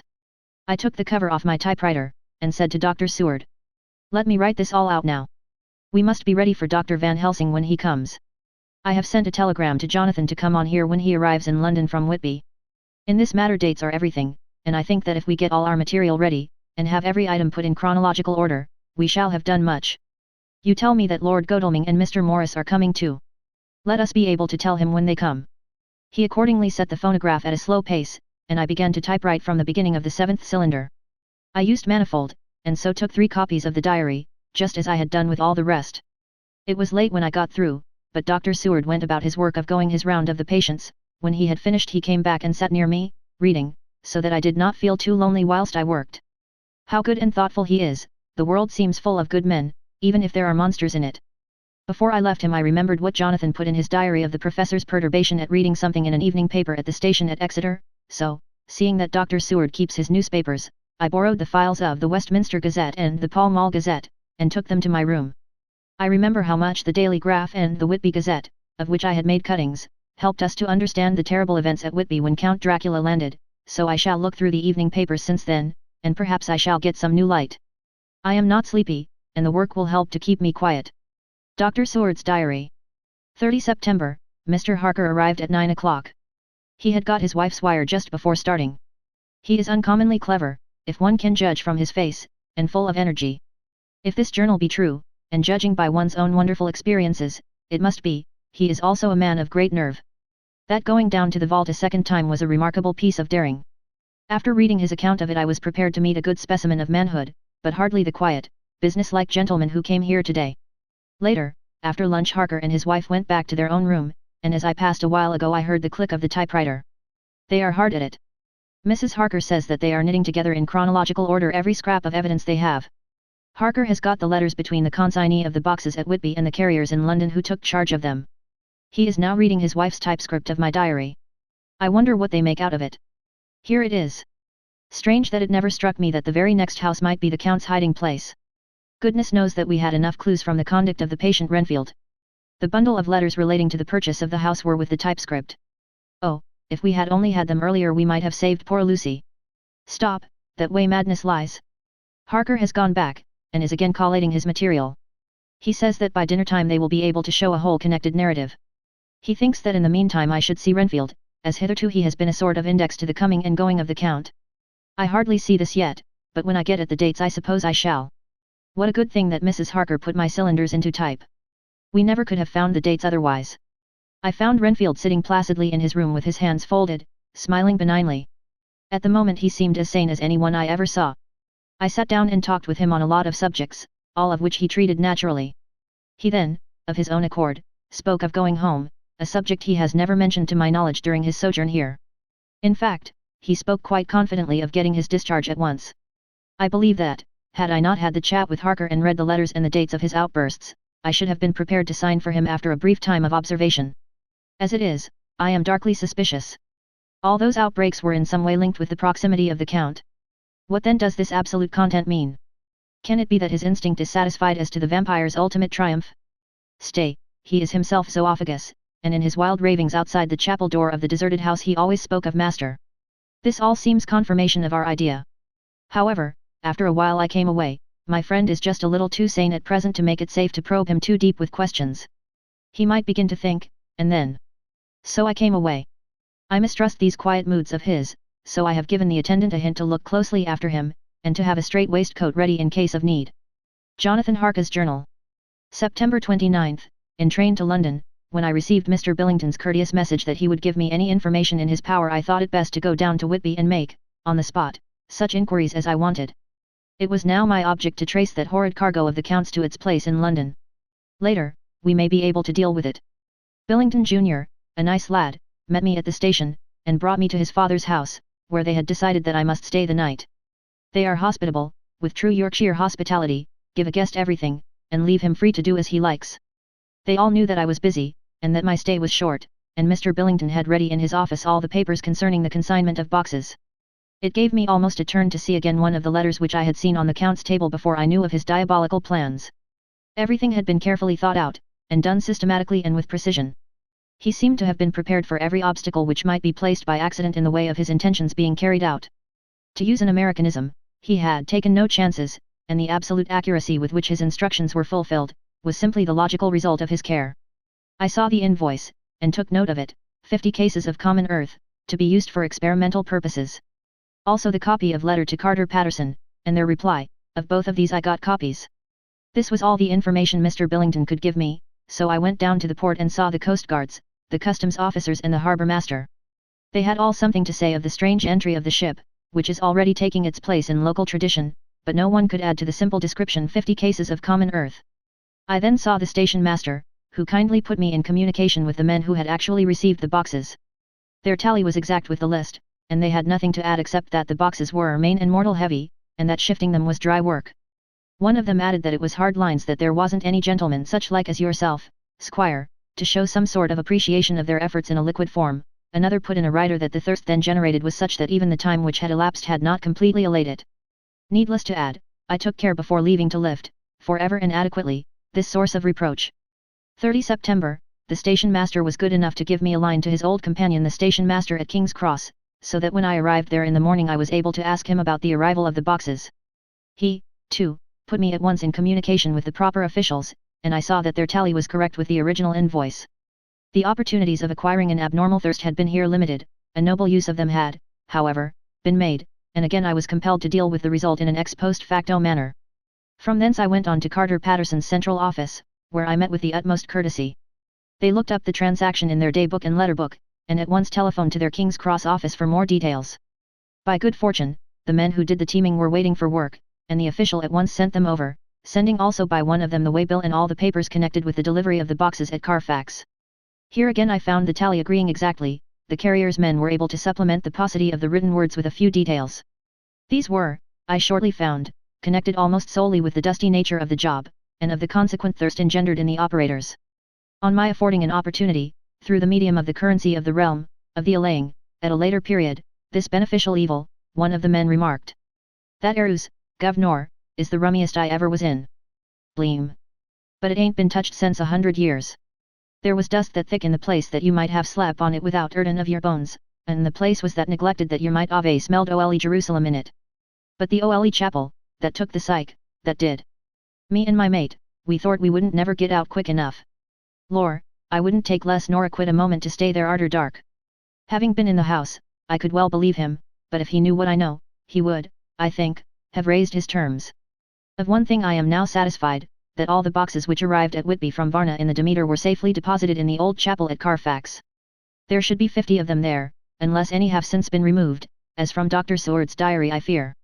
I shall try to see the carter who took away the boxes from Carfax when Renfield attacked them. By following up this clue we may learn a good deal. Later, Mina and I have worked all day, and we have put all the papers into order. Mina Harka's Journal. 30 September, I am so glad that I hardly know how to contain myself. It is, I suppose, the reaction from the haunting fear which I have had, that this terrible affair and the reopening of his old wound might act detrimentally on Jonathan. I saw him leave for Whitby with as brave a face as I could, but I was sick with apprehension. The effort has, however, done him good.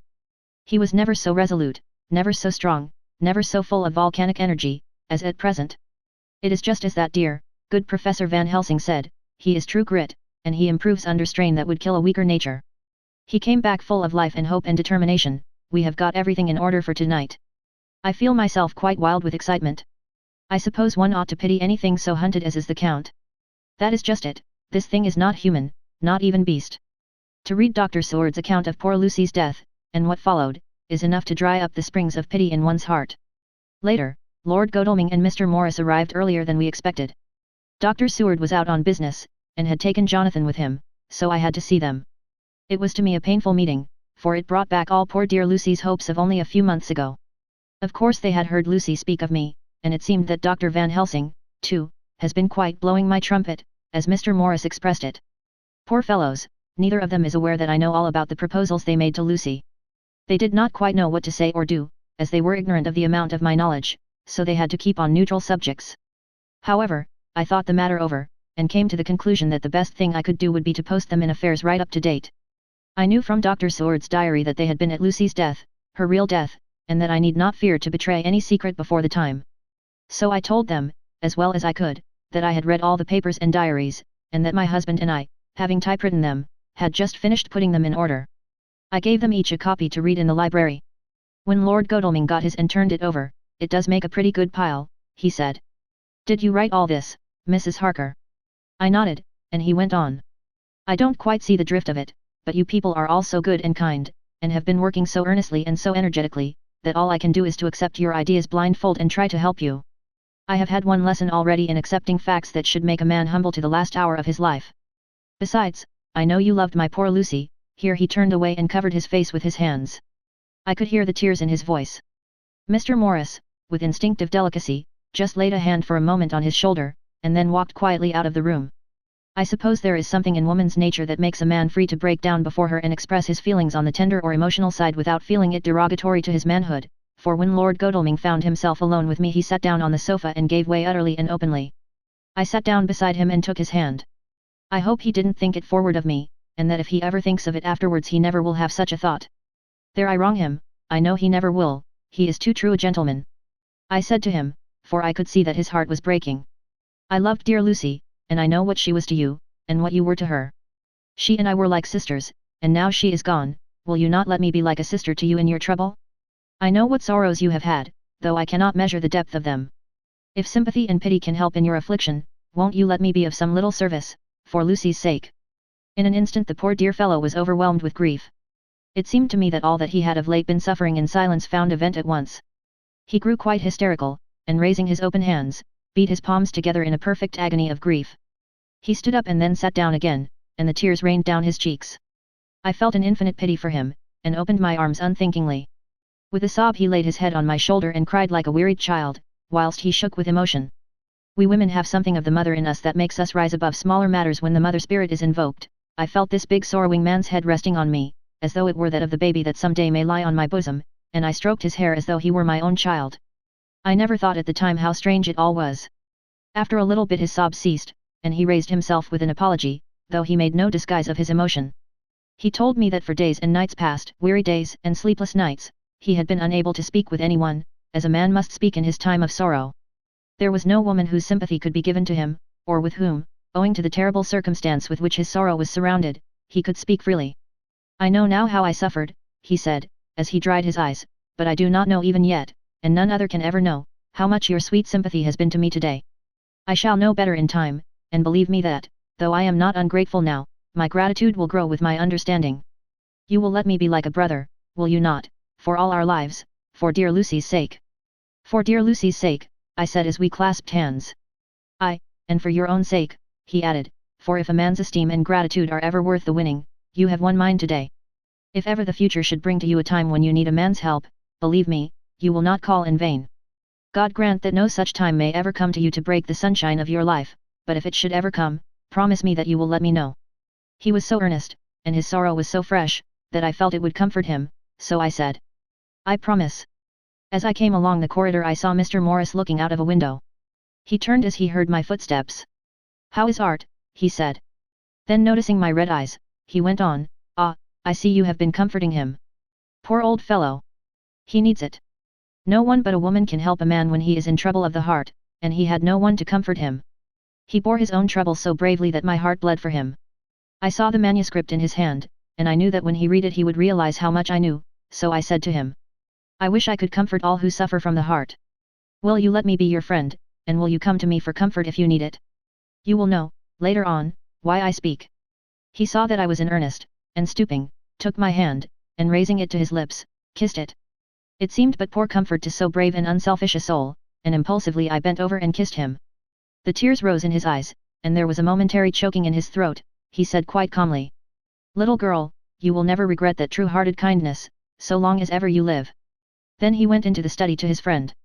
Little girl, the very words he had used to Lucy, and oh, but he proved himself a friend. Chapter 18. Dr. Seward's Diary. 30 September, I got home at 5 o'clock, and found that Godalming and Morris had not only arrived, but had already studied the transcript of the various diaries and letters which Harker and his wonderful wife had made and arranged. Harker had not yet returned from his visit to the carrier's men, of whom Dr. Hennessy had written to me. Mrs. Harker gave us a cup of tea, and I can honestly say that, for the first time since I have lived in it, this old house seemed like home. When we had finished, Mrs. Harker said, Dr. Seward, may I ask a favor? I want to see your patient, Mr. Renfield. Do let me see him. What you have said of him in your diary interests me so much. She looked so appealing and so pretty that I could not refuse her, and there was no possible reason why I should, so I took her with me. When I went into the room, I told the man that a lady would like to see him, to which he simply answered, Why? She is going through the house, and wants to see everyone in it, I answered. Oh, very well, he said, let her come in, by all means, but just wait a minute till I tidy up the place. His method of tidying was peculiar, he simply swallowed all the flies and spiders in the boxes before I could stop him. It was quite evident that he feared, or was jealous of, some interference. When he had got through his disgusting task, he said cheerfully, Let the lady come in, and sat down on the edge of his bed with his head down, but with his eyelids raised so that he could see her as she entered. For a moment I thought that he might have some homicidal intent. I remembered how quiet he had been just before he attacked me in my own study, and I took care to stand where I could seize him at once if he attempted to make a spring at her. She came into the room with an easy gracefulness which would at once command the respect of any lunatic, for easiness is one of the qualities mad people most respect. She walked over to him, smiling pleasantly, and held out her hand. Good evening, Mr. Renfield, said she. You see, I know you, for Dr. Seward has told me of you. He made no immediate reply, but eyed her all over intently with a set frown on his face. This look gave way to one of wonder, which merged in doubt, then, to my intense astonishment, he said. You're not the girl the doctor wanted to marry, are you? You can't be, you know, for she's dead. Mrs. Harker smiled sweetly as she replied. Oh no. I have a husband of my own, to whom I was married before I ever saw Dr. Seward, or he me. I am Mrs. Harker. Then what are you doing here? My husband and I are staying on a visit with Dr. Seward. Then don't stay. But why not? I thought that this style of conversation might not be pleasant to Mrs. Harker, any more than it was to me, so I joined in. How did you know I wanted to marry anyone? His reply was simply contemptuous, given in a pause in which he turned his eyes from Mrs. Harker to me, instantly turning them back again. What an asinine question. I don't see that at all, Mr. Renfield, said Mrs. Harker, at once championing me. He replied to her with as much courtesy and respect as he had shown contempt to me. You will, of course, understand, Mrs. Harker, that when a man is so loved and honored as our host is, everything regarding him is of interest in our little community. Dr. Seward is loved not only by his household and his friends, but even by his patients, who, being some of them hardly in mental equilibrium, are apt to distort causes and effects. Since I myself have been an inmate of a lunatic asylum, I cannot but notice that the sophistic tendencies of some of its inmates lean towards the errors of non causa and ignoratio elenchi. I positively opened my eyes at this new development. Here was my own pet lunatic, the most pronounced of his type that I had ever met with, talking elemental philosophy, and with the manner of a polished gentleman. I wonder if it was Mrs. Harker's presence which had touched some chord in his memory. If this new phase was spontaneous, or in any way due to her unconscious influence, she must have some rare gift or power. We continued to talk for some time, and, seeing that he was seemingly quite reasonable, she ventured, looking at me questioningly as she began, to lead him to his favorite topic. I was again astonished, for he addressed himself to the question with the impartiality of the completest sanity. He even took himself as an example when he mentioned certain things. Why, I myself am an instance of a man who had a strange belief. Indeed, it was no wonder that my friends were alarmed, and insisted on my being put under control. I used to fancy that life was a positive and perpetual entity, and that by consuming a multitude of live things, no matter how low in the scale of creation, one might indefinitely prolong life. At times I held the belief so strongly that I actually tried to take human life. The doctor here will bear me out that on one occasion I tried to kill him for the purpose of strengthening my vital powers by the assimilation with my own body of his life through the medium of his blood, relying, of course, upon the scriptural phrase, for the blood is the life. Though, indeed, the vendor of a certain nostrum has vulgarised the truism to the very point of contempt. Isn't that true, doctor? I nodded assent, for I was so amazed that I hardly knew what to either think or say. It was hard to imagine that I had seen him eat up his spiders and flies not 5 minutes before. Looking at my watch, I saw that I should go to the station to meet Van Helsing, so I told Mrs. Harker that it was time to leave. She came at once, after saying pleasantly to Mr. Renfield, "Goodbye, and I hope I may see you often, under auspices pleasanter to yourself," to which, to my astonishment, he replied, "Goodbye, my dear. I pray God I may never see your sweet face again. May He bless and keep you." When I went to the station to meet Van Helsing I left the boys behind me. Poor Art seemed more cheerful than he has been since Lucy first took ill, and Quincy is more like his own bright self than he has been for many a long day. Van Helsing stepped from the carriage with the eager nimbleness of a boy. He saw me at once, and rushed up to me, saying, "Ah, friend John, how goes all? Well? So. I have been busy, for I come here to stay if need be. All affairs are settled with me, and I have much to tell. Madam Mina is with you?" "Yes." "And her so fine husband? And Arthur and my friend Quincy, they are with you, too? Good." As I drove to the house I told him of what had passed, and of how my own diary had come to be of some use through Mrs. Harker's suggestion, at which the professor interrupted me. "Ah, that wonderful Madam Mina. She has man's brain, a brain that a man should have were he much gifted, and a woman's heart. The good God fashioned her for a purpose, believe me, when he made that so good combination. Friend John, up to now fortune has made that woman of help to us, after tonight she must not have to do with this so terrible affair. It is not good that she run a risk so great. We men are determined, nay, are we not pledged, to destroy this monster, but it is no part for a woman. Even if she be not harmed, her heart may fail her in so much and so many horrors, and hereafter she may suffer, both in waking, from her nerves, and in sleep, from her dreams. And, besides, she is young woman and not so long married, there may be other things to think of some time, if not now. You tell me she has wrote all, then she must consult with us, but tomorrow she say goodbye to this work, and we go alone." I agreed heartily with him, and then I told him what we had found in his absence, that the house which Dracula had bought was the very next one to my own. He was amazed, and a great concern seemed to come on him. "Oh that we had known it before," he said, "for then we might have reached him in time to save poor Lucy." However, the milk that is spilt cries not out afterwards, as you say. We shall not think of that, but go on our way to the end. Then he fell into a silence that lasted till we entered my own gateway. Before we went to prepare for dinner he said to Mrs. Harker. I am told, Madam Mina, by my friend John that you and your husband have put up in exact order all things that have been, up to this moment. Not up to this moment, Professor, she said impulsively, but up to this morning. But why not up to now? We have seen hitherto how good light all the little things have made. We have told our secrets, and yet no one who has told is the worse for it. Mrs. Harker began to blush, and taking a paper from her pockets, she said. Dr. Van Helsing, will you read this, and tell me if it must go in? It is my record of today. I too have seen the need of putting down at present everything, however trivial, but there is little in this except what is personal. Must it go in? The professor read it over gravely, and handed it back, saying. It need not go in if you do not wish it, but I pray that it may. It can but make your husband love you the more, and all us, your friends, more honor you, as well as more esteem and love. She took it back with another blush and a bright smile. And so now, up to this very hour, all the records we have are complete and in order. The professor took away one copy to study after dinner, and before our meeting, which is fixed for 9 o'clock. The rest of us have already read everything, so when we meet in the study we shall all be informed as to facts, and can arrange our plan of battle with this terrible and mysterious enemy. Mina Harker's Journal. 30 September, when we met in Dr. Seward's study 2 hours after dinner, which had been at 6 o'clock, we unconsciously formed a sort of board or committee. Professor Van Helsing took the head of the table, to which Dr. Seward motioned him as he came into the room. He made me sit next to him on his right, and asked me to act as secretary. Jonathan sat next to me. Opposite us were Lord Godalming, Dr. Seward, and Mr. Morris, Lord Godalming being next the professor, and Dr. Seward in the center. The professor said. I may, I suppose, take it that we are all acquainted with the facts that are in these papers. We all expressed assent, and he went on. Then it were, I think good that I tell you something of the kind of enemy with which we have to deal. I shall then make known to you something of the history of this man, which has been ascertained for me. So we then can discuss how we shall act, and can take our measure according. There are such beings as vampires, some of us have evidence that they exist. Even had we not the proof of our own unhappy experience, the teachings and the records of the past give proof enough for sane peoples. I admit that at the first I was skeptic. Were it not that through long years I have trained myself to keep an open mind, I could not have believed until such time as that fact thunder on my ear. See. I prove. Alas! Had I known at the first what now I know, nay, had I even guessed at him, one so precious life had been spared to many of us who did love her.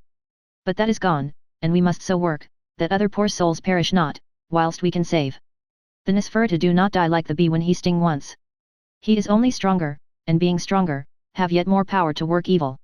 This vampire which is amongst us is of himself so strong in person as 20 men, he is of cunning more than mortal, for his cunning be the growth of ages, he have still the aids of necromancy, which is, as his etymology imply, the divination by the dead, and all the dead that he can come nigh to are for him at command. He is brute, and more than brute, he is devil in callous, and the heart of him is not, he can, within limitations, appear at will when and where and in any of the forms that are to him, he can, within his range, direct the elements, the storm, the fog, the thunder, he can command all the meaner things, the rat, and the owl, and the bat, the moth, and the fox, and the wolf, he can grow and become small, and he can at times vanish and come unknown.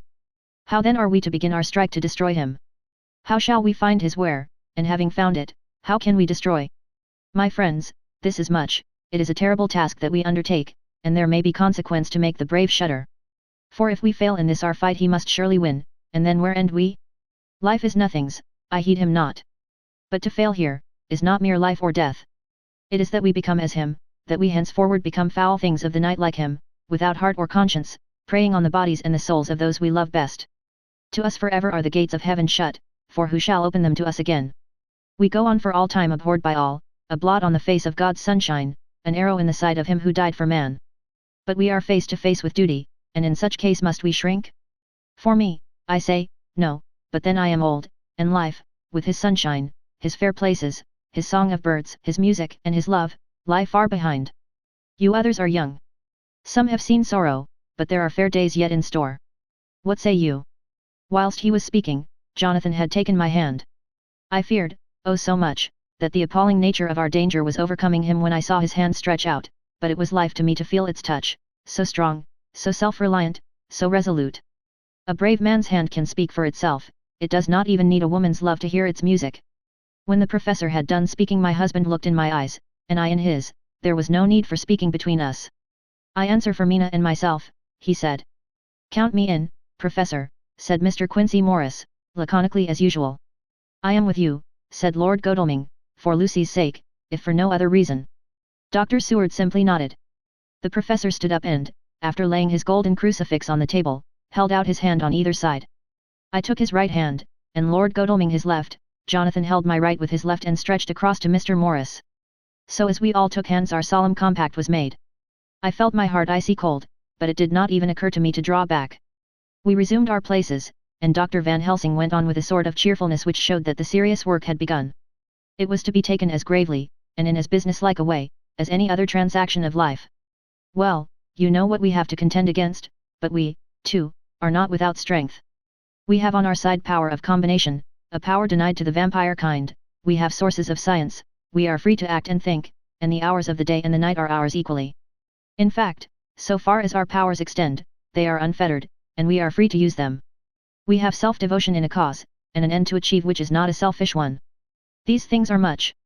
Now let us see how far the general powers arrayed against us are restrict, and how the individual cannot. In fine, let us consider the limitations of the vampire in general, and of this one in particular.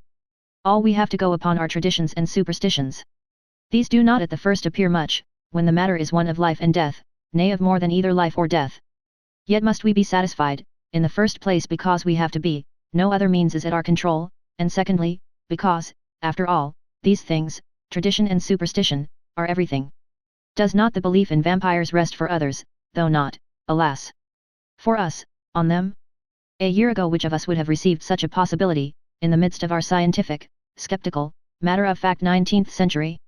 We even scouted a belief that we saw justified under our very eyes.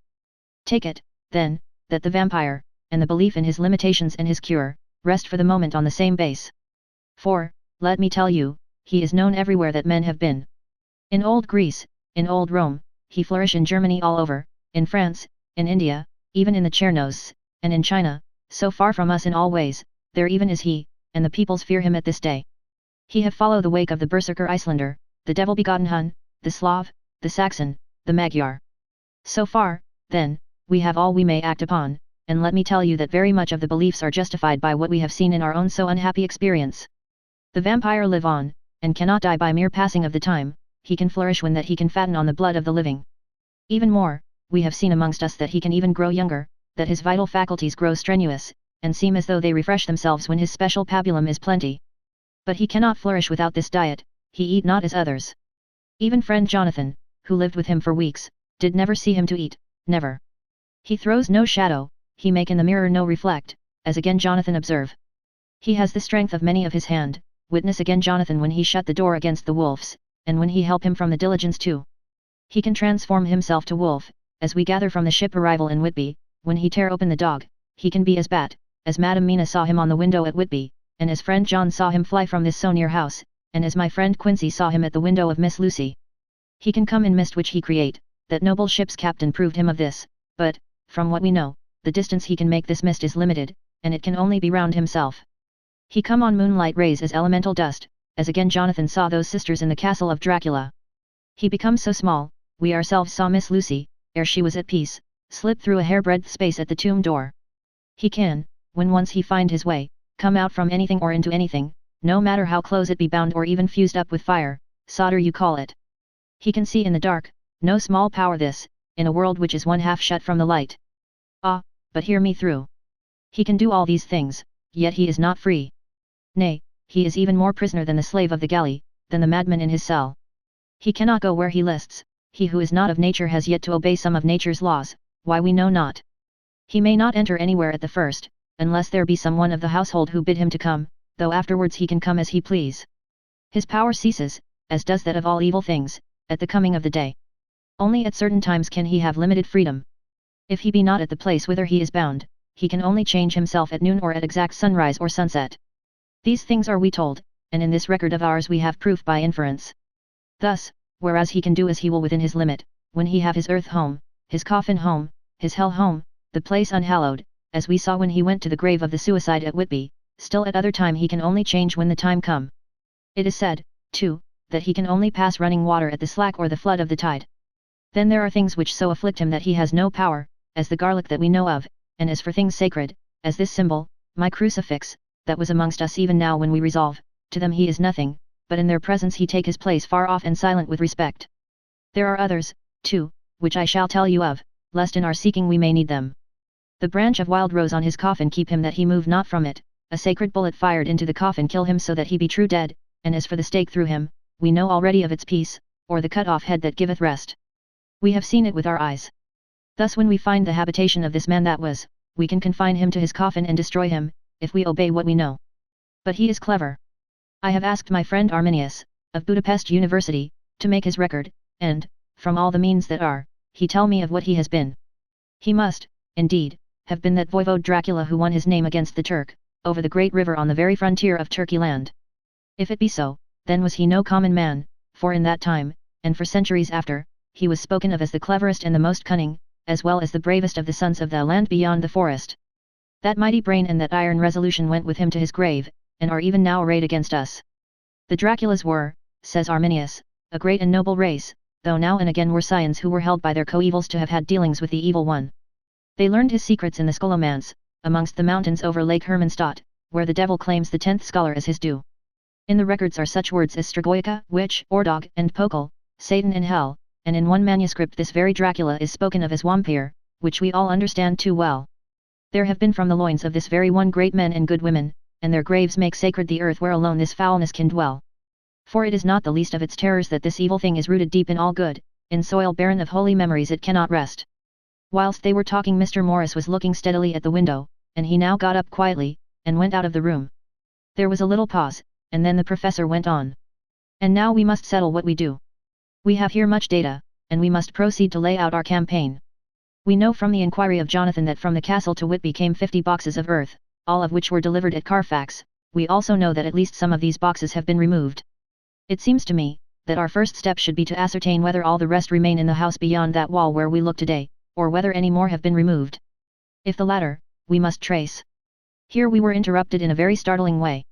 Outside the house came the sound of a pistol shot, the glass of the window was shattered with a bullet, which, ricocheting from the top of the embrasure, struck the far wall of the room. I am afraid I am at heart a coward, for I shrieked out. The men all jumped to their feet. Lord Godalming flew over to the window and threw up the sash. As he did so we heard Mr. Morris's voice without. Sorry. I fear I have alarmed you. I shall come in and tell you about it. A minute later he came in and said. It was an idiotic thing of me to do, and I ask your pardon, Mrs. Harker, most sincerely. I fear I must have frightened you terribly. But the fact is that whilst the professor was talking there came a big bat and sat on the window sill. I have got such a horror of the damned brutes from recent events that I cannot stand them, and I went out to have a shot, as I have been doing of late of evenings, whenever I have seen one. You used to laugh at me for it then, Art. Did you hit it? Asked Dr. Van Helsing. I don't know, I fancy not, for it flew away into the wood. Without saying any more he took his seat, and the professor began to resume his statement. We must trace each of these boxes, and when we are ready, we must either capture or kill this monster in his lair, or we must, so to speak, sterilize the earth, so that no more he can seek safety in it. Thus in the end we may find him in his form of man between the hours of noon and sunset, and so engage with him when he is at his most weak. And now for you, Madam Mina, this night is the end until all be well. You are too precious to us to have such risk. When we part tonight, you no more must question. We shall tell you all in good time. We are men and are able to bear, but you must be our star and our hope, and we shall act all the more free that you are not in the danger, such as we are. All the men, even Jonathan, seemed relieved, but it did not seem to me good that they should brave danger and, perhaps, lessen their safety, strength being the best safety, through care of me, but their minds were made up, and, though it was a bitter pill for me to swallow, I could say nothing, save to accept their chivalrous care of me. Mr. Morris resumed the discussion. As there is no time to lose, I vote we have a look at his house right now. Time is everything with him, and swift action on our part may save another victim. I own that my heart began to fail me when the time for action came so close, but I did not say anything, for I had a greater fear that if I appeared as a drag or a hindrance to their work, they might even leave me out of their counsels altogether. They have now gone off to Carfax, with means to get into the house. Men like, they had told me to go to bed and sleep, as if a woman can sleep when those she loves are in danger. I shall lie down and pretend to sleep, lest Jonathan have added anxiety about me when he returns. Dr. Seward's Diary. October 1st, 4 a.m., just as we were about to leave the house, an urgent message was brought to me from Renfield to know if I would see him at once, as he had something of the utmost importance to say to me. I told the messenger to say that I would attend to his wishes in the morning. I was busy just at the moment. The attendant added. He seems very importunate, sir. I have never seen him so eager. I don't know but what, if you don't see him soon, he will have one of his violent fits. I knew the man would not have said this without some cause, so I said, all right, I'll go now, and I asked the others to wait a few minutes for me, as I had to go and see my patient. Take me with you, friend John, said the professor. His case in your diary interests me much, and it had bearing, too, now and again on our case. I should much like to see him, and especially when his mind is disturbed. May I come also? Asked Lord Godalming. Me too, said Quincy Morris. May I come? Said Harker. I nodded, and we all went down the passage together. We found him in a state of considerable excitement, but far more rational in his speech and manner than I had ever seen him. There was an unusual understanding of himself, which was unlike anything I had ever met with in a lunatic, and he took it for granted that his reasons would prevail with others entirely sane. We all four went into the room, but none of the others at first said anything. His request was that I would at once release him from the asylum and send him home. This he backed up with arguments regarding his complete recovery, and adduced his own existing sanity. I appeal to your friends, he said, they will, perhaps, not mind sitting in judgment on my case. By the way, you have not introduced me. I was so much astonished, that the oddness of introducing a madman in an asylum did not strike me at the moment, and, besides, there was a certain dignity in the man's manner, so much of the habit of equality, that I at once made the introduction, Lord Godalming, Professor Van Helsing, Mr. Quincy Morris, of Texas, Mr. Renfield. He shook hands with each of them, saying in turn, Lord Godalming, I had the honor of seconding your father at the Wyndham. I grieve to know, by your holding the title, that he is no more. He was a man loved and honored by all who knew him, and in his youth was, I have heard, the inventor of a burnt rum punch, much patronized on Derby night. Mr. Morris, you should be proud of your great state. Its reception into the Union was a precedent which may have far-reaching effects hereafter, when the pole and the tropics may hold alliance to the stars and stripes.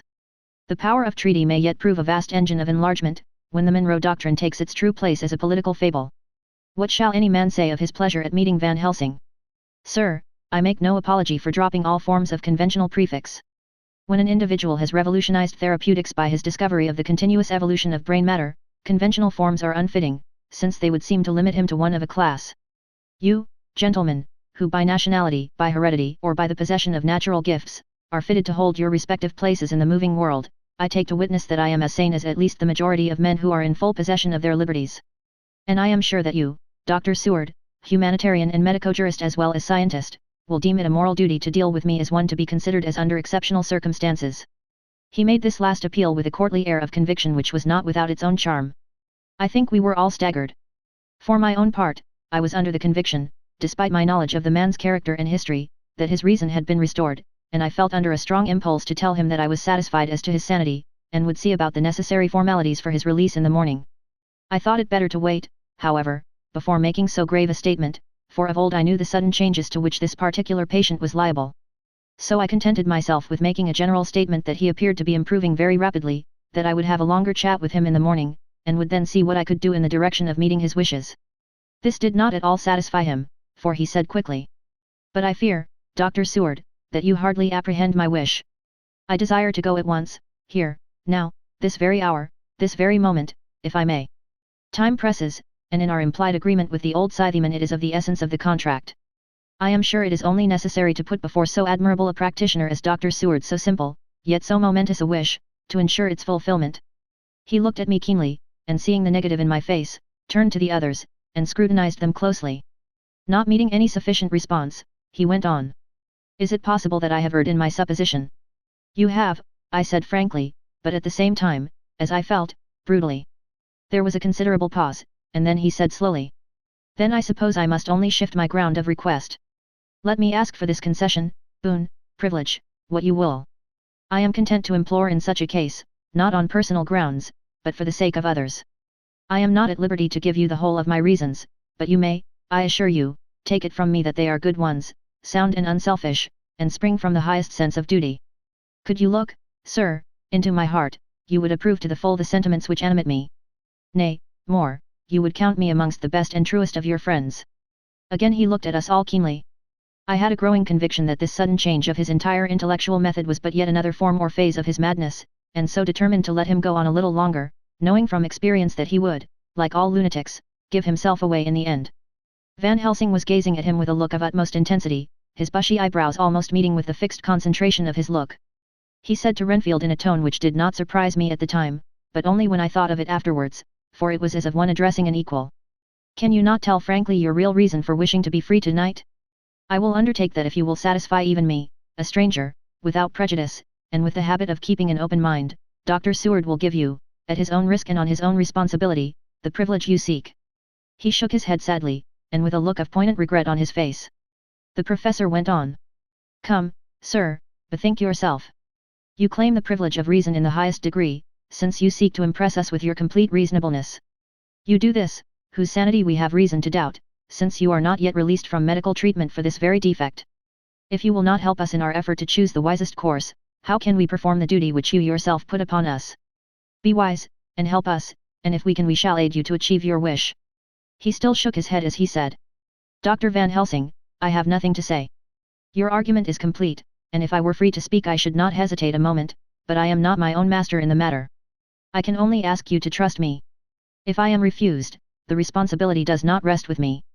I thought it was now time to end the scene, which was becoming too comically grave, so I went towards the door, simply saying, Come, my friends, we have work to do. Good night. As, however, I got near the door, a new change came over the patient. He moved towards me so quickly that for the moment I feared that he was about to make another homicidal attack.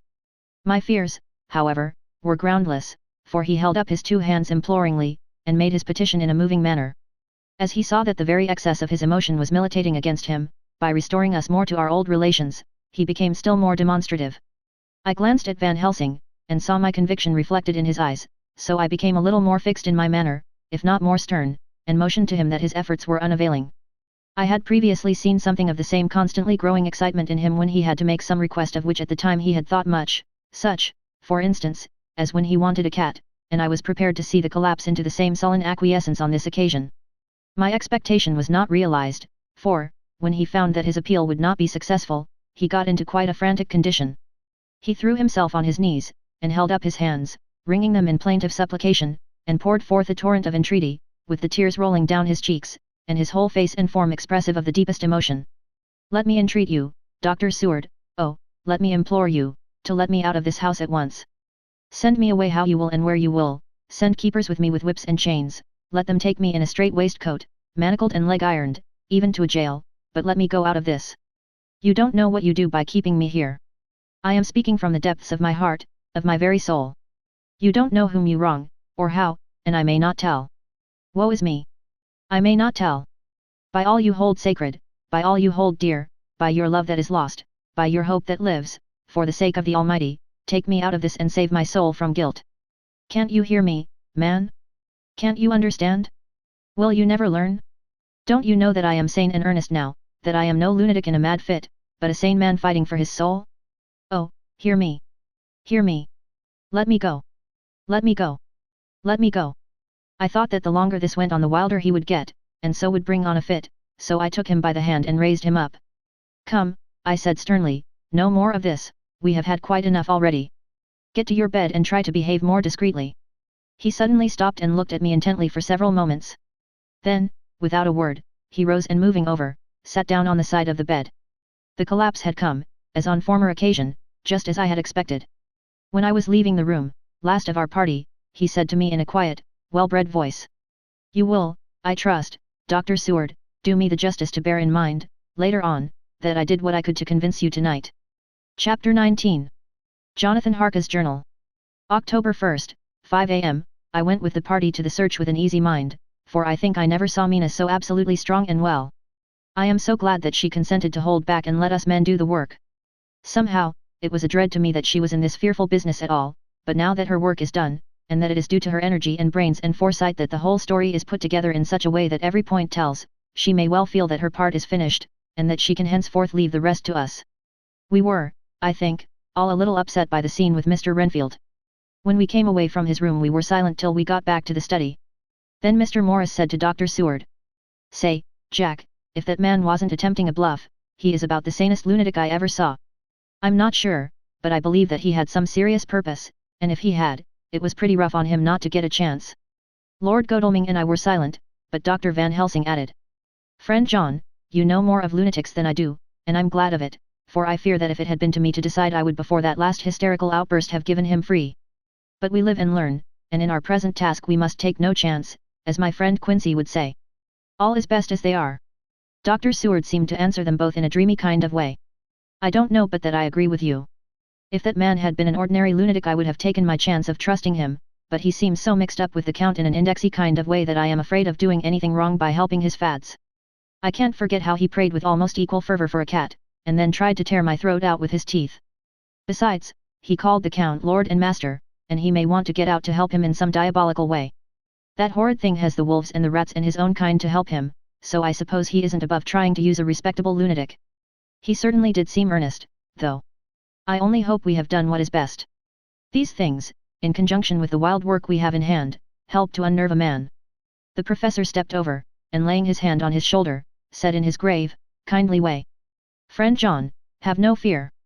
We are trying to do our duty in a very sad and terrible case, we can only do as we deem best. What else have we to hope for, except the pity of the good God? Lord Godalming had slipped away for a few minutes, but now he returned. He held up a little silver whistle, as he remarked. That old place may be full of rats, and if so, I've got an antidote on call. Having passed the wall, we took our way to the house, taking care to keep in the shadows of the trees on the lawn when the moonlight shone out. When we got to the porch the professor opened his bag and took out a lot of things, which he laid on the step, sorting them into 4 little groups, evidently one for each. Then he spoke. My friends, we are going into a terrible danger, and we need arms of many kinds. Our enemy is not merely spiritual. Remember that he has the strength of 20 men, and that, though our necks or our windpipes are of the common kind, and therefore breakable or crushable, his are not amenable to mere strength. A stronger man, or a body of men more strong in all than him, can at certain times hold him, but they cannot hurt him as we can be hurt by him. We must, therefore, guard ourselves from his touch. Keep this near your heart. As he spoke he lifted a little silver crucifix and held it out to me. I being nearest to him, put these flowers round your neck. Here he handed to me a wreath of withered garlic blossoms, for other enemies more mundane, this revolver and this knife, and for 8 in all, these so small electric lamps, which you can fasten to your breast, and for all, and above all at the last, this, which we must not desecrate needless. This was a portion of sacred wafer, which he put in an envelope and handed to me. Each of the others was similarly equipped. Now, he said, Friend John, where are the skeleton keys? If so that we can open the door, we need not break house by the window, as before at Miss Lucy's. Dr. Seward tried 1 or 2 skeleton keys, his mechanical dexterity as a surgeon standing him in good stead. Presently he got one to suit, after a little play back and forward the bolt yielded, and, with a rusty clang, shot back. We pressed on the door, the rusty hinges creaked, and it slowly opened. It was startlingly like the image conveyed to me in Dr. Seward's diary of the opening of Miss Westenra's tomb. I fancy that the same idea seemed to strike the others, for with one accord they shrank back. The professor was the first to move forward, and stepped into the open door. In mainest was, Domini, he said, crossing himself as he passed over the threshold. We closed the door behind us, lest when we should have lit our lamps we should possibly attract attention from the road.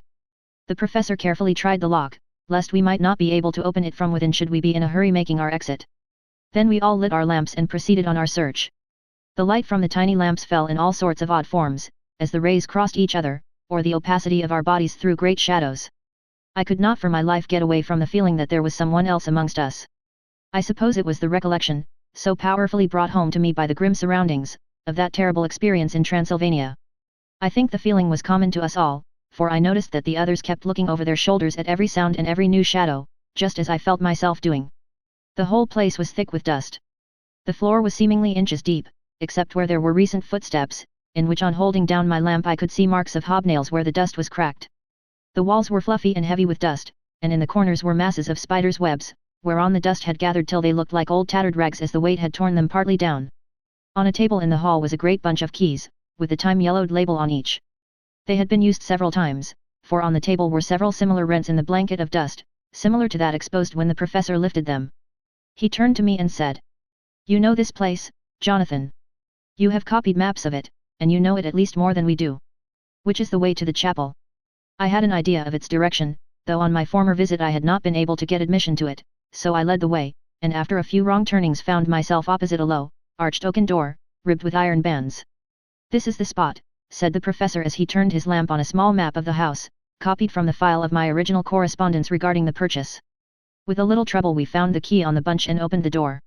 We were prepared for some unpleasantness, for as we were opening the door a faint, malodorous air seemed to exhale through the gaps, but none of us ever expected such an odor as we encountered. None of the others had met the Count at all at close quarters, and when I had seen him he was either in the fasting stage of his existence in his rooms or, when he was gloated with fresh blood, in a ruined building open to the air, but here the place was small and close, and the long disuse had made the air stagnant and foul. There was an earthy smell, as of some dry miasma, which came through the fouler air. But as to the odor itself, how shall I describe it? It was not alone that it was composed of all the ills of mortality and with the pungent, acrid smell of blood, but it seemed as though corruption had become itself corrupt. Faugh! It sickens me to think of it. Every breath exhaled by that monster seemed to have clung to the place and intensified its loathsomeness.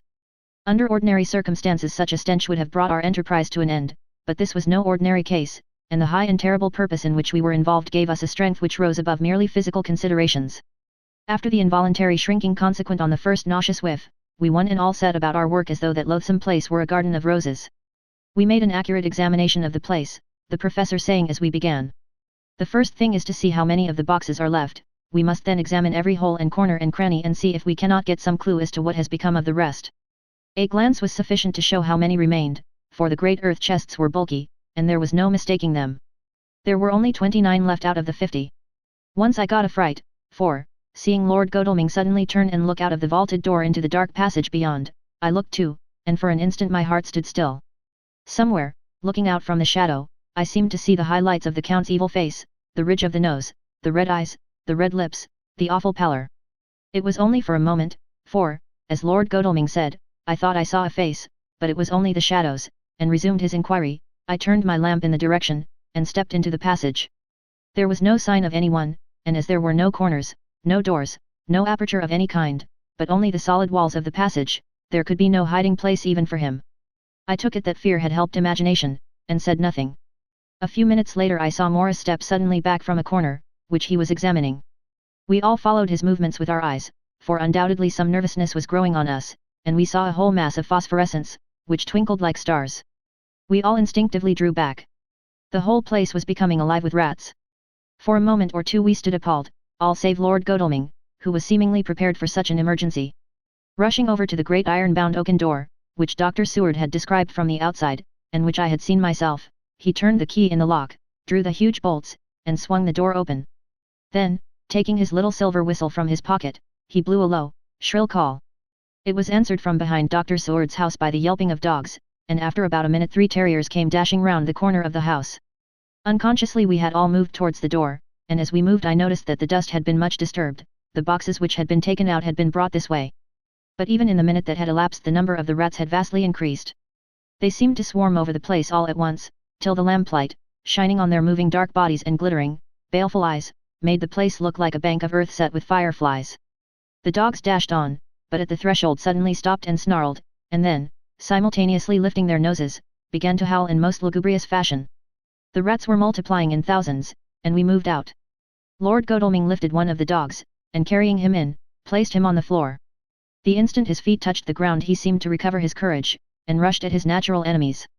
They fled before him so fast that before he had shaken the life out of a score, the other dogs, who had by now been lifted in the same manner, had but small prey ere the whole mass had vanished. With their going it seemed as if some evil presence had departed, for the dogs frisked about and barked merrily as they made sudden darts at their prostrate foes, and turned them over and tossed them in the air with vicious shakes. We all seemed to find our spirits rise. Whether it was the purifying of the deadly atmosphere by the opening of the chapel door, or the relief which we experienced by finding ourselves in the open I know not, but most certainly the shadow of dread seemed to slip from us like a robe, and the occasion of our coming lost something of its grim significance, though we did not slacken a whit in our resolution. We closed the outer door and barred and locked it, and bringing the dogs with us, began our search of the house. We found nothing throughout except dust in extraordinary proportions, and all untouched save for my own footsteps when I had made my first visit. Never once did the dogs exhibit any symptom of uneasiness, and even when we returned to the chapel they frisked about as though they had been rabbit hunting in a summer wood. The morning was quickening in the east when we emerged from the front. Dr. Van Helsing had taken the key of the hall door from the bunch, and locked the door in orthodox fashion, putting the key into his pocket when he had done. "So far," he said, Our night has been eminently successful. No harm has come to us such as I feared might be, and yet we have ascertained how many boxes are missing. More than all do I rejoice that this, our first, and perhaps our most difficult and dangerous, step has been accomplished without the bringing there into our most sweet Madam Mina or troubling her waking or sleeping thoughts with sights and sounds and smells of horror which she might never forget. One lesson, too, we have learned, if it be allowable to argue a particularly, that the brute beasts which are to the Count's command are yet themselves not amenable to his spiritual power, for look, these rats that would come to his call, just as from his castle top he summoned the wolves to your going and to that poor mother's cry, though they come to him, they run pell-mell from the so little dogs of my friend Arthur. We have other matters before us, other dangers, other fears, and that monster, he has not used his power over the brute world for the only or the last time tonight. So be it that he has gone elsewhere. Good. It has given us opportunity to cry check in some ways in this chess game, which we play for the stake of human souls. And now let us go home. The dawn is close at hand, and we have reason to be content with our first night's work. It may be ordained that we have many nights and days to follow, if full of peril, but we must go on, and from no danger shall we shrink. The house was silent when we got back, save for some poor creature who was screaming away in one of the distant wards, and a low, moaning sound from Renfield's room. The poor wretch was doubtless torturing himself, after the manner of the insane, with needless thoughts of pain. I came tiptoe into our own room, and found Mina asleep, breathing so softly that I had to put my ear down to hear it. She looks paler than usual. I hope the meeting tonight has not upset her. I am truly thankful that she is to be left out of our future work, and even of our deliberations. It is too great a strain for a woman to bear. I did not think so at first, but I know better now. Therefore I am glad that it is settled. There may be things which would frighten her to hear, and yet to conceal them from her might be worse than to tell her if once she suspected that there was any concealment. Henceforth our work is to be a sealed book to her, till at least such time as we can tell her that all is finished, and the earth free from a monster of the nether world. I dare say it will be difficult to begin to keep silence after such confidence as ours, but I must be resolute, and tomorrow I shall keep dark over tonight's doings, and shall refuse to speak of anything that has happened. I rest on the sofa, so as not to disturb her. October 1st, later, I suppose it was natural that we should have all overslept ourselves, for the day was a busy one, and the night had no rest at all. Even Mina must have felt its exhaustion, for though I slept till the sun was high, I was awake before her, and had to call 2 or 3 times before she awoke. Indeed, she was so sound asleep that for a few seconds she did not recognize me, but looked at me with a sort of blank terror, as one looks who has been waked out of a bad dream. She complained a little of being tired, and I let her rest till later in the day. We now know of 21 boxes having been removed, and if it be that several were taken in any of these removals we may be able to trace them all. Such will, of course, immensely simplify our labor, and the sooner the matter is attended to the better. I shall look up Thomas Snelling today. Dr. Seward's Diary. 1 October, it was towards noon when I was awakened by the professor walking into my room. He was more jolly and cheerful than usual, and it is quite evident that last night's work has helped to take some of the brooding weight off his mind. After going over the adventure of the night he suddenly said, "Your patient interests me much. May it be that with you I visit him this morning? Or if that you are too occupied, I can go alone if it may be. It is a new experience to me to find a lunatic who talk philosophy, and reason so sound." I had some work to do which pressed, so I told him that if he would go alone I would be glad, as then I should not have to keep him waiting, so I called an attendant and gave him the necessary instructions. Before the professor left the room I cautioned him against getting any false impression from my patient. "But," he answered, "I want him to talk of himself and of his delusion as to consuming live things." He said to Madam Mina, as I see in your diary of yesterday, that he had once had such a belief. "Why do you smile, friend John?" "Excuse me," I said, "but the answer is here." I laid my hand on the typewritten matter. When our sane and learned lunatic made that very statement of how he used to consume life, his mouth was actually nauseous with the flies and spiders which he had eaten just before Mrs. Harker entered the room. Van Helsing smiled in turn. "Good," he said. "Your memory is true, friend John. I should have remembered. And yet it is this very obliquity of thought and memory which makes mental disease such a fascinating study. Perhaps I may gain more knowledge out of the folly of this madman than I shall from the teaching of the most wise. Who knows?" I went on with my work, and before long was through that in hand. It seemed that the time had been very short indeed, but there was Van Helsing back in the study. "Do I interrupt?" he asked politely as he stood at the door. "Not at all," I answered. "Come in. My work is finished, and I am free. I can go with you now, if you like." "It is needless, I have seen him." "Well, I fear that he does not appraise me at much." Our interview was short. When I entered his room he was sitting on a stool in the center, with his elbows on his knees, and his face was the picture of sullen discontent. I spoke to him as cheerfully as I could, and with such a measure of respect as I could assume. He made no reply whatever. "Don't you know me?" I asked.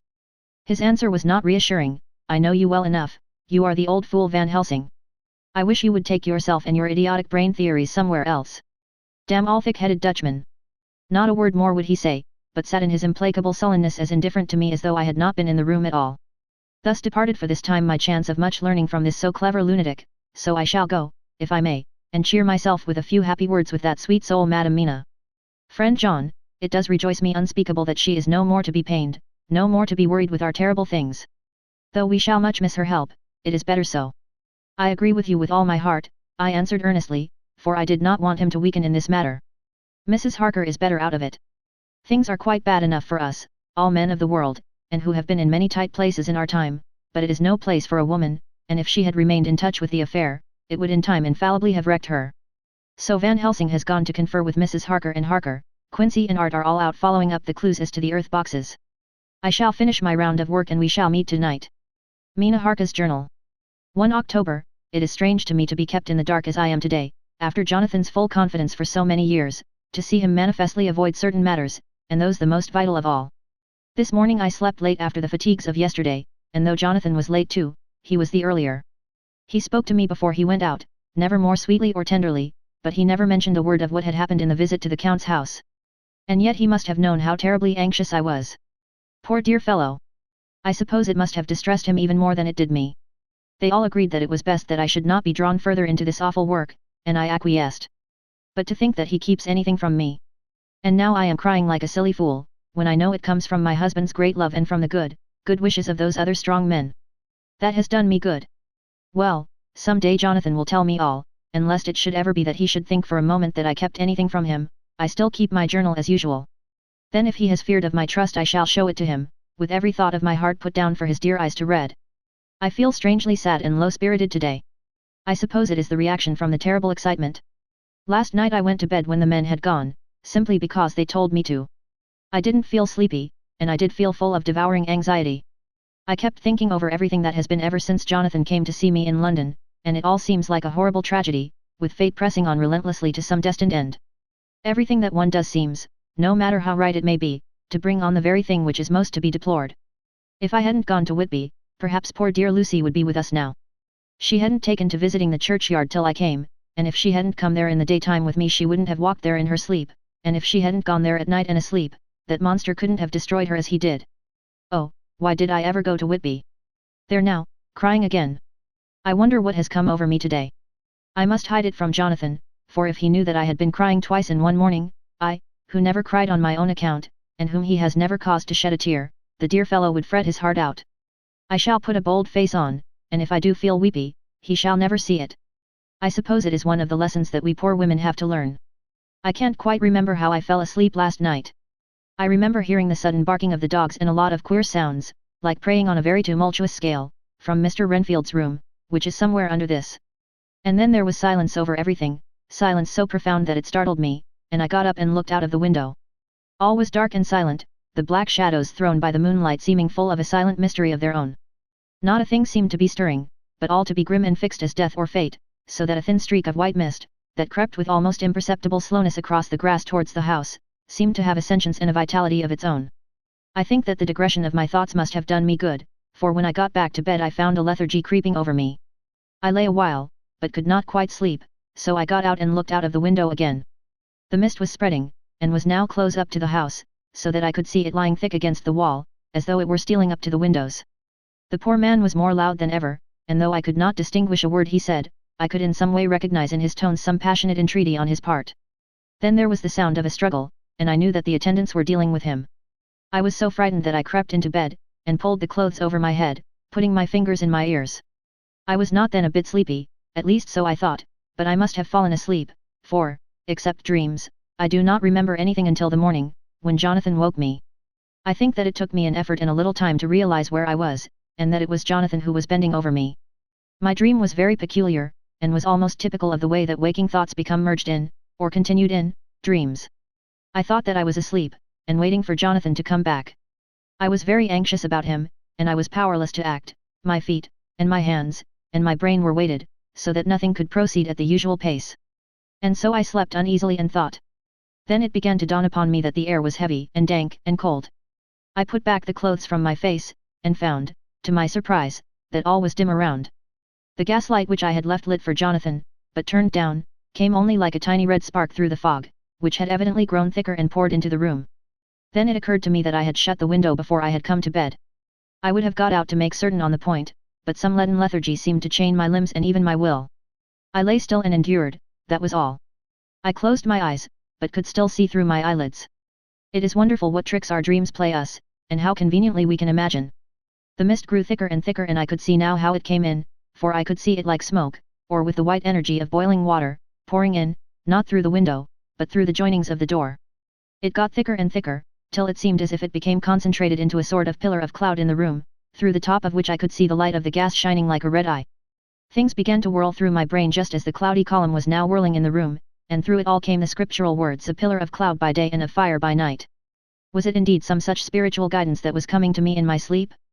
But the pillar was composed of both the day and the night guiding, for the fire was in the red eye, which at the thought got a new fascination for me, till, as I looked, the fire divided, and seemed to shine on me through the fog like two red eyes, such as Lucy told me of in her momentary mental wandering when, on the cliff, the dying sunlight struck the windows of St. Mary's Church.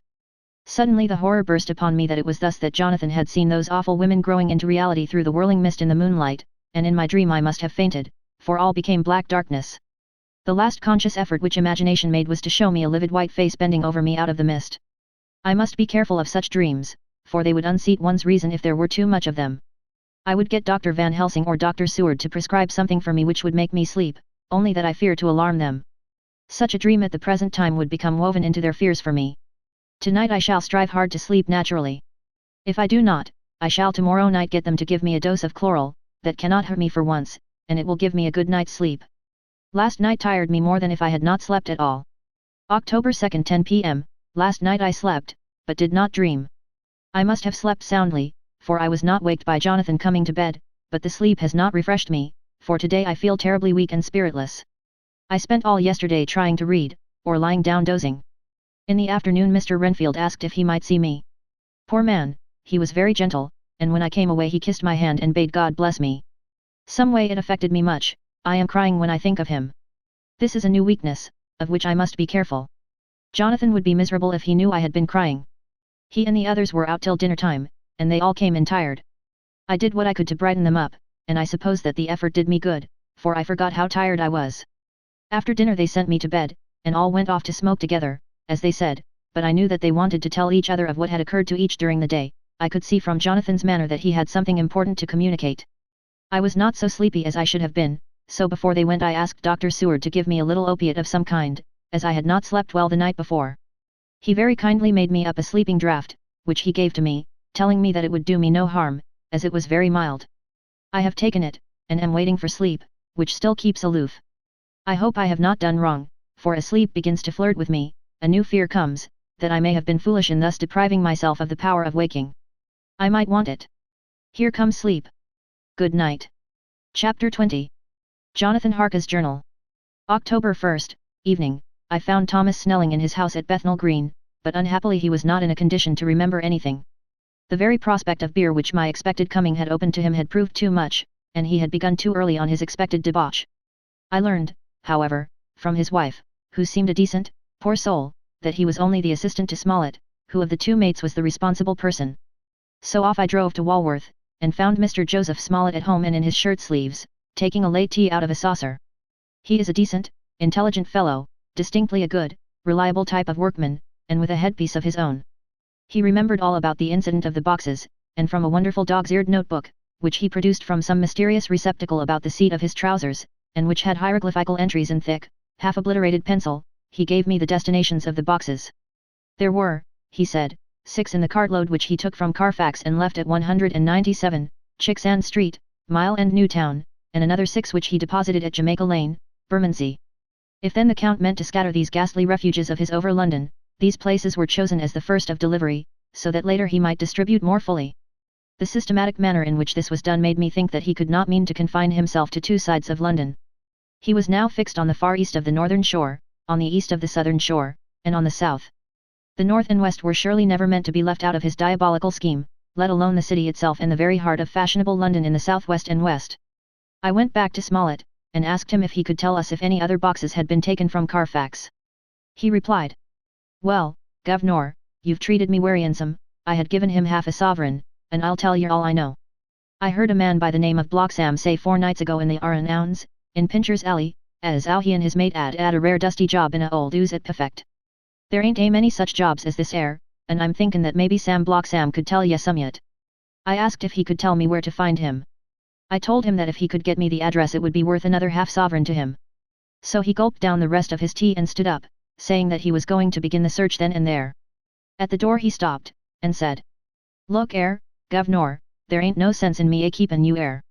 I may find Sam soon, or I mayn't, but anyhow he ain't like to be in a way to tell ye much tonight. Sam is a rare one when he starts on the booze. If you can give me a envelope with a stamp on it, and put your address on it, I'll find out where Sam is to be found and post it ye tonight. But ye better be up arter I'm soon in the mornin', or maybe ye won't catch I'm, for Sam gets off main early, never mind the booze the night afore." This was all practical, so one of the children went off with a penny to buy an envelope and a sheet of paper, and to keep the change. When she came back, I addressed the envelope and stamped it, and when Smollett had again faithfully promised to post the address when found, I took my way to home. We're on the track anyhow. I am tired tonight, and want sleep. Mina is fast asleep, and looks a little too pale. Her eyes look as though she had been crying. Poor dear, I've no doubt it frets her to be kept in the dark, and it may make her doubly anxious about me and the others. But it is best as it is. It is better to be disappointed and worried in such a way now than to have her nerve broken. The doctors were quite right to insist on her being kept out of this dreadful business. I must be firm, for on me this particular burden of silence must rest. I shall not ever enter on the subject with her under any circumstances. Indeed, it may not be a hard task, after all, for she herself has become reticent on the subject, and has not spoken of the Count or his doings ever since we told her of our decision. October 2nd, evening, a long and trying and exciting day. By the first post I got my directed envelope with a dirty scrap of paper enclosed, on which was written with a carpenter's pencil in a sprawling hand. Sam Bloxham, Corcrans, 4, Potter's Court, Bartle Street, Walworth. Ask for the debit. I got the letter in bed, and rose without waking Mina. She looked heavy and sleepy and pale, and far from well. I determined not to wake her, but that, when I should return from this new search, I would arrange for her going back to Exeter. I think she would be happier in our own home, with her daily tasks to interest her, than in being here amongst us and in ignorance. I only saw Dr. Seward for a moment, and told him where I was off to, promising to come back and tell the rest so soon as I should have found out anything. I drove to Walworth and found, with some difficulty, Potter's Court. Mr. Smollett's spelling misled me, as I asked for Potter's Court instead of Potter's Court. However, when I had found the court, I had no difficulty in discovering Corcoran's lodging house. When I asked the man who came to the door for the debit, he shook his head, and said, "I dunno I'm. There ain't no such a person 'ere, I never 'eard of 'im in all my bloomin' days. Don't believe there ain't nobody of that kind livin' 'ere or anywheres." I took out Smollett's letter, and as I read it seemed to me that the lesson of the spelling of the name of the court might guide me. "What are you?" I asked. "I'm the deputy," he answered. I saw at once that I was on the right track. Phonetic spelling had again misled me. A half-crown tip put the deputy's knowledge at my disposal, and I learned that Mr. Bloxham, who had slept off the remains of his beer on the previous night at Corcoran's, had left for his work at Poplar at 5 o'clock that morning. He could not tell me where the place of work was situated, but he had a vague idea that it was some kind of a newfangled warehouse, and with this slender clue I had to start for Poplar.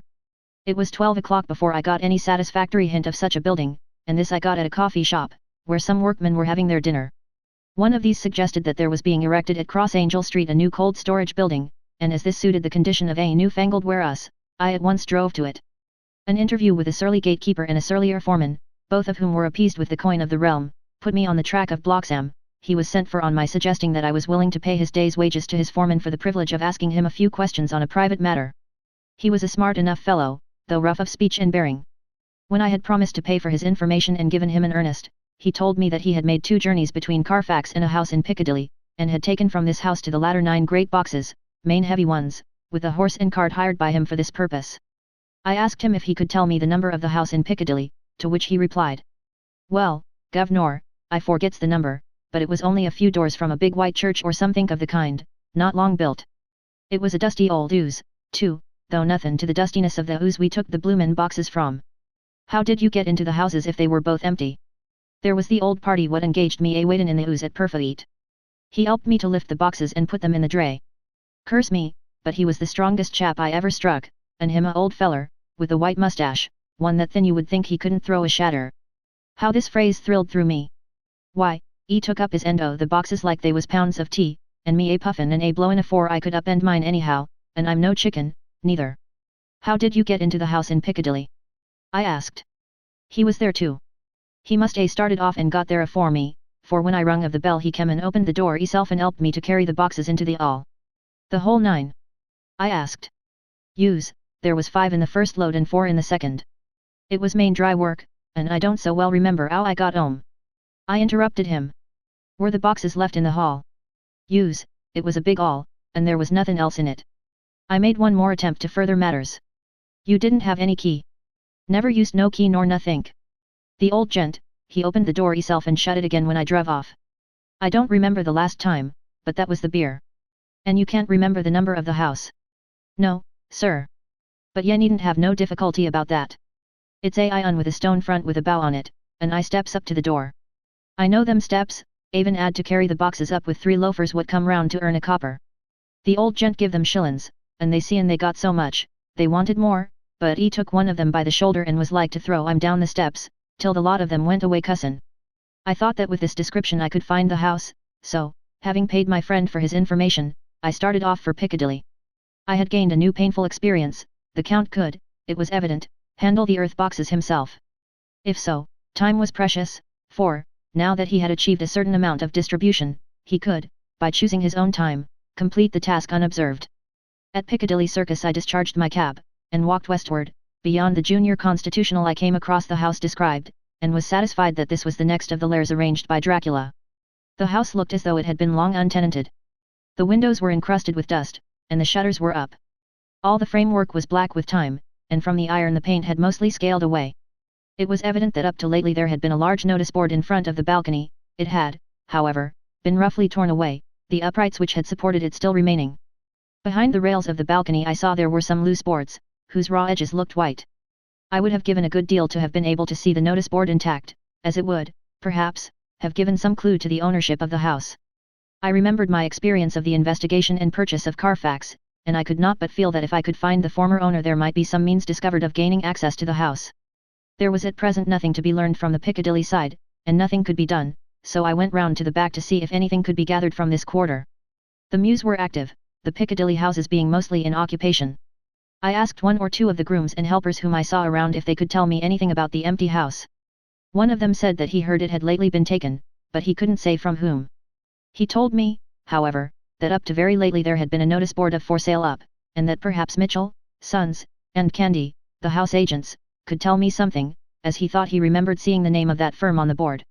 I did not wish to seem too eager, or to let my informant know or guess too much, so, thanking him in the usual manner, I strolled away. It was now growing dusk, and the autumn night was closing in, so I did not lose any time.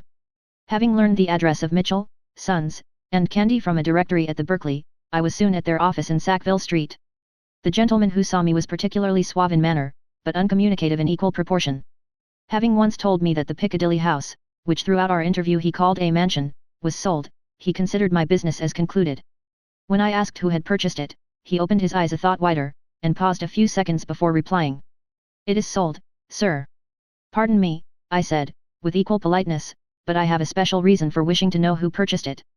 Again he paused longer, and raised his eyebrows still more. "It is sold, sir," was again his laconic reply. "Surely," I said, "you do not mind letting me know so much." "But I do mind," he answered. "The affairs of their clients are absolutely safe in the hands of Mitchell, Sons, and Candy." This was manifestly a prig of the first water, and there was no use arguing with him. I thought I had best meet him on his own ground, so I said, "Your clients, sir, are happy in having so resolute a guardian of their confidence. I am myself a professional man." Here I handed him my card. In this instance I am not prompted by curiosity, I act on the part of Lord Godalming, who wishes to know something of the property which was, he understood, lately for sale. These words put a different complexion on affairs. He said, "I would like to oblige you if I could, Mr. Harker, and especially would I like to oblige his lordship. We once carried out a small matter of renting some chambers for him when he was the Honourable Arthur Holmwood. If you will let me have his lordship's address I will consult the house on the subject, and will, in any case, communicate with his lordship by tonight's post. It will be a pleasure if we can so far deviate from our rules as to give the required information to his lordship. I wanted to secure a friend, and not to make an enemy, so I thanked him, gave the address at Dr. Sword's and came away. It was now dark, and I was tired and hungry. I got a cup of tea at the Aerated Bread Company and came down to Perfa eat by the next train. I found all the others at home.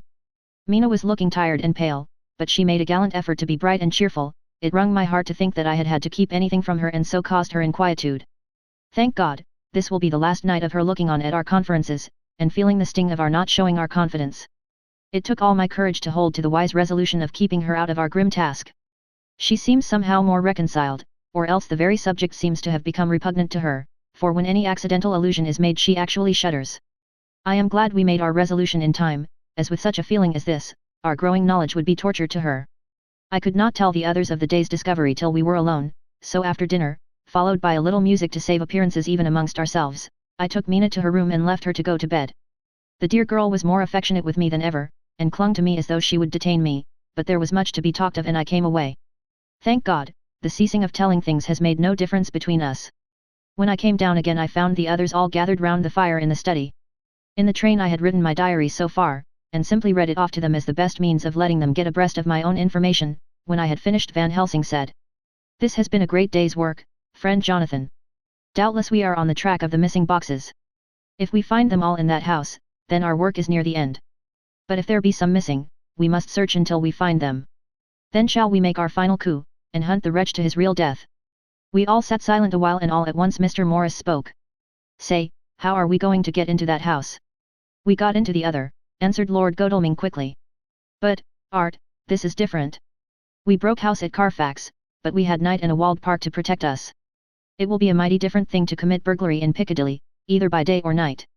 I confess I don't see how we are going to get in unless that agency duck can find us a key of some sort. Perhaps we shall know when you get his letter in the morning."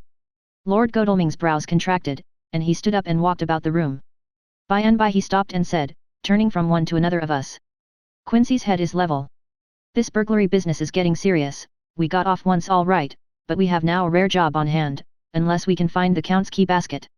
As nothing could well be done before morning, and as it would be at least advisable to wait till Lord Godalming should hear from Mitchell's, we decided not to take any active step before breakfast time. For a good while we sat and smoked, discussing the matter in its various lights and bearings. I took the opportunity of bringing this diary right up to the moment. I am very sleepy and shall go to bed. Just a line. Mina sleeps soundly and her breathing is regular. Her forehead is puckered up into little wrinkles, as though she thinks even in her sleep. She is still too pale, but does not look so haggard as she did this morning. Tomorrow will, I hope, mend all this. She will be herself at home in Exeter. Oh, but I am sleepy. Dr. Sword's diary. 1 October, I am puzzled afresh about Renfield. His moods change so rapidly that I find it difficult to keep touch of them, and as they always mean something more than his own well-being, they form a more than interesting study. This morning, when I went to see him after his repulse of Van Helsing, his manner was that of a man commanding destiny. He was, in fact, commanding destiny, subjectively. He did not really care for any of the things of mere earth. He was in the clouds and looked down on all the weaknesses and wants of us poor mortals. I thought I would improve the occasion and learn something, so I asked him, "What about the flies these times?" He smiled on me in quite a superior sort of way, such a smile as would have become the face of Malvolio, as he answered me.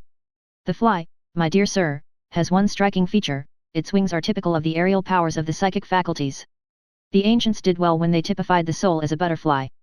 I thought I would push his analogy to its utmost logically, so I said quickly, "Oh, it is a soul you are after now, is it?"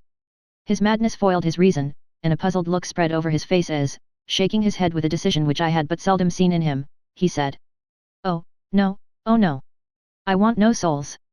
Life is all I want." Here he brightened up. "I am pretty indifferent about it at present. Life is all right, I have all I want. You must get a new patient, doctor, if you wish to study zoophagy." This puzzled me a little, so I drew him on. "Then you command life, you are a god, I suppose." He smiled with an ineffably benign superiority. "Oh no. Far be it from me to arrogate to myself the attributes of the deity. I am not even concerned in his especially spiritual doings. If I may state my intellectual position, I am, so far as concerns things purely terrestrial, somewhat in the position which Enoch occupied spiritually." This was a poser to me. I could not at the moment recall Enoch's appositeness, so I had to ask a simple question, though I felt that by so doing I was lowering myself in the eyes of the lunatic. And why with Enoch? Because he walked with God. I could not see the analogy, but did not like to admit it, so I harked back to what he had denied. So you don't care about life and you don't want souls? Why not? I put my question quickly and somewhat sternly, on purpose to disconcert him. The effort succeeded. For an instant he unconsciously relapsed into his old servile manner, bent low before me, and actually fawned upon me as he replied. I don't want any souls, indeed, indeed. I don't. I couldn't use them if I had them, they would be no manner of use to me. I couldn't eat them or, he suddenly stopped and the old cunning look spread over his face, like a wind sweep on the surface of the water. And doctor, as to life, what is it after all? When you've got all you require, and you know that you will never want, that is all. I have friends, good friends, like you, Dr. Seward, this was said with a leer of inexpressible cunning. I know that I shall never lack the means of life.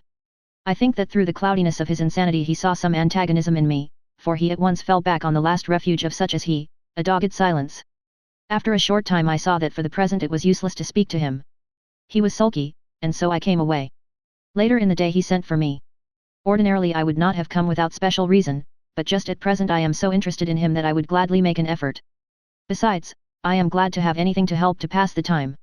Harker is out, following up clues, and so are Lord Godalming and Quincy. Van Helsing sits in my study poring over the record prepared by the Harkas. He seems to think that by accurate knowledge of all details he will light upon some clue. He does not wish to be disturbed in the work, without cause. I would have taken him with me to see the patient, only I thought that after his last repulse he might not care to go again. There was also another reason, Renfield might not speak so freely before a third person as when he and I were alone. I found him sitting out in the middle of the floor on his stool, a pose which is generally indicative of some mental energy on his part. When I came in, he said at once, as though the question had been waiting on his lips. What about souls? It was evident then that my surmise had been correct. Unconscious cerebration was doing its work, even with the lunatic. I determined to have the matter out. What about them yourself? I asked.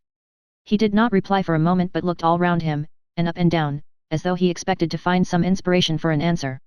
I don't want any souls, he said in a feeble, apologetic way. The matter seemed preying on his mind, and so I determined to use it, to be cruel only to be kind. So I said.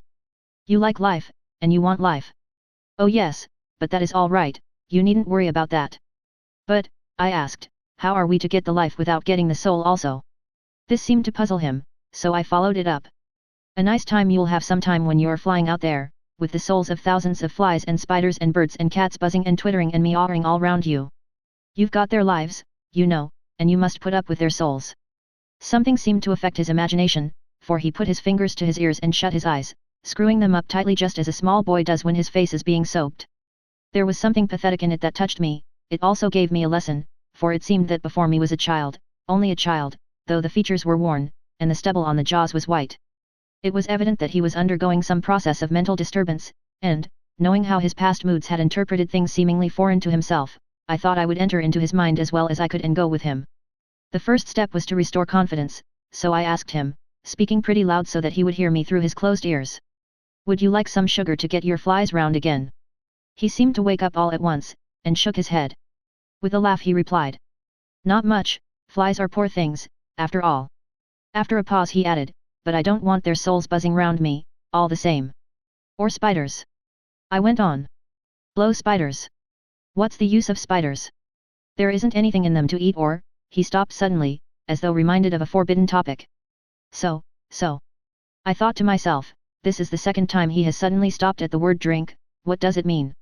Renfield seemed himself aware of having made a lapse, for he hurried on, as though to distract my attention from it. I don't take any stock at all in such matters. Rats and mice and such small deer, as Shakespeare has it, chicken feed of the larder they might be called. I'm past all that sort of nonsense. You might as well ask a man to eat molecules with a pair of chopsticks, as to try to interest me about the lesser carnivora, when I know of what is before me. I see, I said. You want big things that you can make your teeth meet in? How would you like to breakfast on elephant? What ridiculous nonsense you are talking. He was getting too wide awake, so I thought I would press him hard. I wonder, I said reflectively, what an elephant's soul is like. The effect I desired was obtained, for he at once fell from his high horse and became a child again. I don't want an elephant's soul, or any soul at all, he said.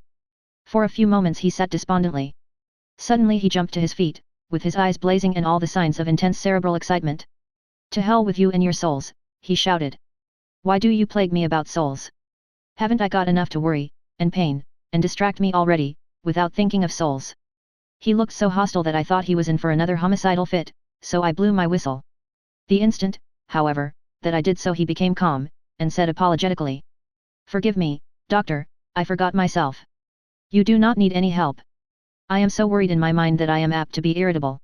If you only knew the problem I have to face, and that I am working out, you would pity and tolerate and pardon me. Pray do not put me in a straight waistcoat. I want to think and I cannot think freely when my body is confined. I am sure you will understand. He had evidently self-control, so when the attendants came I told them not to mind, and they withdrew. Renfield watched them go. When the door was closed he said, with considerable dignity and sweetness. Dr. Seward, you have been very considerate towards me. Believe me that I am very, very grateful to you. I thought it well to leave him in this mood, and so I came away. There is certainly something to ponder over in this man's state. Several points seem to make what the American interviewer calls a story, if one could only get them in proper order. Here they are. Will not mention drinking. Fears the thought of being burdened with the soul of anything. Has no dread of wanting life in the future. Despises the meaner forms of life altogether, though he dreads being haunted by their souls. Logically all these things point one way. He has assurance of some kind that he will acquire some higher life. He dreads the consequence, the burden of a soul. Then it is a human life he looks to. And the assurance? Merciful God! The Count has been to him, and there is some new scheme of terror afoot. Later, I went after my round to Van Helsing and told him my suspicion.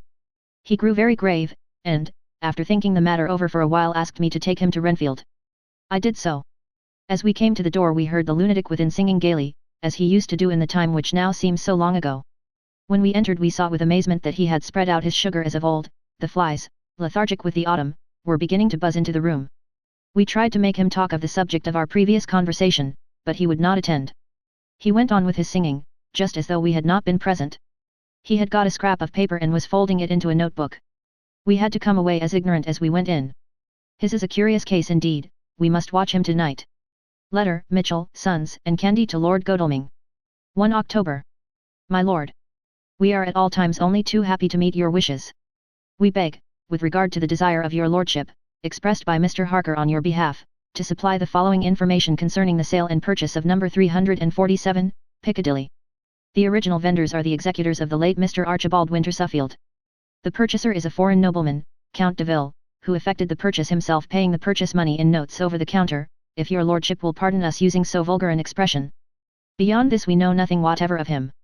We are, my Lord, your Lordship's humble servants. Mitchell, Sons and Candy. Dr. Seward's Diary. 2 October, I placed a man in the corridor last night, and told him to make an accurate note of any sound he might hear from Renfield's room, and gave him instructions that if there should be anything strange he was to call me. After dinner, when we had all gathered round the fire in the study, Mrs. Harker having gone to bed, we discussed the attempts and discoveries of the day. Harker was the only one who had any result, and we are in great hopes that his clue may be an important one. Before going to bed I went round to the patient's room and looked in through the observation trap. He was sleeping soundly, and his heart rose and fell with regular respiration. This morning the man on duty reported to me that a little after midnight he was restless and kept saying his prayers somewhat loudly. I asked him if that was all. He replied that it was all he heard.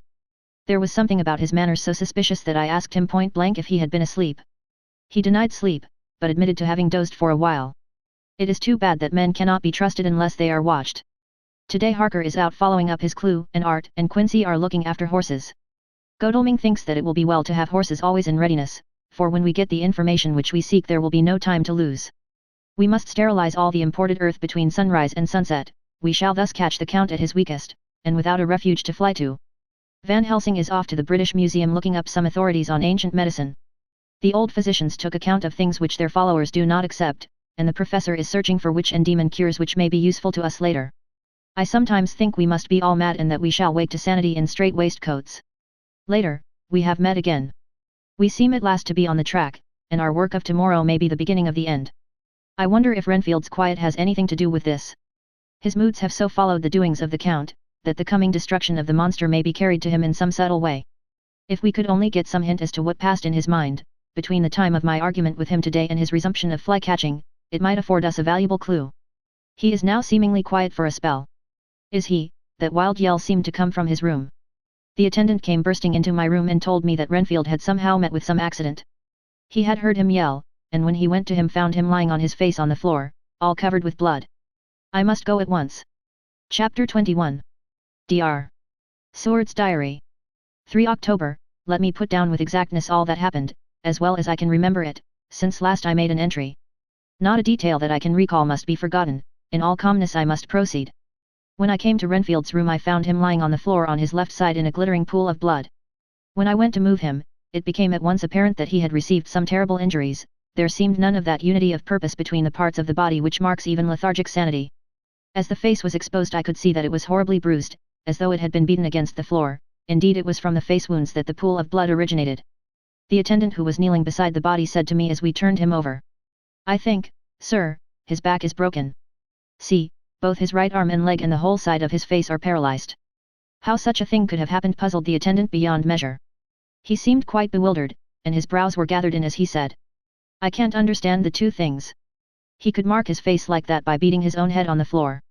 I saw a young woman do it once at the Eversfield Asylum before anyone could lay hands on her. And I suppose he might have broke his neck by falling out of bed, if he got in an awkward kink. But for the life of me I can't imagine how the two things occurred. If his back was broke, he couldn't beat his head, and if his face was like that before the fall out of bed, there would be marks of it. I said to him. Go to Dr. Van Helsing, and ask him to kindly come here at once. I want him without an instant's delay. The man ran off, and within a few minutes the professor, in his dressing gown and slippers, appeared. When he saw Renfield on the ground, he looked keenly at him a moment, and then turned to me. I think he recognized my thought in my eyes, for he said very quietly, manifestly for the ears of the attendant. Ah, a sad accident. He will need very careful watching, and much attention. I shall stay with you myself, but I shall first dress myself. If you will remain I shall in a few minutes join you. The patient was now breathing stertorously and it was easy to see that he had suffered some terrible injury. Van Helsing returned with extraordinary celerity, bearing with him a surgical case. He had evidently been thinking and had his mind made up, for, almost before he looked at the patient, he whispered to me. Send the attendant away. We must be alone with him when he becomes conscious, after the operation. So I said.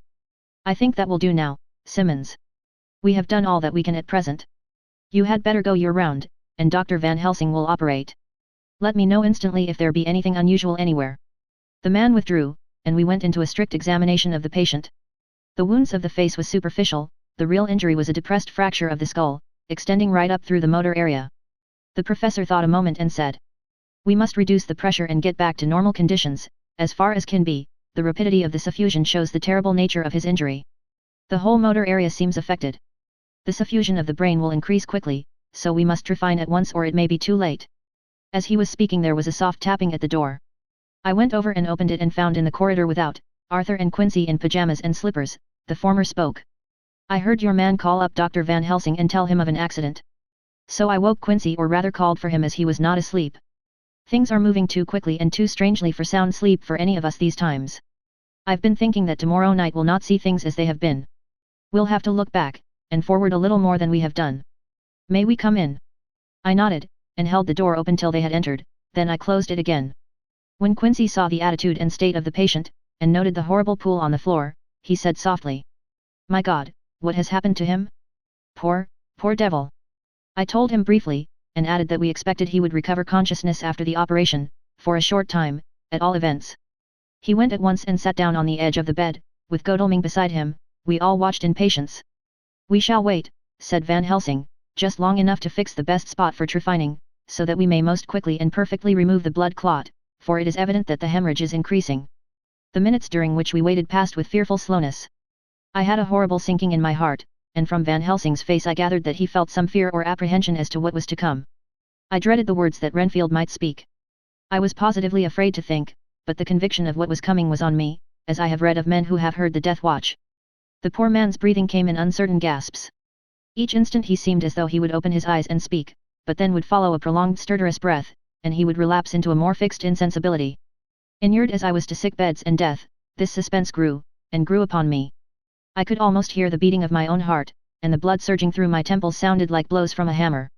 The silence finally became agonizing. I looked at my companions, one after another, and saw from their flushed faces and damp brows that they were enduring equal torture. There was a nervous suspense over us all, as though overhead some dread bell would peal out powerfully when we should least expect it. At last there came a time when it was evident that the patient was sinking fast, he might die at any moment. I looked up at the professor and caught his eyes fixed on mine. His face was sternly set as he spoke. There is no time to lose. His words may be worth many lives, I have been thinking so, as I stood here. It may be there is a soul at stake.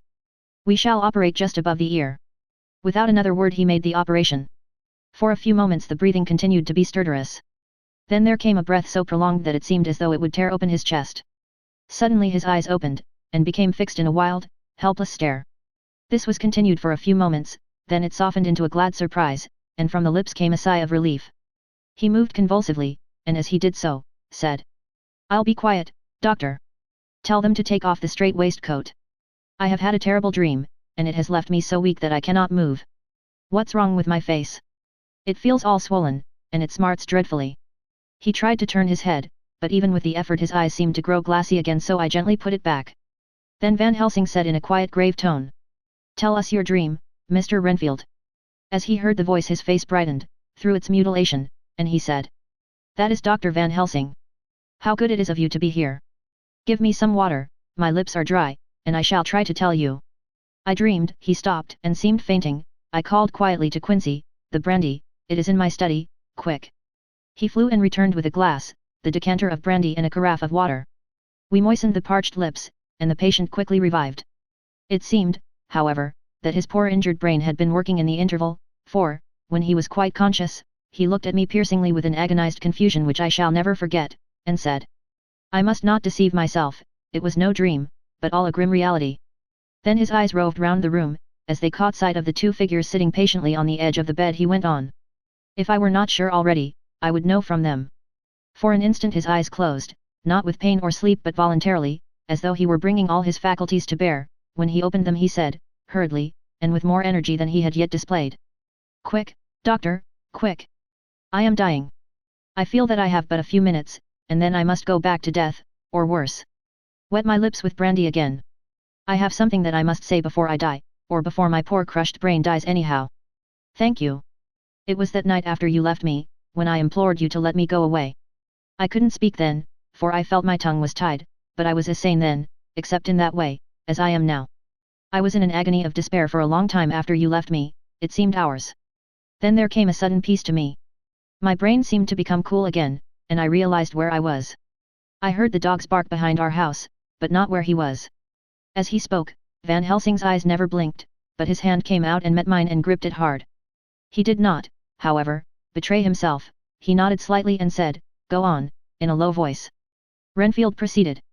"He came up to the window in the mist, as I had seen him often before, but he was solid then, not a ghost, and his eyes were fierce like a man's when angry.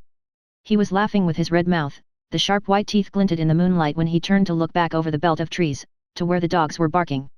I wouldn't ask him to come in at first, though I knew he wanted to, just as he had wanted all along.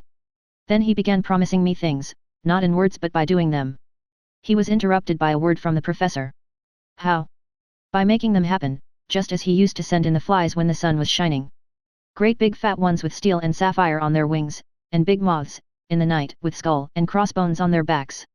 Van Helsing nodded to him as he whispered to me unconsciously, "The Acherontia a tetrapo of the Sphinges, what you call the death's head moth." The patient went on without stopping. Then he began to whisper, "Rats, rats, rats. Hundreds, thousands, millions of them, and every one alive, and dogs to eat them, and cats too. All lives. All red blood, with years of life in it, and not merely buzzing flies." I laughed at him, for I wanted to see what he could do.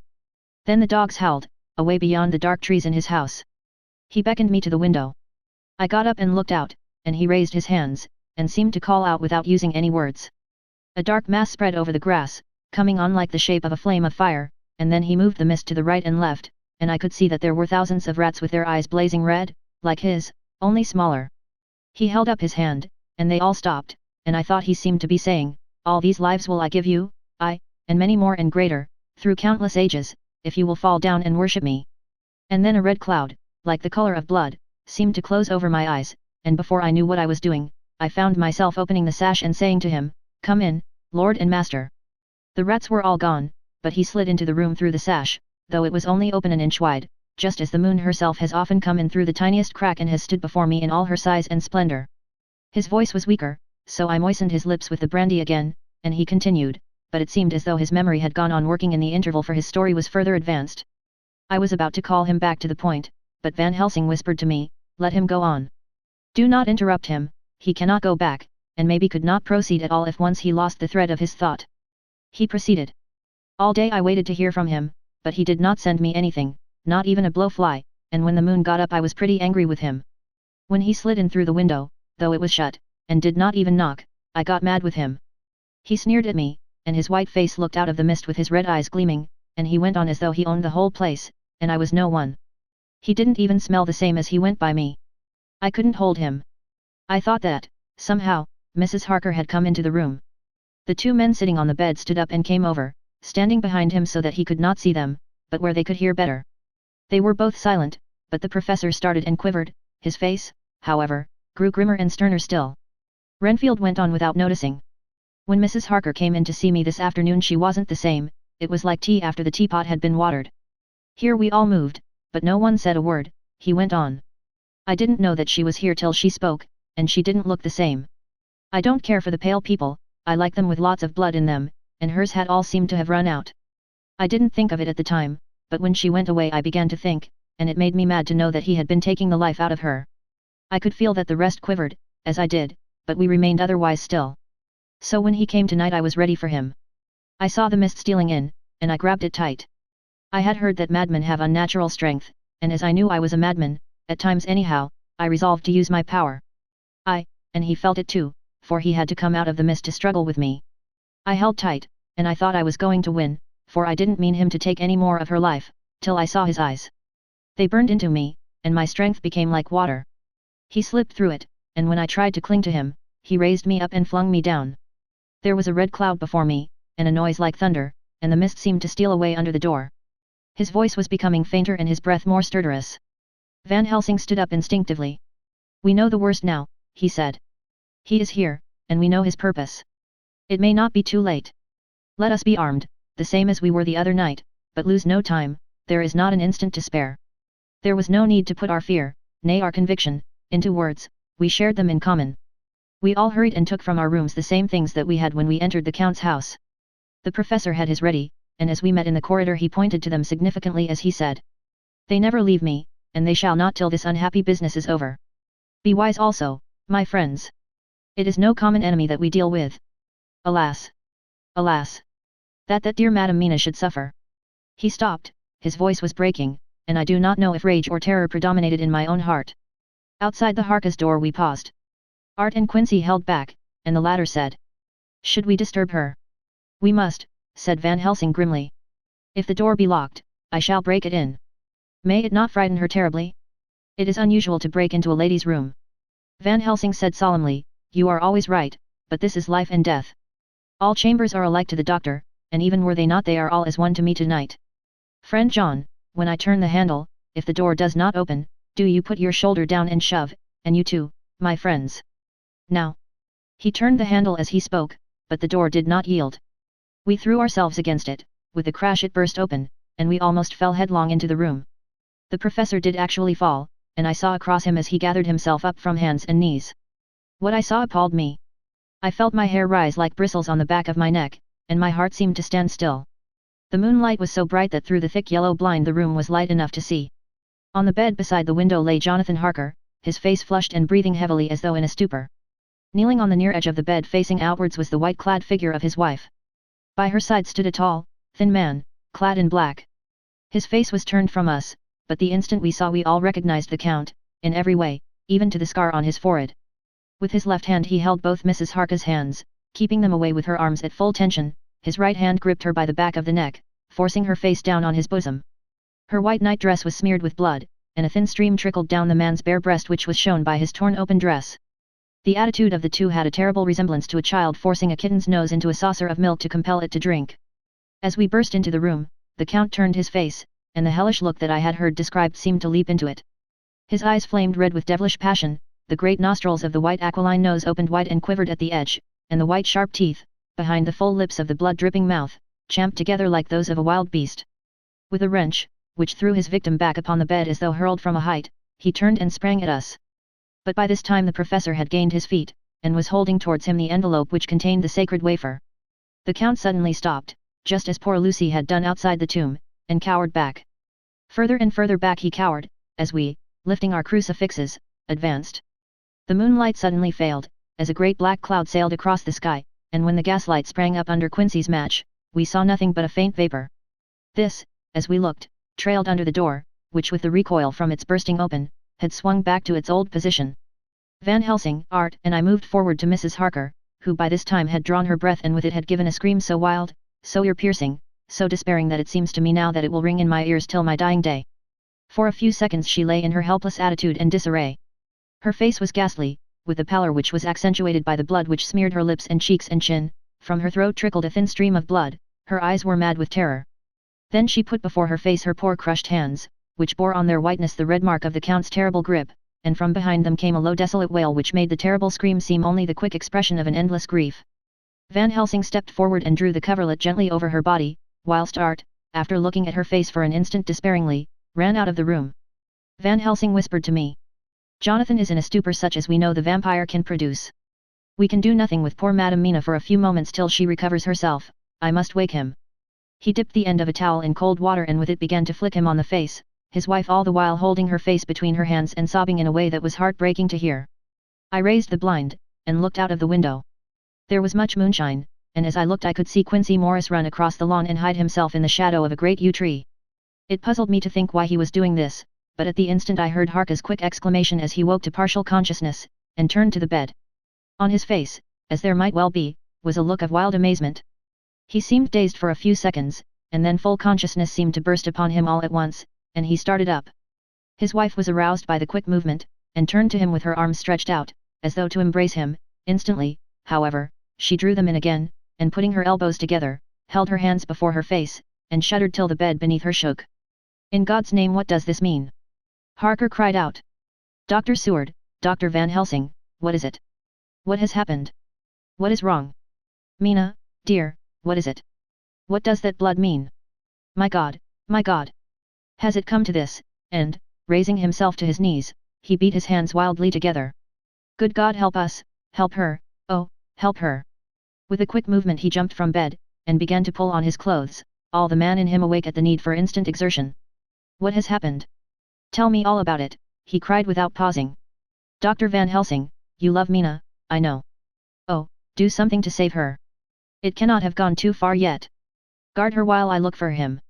His wife, through her terror and horror and distress, saw some sure danger to him. Instantly forgetting her own grief, she seized hold of him and cried out. No, no. Jonathan, you must not leave me. I have suffered enough tonight, God knows, without the dread of his harming you. You must stay with me. Stay with these friends who will watch over you. Her expression became frantic as she spoke, and, he yielding to her, she pulled him down sitting on the bedside, and clung to him fiercely. Van Helsing and I tried to calm them both. The professor held up his little golden crucifix, and said with wonderful calmness. Do not fear, my dear. We are here, and whilst this is close to you no foul thing can approach. You are safe for tonight, and we must be calm and take counsel together. She shuddered and was silent, holding down her head on her husband's breast. When she raised it, his white nightrobe was stained with blood where her lips had touched, and where the thin open wound in her neck had sent forth drops.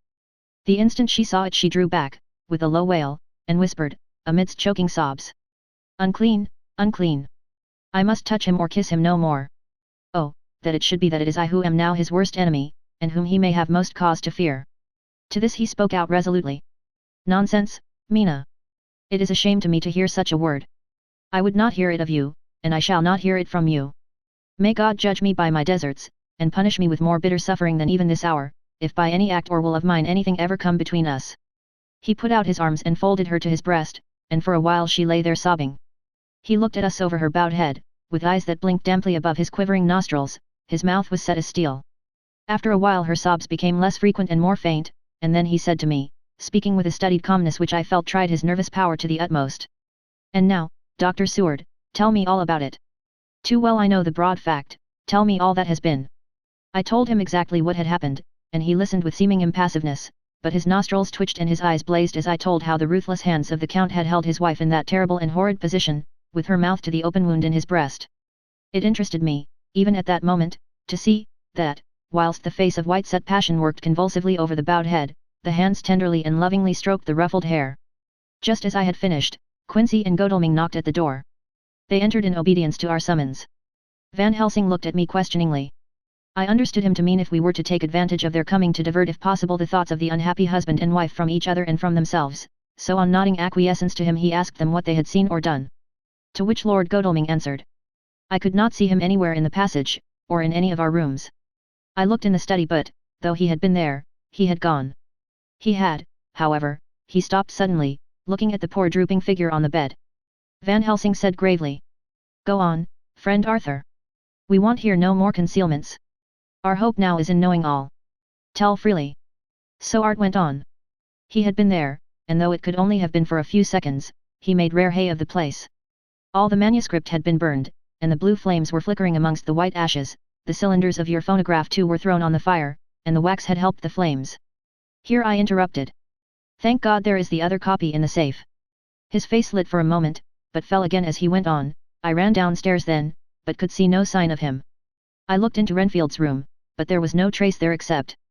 Again he paused. Go on, said Harker hoarsely, so he bowed his head and moistening his lips with his tongue, added, except that the poor fellow is dead. Mrs. Harker raised her head, looking from one to the other of us she said solemnly. God's will be done. I could not but feel that Art was keeping back something, but, as I took it that it was with a purpose, I said nothing. Van Helsing turned to Morris and asked. And you, friend Quincy, have you any to tell? A little, he answered. It may be much eventually, but at present I can't say. I thought it well to know if possible where the Count would go when he left the house.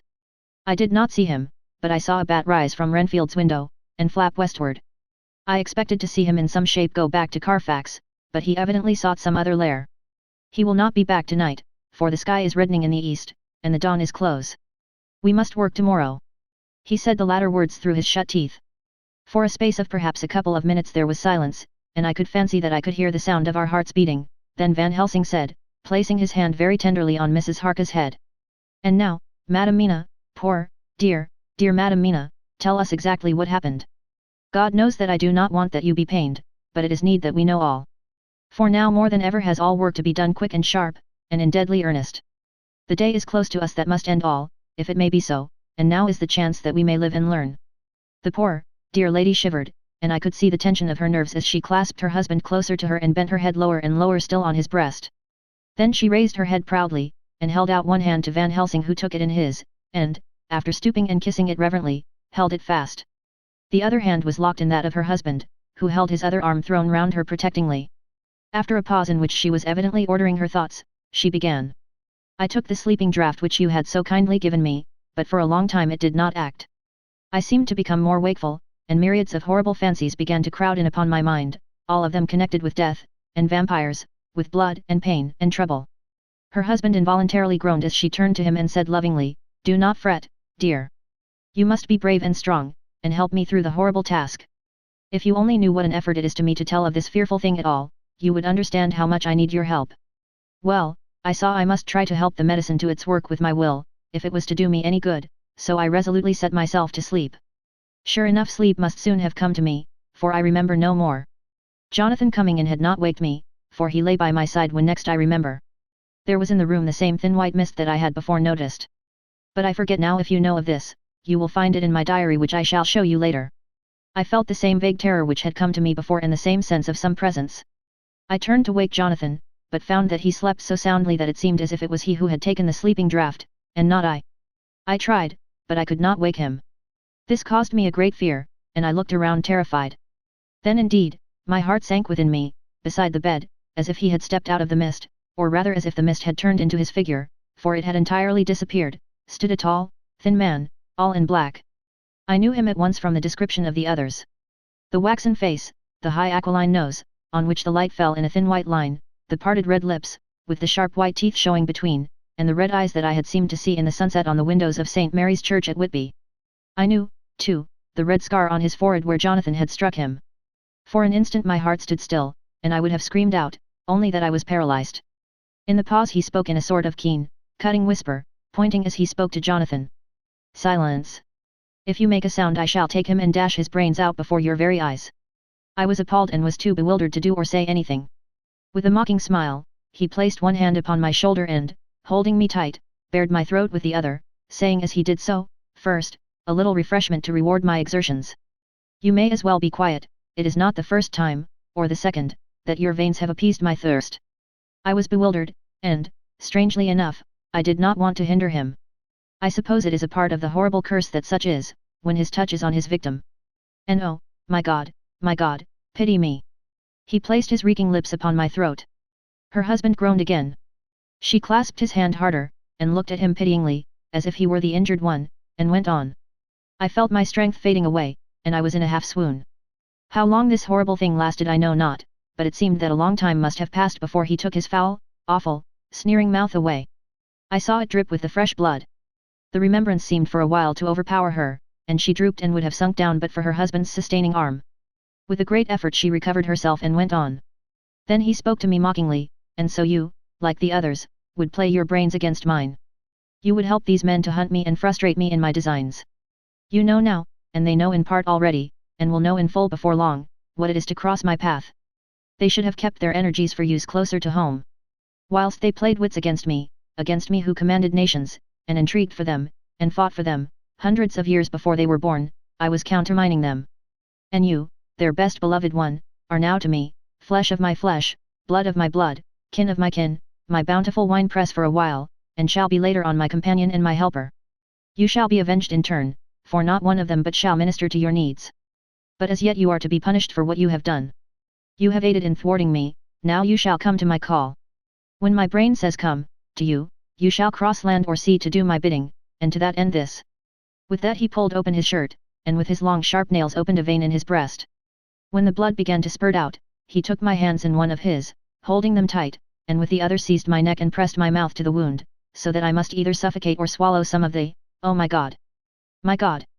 What have I done? What have I done to deserve such a fate, I who have tried to walk in meekness and righteousness all my days? God pity me! Look down on a poor soul in worse than mortal peril, and in mercy pity those to whom she is dear." Then she began to rub her lips as though to cleanse them from pollution. As she was telling her terrible story, the eastern sky began to quicken, and everything became more and more clear.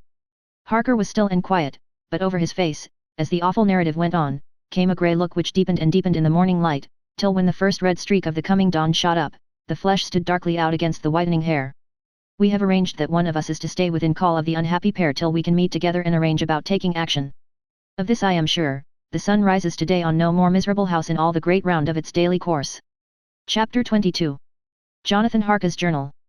3 October, as I must do something or go mad, I write this diary. It is now 6 o'clock, and we are to meet in the study in half an hour and take something to eat, for Dr. Van Helsing and Dr. Seward are agreed that if we do not eat we cannot work our best. Our best will be, God knows, required today. I must keep writing at every chance, for I dare not stop to think. All, big and little, must go down, perhaps at the end the little things may teach us most. The teaching, big or little, could not have landed Mina or me anywhere worse than we are today. However, we must trust and hope.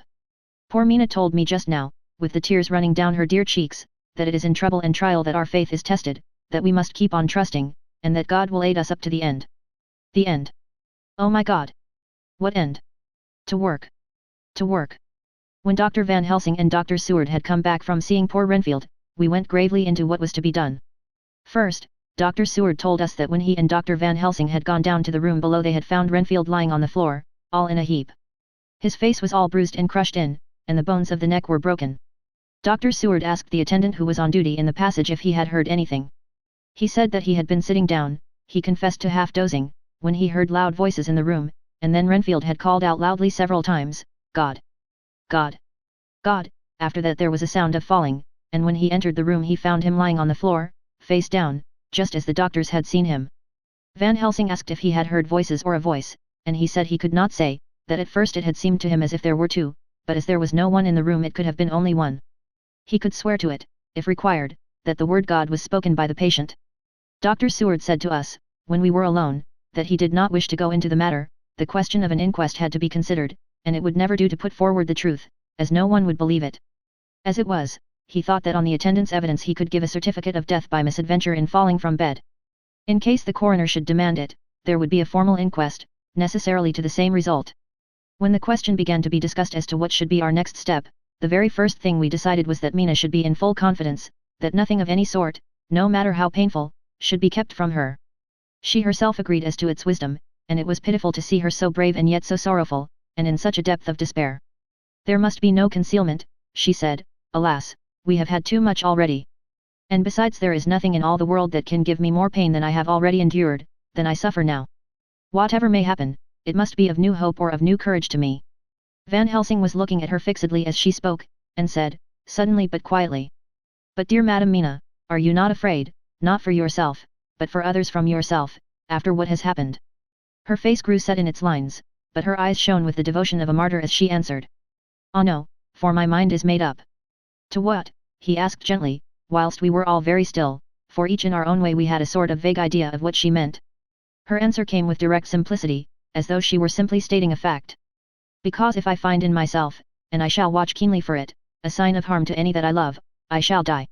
You would not kill yourself? He asked, hoarsely. I would, if there were no friend who loved me, who would save me such a pain, and so desperate an effort. She looked at him meaningly as she spoke. He was sitting down, but now he rose and came close to her and put his hand on her head as he said solemnly. My child, there is such an one if it were for your good. For myself I could hold it in my account with God to find such an euthanasia for you, even at this moment if it were best. Nay, were it safe. But my child, for a moment he seemed choked, and a great sob rose in his throat, he gulped it down and went on. There are here some who would stand between you and death. You must not die. You must not die by any hand, but least of all by your own. Until the other, who has fouled your sweet life, is true dead you must not die, for if he is still with the quick undead, your death would make you even as he is. No, you must live. You must struggle and strive to live, though death would seem a boon unspeakable. You must fight death himself, though he come to you in pain or in joy, by the day, or the night, in safety or in peril. On your living soul I charge you that you do not die, nay, nor think of death, till this great evil be past. The poor dear grew white as death and shock and shivered, as I have seen a quicksand shake and shiver at the incoming of the tide. We were all silent, we could do nothing. At length she grew more calm and turning to him said, sweetly, but oh, so sorrowfully, as she held out her hand. I promise you, my dear friend, that if God will let me live, I shall strive to do so, till, if it may be in his good time, this horror may have passed away from me. She was so good and brave that we all felt that our hearts were strengthened to work and endure for her, and we began to discuss what we were to do. I told her that she was to have all the papers in the safe, and all the papers or diaries and phonographs we might hereafter use, and was to keep the record as she had done before. She was pleased with the prospect of anything to do, if pleased could be used in connection with so grim an interest. As usual Van Helsing had thought ahead of everyone else, and was prepared with an exact ordering of our work. It is perhaps well, he said, that at our meeting after our visit to Carfax we decided not to do anything with the earth boxes that lay there. Had we done so, the Count must have guessed our purpose, and would doubtless have taken measures in advance to frustrate such an effort with regard to the others, but now he does not know our intentions. Nay, more, in all probability, he does not know that such a power exists to us as can sterilize his lairs, so that he cannot use them as of old. We are now so much further advanced in our knowledge as to their disposition that, when we have examined the house in Piccadilly, we may track the very last of them. Today, then, is ours, and in it rests our hope. The sun that rose on our sorrow this morning guards us in its course. Until it sets tonight, that monster must retain whatever form he now has. He is confined within the limitations of his earthly envelope. He cannot melt into thin air nor disappear through cracks or chinks or crannies. If he go through a doorway, he must open the door like a mortal. And so we have this day to hunt out all his lairs and sterilize them. So we shall, if we have not yet catch him and destroy him, drive him to bay in some place where the catching and the destroying shall be, in time, sure. Here I started up for I could not contain myself at the thought that the minutes and seconds so preciously laden with Mina's life and happiness were flying from us, since whilst we talked action was impossible. But Van Helsing held up his hand warningly. Nay, friend Jonathan, he said, in this, the quickest way home is the longest way, so your proverbs say. We shall all act and act with desperate quick, when the time has come. But think, in all probable the key of the situation is in that house in Piccadilly. The Count may have many houses which he has bought.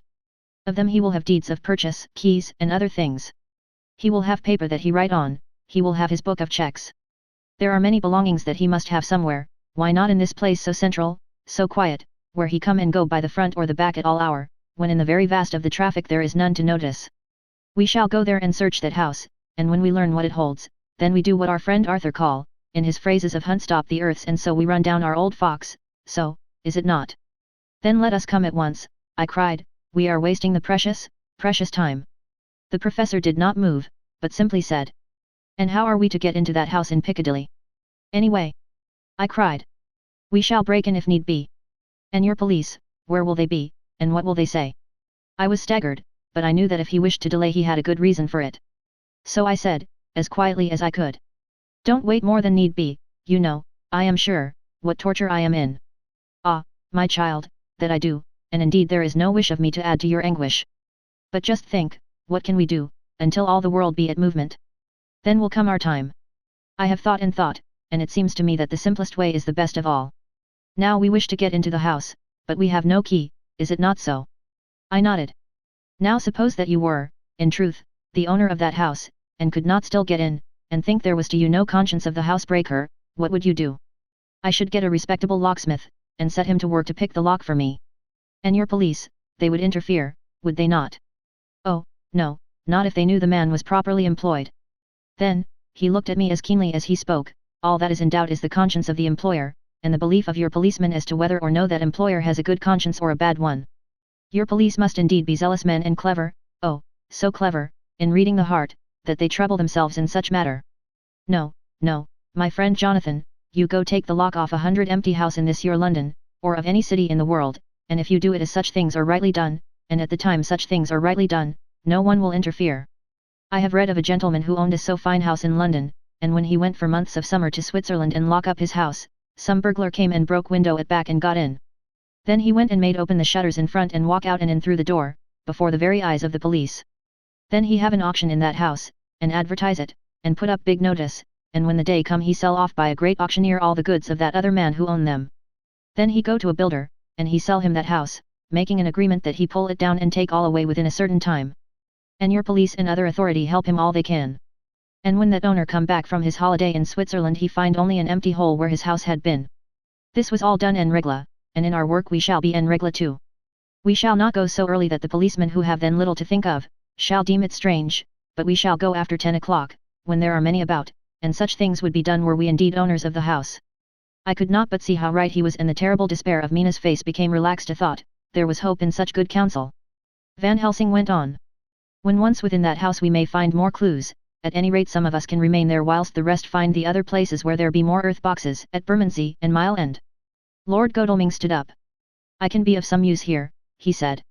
I shall wire to my people to have horses and carriages where they will be most convenient. Look here, old fellow, said Morris, it is a capital idea to have all ready in case we want to go horsebacking, but don't you think that one of your snappy carriages with its heraldic adornments in a byway of Walworth or Mile End would attract too much attention for our purposes? It seems to me that we ought to take cabs when we go south or east, and even leave them somewhere near the neighborhood we are going to. Friend Quincy is right, said the professor. His head is what you call in plane with the horizon. It is a difficult thing that we go to do, and we do not want no peoples to watch us if so it may. Mina took a growing interest in everything, and I was rejoiced to see that the exigency of affairs was helping her to forget for a time the terrible experience of the night. She was very, very pale, almost ghastly, and so thin that her lips were drawn away, showing her teeth in somewhat of prominence. I did not mention this last, lest it should give her needless pain, but it made my blood run cold in my veins to think of what had occurred with poor Lucy when the Count had sucked her blood. As yet there was no sign of the teeth growing sharper, but the time as yet was short, and there was time for fear. When we came to the discussion of the sequence of our efforts and of the disposition of our forces, there were new sources of doubt. It was finally agreed that before starting for Piccadilly we should destroy the Count's lair close at hand. In case he should find it out too soon, we should thus be still ahead of him in our work of destruction, and his presence in his purely material shape, and at his weakest, might give us some new clue. As to the disposal of forces, it was suggested by the professor that, after our visit to Carfax, we should all enter the house in Piccadilly, that the 2 doctors and I should remain there, whilst Lord Godalming and Quincy found the lairs at Walworth and Mile End and destroyed them. It was possible, if not likely, the professor urged, that the Count might appear in Piccadilly during the day, and that if so we might be able to cope with him then and there. At any rate, we might be able to follow him in force. To this plan I strenuously objected, and so far as my going was concerned, for I said that I intended to stay and protect Mina, I thought that my mind was made up on the subject, but Mina would not listen to my objection. She said that there might be some law matter in which I could be useful, that amongst the Count's papers might be some clue which I could understand out of my experience in Transylvania, and that, as it was, All the strength we could muster was required to cope with the Count's extraordinary power. I had to give in, for Mina's resolution was fixed. She said that it was the last hope for her that we should all work together. As for me, she said, I have no fear. Things have been as bad as they can be, and whatever may happen must have in it some element of hope or comfort. Go, my husband. God can, if he wishes it, guard me as well alone as with anyone present. So I started up crying out, then in God's name let us come at once, for we are losing time. The Count may come to Piccadilly earlier than we think. Not so, said Van Helsing, holding up his hand. But why? I asked. Do you forget, he said, with actually a smile, that last night he banqueted heavily, and will sleep late? Did I forget? Shall I ever, can I ever? Can any of us ever forget that terrible scene? Mina struggled hard to keep her brave countenance, but the pain overmastered her and she put her hands before her face, and shuddered whilst she moaned. Van Helsing had not intended to recall her frightful experience. He had simply lost sight of her and her part in the affair in his intellectual effort. When it struck him what he said, he was horrified at his thoughtlessness and tried to comfort her. Oh, Madam Mina, he said, dear, dear Madam Mina, alas, that I of all who so reverence you should have said anything so forgetful. These stupid old lips of mine and this stupid old head do not deserve so, but you will forget it, will you not? He bent low beside her as he spoke. She took his hand, and looking at him through her tears, said hoarsely. No, I shall not forget, for it is well that I remember, and with it I have so much in memory of you that is sweet, that I take it all together. Now, you must all be going soon. Breakfast is ready, and we must all eat that we may be strong. Breakfast was a strange meal to us all. We tried to be cheerful and encourage each other, and Mina was the brightest and most cheerful of us. When it was over, Van Helsing stood up and said, Now, my dear friends, we go forth to our terrible enterprise. Are we all armed, as we were on that night when first we visited our enemy's lair, armed against ghostly as well as carnal attack? We all assured him. Then it is well. Now, Madam Mina, you are in any case quite safe here until the sunset, and before then we shall return, if we shall return. But before we go let me see you armed against personal attack. I have myself, since you came down, prepared your chamber by the placing of things of which we know, so that he may not enter. Now let me guard yourself. On your forehead I touch this piece of sacred wafer in the name of the Father, the Son, and... There was a fearful scream which almost froze our hearts to hear. As he had placed the wafer on Mina's forehead, it had seared it, had burned into the flesh as though it had been a piece of white-hot metal. My poor darling's brain had told her the significance of the fact as quickly as her nerves received the pain of it, and the two so overwhelmed her that her overwrought nature had its voice in that dreadful scream. But the words to her thought came quickly. The echo of the scream had not ceased to ring on the air when there came the reaction, and she sank on her knees on the floor in an agony of abasement. Pulling her beautiful hair over her face, as the leper of old his mantle, she wailed out. Unclean! Unclean! Even the Almighty shuns my polluted flesh. I must bear this mark of shame upon my forehead until the judgment day. They all paused. I had thrown myself beside her in an agony of helpless grief, and putting my arms around held her tight. For a few minutes our sorrowful hearts beat together, whilst the friends around us turned away their eyes that ran tears silently. Then Van Helsing turned and said gravely, so gravely that I could not help feeling that he was in some way inspired, and was stating things outside himself. It may be that you may have to bear that mark till God himself see fit, as he most surely shall, on the judgment day, to redress all wrongs of the earth and of his children that he has placed thereon. And oh, Madam Mina, my dear, may we who love you be there to see, when that red scar, the sign of God's knowledge of what has been, shall pass away, and leave your forehead as pure as the heart we know. For so surely as we live, that scar shall pass away when God sees right to lift the burden that is hard upon us. Till then we bear our cross, as his Son did in obedience to his will. It may be that we are chosen instruments of his good pleasure, and that we ascend to his bidding as that other through stripes and shame, through tears and blood, through doubts and fears, and all that makes the difference between God and man. There was hope in his words and comfort, and they made for resignation. Mina and I both felt so, and simultaneously we each took one of the old man's hands and bent over and kissed it. Then without a word we all knelt down together, and, all holding hands, swore to be true to each other. We men pledged ourselves to raise the veil of sorrow from the head of her whom, each in his own way, we loved, and we prayed for help and guidance in the terrible task which lay before us. It was then time to start. So I said farewell to Mina, a parting which neither of us shall forget to our dying day, and we set out. To one thing I have made up my mind, if we find out that Mina must be a vampire in the end, then she shall not go into that unknown and terrible land alone. I suppose it is thus that in old times one vampire meant many, just as their hideous bodies could only rest in sacred earth, so the holiest love was the recruiting sergeant for their ghastly ranks. We entered Carfax without trouble and found all things the same as on the first occasion. It was hard to believe that amongst so prosaic surroundings of neglect and dust and decay there was any ground for such fear as already we knew. Had not our minds been made up, and had there not been terrible memories to spur us on, we could hardly have proceeded with our task. We found no papers, or any sign of use in the house, and in the old chapel the great boxes looked just as we had seen them last. Dr. Van Helsing said to us solemnly as we stood before them. And now, my friends, we have a duty here to do. We must sterilize this earth, so sacred of holy memories, that he has brought from a far distant land for such fell use. He has chosen this earth because it has been holy. Thus we defeat him with his own weapon, for we make it more holy still.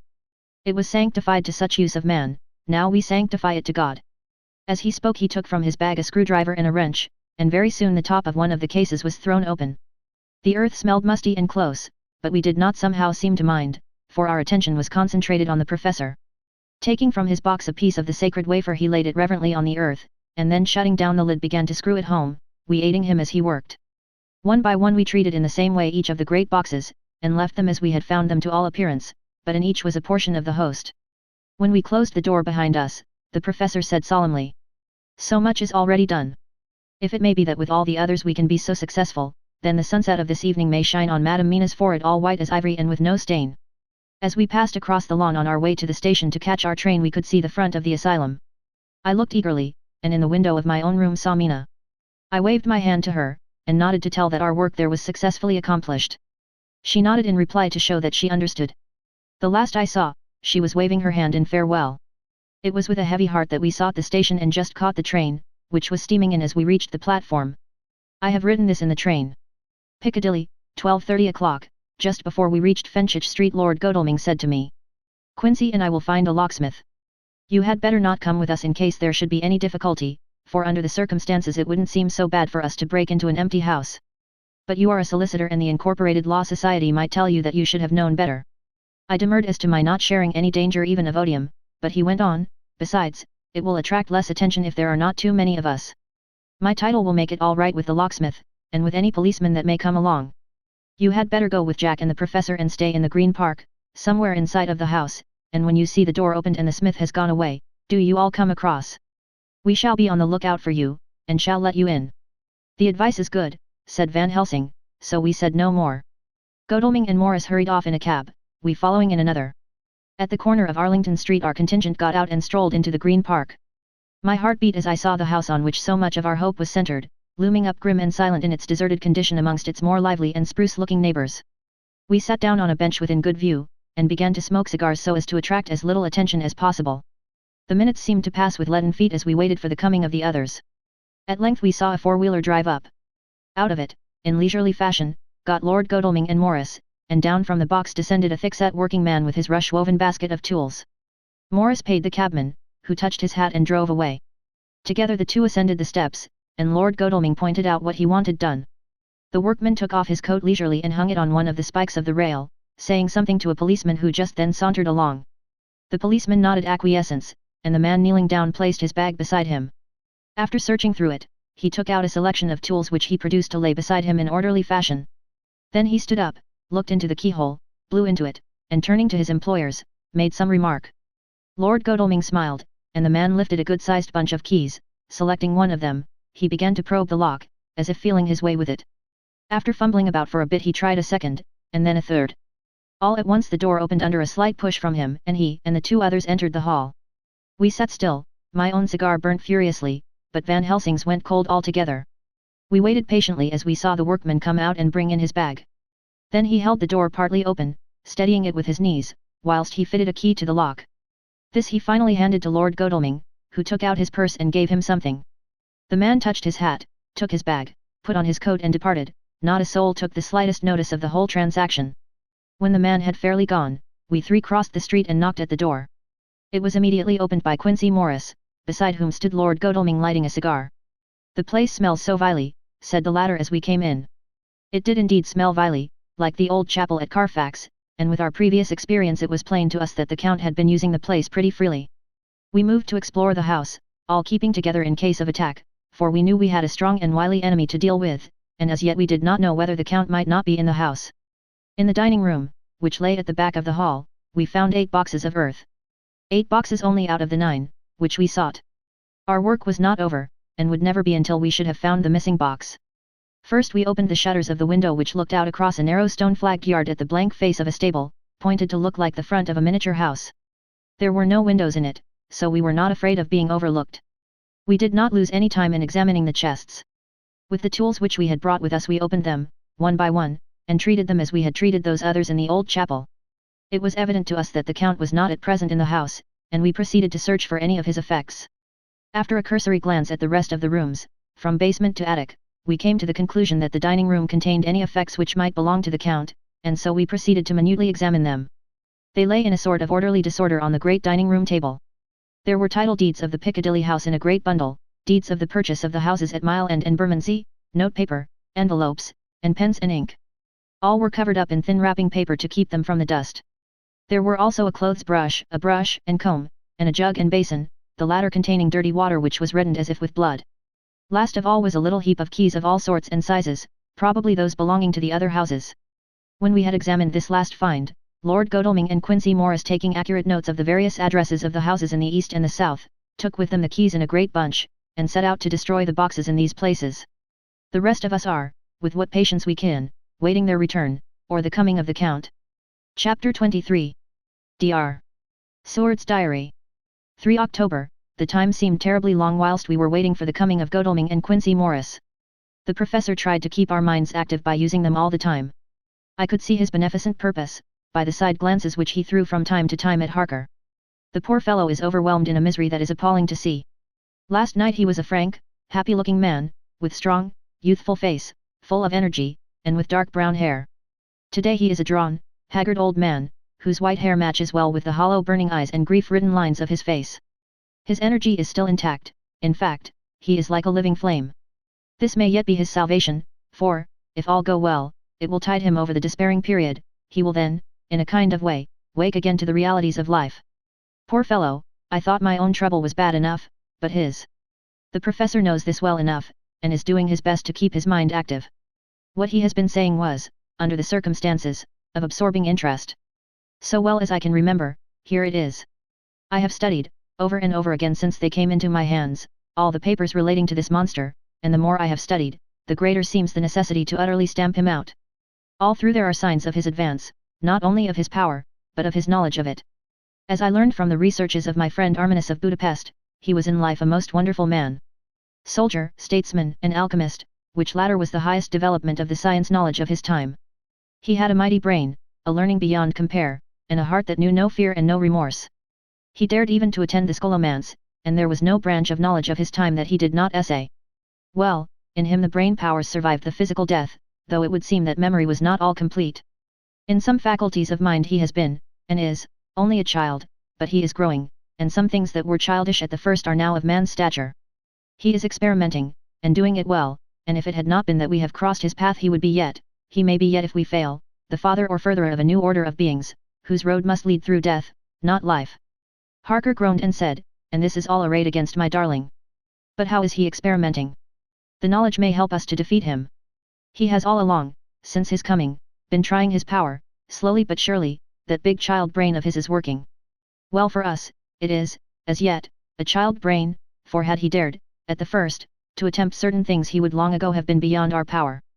However, he means to succeed, and a man who has centuries before him can afford to wait and to go slow. Festina lente may well be his motto. I fail to understand, said Harker wearily. Oh, do be more plain to me. Perhaps grief and trouble are dulling my brain. The professor laid his hand tenderly on his shoulder as he spoke. Ah, my child, I will be plain. Do you not see how, of late, this monster has been creeping into knowledge experimentally? How he has been making use of the zoophagous patient to effect his entry into friend John's home, for your vampire, though in all afterwards he can come when and how he will, must at the first make entry only when asked thereto by an inmate. But these are not his most important experiments.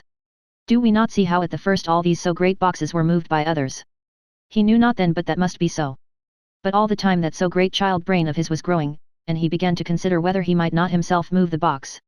So he began to help, and then, when he found that this be all right, he try to move them all alone. And so he progress, and he scatter these graves of him, and none but he know where they are hidden. He may have intend to bury them deep in the ground. So that he only use them in the night, or at such time as he can change his form, they do him equal well, and none may know these are his hiding place. But, my child, do not despair, this knowledge come to him just too late. Already all of his lairs but one be sterilized as for him, and before the sunset this shall be so. Then he have no place where he can move and hide. I delayed this morning that so we might be sure. Is there not more at stake for us than for him? Then why we not be even more careful than him? By my clock it is 1 hour and already, if all be well, friend Arthur and Quincy are on their way to us. Today is our day, and we must go sure, if slow, and lose no chance. See. There are 5 of us when those absent ones return. Whilst he was speaking we were startled by a knock at the hall door, the double postman's knock of the telegraph boy. We all moved out to the hall with one impulse, and Van Helsing, holding up his hand to us to keep silence, stepped to the door and opened it. The boy handed in a dispatch.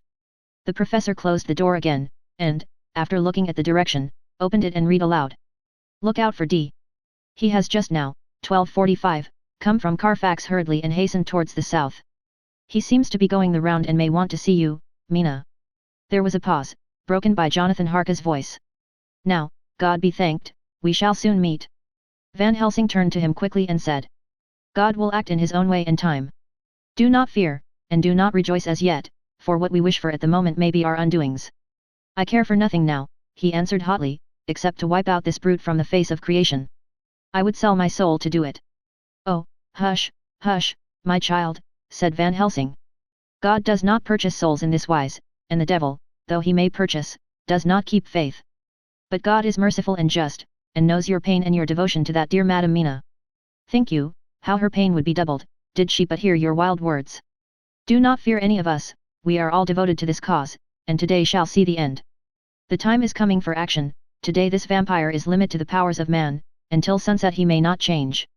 It will take him time to arrive here, see, it is 20 minutes past 1, and there are yet some times before he can hither come, be he never so quick. What we must hope for is that my Lord Arthur and Quincy arrive first. About half an hour after we had received Mrs. Harker's telegram, there came a quiet, resolute knock at the hall door. It was just an ordinary knock, such as is given hourly by thousands of gentlemen, but it made the professor's heart and mind beat loudly. We looked at each other, and together moved out into the hall, we each held ready to use our various armaments, the spiritual in the left hand, the mortal in the right. Van Helsing pulled back the latch, and, holding the door half open, stood back, having both hands ready for action. The gladness of our hearts must have shone upon our faces when on the step, close to the door, we saw Lord Godalming and Quincy Morris. They came quickly in and closed the door behind them, the former saying, as they moved along the hall. It is all right. We found both places, 6 boxes in each, and we destroyed them all. Destroyed? Asked the professor. For him. We were silent for a minute, and then Quincy said. There's nothing to do but to wait here. If, however, he doesn't turn up by 5 o'clock, we must start off, for it won't do to leave Mrs. Harker alone after sunset. He will be here before long now, said Van Helsing, who had been consulting his pocketbook. Nota bene, in Madam's telegram he went south from Carfax, that means he went to cross the river, and he could only do so at slack of tide, which should be something before 1 o'clock. That he went south has a meaning for us. He is as yet only suspicious, and he went from Carfax first to the place where he would suspect interference least. You must have been at Bermondsey only a short time before him. That he is not here already shows that he went to Mile End next. This took him some time, for he would then have to be carried over the river in some way. Believe me, my friends, we shall not have long to wait now. We should have ready some plan of attack, so that we may throw away no chance. Hush, there is no time now. Have all your arms. Be ready. He held up a warning hand as he spoke, for we all could hear a key softly inserted in the lock of the hall door. I could not but admire, even at such a moment, the way in which a dominant spirit asserted itself. In all our hunting parties and adventures in different parts of the world, Quincy Morris had always been the one to arrange the plan of action, and Arthur and I had been accustomed to obey him implicitly. Now, the old habit seemed to be renewed instinctively. With a swift glance around the room, he at once laid out our plan of attack, and, without speaking a word, with a gesture, placed us each in position. Van Helsing, Harker, and I were just behind the door, so that when it was opened the professor could guard it whilst we 2 stepped between the incomer and the door. Godalming behind and Quincy in front stood just out of sight ready to move in front of the window. We waited in a suspense that made the seconds pass with nightmare slowness. The slow, careful steps came along the hall, the Count was evidently prepared for some surprise, at least he feared it. Suddenly with a single bound he leaped into the room, winning a way past us before any of us could raise a hand to stay him. There was something so panther-like in the movement, something so unhuman, that it seemed to sober us all from the shock of his coming. The first to act was Harker, who, with a quick movement, threw himself before the door leading into the room in the front of the house. As the Count saw us, a horrible sort of snarl passed over his face, showing the eye teeth long and pointed, but the evil smile as quickly passed into a cold stare of lion-like disdain. His expression again changed as, with a single impulse, we all advanced upon him. It was a pity that we had not some better organized plan of attack, for even at the moment I wondered what we were to do. I did not myself know whether our lethal weapons would avail us anything. Harker evidently meant to try the matter, for he had ready his great cookery knife and made a fierce and sudden cut at him.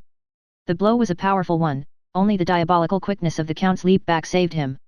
A second less and the trenchant blade had shorn through his heart.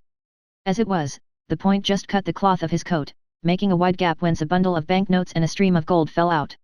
The expression of the Count's face was so hellish, that for a moment I feared for Harker, though I saw him throw the terrible knife aloft again for another stroke.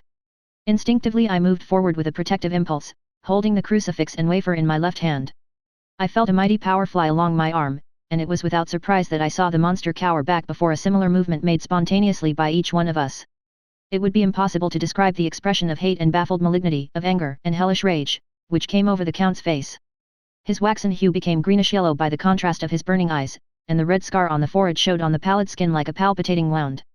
The next instant, with a sinuous dive he swept under Harker's arm, ere his blow could fall, and, grasping a handful of the money from the floor, dashed across the room, threw himself at the window. Amid the crash and glitter of the falling glass, he tumbled into the flagged area below. Through the sound of the shivering glass I could hear the ting of the gold, as some of the sovereigns fell on the flagging. We ran over and saw him spring unhurt from the ground. He, rushing up the steps, crossed the flagged yard, and pushed open the stable door. There he turned and spoke to us. "You think to baffle me, you, with your pale faces all in a row, like sheep in a butcher's. You shall be sorry yet, each one of you. You think you have left me without a place to rest, but I have more. My revenge is just begun. I spread it over centuries, and time is on my side. Your girls that you all love are mine already, and through them you and others shall yet be mine, my creatures, to do my bidding and to be my jackals when I want to feed." Bah! With a contemptuous sneer, he passed quickly through the door, and we heard the rusty bolt creak as he fastened it behind him. A door beyond opened and shut. The first of us to speak was the professor, as, realizing the difficulty of following him through the stable, we moved toward the hall. "We have learned something, much. Notwithstanding his brave words, he fears us, he fear time, he fear want. For if not, why he hurry so? His very tone betray him, or my ears deceive. Why take that money? You follow quick. You are hunters of wild beast, and understand it so. For me, I make sure that nothing here may be of use to him, if so that he return." As he spoke he put the money remaining into his pocket, took the title deeds in the bundle as Harker had left them, and swept the remaining things into the open fireplace, where he set fire to them with a match. Godalming and Morris had rushed out into the yard, and Harker had lowered himself from the window to follow the Count.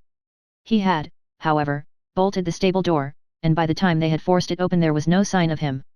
Van Helsing and I tried to make inquiry at the back of the house, but the mews was deserted and no one had seen him depart. It was now late in the afternoon, and sunset was not far off. We had to recognize that our game was up. With heavy hearts we agreed with the professor when he said, "Let us go back to Madame Mina, poor dear Madame Mina. All we can do just now is done, and we can there, at least, protect her. But we need not despair. There is but one more earth box, and we must try to find it. When that is done all may yet be well." I could see that he spoke as bravely as he could to comfort Harker. The poor fellow was quite broken down. Now and again he gave a low groan which he could not suppress. He was thinking of his wife. With sad hearts we came back to my house, where we found Mrs. Harker waiting us, with an appearance of cheerfulness which did honor to her bravery and unselfishness. When she saw our faces, her own became as pale as death. For a second or two her eyes were closed as if she were in secret prayer, and then she said cheerfully, "I can never thank you all enough. Oh, my poor darling." As she spoke, she took her husband's grey head in her hands and kissed it. "Lay your poor head here and rest it. All will yet be well, dear. God will protect us if he so will it in his good intent." The poor fellow groaned. There was no place for words in his sublime misery. We had a sort of perfunctory supper together, and I think it cheered us all up somewhat. It was, perhaps, the mere animal heat of food to hungry people, for none of us had eaten anything since breakfast, or the sense of companionship may have helped us, but anyhow we were all less miserable, and saw the morrow as not altogether without hope. True to our promise, we told Mrs. Harker everything which had passed, and although she grew snowy white at times when danger had seemed to threaten her husband, and red at others when his devotion to her was manifested, she listened bravely and with calmness. When we came to the part where Harker had rushed at the Count so recklessly, she clung to her husband's arm, and held it tight as though her clinging could protect him from any harm that might come. She said nothing, however, till the narration was all done, and matters had been brought right up to the present time. Then without letting go her husband's hand she stood up amongst us and spoke. Oh, that I could give any idea of the scene, of that sweet, good woman in all the radiant beauty of her youth and animation, with the red scar on her forehead, of which she was conscious, and which we saw with grinding of our teeth, remembering whence and how it came, her loving kindness against our grim hate, her tender faith against all our fears and doubting, and we, knowing that so far as symbols went, she with all her goodness and purity and faith, was outcast from God. Jonathan, she said, and the word sounded like music on her lips, it was so full of love and tenderness, Jonathan dear, and you all my true friends, I want you to bear something in mind through all this dreadful time. I know that you must fight, that you must destroy even as you destroyed the false Lucy so that the true Lucy might live hereafter, but it is not a work of hate. That poor soul who has wrought all this misery is the saddest case of all. Just think what will be his joy when he, too, is destroyed in his worser part, that his better part may have spiritual immortality. You must be pitiful to him, too, though it may not hold your hands from his destruction.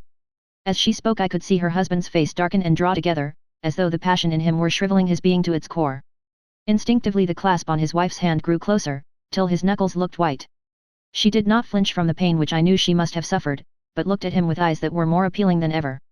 As she stopped speaking he leaped to his feet, almost tearing his hand from hers as he spoke.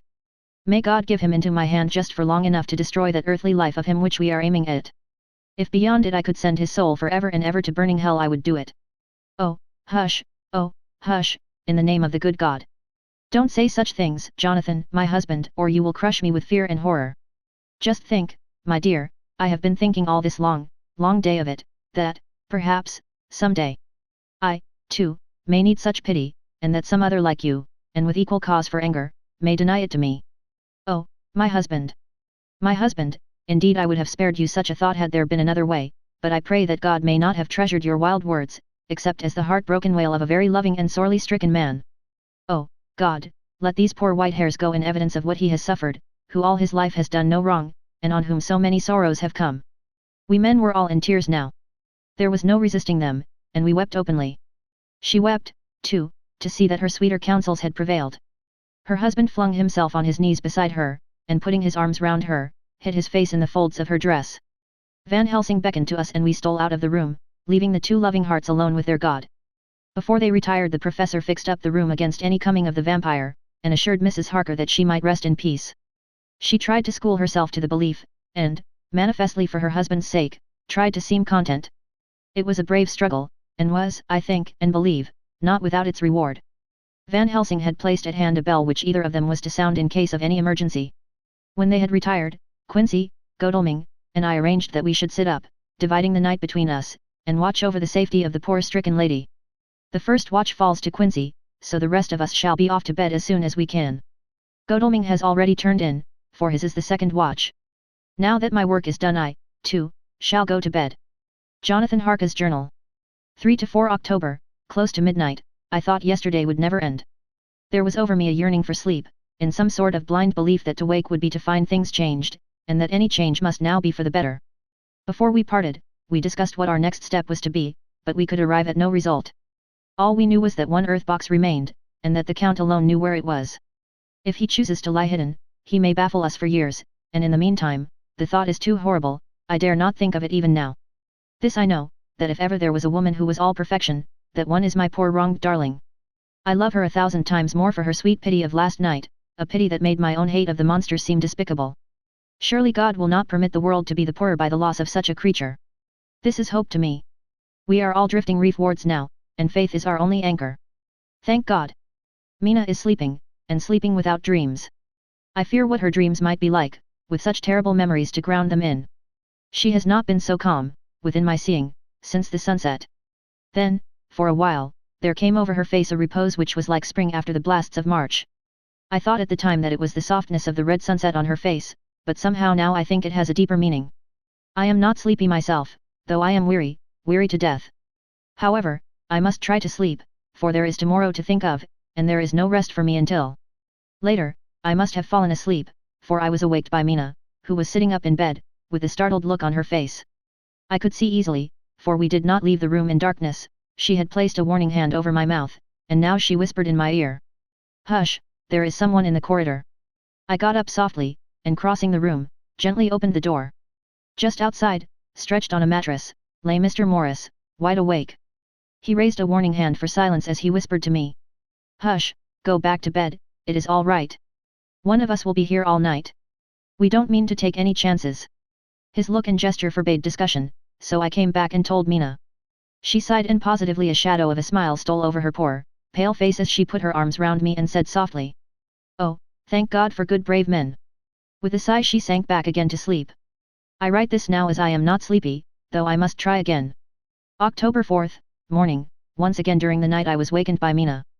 This time we had all had a good sleep, for the grey of the coming dawn was making the windows into sharp oblongs, and the gas flame was like a speck rather than a disk of light. She said to me hurriedly. Go, call the professor. I want to see him at once. Why? I asked. I have an idea. I suppose it must have come in the night, and matured without my knowing it. He must hypnotize me before the dawn, and then I shall be able to speak. Go quick, dearest, the time is getting close. I went to the door. Dr. Seward was resting on the mattress, and, seeing me, he sprang to his feet. Is anything wrong? He asked, in alarm. No, I replied, but Mina wants to see Dr. Van Helsing at once. I will go, he said, and hurried into the professor's room. In 2 or 3 minutes later Van Helsing was in the room in his dressing gown, and Mr. Morris and Lord Godalming were with Dr. Seward at the door asking questions. When the professor saw Mina smile, a positive smile ousted the anxiety of his face, he rubbed his hands as he said. Oh, my dear Madam Mina, this is indeed a change. See. Friend Jonathan, we have got our dear Madam Mina, as of old, back to us today. Then turning to her, he said, cheerfully, and what am I do for you? For at this hour you do not want me for nothings. I want you to hypnotize me, she said. Do it before the dawn, for I feel that then I can speak, and speak freely. Be quick, for the time is short. Without a word he motioned her to sit up in bed. Looking fixedly at her, he commenced to make passes in front of her, from over the top of her head downward, with each hand in turn. Mina gazed at him fixedly for a few minutes, during which my own heart beat like a trip hammer, for I felt that some crisis was at hand. Gradually her eyes closed, and she sat, stock still, only by the gentle heaving of her bosom could one know that she was alive. The professor made a few more passes and then stopped, and I could see that his forehead was covered with great beads of perspiration. Mina opened her eyes, but she did not seem the same woman. There was a faraway look in her eyes, and her voice had a sad dreaminess which was new to me. Raising his hand to impose silence, the professor motioned to me to bring the others in. They came on tiptoe, closing the door behind them, and stood at the foot of the bed, looking on. Mina appeared not to see them. The stillness was broken by Van Helsing's voice speaking in a low-level tone which would not break the current of her thoughts. Where are you? The answer came in a neutral way. I do not know. Sleep has no place it can call its own. For several minutes there was silence. Mina sat rigid, and the professor stood staring at her fixedly, the rest of us hardly dared to breathe. The room was growing lighter. Without taking his eyes from Mina's face, Dr. Van Helsing motioned me to pull up the blind. I did so, and the day seemed just upon us. A red streak shot up, and a rosy light seemed to diffuse itself through the room. On the instant the professor spoke again. Where are you now? The answer came dreamily, but with intention, it were as though she were interpreting something. I have heard her use the same tone when reading her shorthand notes. I do not know. It is all strange to me. What do you see? I can see nothing, it is all dark. What do you hear? I could detect the strain in the professor's patient voice. The lapping of water. It is gurgling by, and little waves leap. I can hear them on the outside. Then you are on a ship. We all looked at each other, trying to glean something each from the other. We were afraid to think. The answer came quick. Oh, yes. What else do you hear? The sound of men stamping overhead as they run about. There is the creaking of a chain, and the loud tinkle as the check of the capstan falls into the ratchet. What are you doing? I am still, oh, so still. It is like death. The voice faded away into a deep breath as of one sleeping, and the open eyes closed again. By this time the sun had risen, and we were all in the full light of day. Dr. Van Helsing placed his hands on Mina's shoulders, and laid her head down softly on her pillow. She lay like a sleeping child for a few moments, and then, with a long sigh, awoke and stared in wonder to see us all around her. Have I been talking in my sleep, was all she said. She seemed, however, to know the situation without telling, though she was eager to know what she had told. The professor repeated the conversation, and she said. Then there is not a moment to lose, it may not be yet too late. Mr. Morris and Lord Godalming started for the door, but the professor's calm voice called them back. Stay, my friends. That ship, wherever it was weighing anchor whilst she spoke. There are many ships weighing anchor at the moment in your so great port of London. Which of them is it that you seek? God be thanked that we have once again a clue, though whither it may lead us we know not.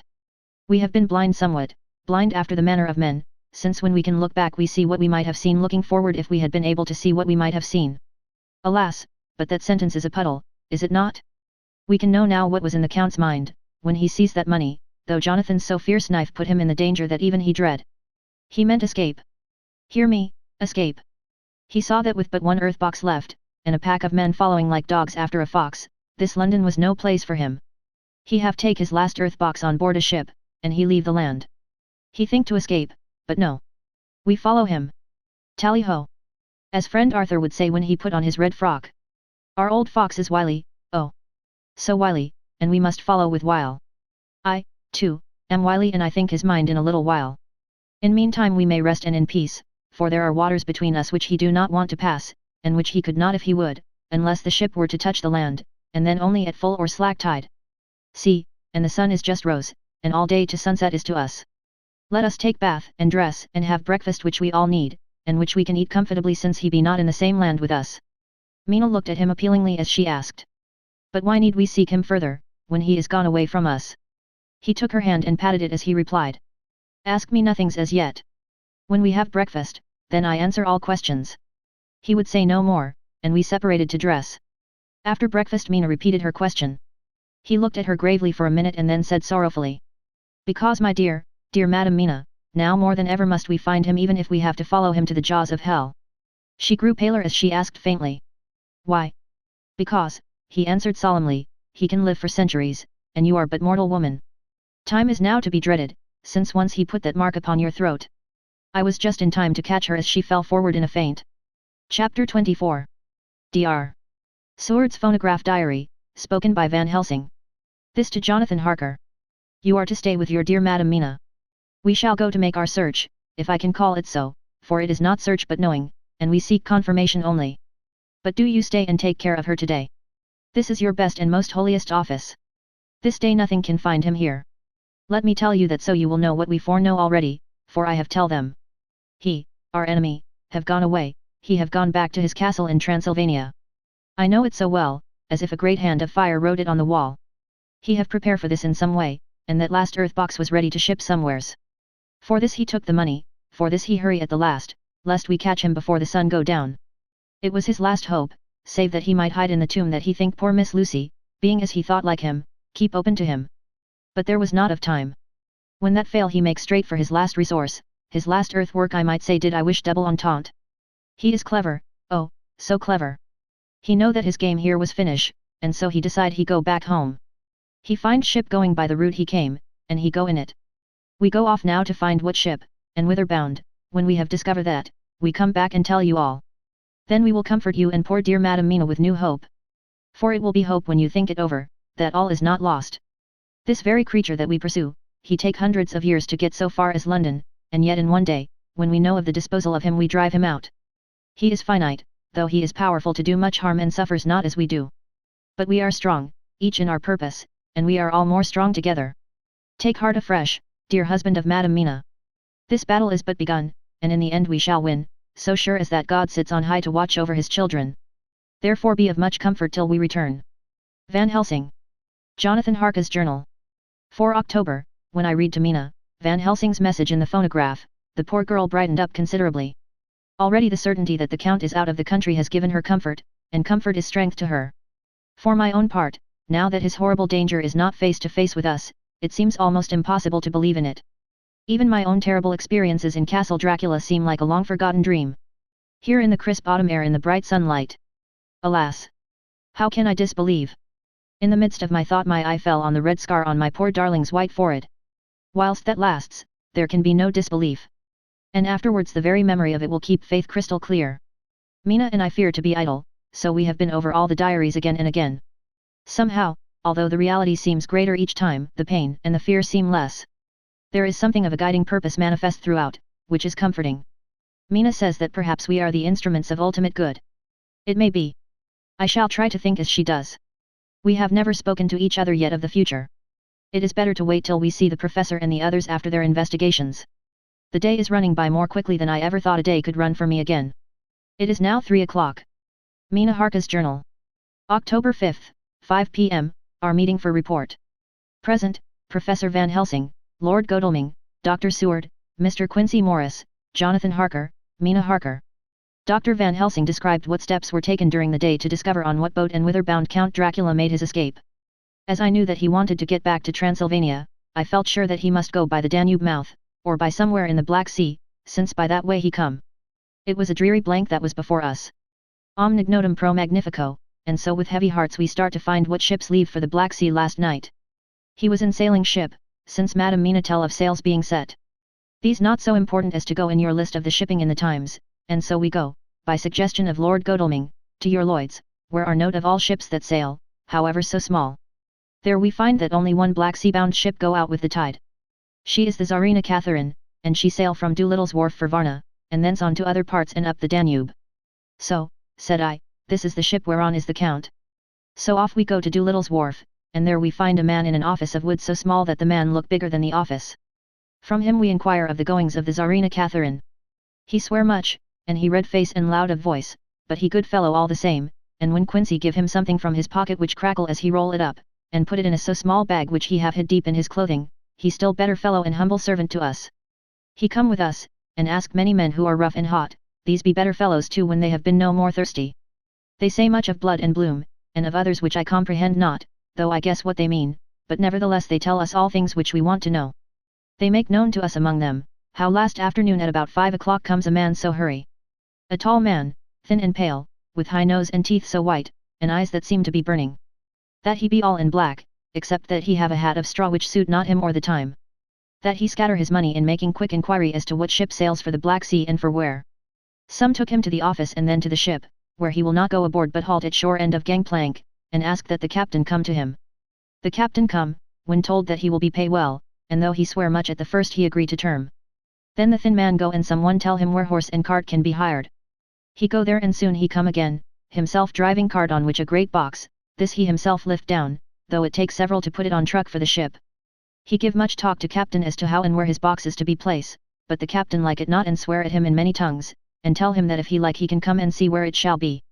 But he say no, that he come not yet, for that he have much to do. Whereupon the captain tell him that he had better be quick, with blood, for that his ship will leave the place, of blood, before the turn of the tide, with blood. Then the thin man smile and say that of course he must go when he think fit, but he will be surprised if he go quite so soon. The captain swear again, polyglot, and the thin man make him bow, and thank him, and say that he will so far intrude on his kindness as to come aboard before the sailing. Final the captain, more red than ever, and in more tongues tell him that he doesn't want no Frenchmen, with bloom upon them and also with blood, in his ship, with blood on her also. And so, after asking where there might be close at hand a ship where he might purchase ship forms, he departed. No one knew where he went or Bloomin well cared, as they said, for they had something else to think of, well with blood again, for it soon became apparent to all that the Tsarina Catherine would not sail as was expected. A thin mist began to creep up from the river, and it grew, and grew, till soon a dense fog enveloped the ship and all around her. The captain swore polyglot, very polyglot, polyglot with bloom and blood, but he could do nothing. The water rose and rose, and he began to fear that he would lose the tide altogether. He was in no friendly mood, when just at full tide, the thin man came up the gangplank again and asked to see where his box had been stowed. Then the captain replied that he wished that he and his box, old and with much bloom and blood, were in hell. But the thin man did not be offend, and went down with the mate and saw where it was place, and came up and stood a while on deck in fog. He must have come off by himself, for none notice him. Indeed they thought not of him, for soon the fog began to melt away, and all was clear again. My friends of the thirst and the language that was of bloom and blood laughed, as they told how the captain swears exceeded even his usual polyglot, and was more than ever full of picturesque, when on questioning other mariners who were on movement up and down on the river that hour, he found that few of them had seen any of fog at all, except where it lay round the wharf. However, the ship went out on the ebb tide, and was doubtless by morning far down the river mouth. She was by then, when they told us, well out to sea. And so, my dear Madam Mina, it is that we have to rest for a time, for our enemy is on the sea, with the fog at his command, on his way to the Danube mouth. To sail a ship takes time, go she never so quick, and when we start we go on land more quick, and we meet him there. Our best hope is to come on him when in the box between sunrise and sunset, for then he can make no struggle, and we may deal with him as we should. There are days for us, in which we can make ready our plan. We know all about where he go, for we have seen the owner of the ship, who have shown us invoices and all papers that can be. The box we seek is to be landed in Varna, and to be given to an agent, one Ristix, who will there present his credentials, and so our merchant friend will have done his part.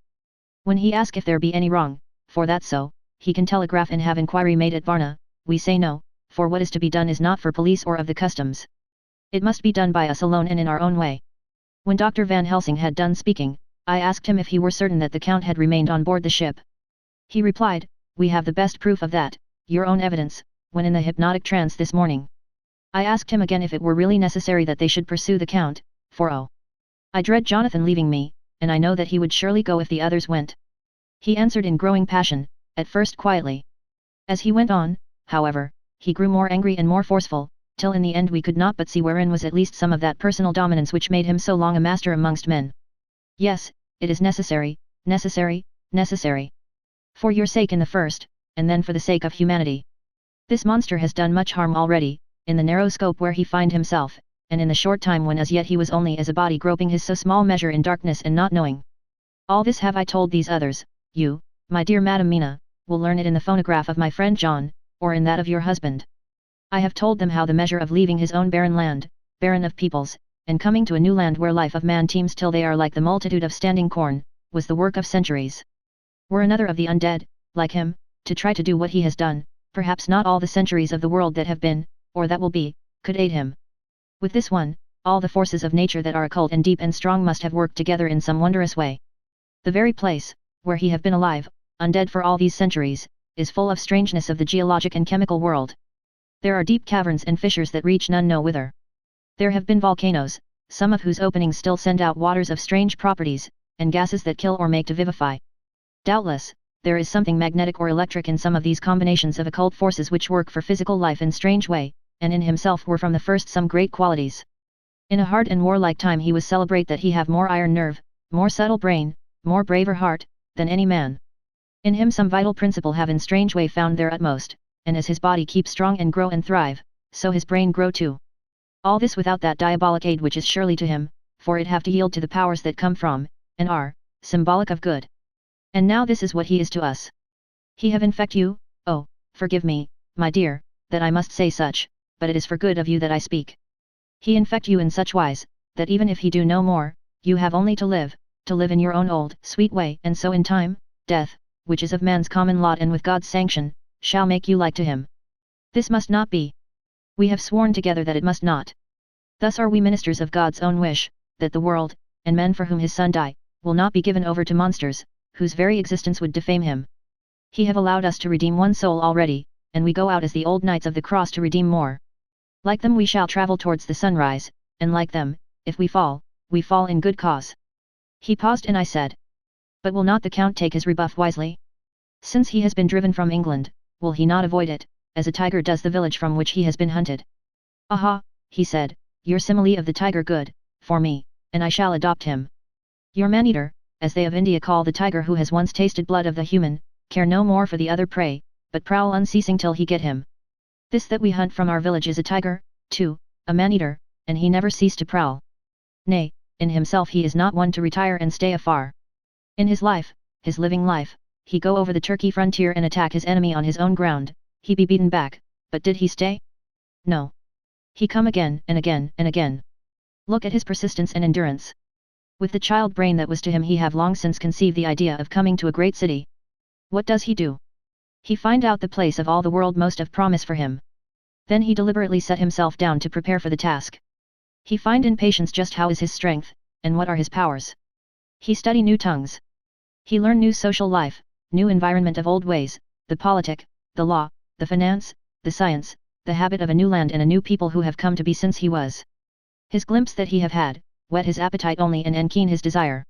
Nay, it help him to grow as to his brain, for it all proved to him how right he was at the first in his surmises. He have done this alone, all alone. From a ruined tomb in a forgotten land. What more may he not do when the greater world of thought is open to him? He that can smile at death, as we know him, who can flourish in the midst of diseases that kill off whole peoples. Oh, if such an one was to come from God, and not the devil, what a force for good might he not be in this old world of ours. But we are pledged to set the world free. Our toil must be in silence, and our efforts all in secret, for in this enlightened age, when men believe not even what they see, the doubting of wise men would be his greatest strength.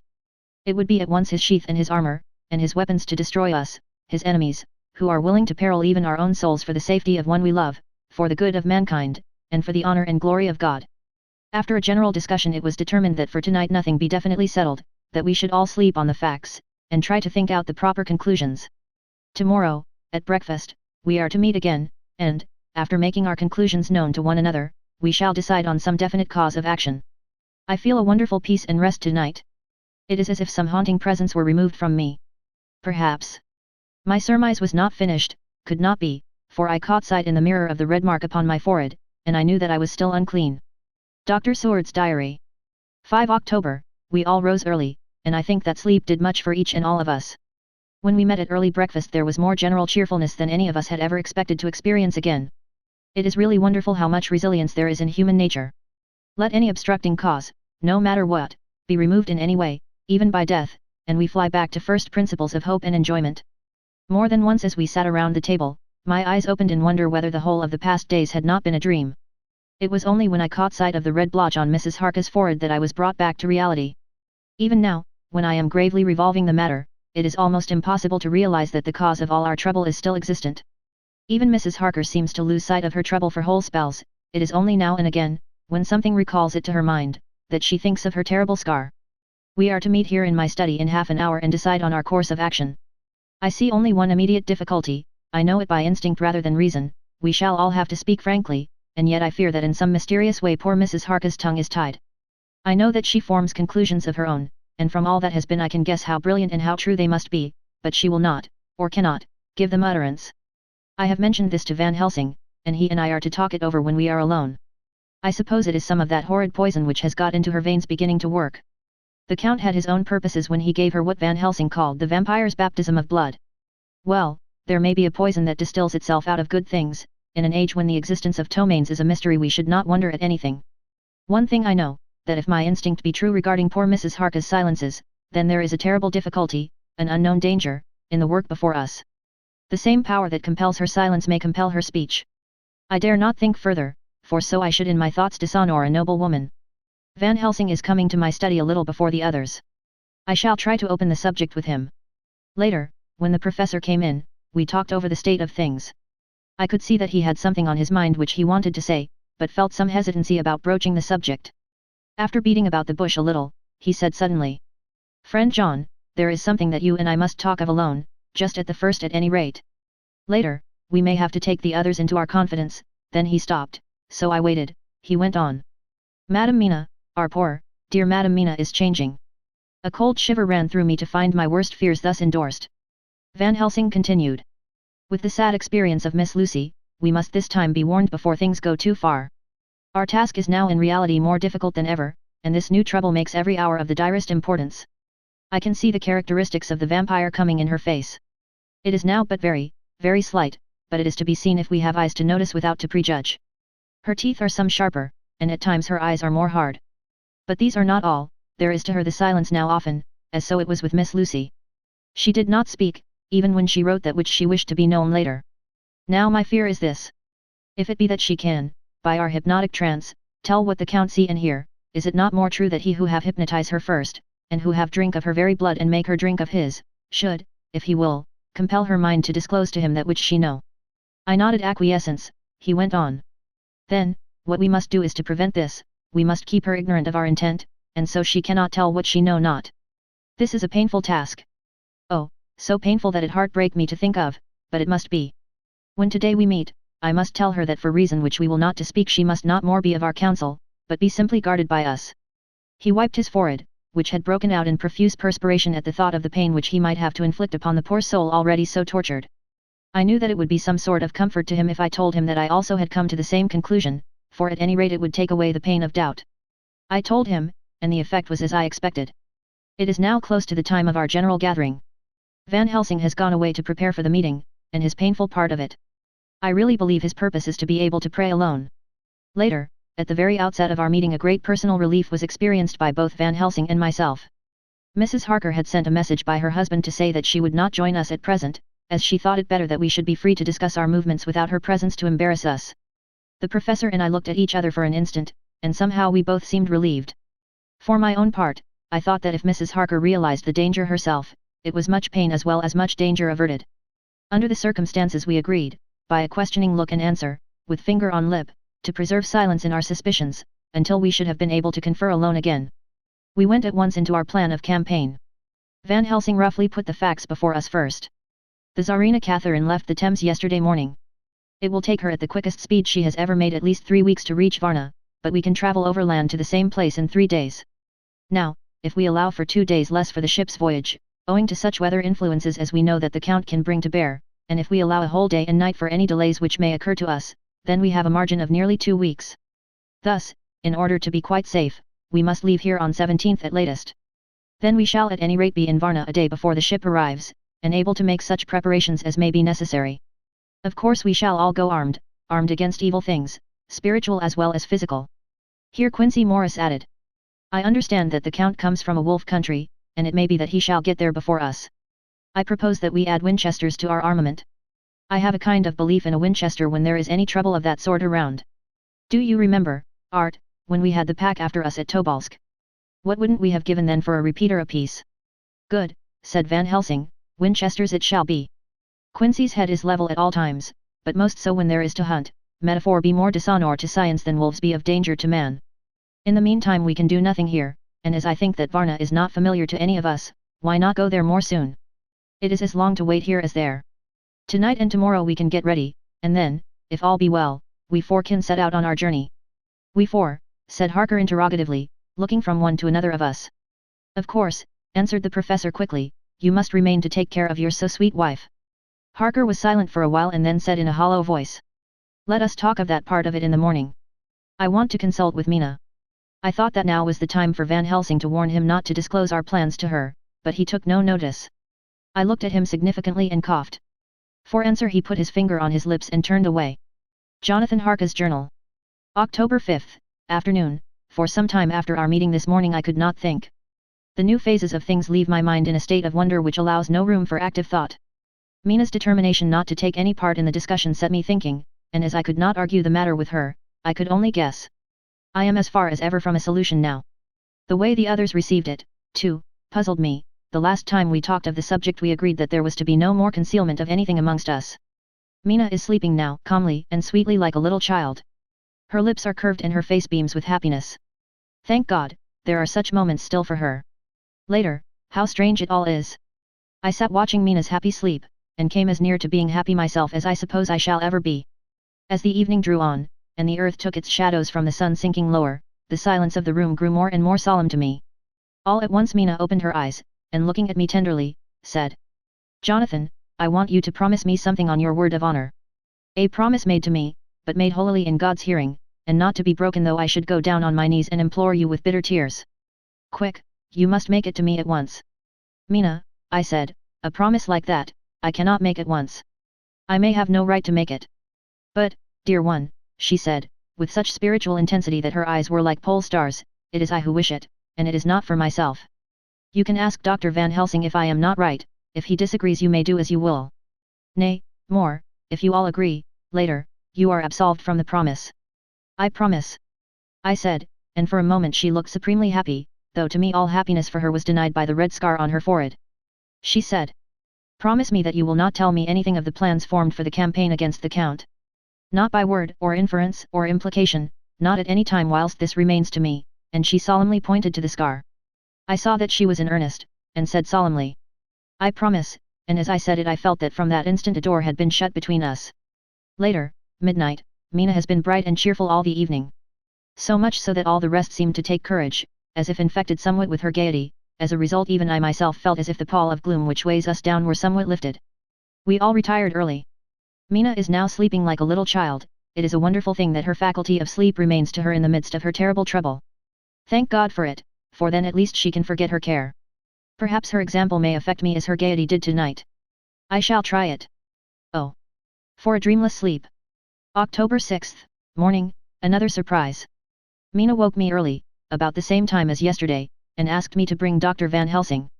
I thought that it was another occasion for hypnotism, and without question went for the professor. He had evidently expected some such call, for I found him dressed in his room. His door was ajar, so that he could hear the opening of the door of our room. He came at once. As he passed into the room, he asked Mina if the others might come, too. No, she said quite simply, it will not be necessary. You can tell them just as well. I must go with you on your journey. Dr. Van Helsing was as startled as I was. After a moment's pause he asked. But why? You must take me with you. I am safer with you, and you shall be safer, too. But why, dear Madam Mina? You know that your safety is our solemnest duty. We go into danger, to which you are, or may be, more liable than any of us from circumstances, things that have been. He paused, embarrassed. As she replied, she raised her finger and pointed to her forehead. I know. That is why I must go. I can tell you now, whilst the sun is coming up, I may not be able again. I know that when the Count wills me I must go. I know that if he tells me to come in secret, I must come by any device to hoodwink, even Jonathan. God saw the look that she turned on me as she spoke, and if there be indeed a recording angel, that look is noted to her everlasting honor.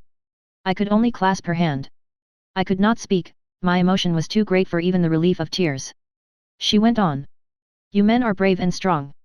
You are strong in your numbers, for you can defy that which would break down the human endurance of one who had to guard alone.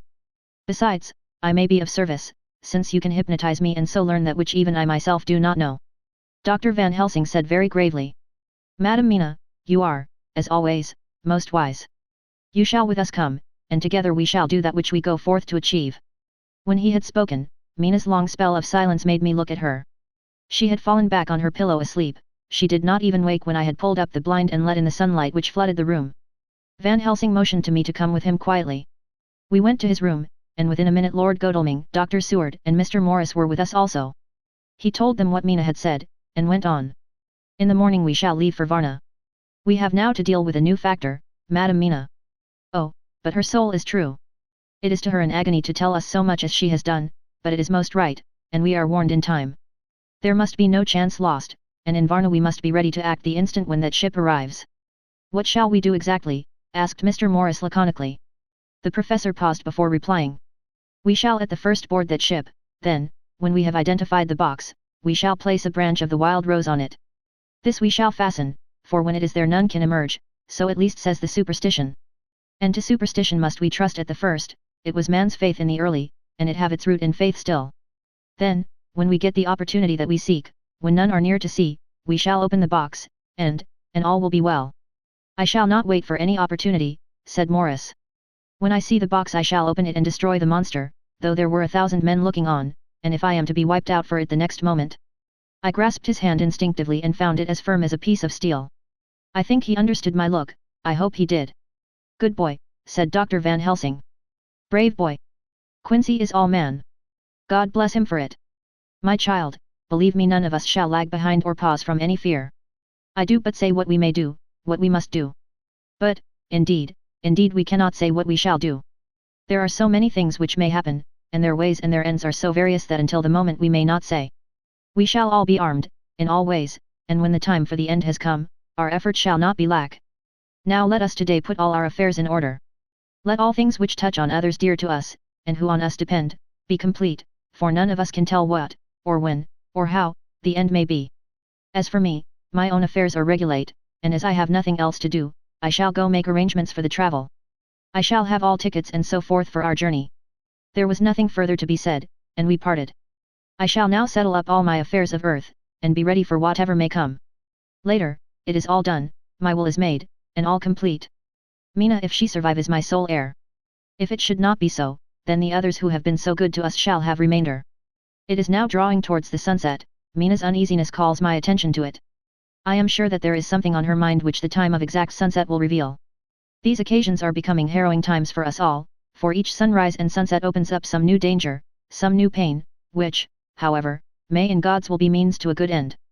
I write all these things in the diary since my darling must not hear them now, but if it may be that she can see them again, they shall be ready. She is calling to me. Chapter 25. Dr. Seward's Diary. October 11th, evening. Jonathan Harker has asked me to note this, as he says he is hardly equal to the task, and he wants an exact record kept. I think that none of us were surprised when we were asked to see Mrs. Harker a little before the time of sunset. We have of late come to understand that sunrise and sunset are to her times of peculiar freedom, when her old self can be manifest without any controlling force subduing or restraining her, or inciting her to action. This mood or condition begins some half hour or more before actual sunrise or sunset, and lasts till either the sun is high, or whilst the clouds are still aglow with the rays streaming above the horizon. At first there is a sort of negative condition, as if some tie were loosened, and then the absolute freedom quickly follows. When, however, the freedom ceases, the change back or relapse comes quickly, preceded only by a spell of warning silence. Tonight, when we met, she was somewhat constrained, and bore all the signs of an internal struggle. I put it down myself to her making a violent effort at the earliest instant she could do so. A very few minutes, however, gave her complete control of herself, then, motioning her husband to sit beside her on the sofa where she was half reclining, she made the rest of us bring chairs up close. Taking her husband's hand in hers began. "We are all here together in freedom, for perhaps the last time. I know, dear, I know that you will always be with me to the end." This was to her husband, whose hand had, as we could see, tightened upon hers. "In the morning we go out upon our task, and God alone knows what may be in store for any of us. You are going to be so good to me as to take me with you. I know that all that brave earnest men can do for a poor weak woman, whose soul perhaps is lost, no, not yet, but is at any rate at stake, you will do. But you must remember that I am not as you are. There is a poison in my blood, in my soul, which may destroy me, which must destroy me, unless some relief comes to us. Oh, my friends, you know as well as I do, that my soul is at stake, and though I know there is one way out for me, you must not and I must not take it." She looked appealingly to us all in turn, beginning and ending with her husband. "What is that way?" asked Van Helsing in a hoarse voice. "What is that way, which we must not, may not, take? That I may die now, either by my own hand or that of another, before the greater evil is entirely wrought. I know, and you know, that were I once dead you could and would set free my immortal spirit, even as you did my poor Lucy's. Were death, or the fear of death, the only thing that stood in the way, I would not shrink to die here, now, amidst the friends who love me. But death is not all. I cannot believe that to die in such a case, when there is hope before us and a bitter task to be done, is God's will. Therefore, I, on my part, give up here the certainty of eternal rest, and go out into the dark where may be the blackest things that the world or the nether world holds." We were all silent, for we knew instinctively that this was only a prelude. The faces of the others were set and Harker's grew ashen grey. Perhaps he guessed better than any of us what was coming. She continued. "This is what I can give into the hodgepot." I could not but note the quaint legal phrase which she used in such a place, and with all seriousness. "What will each of you give?" "Your lives I know," she went on quickly, "that is easy for brave men. Your lives are God's, and you can give them back to him, but what will you give to me?" She looked again questioningly, but this time avoided her husband's face. Quincy seemed to understand, he nodded, and her face lit up. "Then I shall tell you plainly what I want, for there must be no doubtful matter in this connection between us now. You must promise me, one and all, even you, my beloved husband, that, should the time come, you will kill me." "What is that time?" The voice was Quincy's, but it was low and strained. "When you shall be convinced that I am so changed that it is better that I die than I may live. When I am thus dead in the flesh, then you will, without a moment's delay, drive a stake through me and cut off my head, or do whatever else may be wanting to give me rest." Quincy was the first to rise after the pause. He knelt down before her and taking her hand in his said solemnly. "I'm only a rough fellow, who hasn't, perhaps, lived as a man should to win such a distinction, but I swear to you by all that I hold sacred and dear that, should the time ever come, I shall not flinch from the duty that you have set us. And I promise you, too, that I shall make all certain, for if I am only doubtful I shall take it that the time has come." "My true friend," was all she could say amid her fast falling tears, as, bending over, she kissed his hand. "I swear the same, my dear Madam Mina," said Van Helsing. "And I," said Lord Godalming, each of them in turn kneeling to her to take the oath. "I followed, myself." Then her husband turned to her one-eyed and with a greenish pallor which subdued the snowy whiteness of his hair, and asked. "And must I, too, make such a promise, oh, my wife?" "You too, my dearest," she said, with infinite yearning of pity in her voice and eyes. "You must not shrink.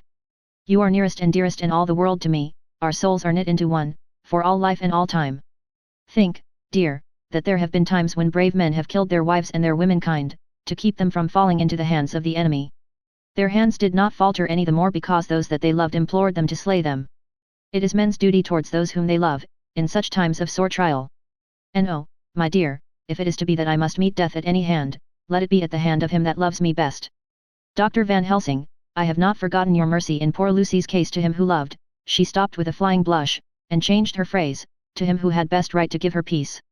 If that time shall come again, I look to you to make it a happy memory of my husband's life that it was his loving hand which set me free from the awful thrall upon me. Again I swear, came the professor's resonant voice. Mrs. Harker smiled, positively smiled, as with a sigh of relief she leaned back and said. And now one word of warning, a warning which you must never forget. This time, if it ever come, may come quickly and unexpectedly, and in such case you must lose no time in using your opportunity. At such a time I myself might be, nay, if the time ever comes, shall be, leagued with your enemy against you. One more request, she became very solemn as she said this, it is not vital and necessary like the other, but I want you to do one thing for me, if you will. We all acquiesced, but no one spoke, there was no need to speak. I want you to read the burial service. She was interrupted by a deep groan from her husband. Taking his hand in hers, she held it over her heart, and continued, you must read it over me some day. Whatever may be the issue of all this fearful state of things, it will be a sweet thought to all or some of us. You, my dearest, will I hope read it, for then it will be in your voice in my memory forever, come what may. But oh, my dear one, he pleaded, death is afar off from you. Nay, she said, holding up a warning hand. I am deeper in death at this moment than if the weight of an earthly grave lay heavy upon me. Oh, my wife, must I read it, he said, before he began. It would comfort me, my husband, was all she said, and he began to read when she had got the book ready. How could anyone, tell of that strange scene, its solemnity, its gloom, its sadness, its horror, and, withal, its sweetness? Even a skeptic, who can see nothing but a travesty of bitter truth in anything holy or emotional, would have been melted to the heart had he seen that little group of loving and devoted friends kneeling round that stricken and sorrowing lady, or heard the tender passion of her husband's voice, as in tones so broken with emotion that often he had to pause, he read the simple and beautiful service from the burial of the dead. I cannot go on, words, and, the voice, fail me. She was right in her instinct. Strange as it all was, bizarre as it may hereafter seem even to us who felt its potent influence at the time, it comforted us much, and the silence, which showed Mrs. Harker's coming relapse from her freedom of soul, did not seem so full of despair to any of us as we had dreaded. Jonathan Harker's Journal. October 15th, Varna. We left Charing Cross on the morning of the 12th, got to Paris the same night, and took the places secured for us in the Orient Express. We travelled night and day, arriving here at about 5 o'clock. Lord Godalming went to the consulate to see if any telegram had arrived for him, whilst the rest of us came on to this hotel, the Oches. The journey may have had incidents, I was, however, too eager to get on, to care for them. Until the Tsarina Catherine comes into port there will be no interest for me in anything in the wide world. Thank God. Mina is well, and looks to be getting stronger, her color is coming back. She sleeps a great deal, throughout the journey she slept nearly all the time. Before sunrise and sunset, however, she is very wakeful and alert, and it has become a habit for Van Helsing to hypnotize her at such times. At first, some effort was needed, and he had to make many passes, but now, she seems to yield at once, as if by habit, and scarcely any action is needed. He seems to have power at these particular moments to simply will, and her thoughts obey him. He always asks her what she can see and hear. She answers to the first. Nothing, all is dark. And to the second. I can hear the waves lapping against the ship, and the water rushing by. Canvas and cordage strain and masts and yards creak. The wind is high, I can hear it in the shrouds, and the bow throws back the foam. It is evident that the Tsarina Catherine is still at sea, hastening on her way to Varna. Lord Godalming has just returned. He had 4 telegrams, one each day since we started, and all to the same effect, that the Tsarina Catherine had not been reported to Lloyd's from anywhere. He had arranged before leaving London that his agent should send him every day a telegram saying if the ship had been reported. He was to have a message even if she were not reported, so that he might be sure that there was a watch being kept at the other end of the wire. We had dinner and went to bed early. Tomorrow we are to see the Vice-Consul, and to arrange, if we can, about getting on board the ship as soon as she arrives. Van Helsing says that our chance will be to get on the boat between sunrise and sunset. The Count, even if he takes the form of a bat, cannot cross the running water of his own volition, and so cannot leave the ship. As he dare not change to man's form without suspicion, which he evidently wishes to avoid, he must remain in the box. If, then, we can come on board after sunrise, he is at our mercy, for we can open the box and make sure of him, as we did of poor Lucy, before he wakes. What mercy he shall get from us will not count for much. We think that we shall not have much trouble with officials or the seamen. Thank God. This is the country where bribery can do anything, and we are well supplied with money. We have only to make sure that the ship cannot come into port between sunset and sunrise without our being warned, and we shall be safe. Judge Moneybag will settle this case, I think. 16 October, Mina's report still the same, lapping waves and rushing water, darkness and favoring winds. We are evidently in good time, and when we hear of the Tsarina Catherine we shall be ready. As she must pass the Dardanelles we are sure to have some report. 17 October, everything is pretty well fixed now, I think, to welcome the Count on his return from his tour. Godalming told the shippers that he fancied that the box sent aboard might contain something stolen from a friend of his, and got a half consent that he might open it at his own risk. The owner gave him a paper telling the captain to give him every facility in doing whatever he chose on board the ship, and also a similar authorization to his agent at Varna. We have seen the agent, who was much impressed with Godalming's kindly manner to him, and we are all satisfied that whatever he can do to aid our wishes will be done.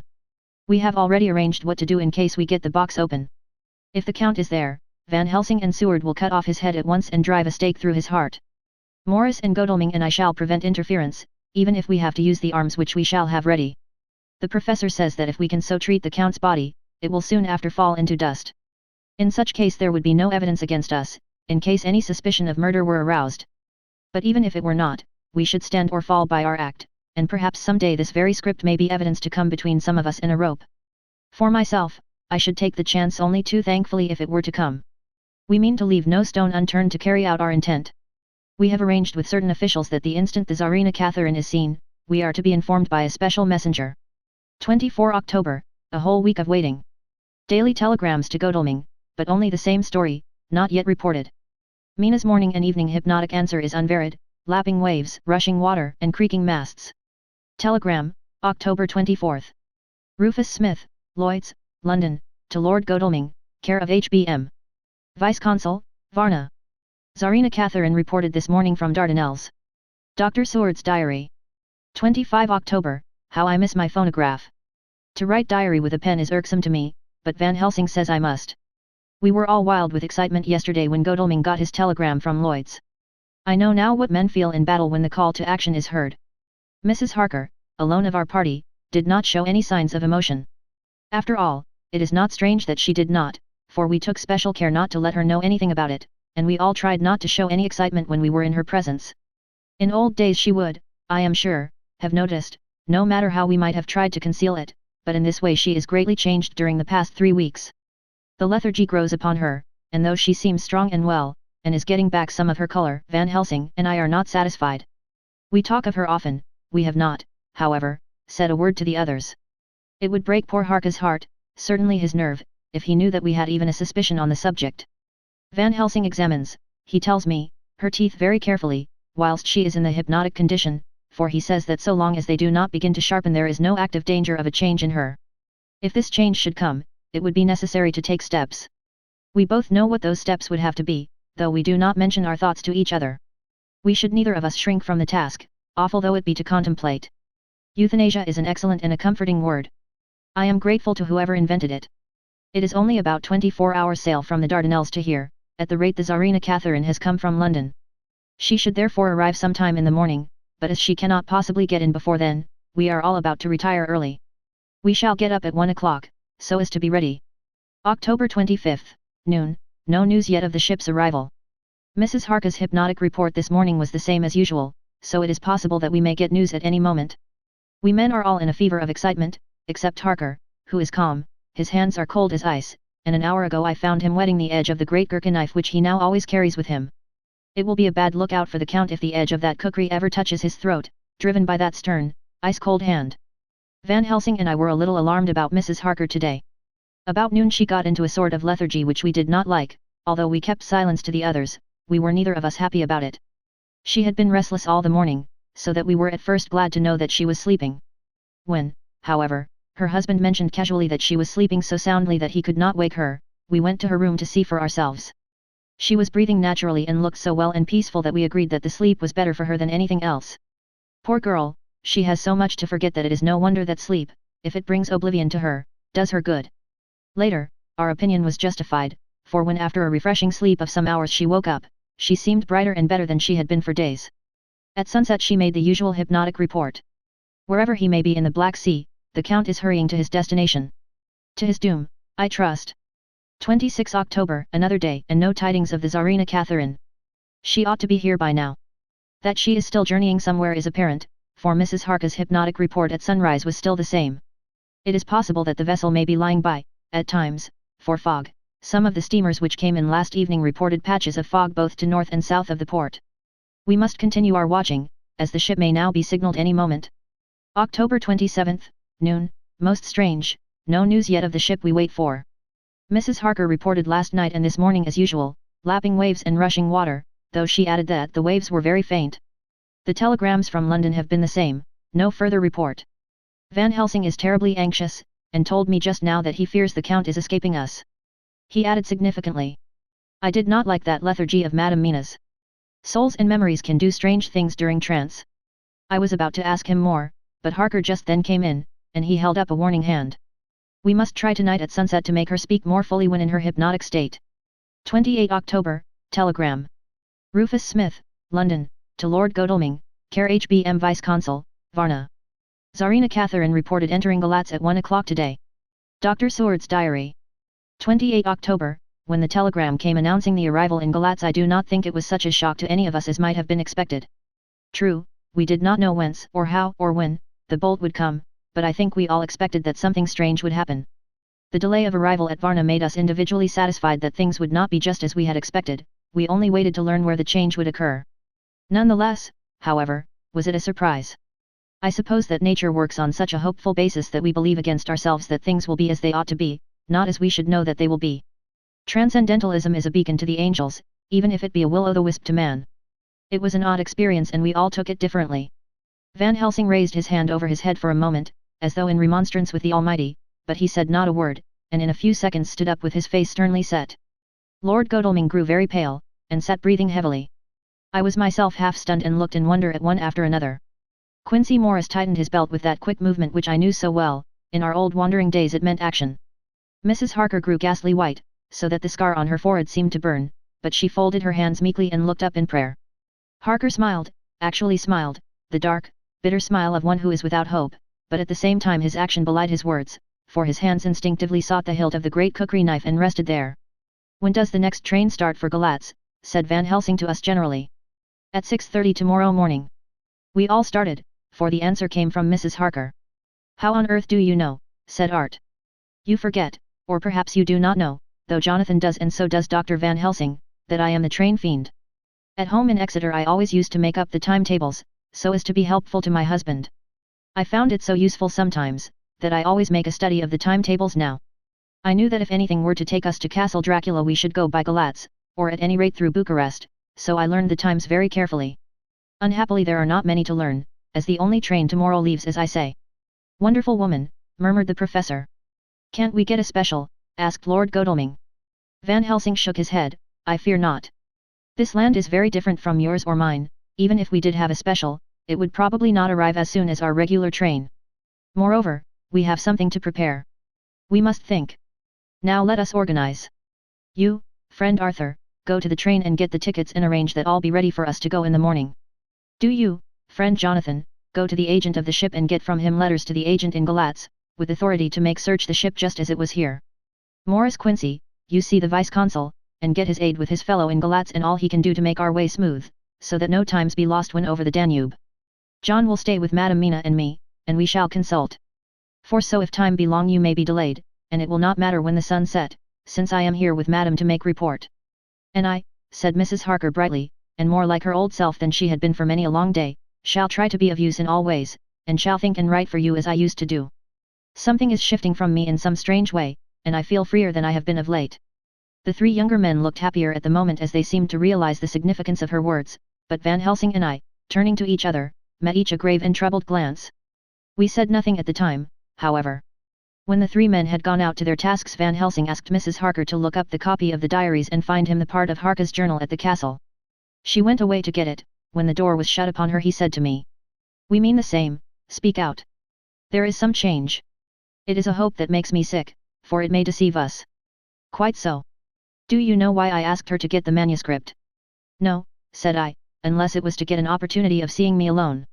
You are in part right, friend John, but only in part. I want to tell you something. And oh, my friend, I am taking a terrible, risk, but I believe it is right. In the moment when Madame Mina said those words that arrest both our understanding, an inspiration came to me. In the trance of 3 days ago the Count sent her his spirit to read her mind, or more like he took her to see him in his earth box in the ship with water rushing, just as it go free at rise and set of sun. He learned then that we are here, for she have more to tell in her open life with eyes to see and ears to hear than he, shut, as he is, in his coffin box. Now he make his most effort to escape us. At present he want her not. He is sure with his so great knowledge that she will come at his call, but he cut her off, take her, as he can do, out of his own power, that so she come not to him. Ah! There I have hope that our man brains that have been of man so long and that have not lost the grace of God, will come higher than his child brain that lie in his tomb for centuries, that grow not yet to our stature, and that do only work selfish and therefore small. Here comes Madame Mina, not a word to her of her trance. She know it not, and it would overwhelm her and make despair just when we want all her hope, all her courage, when most we want all her great brain which is trained like man's brain, but is of sweet woman and have a special power which the Count give her, and which he may not take away altogether, though he think not so. Hush! Let me speak, and you shall learn. Oh, John, my friend, we are in awful straits. I fear, as I never feared before. We can only trust the good God. Silence. Here she comes. I thought that the professor was going to break down and have hysterics, just as he had when Lucy died, but with a great effort he controlled himself and was at perfect nervous poise when Mrs. Harker tripped into the room, bright and happy looking and, in the doing of work, seemingly forgetful of her misery. As she came in, she handed a number of sheets of typewriting to Van Helsing. He looked over them gravely, his face brightening up as he read. Then holding the pages between his finger and thumb he said, "Friend John, to you with so much of experience already, and you, too, dear Madame Mina, that are young, here is a lesson, do not fear ever to think. A half-thought has been buzzing often in my brain, but I fear to let him loose his wings. Here now, with more knowledge, I go back to where that half-thought come from and I find that he be no half-thought at all, that be a whole thought, though so young that he is not yet strong to use his little wings. Nay, like the ugly duck of my friend Hans Andersen, he be no duck thought at all, but a big swan thought that sail nobly on big wings, when the time come for him to try them. See, I read here what Jonathan have written. That other of his race who, in a later age, again and again, brought his forces over the great river into Turkey land, who, when he was beaten back, came again and again, and again, though he had to come alone from the bloody field where his troops were being slaughtered, since he knew that he alone could ultimately triumph. What does this tell us? Not much? No. The Count's child thought see nothing, therefore he speaks so free. Your man thought see nothing, my man thought see nothing, till just now. No.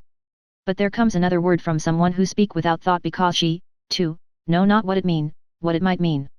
Just as there are elements which rest, yet when in nature's course they move on their way and they touch, then poof. And there comes a flash of light, heaven wide, that blind and kill and destroy some, but that show up all earth below for leagues and leagues. Is it not so? Well, I shall explain. To begin, have you ever studied the philosophy of crime? Yes and no you, John, yes, for it is a study of insanity.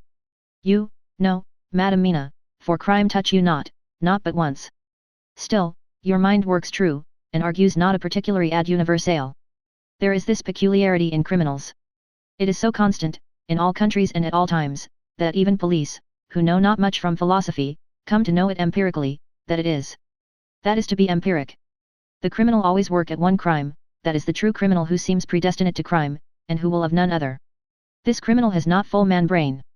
He is clever and cunning and resourceful, but he be not of man stature as to brain. He be of child brain in much. Now this criminal of ours is predestinate to crime also, he, too, have child brain, and it is of the child to do what he have done. The little bird, the little fish, the little animal learn not by principle, but empirically, and when he learn to do, then there is to him the ground to start from to do more. Dos posto, said Archimedes. Give me a fulcrum, and I shall move the world. To do once, is the fulcrum whereby child brain become man brain, and until he have the purpose to do more, he continue to do the same again every time, just as he have done before. Oh, my dear, I see that your eyes are opened, and that to you the lightning flash show all the leagues, for Mrs. Harker began to clap her hands and her eyes sparkled. He went on. Now you shall speak. Tell us two dry men of science what you see with those so bright eyes. He took her hand and held it whilst she spoke. His finger and thumb closed on her pulse, as I thought instinctively and unconsciously, as she spoke. The Count is a criminal and of criminal type. Nordau and Lombroso would so classify him, and qua criminal he is of imperfectly formed mind. Thus, in a difficulty he has to seek resource in habit. His past is a clue, and the one page of it that we know, and that from his own lips, tells that once before, when in what Mr. Morris would call a tight place, he went back to his own country from the land he had tried to invade, and thence, without losing purpose, prepared himself for a new effort. He came again better equipped for his work, and won. So he came to London to invade a new land. He was beaten, and when all hope of success was lost, and his existence in danger, he fled back over the sea to his home, just as formerly he had fled back over the Danube from Turkey land. Good, good, oh, you so clever lady, said Van Helsing, enthusiastically, as he stooped and kissed her hand. A moment later he said to me, as calmly as though we had been having a sick room consultation. 72 only, and in all this excitement. I have hope. Turning to her again, he said with keen expectation. But go on. Go on. There is more to tell if you will. Be not afraid, John, and I know. I do in any case, and shall tell you if you are right. Speak, without fear.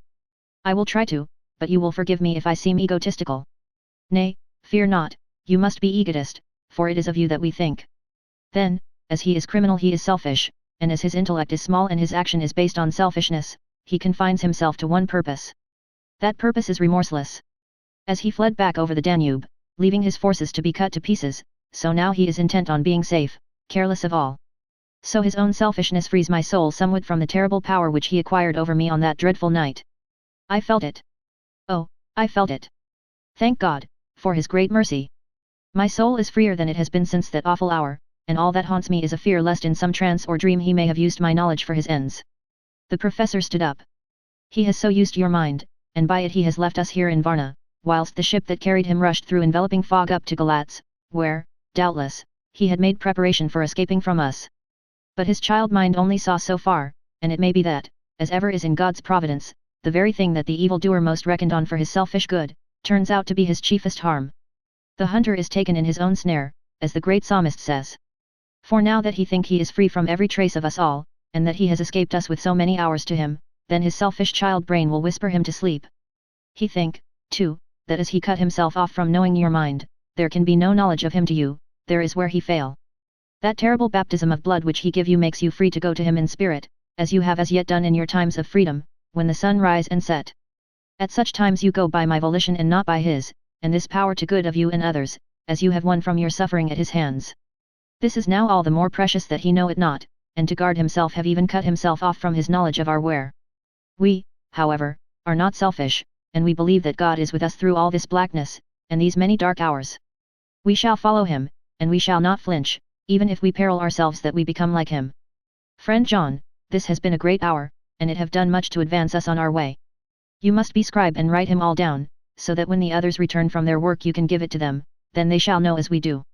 And so I have written it whilst we wait their return, and Mrs. Harker has written with her typewriter all since she brought the miss to us. Chapter 26. Dr. Seward's Diary. 29 October, this is written in the train from Varna to Galatz. Last night we all assembled a little before the time of sunset. Each of us had done his work as well as he could, so far as thought and endeavour and opportunity go, we are prepared for the whole of our journey, and for our work when we get to Galatz. When the usual time came round Mrs. Harker prepared herself for her hypnotic effort, and after a longer and more serious effort on the part of Van Helsing than has been usually necessary, she sank into the trance. Usually she speaks on a hint, but this time the professor had to ask her questions, and to ask them pretty resolutely, before we could learn anything. At last her answer came. I can see nothing, we are still, there are no waves lapping, but only a steady swirl of water softly running against the hawser.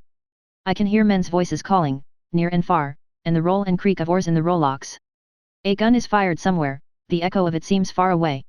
There is tramping of feet overhead, and ropes and chains are dragged along. What is this? There is a gleam of light, I can feel the air blowing upon me. Here she stopped. She had risen, as if impulsively, from where she lay on the sofa, and raised both her hands, palms upwards, as if lifting a weight. Van Helsing and I looked at each other with understanding. Quincy raised his eyebrows slightly and looked at her intently, whilst Harker's hand instinctively closed round the hilt of his kukri. There was a long pause. We all knew that the time when she could speak was passing, but we felt that it was useless to say anything. Suddenly she sat up, and, as she opened her eyes, said sweetly, "Would none of you like a cup of tea? You must all be so tired." We could only make her happy, and so acquiesced. She bustled off to get tea. When she had gone Van Helsing said, "You see, my friends. He is close to land, he has left his earth chest. But he has yet to get on shore. In the night he may lie hidden somewhere, but if he be not carried on shore, or if the ship do not touch it, he cannot achieve the land. In such case he can, if it be in the night, change his form and can jump or fly on shore, as he did at Whitby. But if the day come before he get on shore, then, unless he be carried he cannot escape. And if he be carried, then the customs men may discover what the box contain. Thus, in fine, if he escape not on shore tonight, or before dawn, there will be the whole day lost to him. We may then arrive in time, for if he escape not at night we shall come on him in daytime, boxed up and at our mercy, for he dare not be his true self, awake and visible, lest he be discovered. There was no more to be said, so we waited in patience until the dawn, at which time we might learn more from Mrs. Harker. Early this morning we listened, with breathless anxiety, for her response in her trance. The hypnotic stage was even longer in coming than before, and when it came the time remaining until full sunrise was so short that we began to despair. Van Helsing seemed to throw his whole soul into the effort. At last, in obedience to his will she made reply. All is dark. I hear lapping water, level with me, and some creaking as of wood on wood. She paused, and the red sun shot up. We must wait till tonight. And so it is that we are travelling towards Galatz in an agony of expectation. We are due to arrive between 2 and 3 in the morning, but already, at Bucharest, we are 3 hours late, so we cannot possibly get in till well after sun-up. Thus we shall have 2 more hypnotic messages from Mrs. Harker, either or both may possibly throw more light on what is happening. Later, sunset has come and gone. Fortunately it came at a time when there was no distraction, for had it occurred whilst we were at a station, we might not have secured the necessary calm and isolation. Mrs. Harker yielded to the hypnotic influence even less readily than this morning. I am in fear that her power of reading the Count's sensations may die away, just when we want it most. It seems to me that her imagination is beginning to work. Whilst she has been in the trance hitherto she has confined herself to the simplest of facts. If this goes on it may ultimately mislead us. If I thought that the Count's power over her would die away equally with her power of knowledge it would be a happy thought, but I am afraid that it may not be so. When she did speak, her words were enigmatical. Something is going out, I can feel it pass me like a cold wind. I can hear, far off, confused sounds, as of men talking in strange tongues, fierce falling water and the howling of wolves. She stopped and a shudder ran through her, increasing in intensity for a few seconds, till, at the end, she shook as though in a palsy. She said no more, even in answer to the professor's imperative questioning. When she woke from the trance, she was cold, and exhausted, and languid, but her mind was all alert. She could not remember anything, but asked what she had said. When she was told, she pondered over it deeply for a long time and in silence. October 30th, 7 a.m., we are near Galatz now, and I may not have time to write later. Sunrise this morning was anxiously looked for by us all. Knowing of the increasing difficulty of procuring the hypnotic trance, Van Helsing began his passes earlier than usual. They produced no effect, however, until the regular time, when she yielded with a still greater difficulty, only a minute before the sun rose. The professor lost no time in his questioning, her answer came with equal quickness. All is dark. I hear water swirling by, level with my ears, and the creaking of wood on wood. Cattle low far off. There is another sound, a queer one like, she stopped and grew white, and whiter still. Go on, go on. Speak, I command you, said Van Helsing in an agonized voice. At the same time there was despair in his eyes, for the risen sun was reddening even Mrs. Harker's pale face. She opened her eyes, and we all started as she said, sweetly and seemingly with the utmost unconcern. Oh, Professor, why ask me to do what you know I can't? I don't remember anything. Then, seeing the look of amazement on our faces, she said, turning from one to the other with a troubled look. What have I said? What have I done? I know nothing, only that I was lying here, half asleep, and heard you say go on, speak, I command you. It seemed so funny to hear you order me about, as if I were a bad child. Oh, Madam Mina, he said, sadly, it is proof, if proof be needed, of how I love and honor you, when a word for your good, spoken more earnest than ever, can seem so strange because it is to order her whom I am proud to obey. The whistles are sounding, we are nearing Galatz. We are on fire with anxiety and eagerness. Mina Harker's Journal. 30 October, Mr. Morris took me to the hotel where our rooms had been ordered by telegraph, he being the one who could best be spared, since he does not speak any foreign language. The forces were distributed much as they had been at Varna, except that Lord Godalming went to the vice-consul, as his rank might serve as an immediate guarantee of some sort to the official, we being in extreme hurry.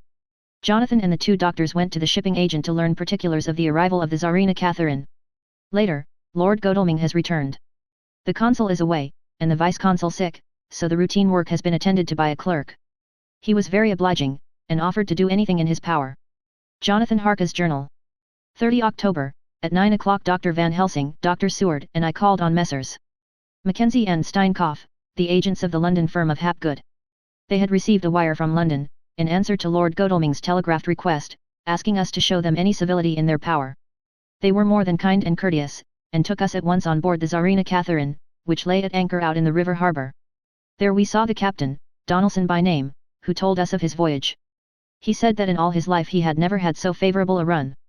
Man, he said, but it made us afeard, for we expected that we should have to pay for it some rare piece o' ill luck, so as to keep up the average. It's no canny to run frae London to the Black Sea a wind a hint yet, as though the deal himself were blawin' on your sail for his ain purpose. And the time we could no speer a thing. Gin we were nigh a ship, or a port, or a headland, a fog fell on us and travelled us, till when after it had lifted and we looked out, the deal a thing could we see. We ran by Gibraltar wiot bane able to signal, until we came to the Dardanelles and had to wait to get our permit to pass, we never were within hail o' aught. At first I inclined to slack off sail and beat about till the fog was lifted, but whiles, I thought that if the deal was minded to get us into the Black Sea quick, he was like to do it whether we would or no. If we had a quick voyage it would be no to our miscredit the owners, or no hurt to our traffic, and the old Monday who had served his ain purpose wad be decently grateful to us for no hind in him. This mixture of simplicity and cunning, of superstition and commercial reasoning, aroused Van Helsing, who said, "Mine friend, that devil is more clever than he is thought by some, and he know when he meet his match." The skipper was not displeased with the compliment, and went on.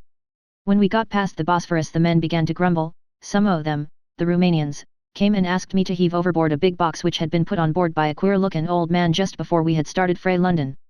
I had seen them speer at the fellow, and put out their TWA fingers when they saw him, to guard against the evil eye. Man!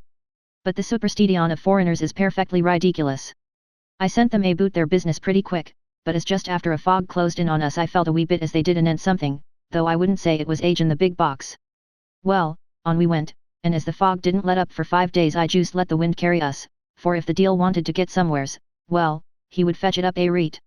And if he didn't, well, we'd keep a sharp lookout anyhow. Sure Enuka, we had a fair way in deep water all the time, and 2 days ago, when the mornin' sun came through the fog, we found ourselves just in the river opposite Galatz. The Romanians were wild, and wanted me right or wrong to take out the box and fling it in the river. I had to argy them aboot it a handspike, and when the last o' them rose off the deck his head in his hand, I had convinced them that, evil eye or no evil eye, the property and the trust of my owners were better in my hands than in the river Danube. They had, mind yet, taken the box on the deck ready to fling in, and as it was marked Galatz via Varna, I thought I'd let it lie till we discharged in the port and get rid o' Alphagether. We didn't do much clearin' that day, and had to remain the night at anchor, but in the mornin', braw and early, an hour before sun up, a man came aboard in order, written to him from England, to receive a box marked for one Count Dracula. Sure Enuka the matter was one ready to his hand. He had his papers a reet, and glad I was to be rid o' the damn thing, for I was beginnin' missile to feel uneasy at it. If the deal did have any luggage aboard the ship, I'm thinkin' it was none ither than that same. What was the name of the man who took it? Asked Dr. Van Helsing with restrained eagerness. I'll be tellin' ye quick, he answered, and, stepping down to his cabin, produced a receipt signed Emanuel Hildesheim. Bergenstrasse 16 was the address. We found out that this was all the captain knew, so with thanks we came away. We found Hildesheim in his office, a Hebrew of rather the Adelphi theatre type, with a nose like a sheep, and a fez. His arguments were pointed with specie, we doing the punctuation, and with a little bargaining he told us what he knew. This turned out to be simple but important. He had received a letter from Mr. Deville of London, telling him to receive, if possible before sunrise so as to avoid customs, a box which would arrive at Galatz in the Tsarina Catherine. This he was to give in charge to a certain Petrov Skinsky, who dealt with the Slovaks who traded down the river to the port. He had been paid for his work by an English banknote, which had been duly cashed for gold at the Danube International Bank. When Skinsky had come to him, he had taken him to the ship and handed over the box, so as to save porterage. That was all he knew. We then sought for Skinsky, but were unable to find him. One of his neighbors, who did not seem to bear him any affection, said that he had gone away 2 days before, no one knew whither. This was corroborated by his landlord, who had received by messenger the key of the house together with the rent due, in English money. This had been between 10 and 11 o'clock last night. We were at a standstill again. Whilst we were talking one came running and breathlessly gasped out that the body of Skinsky had been found inside the wall of the churchyard of St. Peter, and that the throat had been torn open as if by some wild animal. Those we had been speaking with ran off to see the horror, the women crying out, "This is the work of a Slovak." We hurried away lest we should have been in some way drawn into the affair, and so detained. As we came home we could arrive at no definite conclusion. We were all convinced that the box was on its way, by water, to somewhere, but where that might be we would have to discover. With heavy hearts we came home to the hotel to Mina. When we met together, the first thing was to consult as to taking Mina again into our confidence. Things are getting desperate, and it is at least a chance, though a hazardous one. As a preliminary step, I was released from my promise to her. Mina Harka's journal.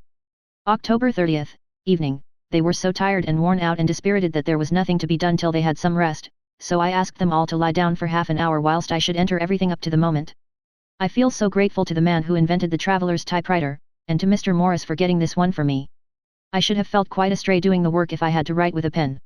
It is all done, poor dear Jonathan, what he must have suffered, what must he be suffering now? He lies on the sofa hardly seeming to breathe, and his whole body appears in collapse. His brows are knit, his face is drawn with pain. Poor fellow, maybe he is thinking, and I can see his face all wrinkled up with the concentration of his thoughts. Oh! If I could only help at all. I shall do what I can. I have asked Dr. Van Helsing, and he has got me all the papers that I have not yet seen. Whilst they are resting, I shall go over all carefully, and perhaps I may arrive at some conclusion. I shall try to follow the professor's example, and think without prejudice on the facts before me. I do believe that under God's providence I have made a discovery. I shall get the maps and look over them. I am more than ever sure that I am right. My new conclusion is ready, so I shall get our party together and read it. They can judge it, it is well to be accurate, and every minute is precious. Mina Harka's memorandum. Entered in her journal. Ground of inquiry, Count Dracula's problem is to get back to his own place. A. He must be brought back by someone. This is evident, for had he power to move himself as he wished he could go either as man or wolf or bat, or in some other way. He evidently fears discovery or interference, in the state of helplessness in which he must be, confined as he is between dawn and sunset in his wooden box. B. How is he to be taken? Here a process of exclusions may help us. By road, by rail, by water? 1. By road, there are endless difficulties, especially in leaving the city. X. There are people, and people are curious, and investigate. A hint, a surmise, a doubt as to what might be in the box, would destroy him. Y. There are, or there may be, customs and octroi officers to pass. Z. His pursuers might follow. This is his highest fear, and in order to prevent his being betrayed he has repelled, so far as he can, even his victim, me. 2. By rail, there is no one in charge of the box. It would have to take its chance of being delayed, and delay would be fatal, with enemies on the track. True, he might escape at night, but what would he be, if left in a strange place with no refuge that he could fly to? This is not what he intends, and he does not mean to risk it. 3. By water, here is the safest way, in one respect, but with most danger in another. On the water he is powerless except at night, even then he can only summon fog and storm and snow and his wolves. But were he wrecked, the living water would engulf him, helpless, and he would indeed be lost. He could have the vessel drive to land, but if it were unfriendly land, wherein he was not free to move, his position would still be desperate. We know from the record that he was on the water, so what we have to do is to ascertain what water. The first thing is to realize exactly what he has done as yet. We may, then, get a light on what his later task is to be. Firstly, we must differentiate between what he did in London as part of his general plan of action, when he was pressed for moments and had to arrange as best he could. Secondly, we must see, as well as we can surmise it from the facts we know of, what he has done here. As to the first, he evidently intended to arrive at Galatz, and sent envoys to Varna to deceive us lest we should ascertain his means of exit from England. His immediate and sole purpose then was to escape. The proof of this, is the letter of instructions sent to Emanuel Hildesheim to clear and take away the box before sunrise. There is also the instruction to Petrov Skinsky. These we must only guess at, but there must have been some letter or message, since Skinsky came to Hildesheim. That, so far, his plans were successful we know. The Tsarina Catherine made a phenomenally quick journey, so much so that Captain Donelson's suspicions were aroused, but his superstition united with his canniness played the Count's game for him, and he ran with his favouring wind through fogs and all till he brought up blindfold at Galatz. That the Count's arrangements were well made, has been proved. Hildesheim cleared the box, took it off, and gave it to Skinsky. Skinsky took it, and here we lose the trail. We only know that the box is somewhere on the water, moving along. The customs and the octroi, if there be any, have been avoided. Now we come to what the Count must have done after his arrival, on land, at Galatz. The box was given to Skinsky before sunrise. At sunrise the Count could appear in his own form. Here, we ask why Skinsky was chosen at all to aid in the work? In my husband's diary, Skinsky is mentioned as dealing with the Slovaks who trade down the river to the port, and the man's remark, that the murder was the work of a Slovak, showed the general feeling against his class. The Count wanted isolation. My surmise is, this, that in London the Count decided to get back to his castle by water, as the most safe and secret way. He was brought from the castle by Zgany, and probably they delivered their cargo to Slovaks who took the boxes to Varna, for there they were shipped for London. Thus the Count had knowledge of the persons who could arrange this service. When the box was on land, before sunrise or after sunset, he came out from his box, met Skinsky and instructed him what to do as to arranging the carriage of the box up some river. When this was done, and he knew that all was in train, he blotted out his traces, as he thought, by murdering his agent. I have examined the map and find that the river most suitable for the Slovaks to have ascended is either the Pruth or the Sereth. I read in the typescript that in my trance I heard cows low and water swirling level with my ears and the creaking of wood. The Count in his box, then, was on a river in an open boat, propelled probably either by oars or poles, for the banks are near and it is working against stream. There would be no such sound if floating downstream.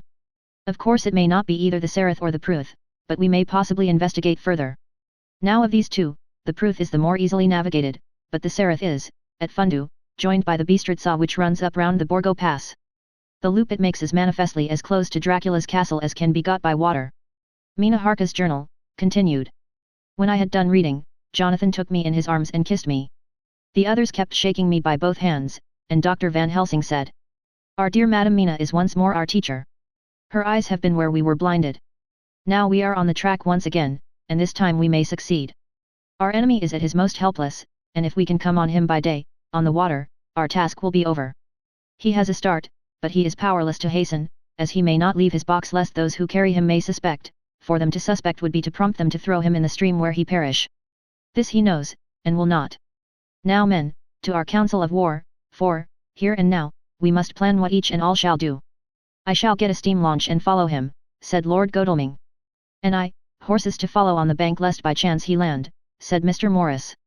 "Good," said the professor, "both good. But neither must go alone. There must be force to overcome force if need be, the Slovak is strong and rough, and he carries rude arms." All the men smiled, for amongst them they carried a small arsenal. Said Mr. Morris, "I have brought some Winchesters, they are pretty handy in a crowd, and there may be wolves."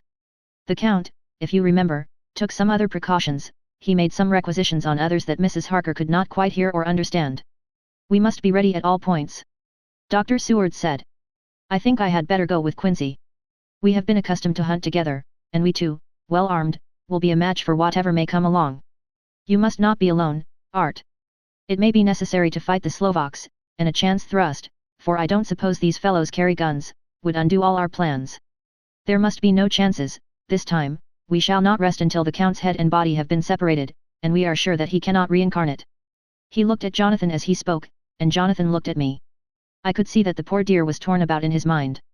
Of course he wanted to be with me, but then the boat service would, most likely, be the one which would destroy the vampire. Why did I hesitate to write the word? He was silent a while, and during his silence Dr. Van Helsing spoke. "Friend Jonathan, this is to you for twice reasons. First, because you are young and brave and can fight, and all energies may be needed at the last, and again that it is your right to destroy him, that, which has wrought such woe to you and yours. Be not afraid for Madam Mina, she will be my care, if I may. I am old. My legs are not so quick to run as once, and I am not used to ride so long or to pursue as need be, or to fight with lethal weapons. But I can be of other service, I can fight in other way. And I can die, if need be, as well as younger men. Now let me say that what I would is this, while you, my Lord Godalming and friend Jonathan go in your so swift little steamboat up the river, and whilst John and Quincy guard the bank where perchance he might be landed, I will take Madam Mina right into the heart of the enemy's country. Whilst the old fox is tied in his box, floating on the running stream whence he cannot escape to land, where he dares not raise the lid of his coffin box lest his Slovak carriers should in fear leave him to perish, we shall go in the track where Jonathan went, from Bistritz over the Borgo, and find our way to the castle of Dracula.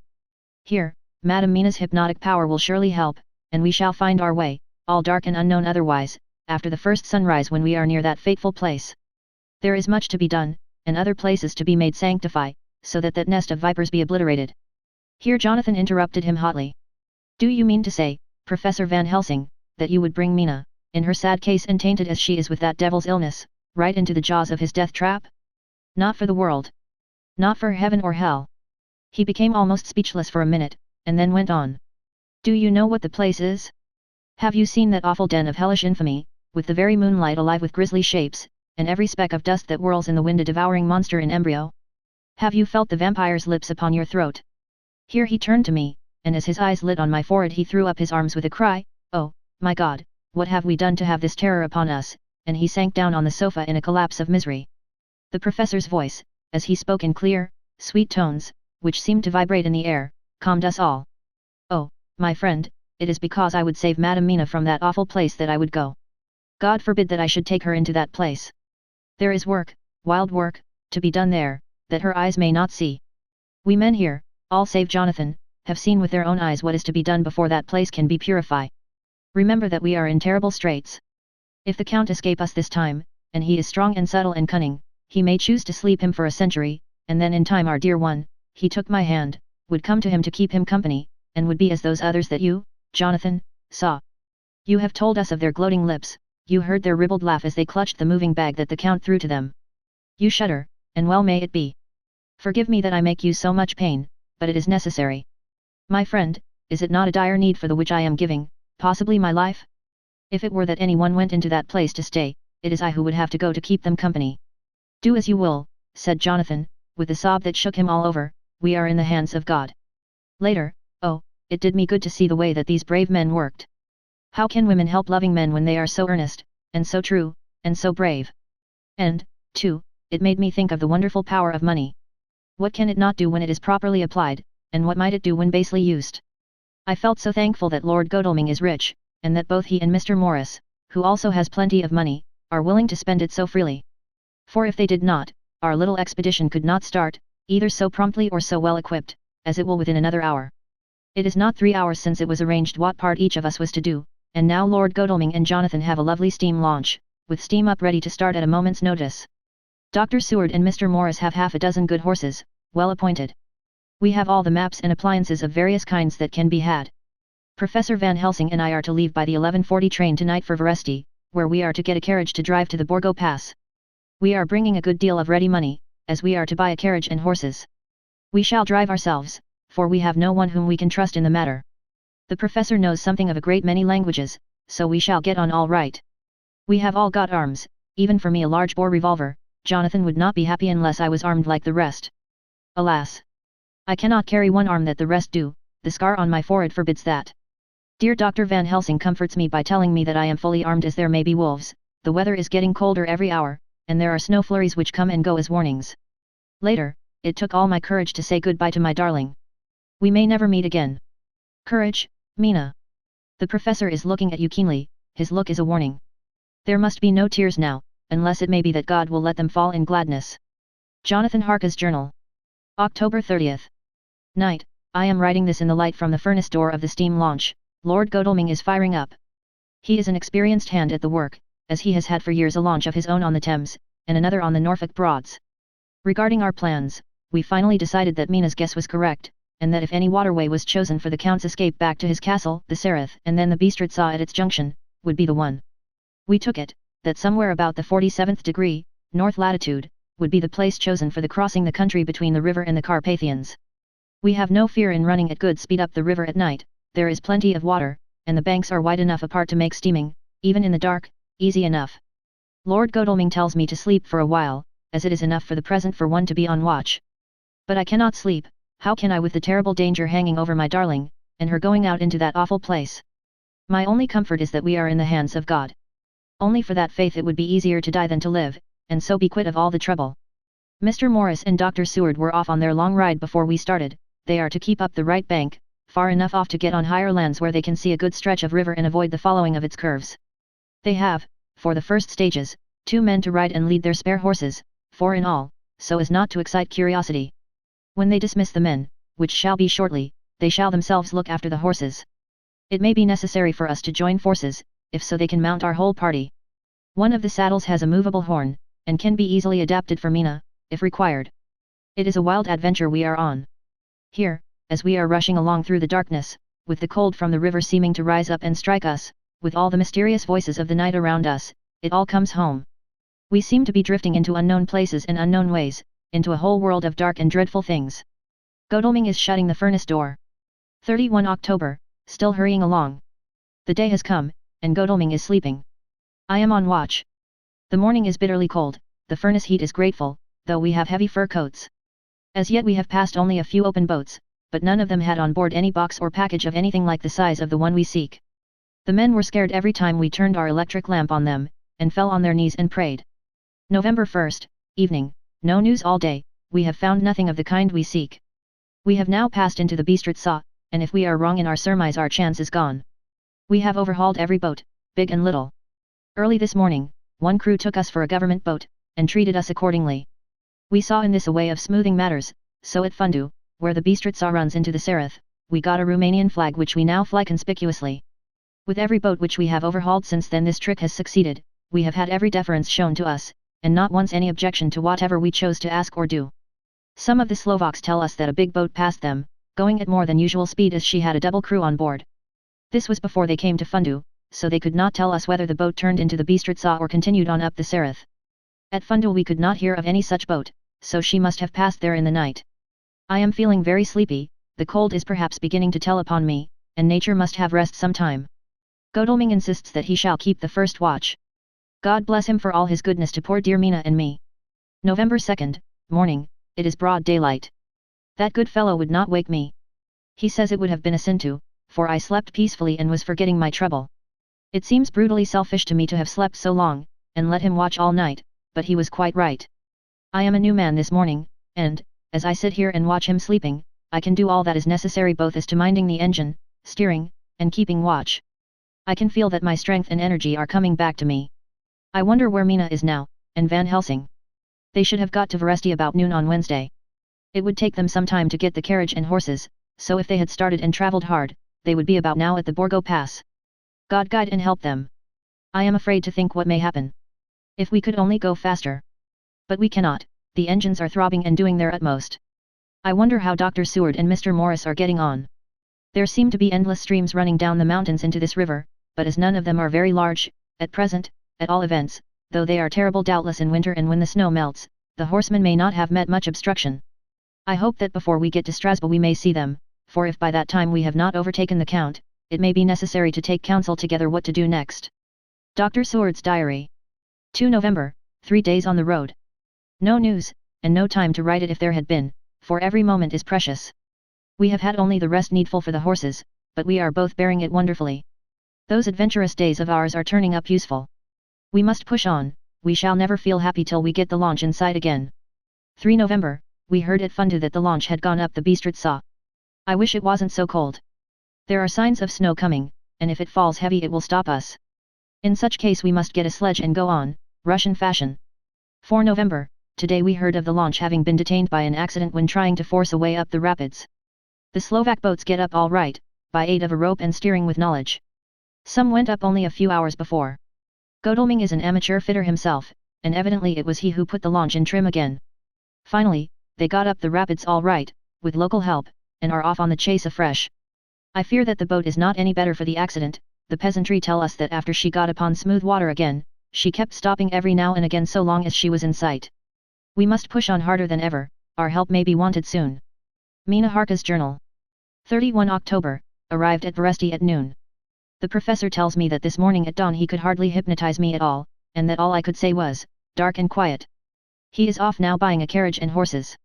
He says that he will later on try to buy additional horses, so that we may be able to change them on the way.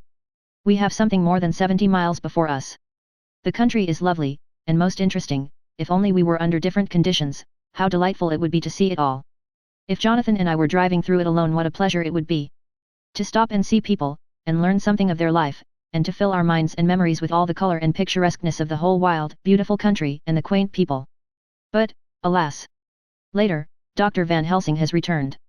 He has got the carriage and horses, we are to have some dinner, and to start in an hour. The landlady is putting us up a huge basket of provisions, it seems enough for a company of soldiers. The professor encourages her, and whispers to me that it may be a week before we can get any good food again. He has been shopping too, and has sent home such a wonderful lot of fur coats and wraps, and all sorts of warm things. There will not be any chance of our being cold. We shall soon be off. I am afraid to think what may happen to us. We are truly in the hands of God. He alone knows what may be, and I pray him, with all the strength of my sad and humble soul, that he will watch over my beloved husband, that whatever may happen, Jonathan may know that I loved him and honored him more than I can say, and that my latest and truest thought will be always for him. Chapter 27. Mina Harka's Journal. 1 November, all day long we have travelled, and at a good speed. The horses seem to know that they are being kindly treated, for they go willingly their full stage at best speed. We have now had so many changes and find the same things so constantly that we are encouraged to think that the journey will be an easy one. Dr. Van Helsing is laconic. He tells the farmers that he is hurrying to Bist Ritz, and pays them well to make the exchange of horses. We get hot soup, or coffee, or tea, and off we go. It is a lovely country, full of beauties of all imaginable kinds, and the people are brave and strong and simple, and seem full of nice qualities. They are very, very superstitious. In the first house where we stopped, when the woman who served us saw the scar on my forehead, she crossed herself and put out 2 fingers towards me, to keep off the evil eye. I believe they went to the trouble of putting an extra amount of garlic into our food, and I can't abide garlic. Ever since then I have taken care not to take off my hat or veil, and so have escaped their suspicions. We are travelling fast, and as we have no driver with us to carry tales, we go ahead of scandal, but I dare say that fear of the evil eye will follow hard behind us all the way. The professor seems tireless. All day he would not take any rest, though he made me sleep for a long spell. At sunset time he hypnotized me, and he says that I answered as usual: darkness, lapping water, and creaking wood, so our enemy is still on the river. I am afraid to think of Jonathan, but somehow I have now no fear for him, or for myself. I write this whilst we wait in a farmhouse for the horses to be got ready. Dr. Van Helsing is sleeping. Poor dear, he looks very tired and old and grey, but his mouth is set as firmly as a conqueror's. Even in his sleep he is instinct with resolution. When we have well started I must make him rest whilst I drive. I shall tell him that we have days before us, and we must not break down when most of all his strength will be needed. All is ready, we are off shortly. November 2nd, morning, I was successful, and we took turns driving all night. Now the day is on us, bright though cold. There is a strange heaviness in the air. I say heaviness for want of a better word, I mean that it oppresses us both. It is very cold, and only our warm furs keep us comfortable. At dawn Van Helsing hypnotized me. He says I answered darkness, creaking wood, and roaring water, so the river is changing as they ascend. I do hope that my darling will not run any chance of danger, more than need be, but we are in God's hands. November 2nd, night, all day long driving. The country gets wilder as we go, and the great spurs of the Carpathians, which at Veresti seemed so far from us and so low on the horizon, now seem to gather round us and tower in front. We both seem in good spirits. I think we make an effort each to cheer the other. In the doing so we cheer ourselves. Dr. Van Helsing says that by morning we shall reach the Borgo Pass. The houses are very few here now, and the professor says that the last horse we got will have to go on with us, as we may not be able to change. He got 2 in addition to the 2 we changed, so that now we have a rude 4 in hand. The dear horses are patient and good, and they give us no trouble. We are not worried with other travellers, and so even I can drive. We shall get to the pass in daylight. We do not want to arrive before. So we take it easy, and have each a long rest in turn. Oh, what will tomorrow bring to us? We go to seek the place where my poor darling suffered so much. God grant that we may be guided aright, and that he will deign to watch over my husband and those dear to us both, and who are in such deadly peril. As for me, I am not worthy in his sight. Alas!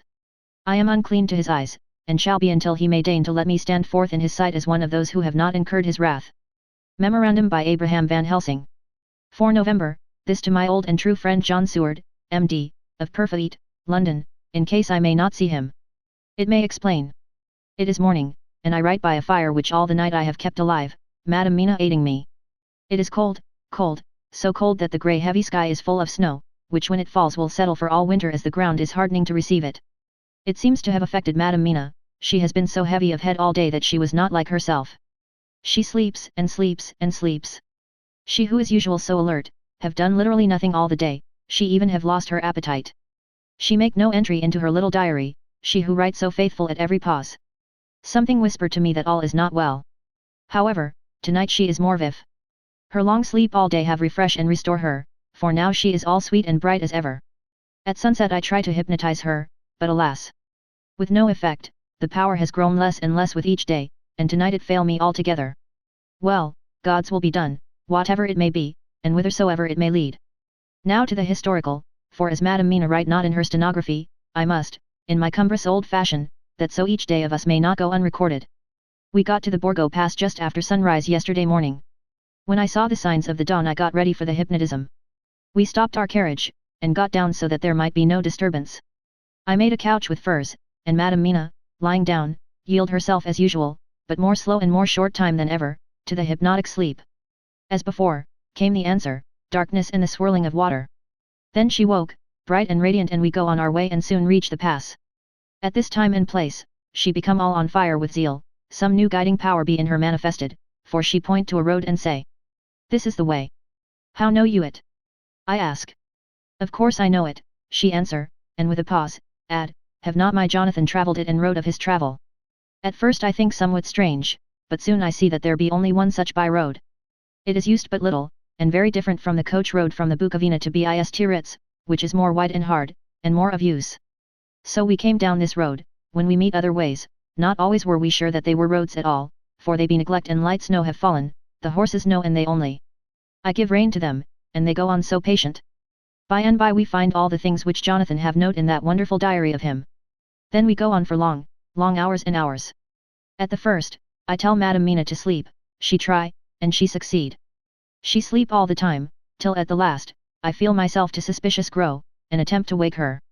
But she sleep on, and I may not wake her though I try. I do not wish to try too hard lest I harm her, for I know that she have suffer much, and sleep at times be all in all to her. I think I drowse myself, for all of sudden I feel guilt, as though I have done something. I find myself bowled up, with the reins in my hand, and the good horses go along jog, jog, just as ever.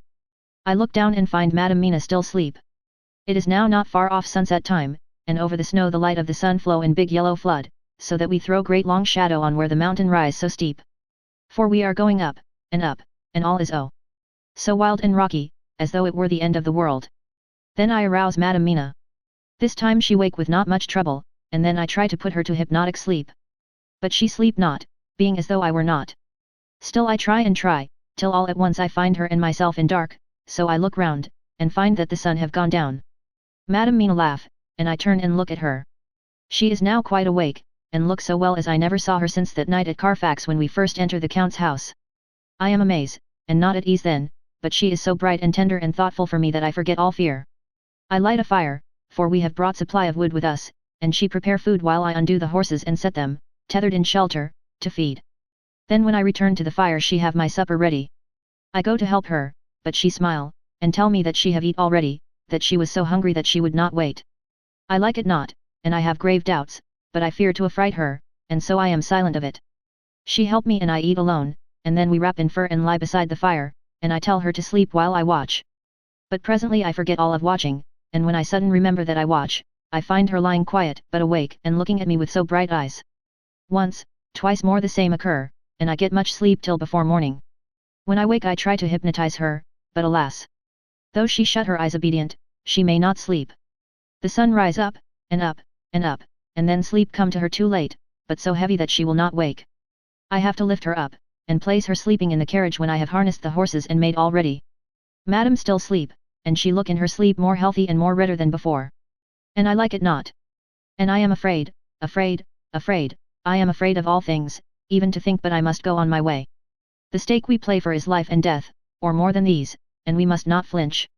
November 5th, morning, let me be accurate in everything, for though you and I have seen some strange things together, you may at the first think that I, Van Helsing, am mad, that the many horrors and the so long strain on nerves has at the last turned my brain. All yesterday we travel, ever getting closer to the mountains, and moving into a more and more wild and desert land. There are great, frowning precipices and much falling water, and nature seemed to have held some time her carnival. Madam Mina still sleep and sleep, and though I did have hunger and appeased it, I could not waken her, even for food. I began to fear that the fatal spell of the place was upon her, tainted as she is with that vampire baptism. Well, said I to myself, if it be that she sleep all the day, it shall also be that I do not sleep at night. As we travel on the rough road, for a road of an ancient and imperfect kind there was, I held down my head and slept. Again I waked with a sense of guilt and of time past, and found Madam Mina still sleeping, and the sun low down. But all was indeed changed, the frowning mountains seemed further away, and we were near the top of a steep rising hill, on summit of which was such a castle as Jonathan tell of in his diary. At once I exulted and feared, for now, for good or ill, the end was near.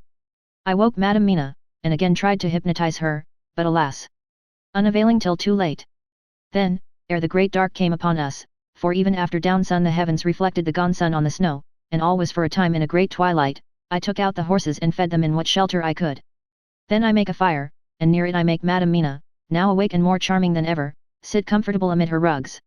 I got ready food, but she would not eat, simply saying that she had not hunger. I did not press her, knowing her unavailingness. But I myself eat, for I must needs now be strong for all. Then, with the fear on me of what might be, I drew a ring so big for her comfort, round where Madam Mina sat, and over the ring I passed some of the wafer, and I broke it fine so that all was well guarded. She sat still all the time, so still as one dead, and she grew whiter and ever whiter till the snow was not more pale, and no word she said. But when I drew near, she clung to me, and I could know that the poor soul shook her from head to feet with a tremor that was pain to feel. I said to her presently, when she had grown more quiet, "Will you not come over to the fire, for I wish to make a test of what she could." She rose obedient, but when she had made a step she stopped, and stood as one stricken. "Why not go on?" I asked. She shook her head, and, coming back, sat down in her place. Then, looking at me with open eyes, as of one waked from sleep, she said simply, "I cannot," and remained silent. I rejoiced, for I knew that what she could not, none of those that we dreaded could. Though there might be danger to her body, yet her soul was safe. Presently the horses began to scream, and tore at their tethers till I came to them and quieted them. When they did feel my hands on them, they whinnied low as in joy, and licked at my hands and were quiet for a time. Many times through the night did I come to them, till it arrived to the cold hour when all nature is at lowest, and every time my coming was with quiet of them. In the cold hour the fire began to die, and I was about stepping forth to replenish it, for now the snow came in flying sweeps and with it a chill mist. Even in the dark there was a light of some kind, as there ever is over snow, and it seemed as though the snow flurries and the wreaths of mist took shape as of women with trailing garments. All was in dead, grim silence, only that the horses whinnied and cowered, as if in terror of the worst. I began to fear, horrible fears, but then came to me the sense of safety in that ring wherein I stood. I began, too, to think that my imaginings were of the night, and the gloom, and the unrest that I have gone through, and all the terrible anxiety. It was as though my memories of all Jonathan's horrid experience were befalling me, for the snowflakes and the mist began to wheel and circle round, till I could get as though a shadowy glimpse of those women that would have kissed him. And then the horses cowered lower and lower, and moaned in terror as men do in pain. Even the madness of fright was not to them, so that they could break away. I feared for my dear Madam Mina when these weird figures drew near and circled round. I looked at her, but she sat calm, and smiled at me. When I would have stepped to the fire to replenish it, she caught me and held me back, and whispered, like a voice that one hears in a dream, so low it was. "No. No.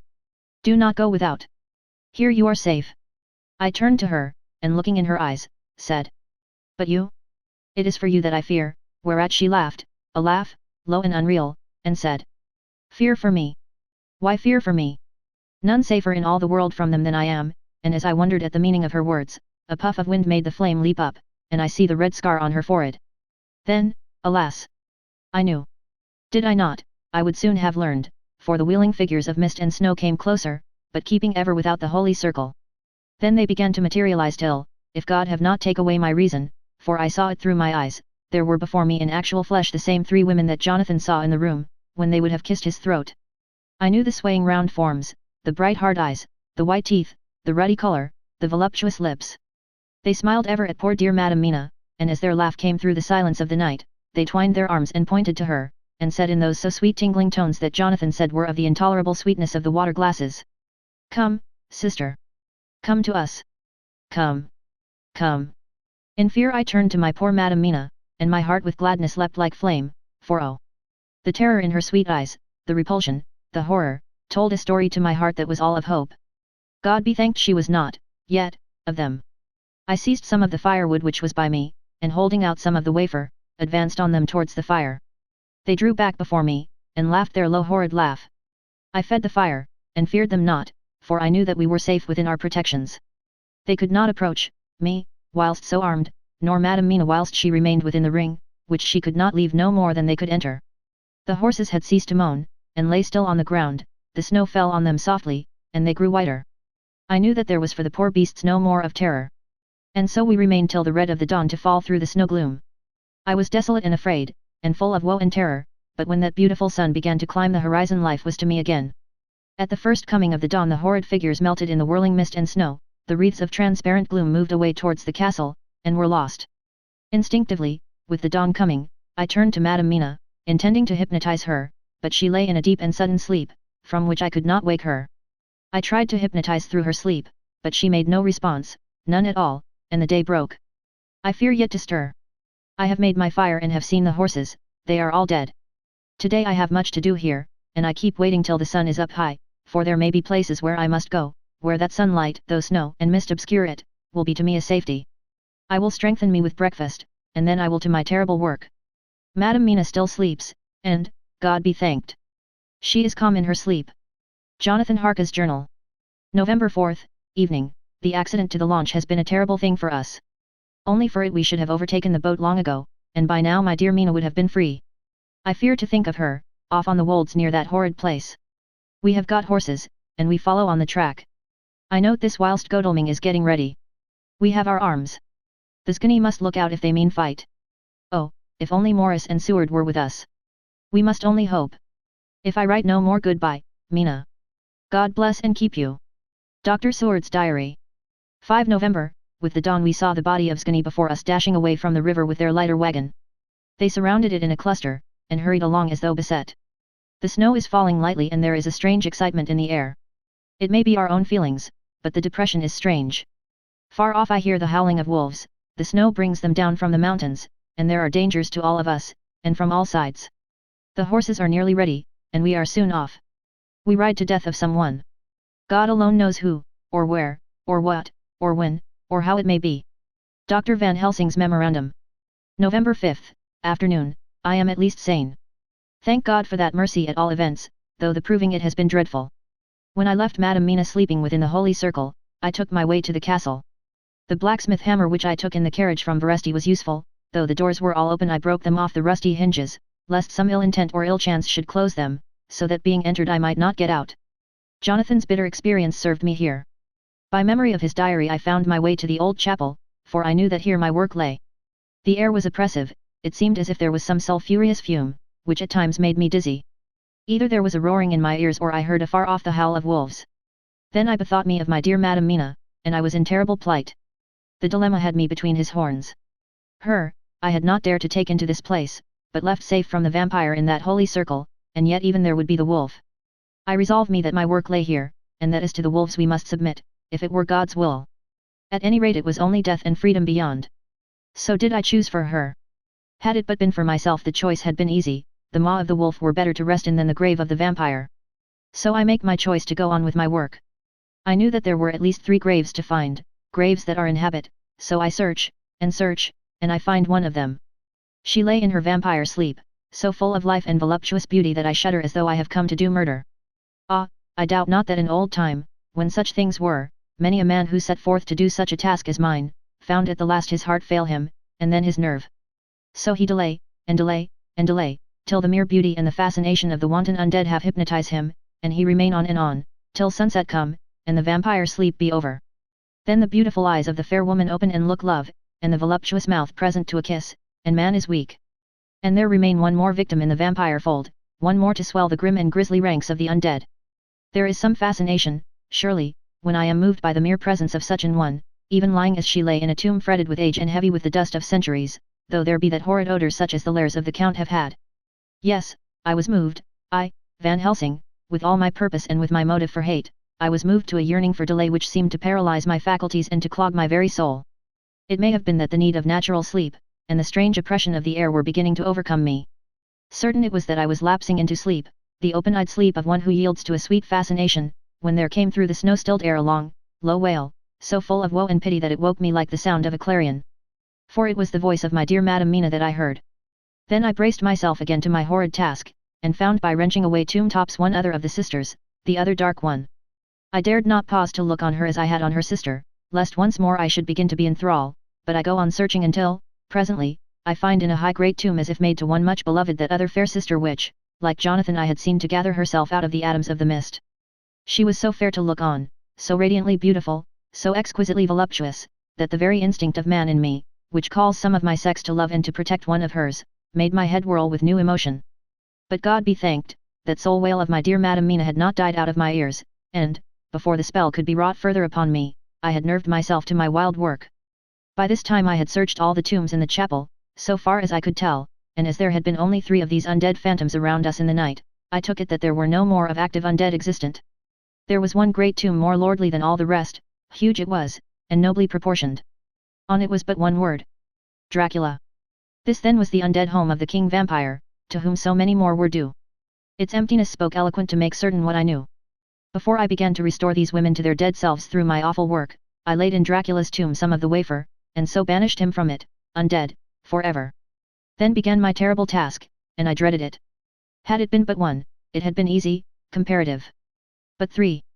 To begin twice more after I had been through a deed of horror, for if it was terrible with the sweet Miss Lucy, what would it not be with these strange ones who had survived through centuries, and who had been strengthened by the passing of the years, who would, if they could, have fought for their foul lives. Oh, my friend John, but it was butcher work. Had I not been nerved by thoughts of other dead, and of the living over whom hung such a pall of fear, I could not have gone on. I tremble and tremble even yet, though till all was over, God be thanked, my nerve did stand. Had I not seen the repose in the first place, and the gladness that stole over it just ere the final dissolution came, as realization that the soul had been won, I could not have gone further with my butchery. I could not have endured the horrid screeching as the stake drove home, the plunging of writhing form, and lips of bloody foam. I should have fled in terror and left my work undone. But it is over. And the poor souls, I can pity them now and weep, as I think of them placid each in her full sleep of death for a short moment ere fading. For, friend John, hardly had my knife severed the head of each, before the whole body began to melt away and crumble into its native dust, as though the death that should have come centuries agone had at last assert himself and say at once and loud, I am here. Before I left the castle I so fixed its entrances that never more can the count enter there undead. When I stepped into the circle where Madame Mina slept, she woke from her sleep, and, seeing me, cried out in pain that I had endured too much. Come, she said, come away from this awful place. Let us go to meet my husband who is, I know, coming towards us. She was looking thin and pale and weak, but her eyes were pure and glowed with fervor. I was glad to see her paleness and her illness, for my mind was full of the fresh horror of that ruddy vampire sleep. And so with trust and hope, and yet full of fear, we go eastward to meet our friends, and him, whom Madame Mina tell me that she know are coming to meet us. Mina Harka's Journal. 6 November, it was late in the afternoon when the professor and I took our way towards the east whence I knew Jonathan was coming. We did not go fast, though the way was steeply downhill, for we had to take heavy rugs and wraps with us. We dared not face the possibility of being left without warmth in the cold and the snow. We had to take some of our provisions, too, for we were in a perfect desolation, and, so far as we could see through the snowfall, there was not even the sign of habitation. When we had gone about a mile, I was tired with the heavy walking and sat down to rest. Then we looked back and saw where the clear line of Dracula's castle cut the sky, for we were so deep under the hill whereon it was set that the angle of perspective of the Carpathian mountains was far below it. We saw it in all its grandeur, perched 1,000 feet on the summit of a sheer precipice, and with seemingly a great gap between it and the steep of the adjacent mountain on any side. There was something wild and uncanny about the place. We could hear the distant howling of wolves. They were far off, but the sound, even though coming muffled through the deadening snowfall, was full of terror. I knew from the way Dr. Van Helsing was searching about that he was trying to seek some strategic point, where we would be less exposed in case of attack. The rough roadway still led downwards, we could trace it through the drifted snow. In a little while the professor signalled to me, so I got up and joined him. He had found a wonderful spot, a sort of natural hollow in a rock, with an entrance like a doorway between two boulders. He took me by the hand and drew me in. See, he said, here you will be in shelter, and if the wolves do come I can meet them one by one. He brought in our furs, and made a snug nest for me, and got out some provisions and forced them upon me. But I could not eat, to even try to do so was repulsive to me, and, much as I would have liked to please him, I could not bring myself to the attempt. He looked very sad, but did not reproach me. Taking his field glasses from the case, he stood on the top of the rock, and began to search the horizon. Suddenly he called out. Look! Madame Mina, look! Look! I sprang up and stood beside him on the rock. He handed me his glasses and pointed. The snow was now falling more heavily, and swirled about fiercely, for a high wind was beginning to blow. However, there were times when there were pauses between the snow flurries and I could see a long way round. From the height where we were it was possible to see a great distance, and far off, beyond the white waste of snow, I could see the river lying like a black ribbon in kinks and curls as it wound its way. Straight in front of us and not far off, in fact, so near that I wondered we had not noticed before, came a group of mounted men hurrying along. In the midst of them was a cart, a long lighter wagon which swept from side to side, like a dog's tail wagging, with each stern inequality of the road. Outlined against the snow as they were, I could see from the men's clothes that they were peasants or gypsies of some kind. On the cart was a great square chest. My heart leaped as I saw it, for I felt that the end was coming. The evening was now drawing close, and well I knew that at sunset the thing, which was till then imprisoned there, would take new freedom and could in any of many forms elude all pursuit. In fear I turned to the professor, To my consternation, however, he was not there. An instant later, I saw him below me. Round the rock he had drawn a circle, such as we had found shelter in last night.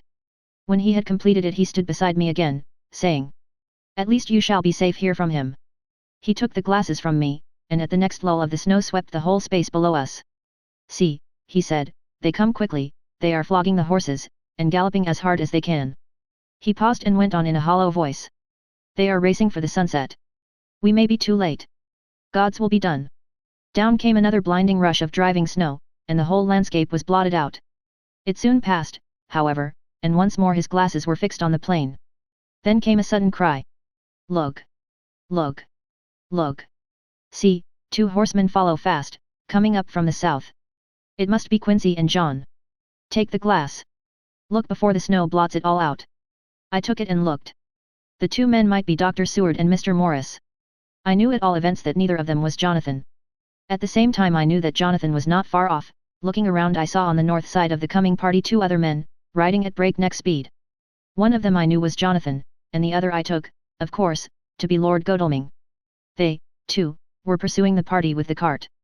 When I told the professor he shouted in glee like a schoolboy, and, after looking intently till a snowfall made sight impossible, he laid his Winchester rifle ready for use against the boulder at the opening of our shelter.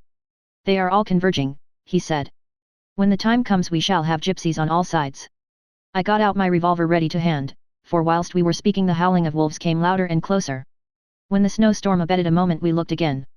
It was strange to see the snow falling in such heavy flakes close to us, and beyond, the sun shining more and more brightly as it sank down towards the far mountain tops. Sweeping the glass all around us I could see here and there dots moving singly and in 2s and 3s in larger numbers. The wolves were gathering for their prey. Every instant seemed an age whilst we waited. The wind came now in fierce bursts, and the snow was driven with fury as it swept upon us in circling eddies. At times we could not see an arm's length before us, but at others, as the hollow-sounding wind swept by us, it seemed to clear the airspace around us so that we could see afar off.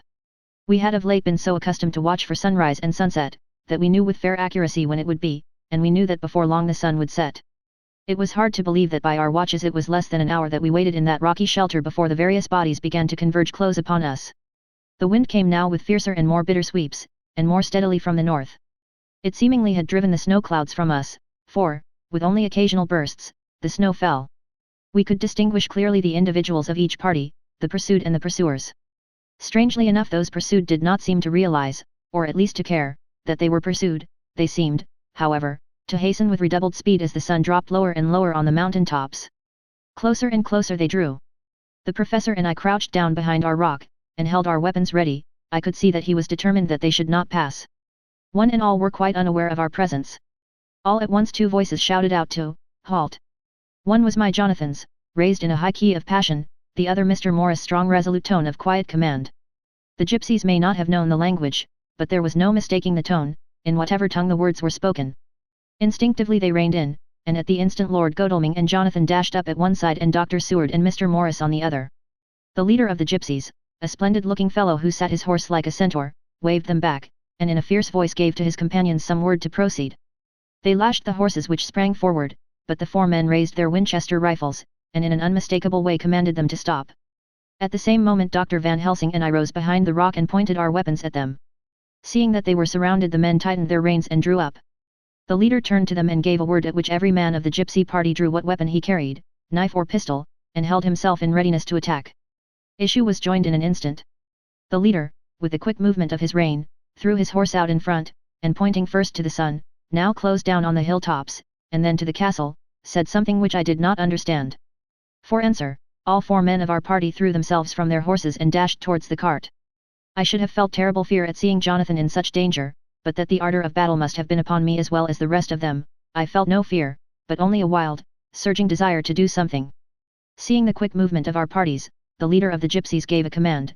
His men instantly formed round the cart in a sort of undisciplined endeavour, each one shouldering and pushing the other in his eagerness to carry out the order.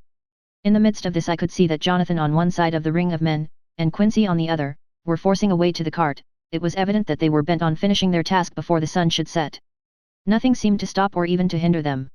Neither the levelled weapons nor the flashing knives of the gypsies in front, nor the howling of the wolves behind, appeared to even attract their attention. Jonathan's impetuosity, and the manifest singleness of his purpose, seemed to overawe those in front of him, instinctively they cowered aside and let him pass. In an instant he had jumped upon the cart, and, with a strength which seemed incredible, raised the great box, and flung it over the wheel to the ground. In the meantime, Mr. Morris had had to use force to pass through his side of the ring of Skinny. All the time I had been breathlessly watching Jonathan. I had, with the tail of my eye, seen him pressing desperately forward, and had seen the knives of the gypsies flash as he won away through them, and they cut at him. He had parried with his great bowie knife, and at first I thought that he too had come through in safety, but as he sprang beside Jonathan, who had by now jumped from the cart, I could see that with his left hand he was clutching at his side, and that the blood was spurting through his fingers. He did not delay notwithstanding this, for as Jonathan, with desperate energy, attacked one end of the chest, attempting to prise off the lid with his great kukri knife, he attacked the other frantically with his bowie. Under the efforts of both men the lid began to yield, the nails drew with a quick screeching sound, and the top of the box was thrown back. By this time the gypsies, seeing themselves covered by the Winchesters, and at the mercy of Lord Godalming and Dr. Seward, had given in and made no resistance. The sun was almost down on the mountain tops, and the shadows of the whole group fell long upon the snow. I saw the Count lying within the box upon the earth, some of which the root falling from the cart had scattered over him. He was deathly pale, just like a waxen image, and the red eyes glared with the horrible vindictive look which I knew too well. As I looked, the eyes saw the sinking sun, and the look of hate in them turned to triumph. But, on the instant, came the sweep and flash of Jonathan's great knife. I shrieked as I saw it shear through the throat, whilst at the same moment Mr. Morris's bowie knife plunged into the heart. It was like a miracle, but before our very eyes, and almost in the drawing of a breath, the whole body crumbled into dust and passed from our sight. I shall be glad as long as I live that even in that moment of final dissolution, there was in the face a look of peace, such as I never could have imagined might have rested there. The castle of Dracula now stood out against the red sky, and every stone of its broken battlements was articulated against the light of the setting sun. The gypsies, taking us as in some way the cause of the extraordinary disappearance of the dead man, turned, without a word, and rode away as if for their lives. Those who were unmounted jumped upon the lighter wagon and shouted to the horsemen not to desert them. The wolves, which had withdrawn to a safe distance, followed in their wake, leaving us alone. Mr. Morris, who had sunk to the ground, leaned on his elbow, holding his hand pressed to his side, the blood still gushed through his fingers. I flew to him, for the holy circle did not now keep me back, so did the two doctors. Jonathan knelt behind him and the wounded man laid back his head on his shoulder. With a sigh he took, with a feeble effort, my hand in that of his own which was unstained. He must have seen the anguish of my heart in my face, for he smiled at me and said, "I am only too happy to have been of any service." "Oh, God," he cried suddenly, struggling up to a sitting posture and pointing to me, "it was worth for this to die. Look! Look!" The sun was now right down upon the mountain top, and the red gleams fell upon my face, so that it was bathed in rosy light. With one impulse the men sank on their knees and a deep and earnest amen broke from all as their eyes followed the pointing of his finger. The dying man spoke. "Now God be thanked that all has not been in vain. See! The snow is not more stainless than her forehead. The curse has passed away. And, to our bitter grief, with a smile and in silence, he died, a gallant gentleman." Note: 7 years ago we all went through the flames, and the happiness of some of us since then is, we think, well worth the pain we endured. It is an added joy to Mina and to me that our boy's birthday is the same day as that on which Quincy Morris died. His mother holds, I know, the secret belief that some of our brave friend's spirit has passed into him. His bundle of names links all our little band of men together, but we call him Quincy. In the summer of this year we made a journey to Transylvania, and went over the old ground which was, and is, to us so full of vivid and terrible memories. It was almost impossible to believe that the things which we had seen with our own eyes and heard with our own ears were living truths. Every trace of all that had been was blotted out. The castle stood as before, reared high above a waste of desolation. When we got home we were talking of the old time, which we could all look back on without despair, for Godalming and Seward are both happily married. I took the papers from the safe where they had been ever since our return so long ago. We were struck with the fact, that in all the mass of material of which the record is composed, there is hardly one authentic document, nothing but a mass of typewriting, except the later notebooks of Mina and Seward and myself, and Van Helsing's memorandum. We could hardly ask anyone, even did we wish to accept these as proofs of so wild a story. Van Helsing summed it all up as he said, with our boy on his knee. "We want no proofs, we ask none to believe us. This boy will some day know what a brave and gallant woman his mother is. Already he knows her sweetness and loving care, later on he will understand how some men so loved her, that they did dare much for her sake." Jonathan Harker. The End.